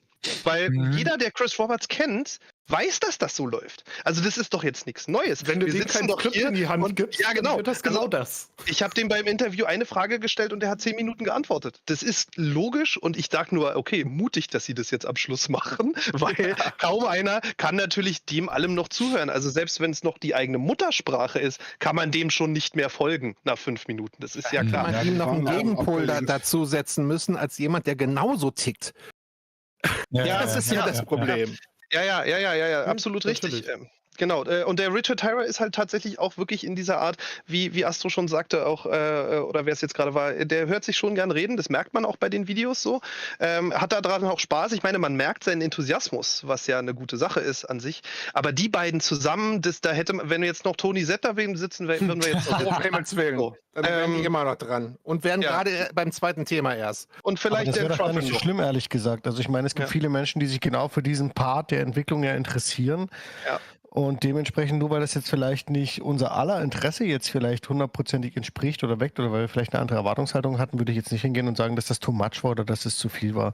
Ich fand das halt sehr erfrischend, mal als Bäcker der ersten Stunde zu sehen. Also ich habe ja damals die Kickstarter-Kampagne mitgemacht, dass immer noch diese Leidenschaft im Unternehmen von all diesen Mitarbeitern, wie sie waren, da waren und vor allem vom Geschäftsführer und dem Verantwortlichen für Squad 42. Natürlich war es ein bisschen zäh zwischendurch, aber die Euphorie, die hat mich auch wieder ein bisschen gepackt. So, ich habe mich das ein bisschen sacken lassen und ich finde das immer noch schön, dass nach 10 Jahren immer noch so viel positive Energie für das Projekt da ist, egal ob sie sich selber gerne reden hören oder nicht. Und das hat auch wieder mehr positive Energie auf mich und wie ich das für mich in Zukunft weiterhin behandeln werde. Also ich fand es für mich halt gut. Er wollte halt auch nicht spoilern, ne? Ja. Also letztes Jahr haben wir gar nichts bekommen und dieses Jahr wollten sie halt irgendwas bringen und da war er halt im Zwiespalt. Also so hat es sich für mich angehört, dass sie wollten nicht zu viel zeigen, aber trotzdem den Menschen irgendwas hinwerfen. Und wir haben ja schon ein paar, die kurzen Sachen, die gekommen sind, die sahen doch echt toll aus. Also ganz ehrlich, klar, es ist langatmig und er hört nicht auf zu reden und du denkst, scheiße, Mann, komm jetzt bitte, echt jetzt. Aber es braucht's. Ich find's toll. Wir haben wenigstens was bekommen. Die Panels davor, die waren alle mega super. Wenn sie bevor das der Herr Roberts gekommen ist und so lange gelabert hat, wenn sie dann gecuttet hätten oder einfach alles reingepackt, das wäre der letzte Part von ihm ein bisschen kürzer gehalten. Das wäre perfekt gewesen, meines Erachtens. Ja, man kann es den Leuten aber an der Stelle auch leider nicht so recht machen. Ja, viele meckern genau. dass der Chris Roberts sich so raushält und gar nicht mehr für die Kamera tritt. Und dann kommt er mal und dann alle redet zu viel. Ja. Da muss ich auch wirklich lachen. Da wollte ich euch mal fragen. Also bei uns war das allererste, was hier direkt beim Streamstart war. Ja, also man hört ja gar nichts mehr von Chris Roberts und wann kommt er denn? Und der ist ja auch gar nicht angekündigt für diese und überhaupt und ich möchte die aber jetzt mal wirklich sehen, ja? Und dann sehe ich die Emojis hier, wenn er dann irgendwie 20 Minuten redet und die Leute so und ich denke so, ey, kommt doch. Also bitte, ja. Das ist ja genau das Problem, genau. Also ich muss auch sagen, ich fand das ganze Ding super geil. Also von vorn bis hinten, ich fand es mega spannend. Man denkt die ganze Zeit nur so, oh, gib das her, ne? Also auch diese Kleinigkeiten wie das überarbeitete Mobiglas, ne? Und das ist alles so, oder das Scannen im FPS-Bereich. Ich habe schon die Hälfte schon wieder vergessen. Das ist so, als wenn man 3 Filme hintereinander im Kino guckt und dann über den ersten Film reden soll. Das ist ne, also, aber ich fand es mega cool, von vorn bis hinten. Super interessant.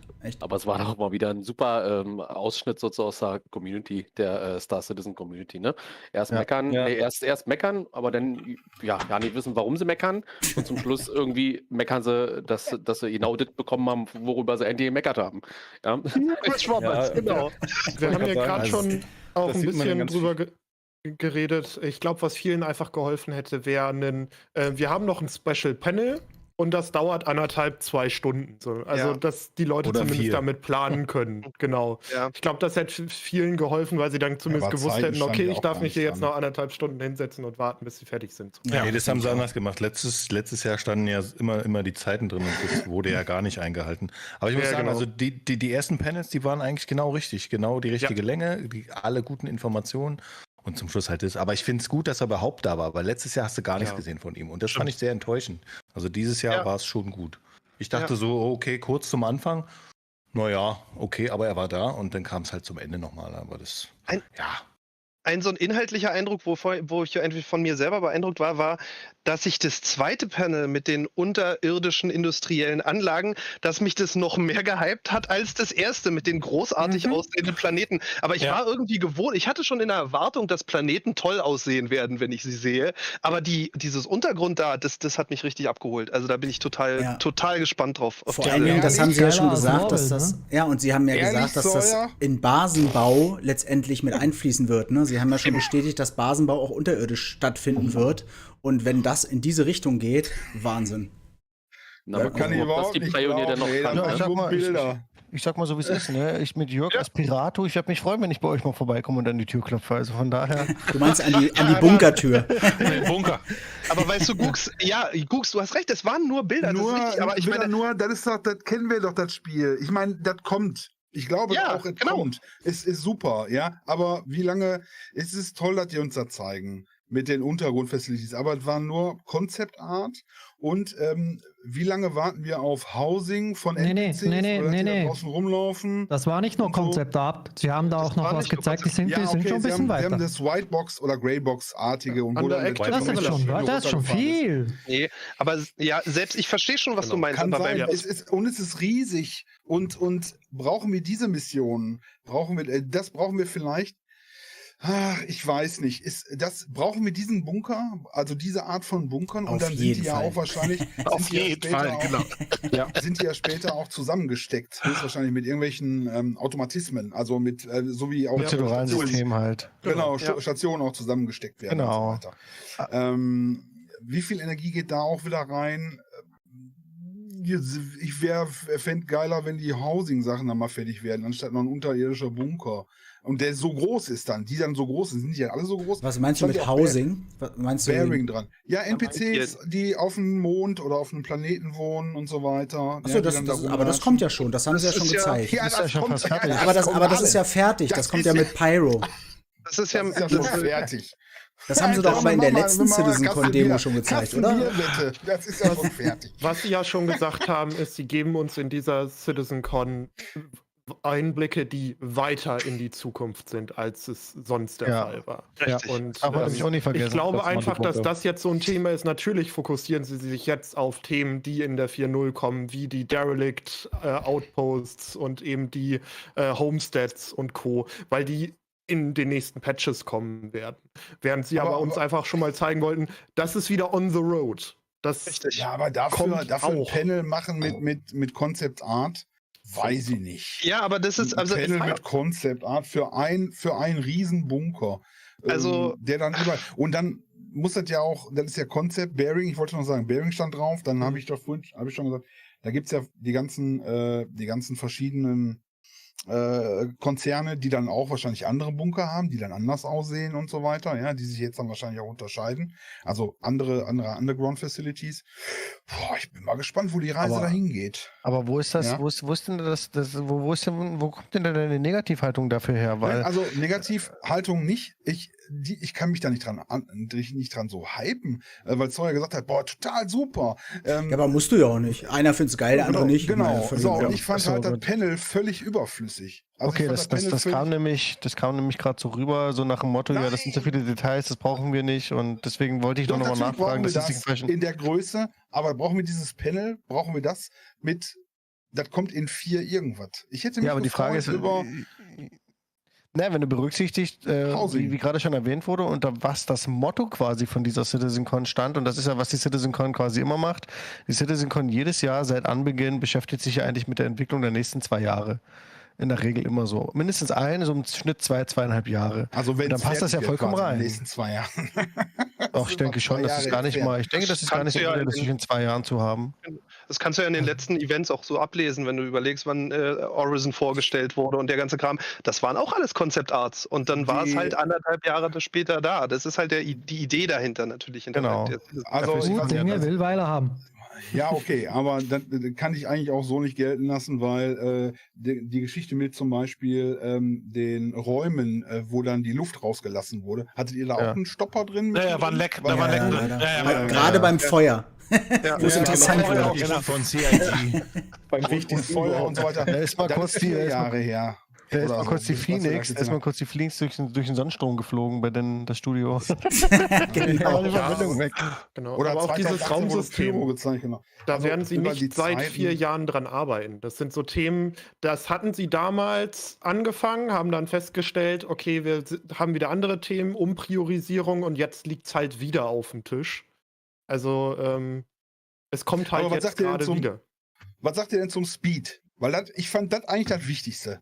Speed, wieder mal. Ich würde Astrosam reden lassen. Was meinst du, mit Quantum? Oder? Ich würde Astrosam reden lassen. Genau. Der ist am meisten motiviert über das Thema.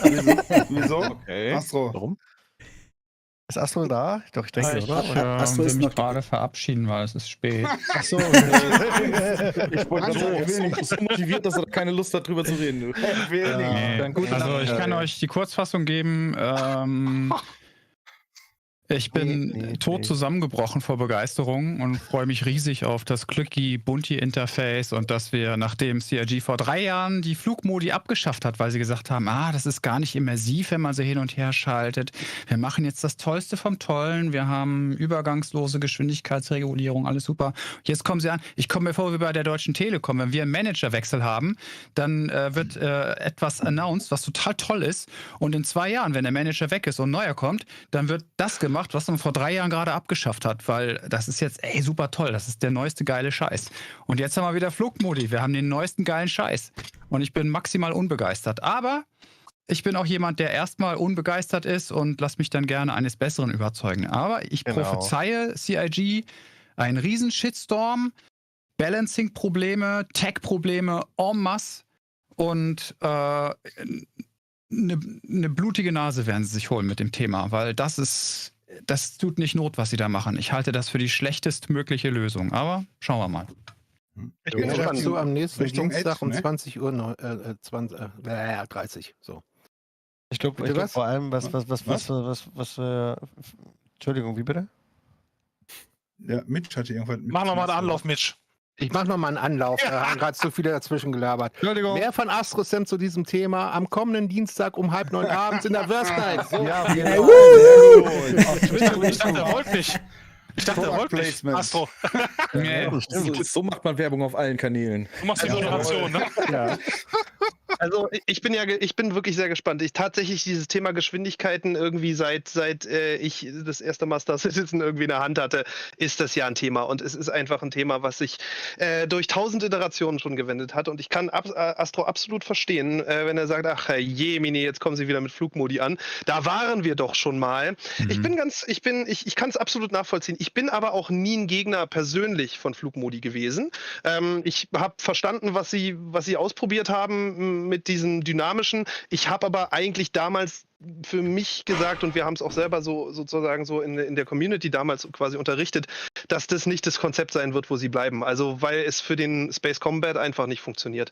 Also es geht einfach nicht. Es funktioniert einfach nicht und das bedeutet eben auch, du musst den Leuten in irgendeiner Weise da eine Art von Beschränkung geben und es geht eigentlich, wenn man wirklich alles runterbricht, nur mit Modi. So, darum bin ich jetzt gespannt, wie sie es jetzt umsetzen, wie sie das Thema anpacken, was ich gehört habe und das, was ich aus früheren Zeiten mit Precision Mode, SCM, Cruise Mode und diesen ganzen Sachen, die ich kannte, das klingt jetzt sehr viel besser. Das klingt sehr viel ausgewogener als das, was es damals war. Da war es nämlich wirklich ein harter Cut und du hattest im Endeffekt keine immersive Umsetzung, dass da jetzt irgendwie ein Generator hochgefahren werden muss oder sonst was. Du hast einfach so Switch und dann war es halt anders.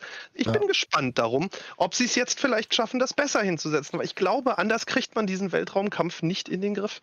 Die spannende Geschichte war ja beim SCM-Kampf, den sie dort haben, dass du halt kurzzeitig mal ein bisschen hochboosten kannst außerhalb der SCM, aber die ja auch quasi mehr oder weniger limitiert ist. Da muss man dann gucken, ob es wieder Abhängigkeiten vom Triebwerk gibt, über Kondensatoren etc. pp.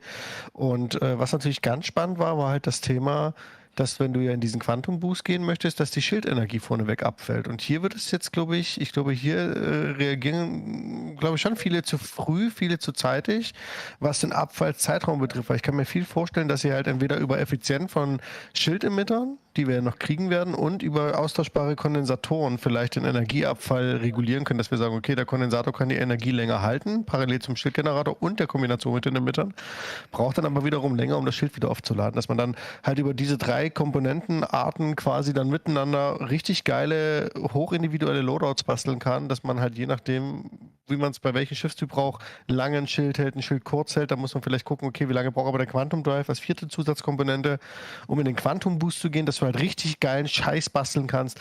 Und wenn du jetzt noch einen Ticken weiter gehst, kannst du jetzt noch auf diesen Level gehen, das hat CLG mal vor, ich weiß gar nicht, ob sie das jetzt öffentlich oder mir mal gesagt haben, dass die ja noch Quantum-Signaturen haben wollen, dass du quasi Leute durch den Quantum via Quantum-Signaturen verfolgen können sollst, orten können sollst. Das heißt, wenn das Thema noch auf dem Tisch liegt bei CLG, wird das eine ganz, ganz spannende Geschichte, dass du selbst Leute über den Quantum Boost heraus, weil du kannst ja den Ding auch lenken, verfolgen kannst. Also das wird also nochmal, ich denke, ein großartiges Thema werden. Was ich übrigens noch anfügen wollte, um nochmal zu Astro auch den Anschluss zu machen, nochmal, wo ich glaube, wo es wirklich am meisten dran hapern könnte hier dran und wo es vielleicht am meisten Balancing-Issues gibt oder auch am Ende Kritik an dem Modell, ist, dass die Leute, die schnell fliegen, keine Schilde mehr haben. Ich hab ein bisschen Angst davor, dass man halt wirklich Asteroiden also es geht ja gar nicht mal darum, dass man irgendwie jetzt zu schnell auf eine Raumstation rast, sondern dass es wirklich in einem Asteroidenfeld, wo man eben schnell raus will oder schnell durch will, in Anführungszeichen, dann doch irgendwie sehr, sehr schwierig werden könnte. Aber haben die nicht gesagt, dass der dann abbricht automatisch, wenn da ein Gegenstand irgendwie in die Nähe kommt? Der Quantum Jump, Genau, dieser eigene, ne? Genau, das hatten sie ja im Mai oder Juni schon in einem Monatsreport erwähnt. Da hatten wir ja alle noch darüber spekuliert, was sie meinen mit dem, sie können jetzt Spieler ausgewählte Quantum Jumps machen, weil dieses neue Quantum Jump System, das sie gebaut haben, in der Lage ist, Hindernisse auf dem Weg zum Ziel hin zu erkennen. Aber das ist genau das, also nur beim Quantum. Wenn du normal fliegst, kannst du immer noch reinfliegen. Aber dann hast du ja die Schilde.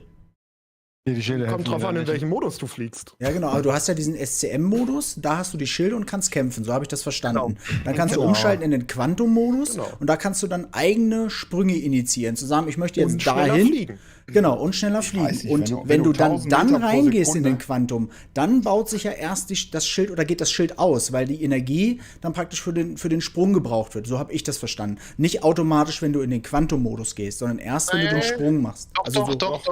Doch, du schaltest um. Du schaltest um und damit wird dieser Quantum-Generator irgendwie quasi mit Power versetzt und die Schilde gehen runter. Und damit hast du letztendlich auch mehr Output für die Triebwerke.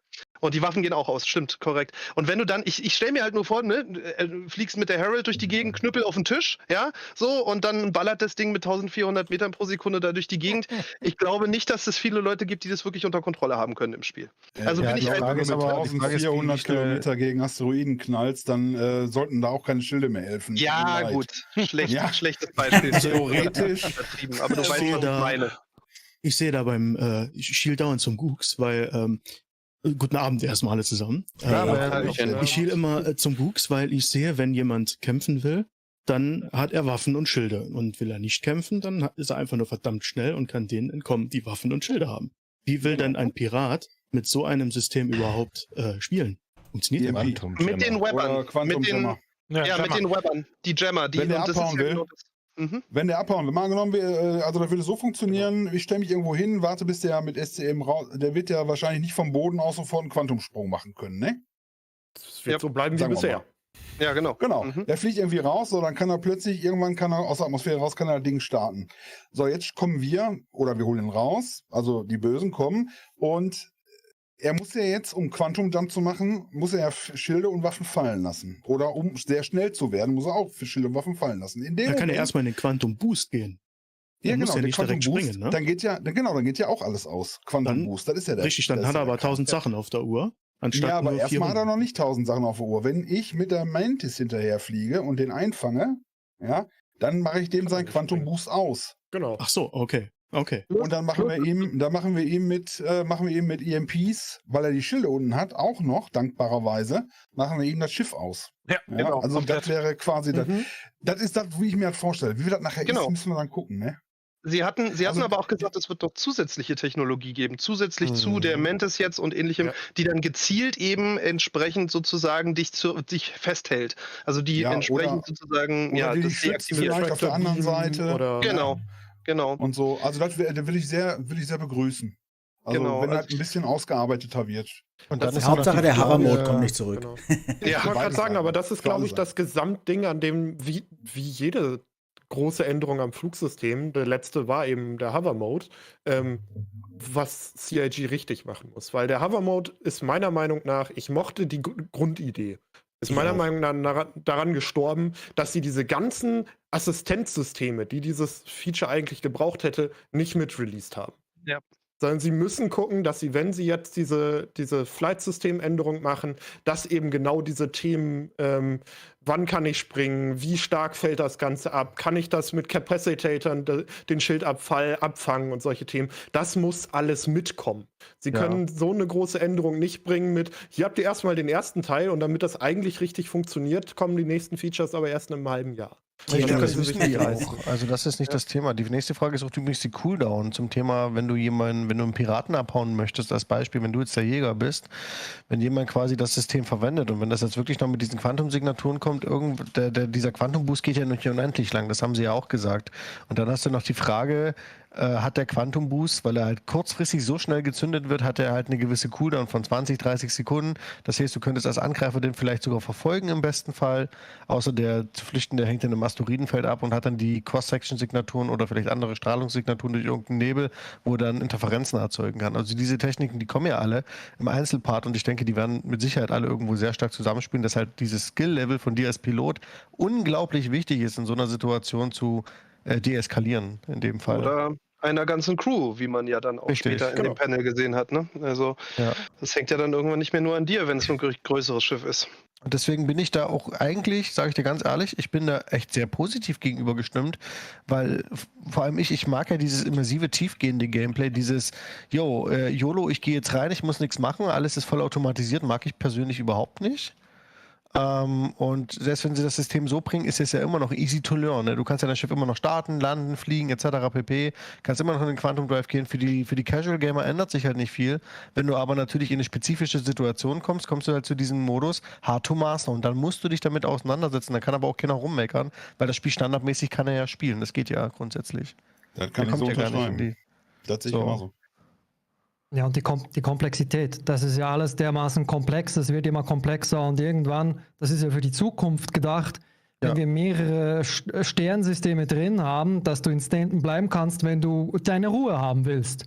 Da hast du halt nicht so viel Profit oder hast du nicht so viel Action oder Gameplay, wenn du so willst, aber wenn du dann nach Pyro willst, dann musst du halt einfach überlegen, wie du das Ganze machst, mit verschiedenen Menschen dazukommen oder wie auch immer. Momentan ist es halt nur, wir haben nur Stanton und hier wird alles getestet. Deshalb ist auch in der Community das Gefühl mit dem, zu viel Geballer, zu viel das, zu viel dieses, das wird halt alles vorbereitet für Pyro. Deshalb fühlt sich das alles so unbalanced an.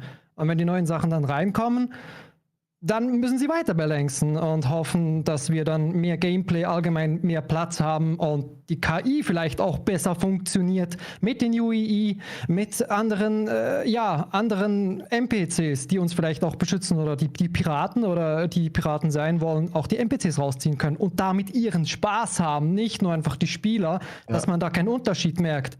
Dann haben alle ihren Spaß. Ich glaube, ich muss dir da aber trotzdem ein bisschen den Zahn ziehen, weil in der Lore Stanton alles andere als ein sicheres System. Es ist sogar so ein beliebäugeltes System von UE. Stanton ist im Gegensatz zu Pyro ist es doch sehr viel sicherer, oder? Nee, eigentlich gar nicht, weil Stanton ist halt kein sicheres System, sonst hättest du die CDF nicht und Stanton ist halt ein Wirtschaftssystem mit niedriger Sicherheit, deswegen hast du ja auch die Ninetales, die Pyro-Piraten kommen genau deswegen rein. Weil das ist ein Schlaraffenland. In Pyro hast du ja keine Commorays, da hast du ja gar nichts. Das ist deswegen hast du musst dich von diesen Gedanken verabschieden, dass nur das UE existiert mit Gesetzen. Das musst du ganz schnell ad acta legen. Weil selbst wenn ich im Pyro bin, wirst du im Pyro Gesetze haben, die der jeweiligen Regierungsmacht unterstehen. Ob das jetzt irgendein Outlaw-Don ist oder whatever, der wird die Regeln festlegen. Sei es durch eine Lore oder sei es durch Spieler in irgendeiner Form auch immer. So, und dann wirst du dort Regeln haben. Und dann kann es ja natürlich sein, dass du dich aus Pyro vielleicht nach Stanton flüchten möchtest, aber Stanton ist ein Schlaraffenland für Piraten, für Kriminelle. Und dann bist du dort auch nicht unbedingt sicher. Was du meinst, wären dann eher so Systeme wie das Soul-System, was das zentrale Einheitssystem der Menschheit ist. Dort würde das, was du sagst, ja gut, das würde dann aber noch sehr viel länger dauern natürlich. Ne? Also ich bin immer davon ausgegangen, Comerace, UEE, da hast du wesentlich mehr deine Ruhe als in Pyro. Davon bin ich irgendwie rein logisch ausgegangen, dass noch mehr Platz geben. Es wird mehr Präsenz geben und die Leute werden du wirst da auch beschützt werden. Aber halt nicht, da kannst du jetzt nicht sagen, ich fliege jetzt mal los und mir passiert nichts. Nee, das habe ich auch nicht. Nee, das meine ich auch nicht damit, absolut nicht. So, nur mehr als in Pyro. Ja. Nee, da muss man halt gucken dann. Ich hätte mal noch ein anderes Thema, oder besser gesagt noch was anderes hier. Da war ja das mit den Items oder mit den Schildgenerator, Powerplant und so weiter. Wenn man genug Schaden bekommt, dann geht es ja kaputt und so weiter. Ne? Das ist ja teilweise jetzt schon drinne. Also wir hatten letztens so eine Mining-Operation und da ist uns so ein Asteroid um die Ohren geflogen und der hat das Powerplant kaputt gemacht. Und wir sind zwar nach Hause noch gekommen, aber die ist immer runtergefahren und kurz vor der Station sind wir liegen geblieben. Und das fand ich sehr cool, dass du die Teile jetzt halt dass du den mitnimmst, vielleicht im Lager und dann kannst du das Teil austauschen und dann geht's wieder. Also das war ein geiler Game-Aspekt, den fand ich ganz nett. Aber der hat da nicht wirklich ein Powerplant getragen, oder? Hat er nicht wirklich gemacht. Also es kommt immer drauf an, wenn du diese Schwebedinger hast oder weißt du, diese hier, womit du jetzt auch Leute transportieren kannst. Der hat den getragen, ich hab das genau gesehen. Das war aber ein kleineres. Aber habe ich das auch richtig verstanden, dass er praktisch das Ding in die Werkstatt gestellt hat und dann in dem Powerplant auch noch Sachen modifizieren konnte irgendwie? Ja, genau. So wollen sie es vielleicht haben, aber ich denke, das wird später kommen. Aber jetzt zum Anfang Subcomponents haben sie schon. Das ist schon vor 4 Jahren angekündigt worden mit Bildmaterial, alles drum und dran. Da hat damals auch der 3D-Drucker Sinn, gemacht. Du hast ja damals gute Videos, glaube ich, mitunter dazu gemacht. Ich weiß nicht, ob ihr das alle 3 damals noch gemacht habt. Und da habt ihr ja auch gezeigt, dass die ja wirklich schon sogar ein Köfferchen hatten in ihren Bildern drin, wo du Teile drin hattest. Du kannst dir vorstellen, du kannst einen Koffer mit Schaumstofffüllung von A nach B tragen, weil die Komponenten empfindlich sind. Du sollst sie positiv beeinflussen können, negativ beeinflussen können. Die Komponenten haben die schon seit Jahren fertig, die Subcomponents. Das ist für die nicht das Thema. Genau, und das wollte ich nämlich auch nochmal. Das System für die Subcomponents, die Idee davon ist schon lange fertig. Ich glaube, im vergangenen Jahr war es, wo sie auch im Rahmen von Inside Star Citizens immer mal wieder gezeigt haben, wie Schildgeneratoren oder ähnliches oder Powerplants waren es, glaube ich, an der Stelle dann genutzt wurden und wie da Subcomponents eingesetzt wurden. Das war das SCL, was du meinst, mit den NPCs wahrscheinlich von der Hammerhead, das Ding. Von diesem Jahr, glaube ich sogar. Nee, sie haben auch in Sprints schon Dinger gezeigt. Letztes Jahr, ja? Habe ich gar nicht, kann ich mich nicht erinnern. Ja, und wir können. Da ist diese Zeitangabe sowieso immer so ein Thema. Dass jetzt 2 Jahre mit der Hammerhead her ist. Das war 2020 November, als der uns das erste Mal gezeigt hat. Mit der Hammerhead. Ich bin erschrocken, als mir das vor 2 Wochen vor den Augen gefallen ist. Ich so, was, 2 Jahre schon wieder heftig. Ja, wir können ganz stark davon ausgehen, dass die viele Dinge fertig haben, die wir noch nicht gesehen haben. Wir müssen ja immer bedenken, und ich glaube daran, kann natürlich jeder anders sehen, wie er will, aber ich glaube daran, dass wir nicht alles sehen, was fertig ist. Wir sehen nur das, was wir testen müssen. Ja. Ne, dafür ist das PU da. Die schmeißen da Dinge rein, wo sie wissen, okay, da sind jetzt Tausende von Leute, die müssen die müssen das prüfen. Aber alleine gerade das HUD, was wir gesehen haben von der Aegis Gladiator zum Beispiel, das haben die auch schon ewig fertig. Das müssen wir aber nicht testen. Das brauchen wir nicht. Das bringen die rein, wenn das released wird. Viele Sachen.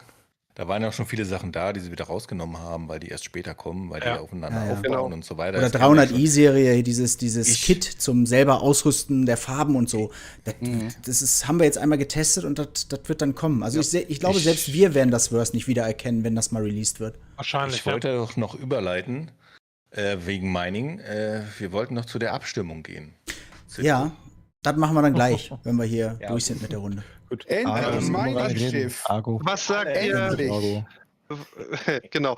Was sagt ihr zu den Avatar-Attributen? Also dem Trainieren eurer Avatare. Passivskills da? Das war ziemlich cool. Sozusagen, super. Ja. Also ich fand es eine logische Konsequenz aus dem Actor Status System, muss ich ehrlich sagen. Ja. Und hätte mich gewundert, wenn es nicht kommt. dass man den Charakter im Endeffekt in gewisser Weise trainieren kann, um ihn eben mehr ausdauernder zu machen oder in bestimmten Sachen zu bringen. Ich glaube nicht, dass es jetzt unbedingt spielentscheidend ist, aber es hätte mich gewundert bei der Feinheit des Systems für die Avatare, wenn das nicht gekommen wäre, ehrlich gesagt. Vor allem auch, wie viele Fitnessstudios da sind, ne? Das Absolut, die musst du ja voll bekommen. Ja. Stimmt. Die muss ja einfach nur dieses, es macht dir das Leben ist hier der Punkt, dass das auch wieder zurückgeht, wenn man die Fähigkeiten nicht mehr benutzt. Das heißt, wenn ich viel schleppe, wird die Stärke größer. Wenn ich es nicht mehr mache, dann geht es ja wieder runter. Du meinst wenn du immer so dermaßen schwere Rüstungen trägst, trainierst du ja automatisch. Genau. Ja, genau. Und immer wenn du zu viel Burger isst, dann passt du nicht mehr in deinen Raumanzug irgendwann rein. Was ist, wenn ich esse und esse und esse und nichts tue? Ja, nee, sie wollen ja nicht, dass du dick werden kannst, sonst passt nicht mehr in den Stuhl rein. Das wäre schlecht. Eher träger, ne? Dann kannst du nicht mehr so schnell laufen. Dann spawnen die NPCs auf dem Stuhl und der Stuhl bricht unter dir zusammen. Oh, sehr gut, ja. Aber weißt du, was das Gute ist, Gucks, dann können sie wenigstens auf dem Stuhl noch nicht mehr stehen, ne? Genau, dann kriegst du aber das passiert aber im Hintergrund, oder? Das ist jetzt nicht so, dass ihr so einen Skillbaum habt, sondern das passiert in so einer Leiste, dass man das sieht, ne, wie die Fitness ist und sowas. Ne?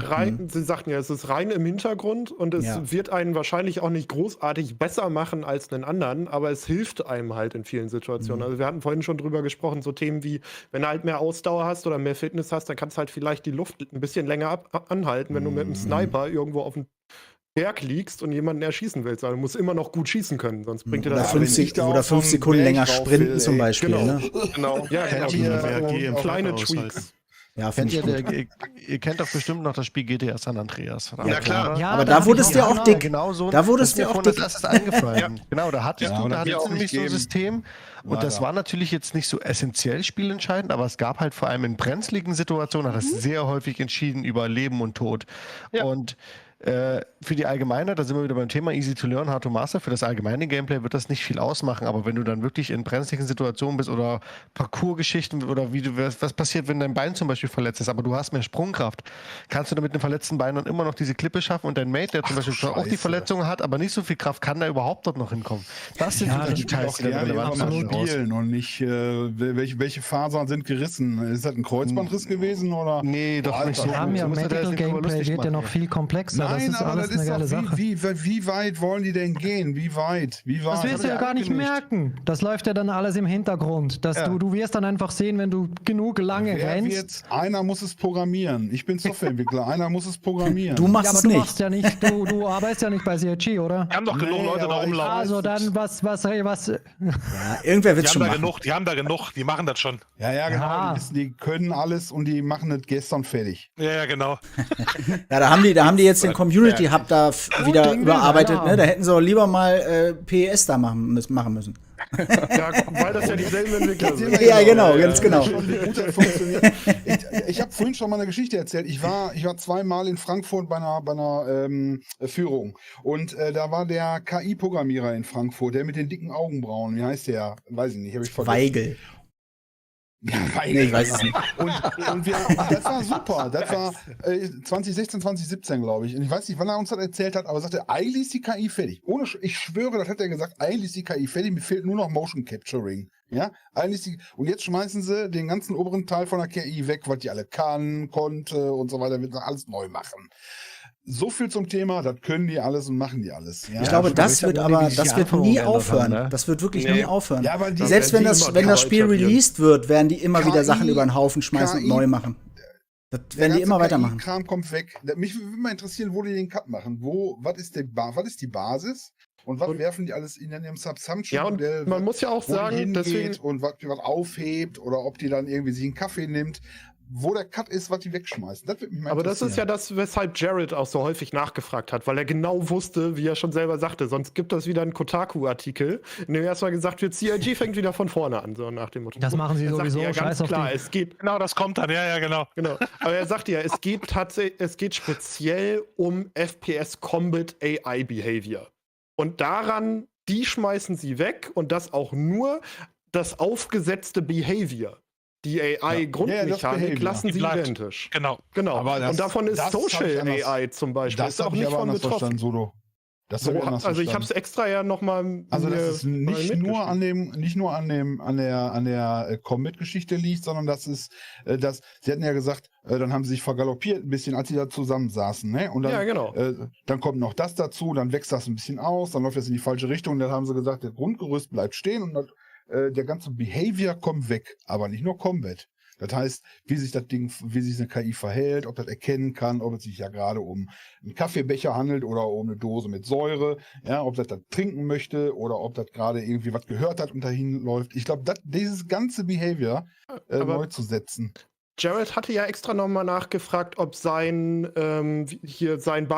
Bartender AI, ob die auch komplett über den Haufen geschmissen wird. Und da haben sie ja extra gesagt, nee, die nicht. Die bleibt, genau. Nur die bleibt aber. Nur die. Also der nicht geht, der Bartender, der one moment please, und eine Viertelstunde später stehst du da und verdurstet. Der bleibt. Das ist gut. Wir müssen wahrscheinlich einfach nochmal reinhören, um es genau am Ende zu klären, aber mein Verständnis war halt zu sagen, so grundlegend dieses Social-Ding, wo sie ja auch viel gemacht haben für die Living Idris und Co. Da haben sie ja viel drüber iteriert schon. Über dieses ganze Social-Thematik, über die alltägliches Leben von NPCs und so. Das ist ja dieses ganze Social-Ding, dass sie das bestehen lassen, aber dieses ganze AI-Combat-Behavior weggeschmissen haben und sagen, da bauen sie von Grund auf nochmal das Verhalten. Und das ist überhaupt nicht so schlimm. Ich würde mich dann einmal jetzt verabschieden. War jetzt ein bisschen sehr anstrengend alles. Nachvollziehbar. Das nächste Mal schließen uns an, oder? Früher. Ja klar, meinetwegen. Ja, hoffe nicht drauf. Ich glaube, wir machen auch Feierabend. Genau. Sehr nett, aber hoffentlich nicht meiner Person wegen. Nein, ich meine, nein, um Gottes Willen. Ja, toll, Erik, danke. Ja, war super. Ich meine nur insgesamt, früher, da würde ich bei Star Citizen Insel grundsätzlich nicht von ausgehen, egal um was es geht. Ja, ist klar. Nee, ich meine nur im Allgemeinen können wir gerne mal irgendwie so ein Gespräch mal zusammen machen, wo jetzt nicht unbedingt eine CitizenCon vorkommt. Das meine ich. Na klar, das auf Sehr jeden Fall. gerne. Okay. Ja. Hat sich jetzt nur gut ergeben. Ja, wie gesagt, wir können das auch gerne auflösen. Ich wollte nur kurz nochmal sagen, dass die ganze, dass das alles wirklich einen sehr guten Eindruck auf mich gemacht hat. Also ich gehe mit einem positiven Gefühl raus. Ich freue mich auf, was da kommt. Mir war klar, dass die nichts darüber erzählen, wann Squadron 42 kommt oder wann irgendwas released wird. Das machen die auch nicht mehr. Hast du nicht mitgekriegt, als sie den Termin gesagt haben? Nee, haben sie nicht. Da haben die, das war nichts. Oh, jetzt kommt die Gerüchteküche. Oh! Das hat aber gesagt. Also ich fand's, wie gesagt, echt sehr, sehr, sehr cool. Und auch fand ich cool, dass wir wirklich hier zusammengekommen sind, dass das geklappt hat. Ne, finde ich echt toll. Und ich würde mich freuen, wenn wir das nochmal hinkriegen würden. Sehr gerne, auf jeden Fall. Dankeschön. Kleiner Hinweis übrigens, wenn ihr mal die neuen CTVs in Action sehen wollt, jetzt gerade hier bei ATM Sports, Atmo Sports sind sie jetzt gerade hier dabei, sich aufzustellen. Da kann man ja vielleicht auch noch mal das ein oder andere Bild snacken. Vielen Dank, Leute. War echt schön. Hat mir echt Spaß gefallen hier. Ja. Dann habt noch einen schönen Abend, habt noch einen schönen Stream und bis hoffentlich bald. Ja, auch ihr Lieben. Bis später. Vielen lieben Dank. Ciao. Ciao. Und danke fürs Organisieren, ne? Danke fürs Organisieren. Auf jeden Fall. Genau. Ciao. Wir klingen uns auch mal aus. Bei uns war das schon lang. Wir müssen 9 Uhr wieder hier auf der Plattform sein. Dementsprechend haben wir wenig Schlaf. Zeig schon, mach's gut, mein Lieber. Muss man, ne? Ich wünsche euch was. Ich hoffe, ihr hattet viel Spaß. Ihr habt noch einen schönen Abend. Quatscht noch gemütlich. Und an alle, die bei euch noch im Empfang sind, habt alle noch einen schönen Abend. Kommt alle gut ins Bett und seid nicht so traurig, dass vielleicht nicht so viel von Squadron 42 kam. Wir haben ja dieses Jahr noch ein bisschen was vor uns, ne? Also, tschüss. Ciao. Ciao. Tschüss, bin auch weg. Mitch, wir gehen auch rüber, ne? Bitte? Zurück. So, und wir gehen auch wieder runter, Leute, ne? Also, so, Freunde, alles klar. Ciao, ciao. War nett. Guxi. Bis bald. Ciao. Ciao. Alles gut, Wu. Guxi. Gute Nacht. Ciao. So, da sind wir wieder zurück. Wieder on air. Ziehen wir die Jungs und Mädels noch mal runter hier. Wolltest du noch, du bist noch dabei, Chris, oder? Ja, kurz noch, ja. Erik ist raus, glaube ich, ne? Ich glaube schon, ja. Den können wir noch mal runterziehen, aber ja gut, dann würde ich sagen, schalten wir noch mal ganz kurz rüber zu den E-Sportlern. Mal gucken, ob wir da noch was sehen. So, Moment. Zack, zack. Muss ich erstmal hier den richtigen Channel finden. Und dann schauen wir uns die Dinger mal in Farbe an. Wo sehen wir die denn? Auf dem Star Citizen Kanal oder wahrscheinlich bei Atmo Sports, ne? Ja, bei Atmo Sports.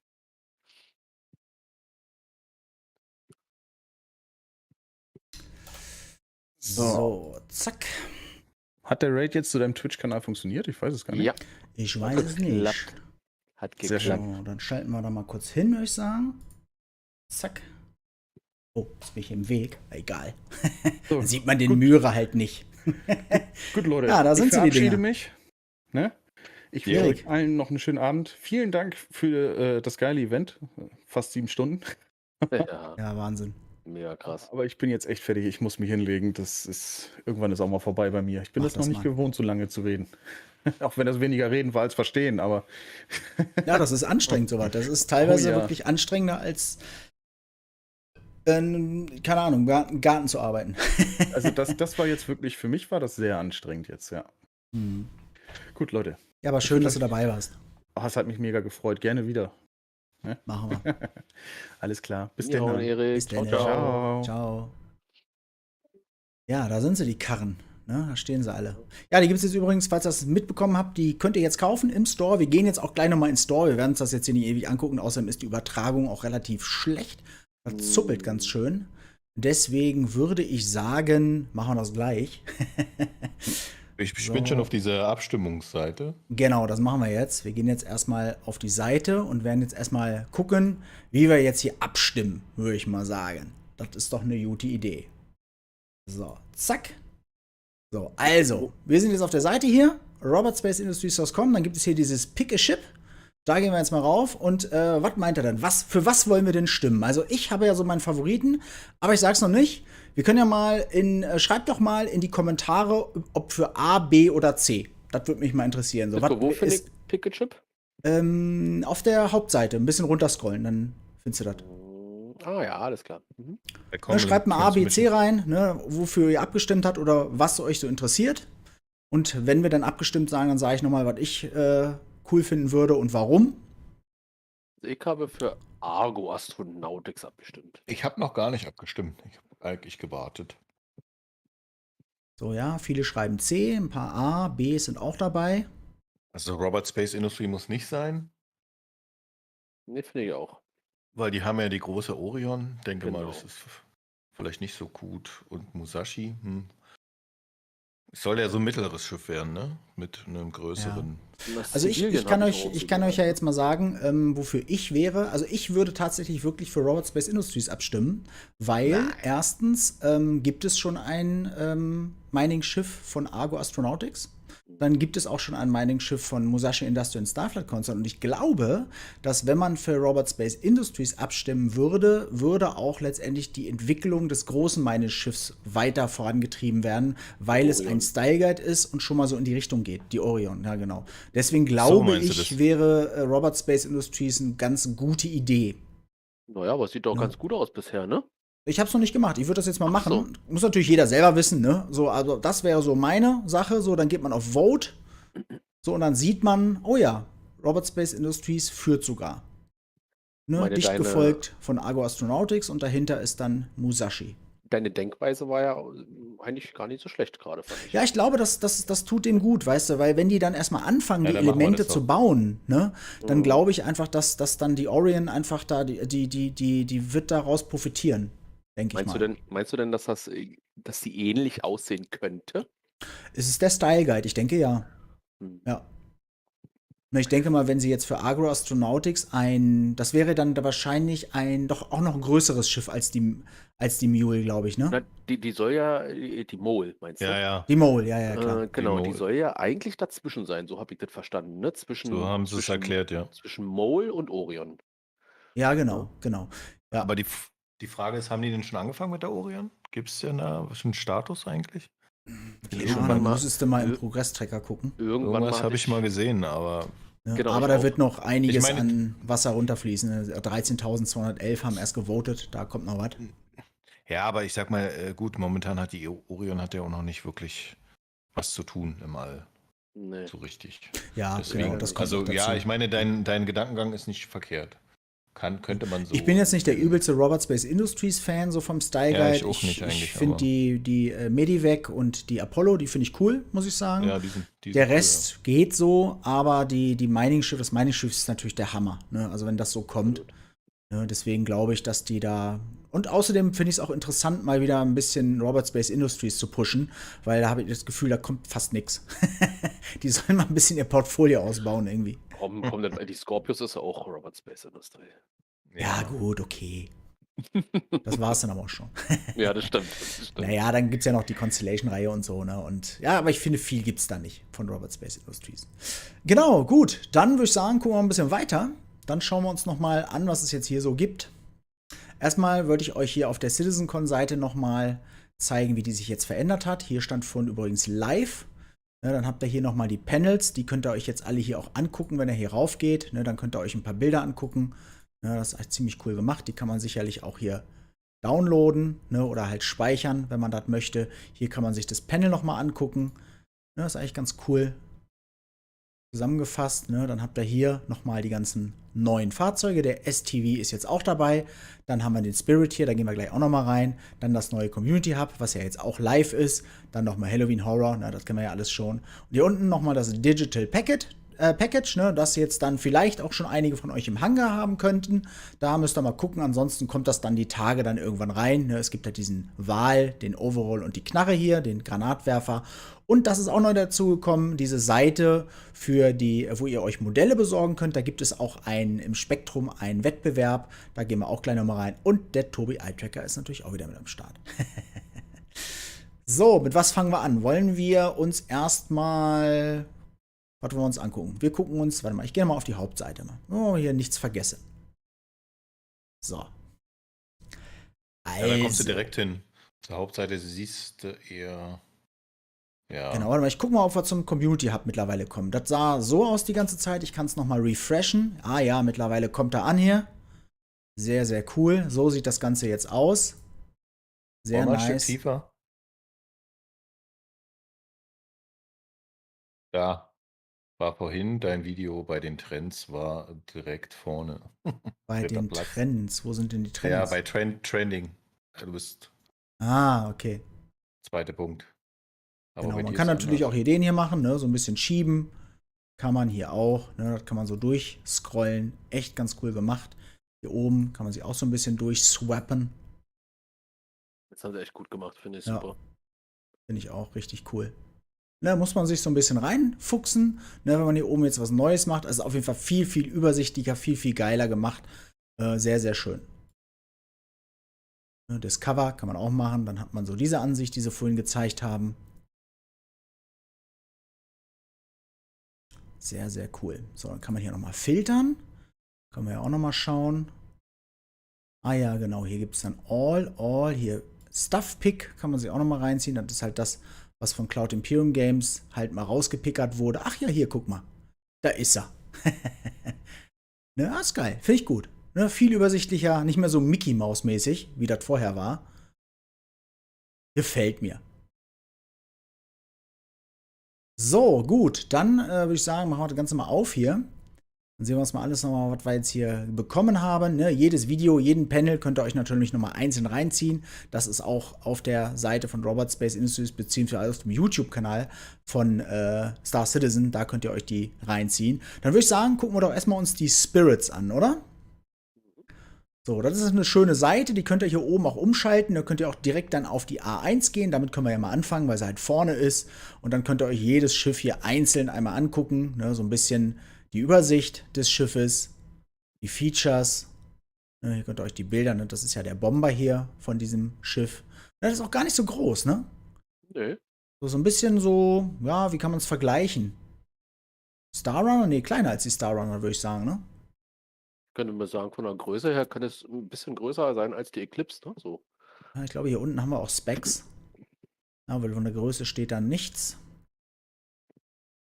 Ah, hier sind Specs. Schauen wir gleich nochmal rein. Ja, wollen wir eine ordentliche Bewaffnung. Eine Crew-Anzahl von 2, ne? Daran merkt man auch schon, dass das dann nicht so groß ist. 10 Size 5 Bomben. 10 Size 5, ne? Schon ordentlich. So, und dann habt ihr hier unten natürlich die Angebote, ne? Für die A1, also für den Bomber, könnt ihr, wenn ihr Centurions seid, nee, Concierge-Members seid, nicht Centurions, könnt ihr dann im Konzeptverkauf mit Warbond, wo bemerkt mit Echtgeld 186, 29 €, ne? Dann habt ihr diesen Skin noch mit dabei und wenn ihr halt nicht im Lions Club seid, wollte ich schon sagen, dann könnt ihr für das gleiche Geld genau das gleiche Paket kaufen und habt halt einfach diesen Skin nicht dabei. Das ist halt so ein Goodie, so ein Dankeschön für die Leute, die halt mindestens $1.000 ins Spiel investiert haben. Und ihr könnt das Ganze auch natürlich mit Store Credits euch besorgen für 210,33 €. So, dann gibt es noch die einzelnen Schiffspackages. Dann gibt es hier einmal das komplette Paket inklusive aller Skins für 444,70 für die Concierge-Members. Für 444,70 ebenfalls beides Warbound für die Nicht-Concierge-Members.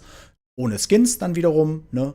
Und dann gibt es hier noch die für Warbound. Ne? Also nicht Warbound meine ich. Ne? Dann könnt ihr das mit Store Credits bezahlen. Dann habt ihr diese 3 Schiffe auch. Ne? Sehr, sehr geil. So, und dann gibt es noch die Skins einzeln. Die könnt ihr euch natürlich auch noch besorgen, wenn ihr Concierge seid. Ne? Dann habt ihr hier einmal das Paket für alle 3 Skins. Das heißt also, jedes Raumschiff, jedes einzelne Raumschiff kommt mit einem Skin daher. Ne? Die hier, diese A1, ich will A2 sagen, A1, nee, A1 ist es, ne?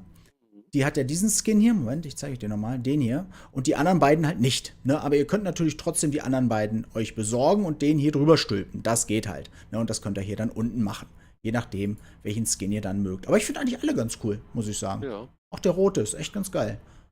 Wie waren das jetzt eigentlich bei den Concierge-Skins? Sind die auch an Nicht-Concierge-Member giftable? Ja.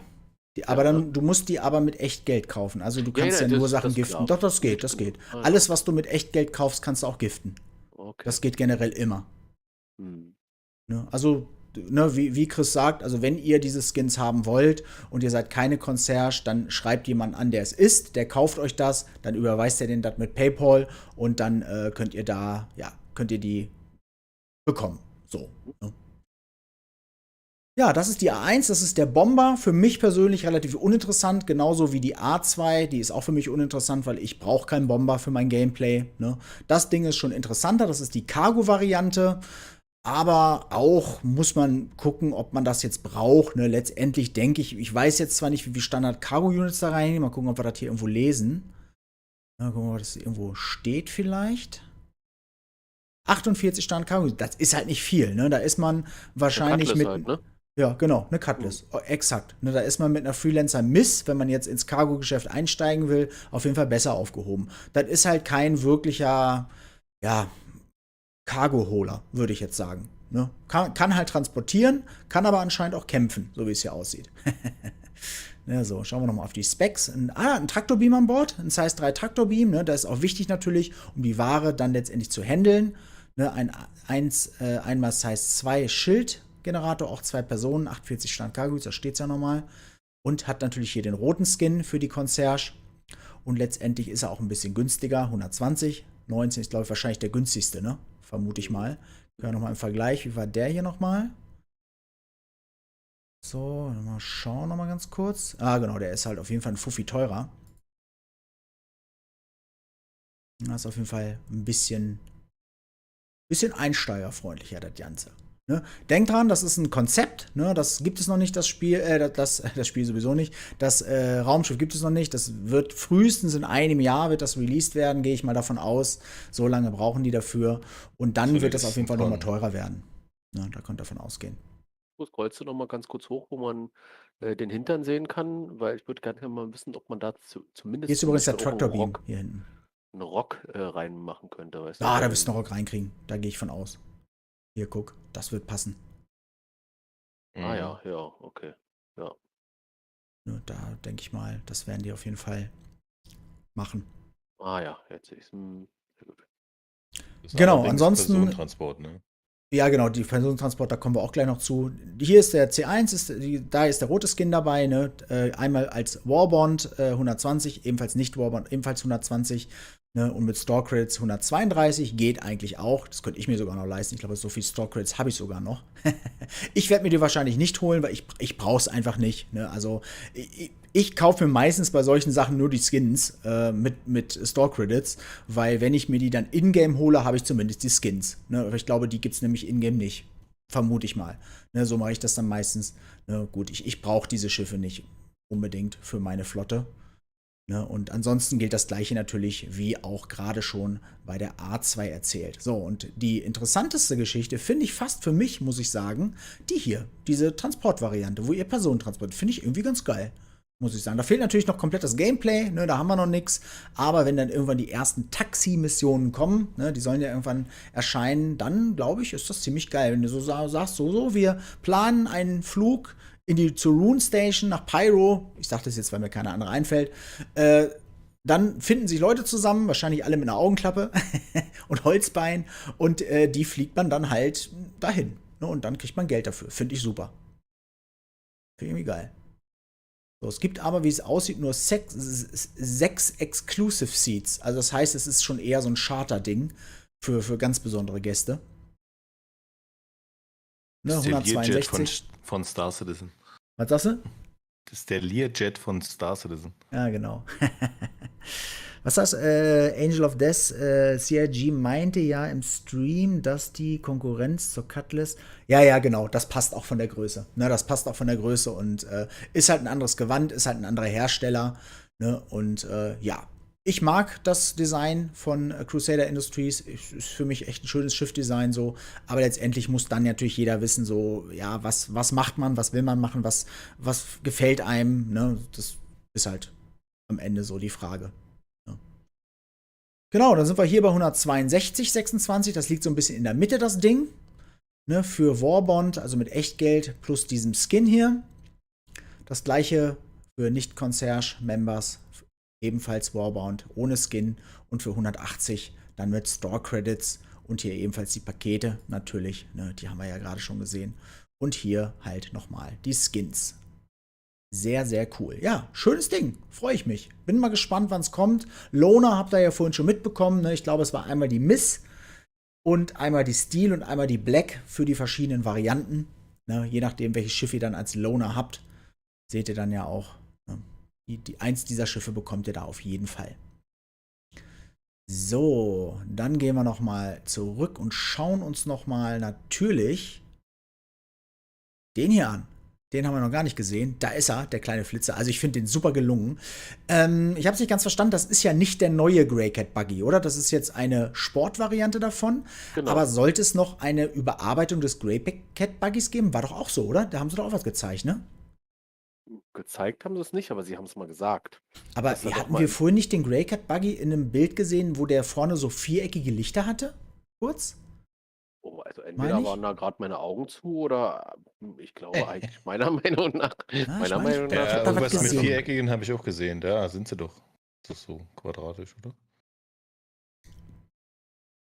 Hm. Sie hatten ja gesagt, im Zuge von dieser 318 kommenden Racing-Track-Strecke, ne, wollten sie den nochmal überarbeiten. Genau. Ja, genau. Ja, geile Bilder auf jeden Fall. Flo, du kannst, wenn du ein Schiff kaufst, praktisch, wenn du das in den Warenkorb legst und dann in den Warenkorb gehst, hast du auf der rechten Seite so einen Button, da kannst du dann Store Credits auswählen und dann kannst du die eingeben. Das geht aber nur, wenn du keine Warbond-Variante auswählst. Wenn du Warbond kaufst, musst du mit Echtgeld bezahlen. Das geht nicht anders. Gut, du hast die Mule im Warenkorb. Nee, dann sollte das eigentlich gehen. Na, dann gehst du rechts, hast du dann irgendwo so einen Button Store Credits. Wir können das ja gleich mal machen. Das Ding hier, das hole ich mir sowieso, ne? Das werde ich vielleicht auch mit Store Credits bezahlen. Schauen wir mal. Obwohl, ich gucke, was mir teuer ist. Deine Kreditkarten. Na, dann gehen wir das mal zusammen durch, würde ich sagen. Das ist doch eine super Sache. So, hier ist er. Der STV. So, was heißt STV? Sports Terrain Vehicle. Ja, macht Sinn. So, aber ich werde es jetzt auch mal ausklinken. Jo. Reicht für heute. So, dann haben wir hier verschiedene Farben. Die können wir uns natürlich nochmal angucken. Das ist die hier. Dann haben wir die in Grau. Oh ja, Electric Green, nicht schlecht. Und Blue Steel. Blue Steel. Nee, warte, so. War das nicht Blue Steel?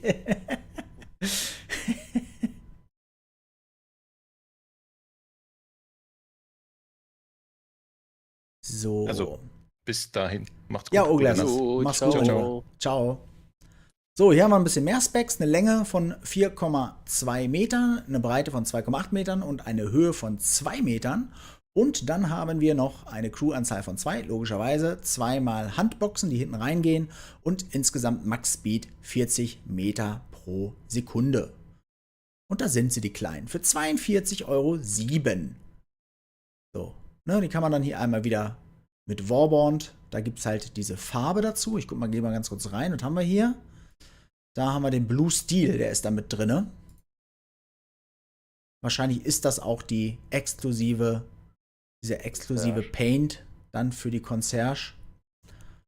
Ne, dann ebenfalls diese normale Variante für 42,7, ebenfalls Warbond und dann einmal 48,8, dann mit Store Credits könnt ihr dann bezahlen. So, wenn ich jetzt mal beispielsweise, ich würde mir dann wahrscheinlich den hier gleich gönnen, aber beispielsweise einmal hier, dann geht ihr auf Checkout hier. So, und dann habt ihr hier auf der rechten Seite hier dieses Ding hier, Store Credits. Da geht ihr dann auf Add und dann könnt ihr hier die Store Credits eingeben, geht auf Confirm und dann steht hier unten dann 0 und dann habt das. Ne? So macht ihr das mit den Store Credits. Das geht aber, wie gesagt, nicht mit den anderen Sachen. Ne? Also mit Warbond geht das dann nicht. Da ist das dann ausgegraut oder kann man halt nicht anwählen. Genau. Ich werde mir aber, denke ich mal, auf jeden Fall dann den einen hier gönnen. Den hier. Und die Farben werde ich mir auch. Ich finde das Ding geil. Ich finde das ziemlich cool. Und ihr könnt das Teil euch natürlich auch hier nochmal in einem Pack kaufen. Da ist dann auch die Freelancer mit dabei. Und das Schöne ist, da gehen wir mal ganz kurz rein, dass ihr die Freelancer so, wenn ihr jetzt ein übelster Freelancer-Fan seid, nochmal mit Lifetime Insurance bekommt. Ne, das ist ja auch so eine Sache. Die Freelancer kriegt man sonst nie wieder mit Lifetime Insurance, außer man bekauft sich jetzt natürlich aus den Concierge-Bereich dieses Tycoon-Pack oder wo die auch immer drin sind, da sind die natürlich dann auch alle mit Lifetime Insurance. Aber wenn ihr halt, sage ich mal, normal ein bisschen Geld ausgeben wollt, dann nicht so Tausender-Bereich, ne, dann ist das auf jeden Fall eine sehr, sehr gute Alternative, die Freelancer nochmal mit LTI zu bekommen. Das gleiche gilt, ich gucke mal ganz kurz hier rein, aber hier ist nur 6 Monate, genau. Also ihr müsst so oder so halt das dann mit Warbond, mit Echtgeld bezahlen. Dann habt ihr da aber auf beiden eine Lifetime Insurance. Was viele auch machen, ist, sich halt diese Tokens zu holen, ne, mit Warbond, sich dann 2, 3 zu holen und dann als Lifetime Insurance Token das Ganze zu nutzen. Die haben die dann auf Halde und wenn dann irgendwie ein größeres Schiff kommt, wie zum Beispiel jetzt die wir uns gerade angeguckt haben, diese Varianten, dann könnte man sich zum Beispiel sagen, ich kaufe mir jetzt das Ding mit Warbond, ja, und das andere Ding eben, das grade ich dann ab mit Store Credits und dann hat das dann auch LTI, zum Beispiel. Ich hoffe, das war verständlich. Genau, ne, und dann gibt es hier unten noch die Farben. Einmal das Paint Pack. Ne, da müssen wir dann mal gleich gucken. Da ist natürlich das mit drin. Dann hat man das wahrscheinlich 2-mal. Macht nicht so einen Sinn. Dann hat man aber auch das hier nochmal. Und den hier nochmal extra einzeln. So, mal schauen, wie das dann Sinn macht. Ja, ich werde mir das auf jeden Fall irgendwie zusammen. Ich finde die Farbe ganz witzig. Mal gespannt, ob wir mit den Dingern dann auch in diesen Go-Kart-Parcours können. Aber ich vermute nicht. Ich glaube, das ist eher so ein Ding für draußen und den PTV, den wird es wahrscheinlich dann eher für die Go-Kart-Strecke geben, würde ich jetzt mal sagen. Aber ich bin auf jeden Fall gespannt, wie sich das Ding fährt. Wir werden das auf jeden Fall testen. Wann, weiß ich noch nicht. Aber ich werde auf jeden Fall ein Video machen. Ne? So viel steht fest. Ja, ich denke auch, dass die Go-Kart-Strecke absolut für den PTV ist. Ne? Das Ja, Ding denke ist ich halt so auch. für draußen, für über Stock und Stein quasi. Ne? Ja. Genau, dann wollte ich noch mal mit euch ganz kurz ins Spektrum gehen. Hier gibt es ja diesen neuen Ship Model Contest, wo ihr mitmachen könnt. Hier könnt ihr zu Hause mit allen Utensilien, die ihr habt, ihr könnt eine Klobürste nehmen, ihr könnt einen Kochlöffel nehmen. Egal, ihr könnt alles nehmen, ja, und müsst daraus irgendwie ein Raumschiff bauen oder ein Vehikel von Star Citizen und das dann halt fotografieren und einschicken und dann könnt ihr halt hier was gewinnen. Lest euch auf jeden Fall die Regeln durch, ne, das ist ganz wichtig.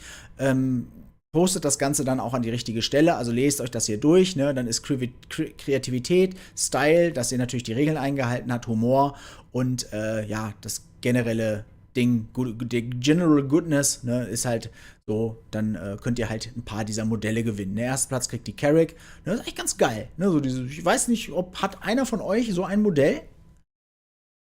Irgendwie hat sich da einer schon mal eins gekauft von euch hier im Chat. Würde mich mal interessieren, wie da die Qualität ist. Oder ob das jetzt aussieht wie so selbst gedruckt aus dem 3D-Drucker oder ob das wirklich schon richtig coole Kunststoffteile sind. So aus der Spritzgussmaschine. Na, aber ansonsten finde ich das echt eigentlich eine ziemlich coole Nummer. Also irgendwie hätte ich da irgendwann, glaube ich, auch mal Bock drauf, mir so ein Modell zusammen zu basteln. Ja, finde ich irgendwie ganz geil. Aber es muss halt qualitativ gut sein. Also ich habe bei Reddit immer mal wieder so Bilder gesehen, von der Carrack zum Beispiel. Die sieht schon ziemlich hochwertig aus. Ob das jetzt trotzdem aus dem 3D Ja, das kann ja. Es gibt ja gute 3D-Drucker. Ne? Ja. Aber im Großen und Ganzen bin ich da absolut deiner Meinung. Da kommt so ein bisschen das Revell-Fieber bei mir raus. Ne? So, früher ich habe ganz gerne so Schiffe, also so Segelschiffe gemacht. Und da, naja, Okay. da kann ich mir vorstellen, ist ja sowas bestimmt auch schön. Philipp, danke für das Abonnement. Ja, ich habe die Alerts ausgestellt wegen dem Panels vorhin. Das wäre ein bisschen störend gewesen, glaube ich. Ja, vielen Dank an alle nochmal, die mich supportet haben durch ein Abo oder durch eine Kanalmitgliedschaft an der Stelle. Ne? Wenn ihr noch da seid, sind ja relativ wenig geworden jetzt. Ich glaube, 100 Leute sind schon weg mittlerweile. Aber ist ja auch schon super, super spät. Lange werden wir auch nicht mehr machen. Nächster Livestream, wollte ich noch ankündigen, ist am 29. Ne, das ist ein Samstag. Da werden wir dann wieder live gehen. Da werden wir wieder ins Verse gehen. Wenn jede Menge Spaß haben, freue ich mich schon drauf. Und morgen seht ihr nochmal, da war ich alleine mal mit der Hall unterwegs, habe mal so ein bisschen mein neues Joystick-Setup getestet. Ich habe nämlich jetzt ein Wirpelsystem und ich kann euch sagen, ihr fangt fast bei Null wieder an mit Fliegen, ne? Aber das seht ihr morgen. Ja, ansonsten würde ich sagen, sind wir so gut wie durch, oder? Was sagst du? Haben wir noch was, Chris? Haben wir noch was vergessen? Ja. Nö. Wir haben die neuen Schiffe. Nö, eigentlich nicht. Wir haben Community Hub gezeigt. Nö. Ich glaube, wir sind fertig, ne? Genau, hier gibt es noch ein Crusader Industrial Spirit Q&A. Das hatte ich vorhin ja auch schon mal angeteasert. Hier unten könnt ihr eure Fragen reinknallen. Ne? Das wird aber dann, wie gesagt, von Cloud Imperium Games dann wieder aussortiert. Die Fragen werden gesammelt. Das ist immer ganz spannend. Ne? Und dann werden sie das präsentieren. Und dann werde ich euch das auch übersetzen. Ne? Keine Sorge. Das bekommt ihr bei mir auf jeden Fall mit. Ne, aber wenn ihr jetzt speziell Fragen habt zu diesen Schiffen, dann könnt ihr die auf jeden Fall hier reinstellen. Wenn ihr keine Englischkenntnisse habt, wenn ihr nicht so gut schreiben könnt, haut das in diesen DeepL-Übersetzer rein oder DeepL oder wie der heißt. Der ist super. Ne? Der übersetzt Sätze und dann haut ihr das da 1:1 rein, dann passt das. Ne? Einfach auf Deutsch schreiben, rauskopieren, passt. Ne? Das passt schon. So. Gut, Leute, dann würde ich sagen, machen wir dicht hier an der Stelle. Und ich möchte mich auf jeden Fall nochmal viel herzlich bedanken bei euch, beim Chat, dass ihr dabei wart, dass ihr mich begleitet habt, dass ihr uns begleitet habt. Auch nochmal viele Grüße und schönen Dank an die Streaming-Community, die dabei war. Chris ist ja der letzte Mohikaner, der noch da ist. Alle anderen sind schon in der Pofe. Ja, dann danke, Chris, dass du dabei warst. Ja, ich danke, dass ich da auch mit am Start war, auch wenn ich nur die rechte Hand vom Teufel bin. Aber der Teufel ist übrigens der Erik, ne? Nur so als genau. Ja. Nein, ich fand das super. Ja, dann. Ich hoffe, es hat euch gefallen und ich fand es wieder sehr, sehr cool. Ich muss mal sehen, ob ich wirklich, also ich werde das nicht 1:1 übersetzen. Die Zeit habe ich gar nicht. Also wenn mir das einer textlich übersetzt, dann spreche ich das gerne ein. Aber so werde ich das auf keinen Fall machen. Vielleicht werde ich mir das mal grob die Panels nochmal angucken und nochmal so ganz, ja, umschweifen, was da das Thema war. Aber letztendlich glaube ich, das haben wir da auch begriffen. Oder ich denke, da waren jetzt keine Fragen offen. Wer jetzt den Livestream noch nicht ganz gesehen hat, der ist ja jetzt auf YouTube oben und auf Twitch wird er auch für 16 Tage da sein. Guckt euch das nochmal an, ne? Das ist alles da und wenn ihr Fragen habt, schreibt es in die Kommentare, dann werde ich euch das beantworten. Aber ich denke mal, im Groben und Ganzen war eigentlich relativ eindeutig, was da erzählt wurde. Und viele Dinge, die werden erst noch kommen. Das hatte ja vorhin der Psychshot auch kurz gesagt, dass die CitizenCon immer so 1,5 bis 2 Jahre in die Zukunft greift. Alles, was da kommt, werden wir uns alles noch irgendwann angucken. Ne? Also Aber ich fand's top. Also ich fand's wirklich gut und war am Anfang, hatte ich so ein bisschen Schiss, weil sie ja gesagt haben, sie zeigen dieses Mal keine Live-Demo und keine Gameplay-Demo und dachte ich, das wird dann so schnarch langweilig irgendwie so. Aber ich fand, das haben sie super gelöst und fand ich toll. Von vorn bis hinten. Auch wenn es sich am Ende jetzt ein bisschen gezogen hat. Aber wie ich ja vorhin schon sagte, den Chris, den sieht man so selten, dann kann er auch mal erzählen. Also jetzt den Chris Roberts, nicht den Headless, den Kopflosen. Nein, ich fand's auch super. Ich fand es sehr, sehr spannend und ja, sicherlich zum Schluss, ne, die Konzentration. Ich glaube, wenn das irgendwo zwischendurch gewesen wäre oder am Anfang, dann hätte man das anders aufgenommen. Aber ja, aber ansonsten im Großen und Ganzen war es ein gelungener Abend. Ich fand es sehr, sehr, sehr, sehr spannend und sehr schön. Und viele Informationen und ja, man freut sich. Man freut sich auf die Zukunft. Auf jeden Fall. Gut, Leute, dann habt ein wunderschönes Wochenende. Schlaft schön. Ich werde wahrscheinlich die nächsten 2 Stunden nicht schlafen können. Werde wahrscheinlich noch von den Panels träumen oder irgendwelche, keine Ahnung, Feuer an Bord von irgendwelchen Schiffen löschen oder so. Ich kenne mich da, aber euch wünsche ich auf jeden Fall eine wunderschöne gute Nacht und wir sehen uns. Macht's gut, tschüss. Gute Nacht. Ciao, ciao.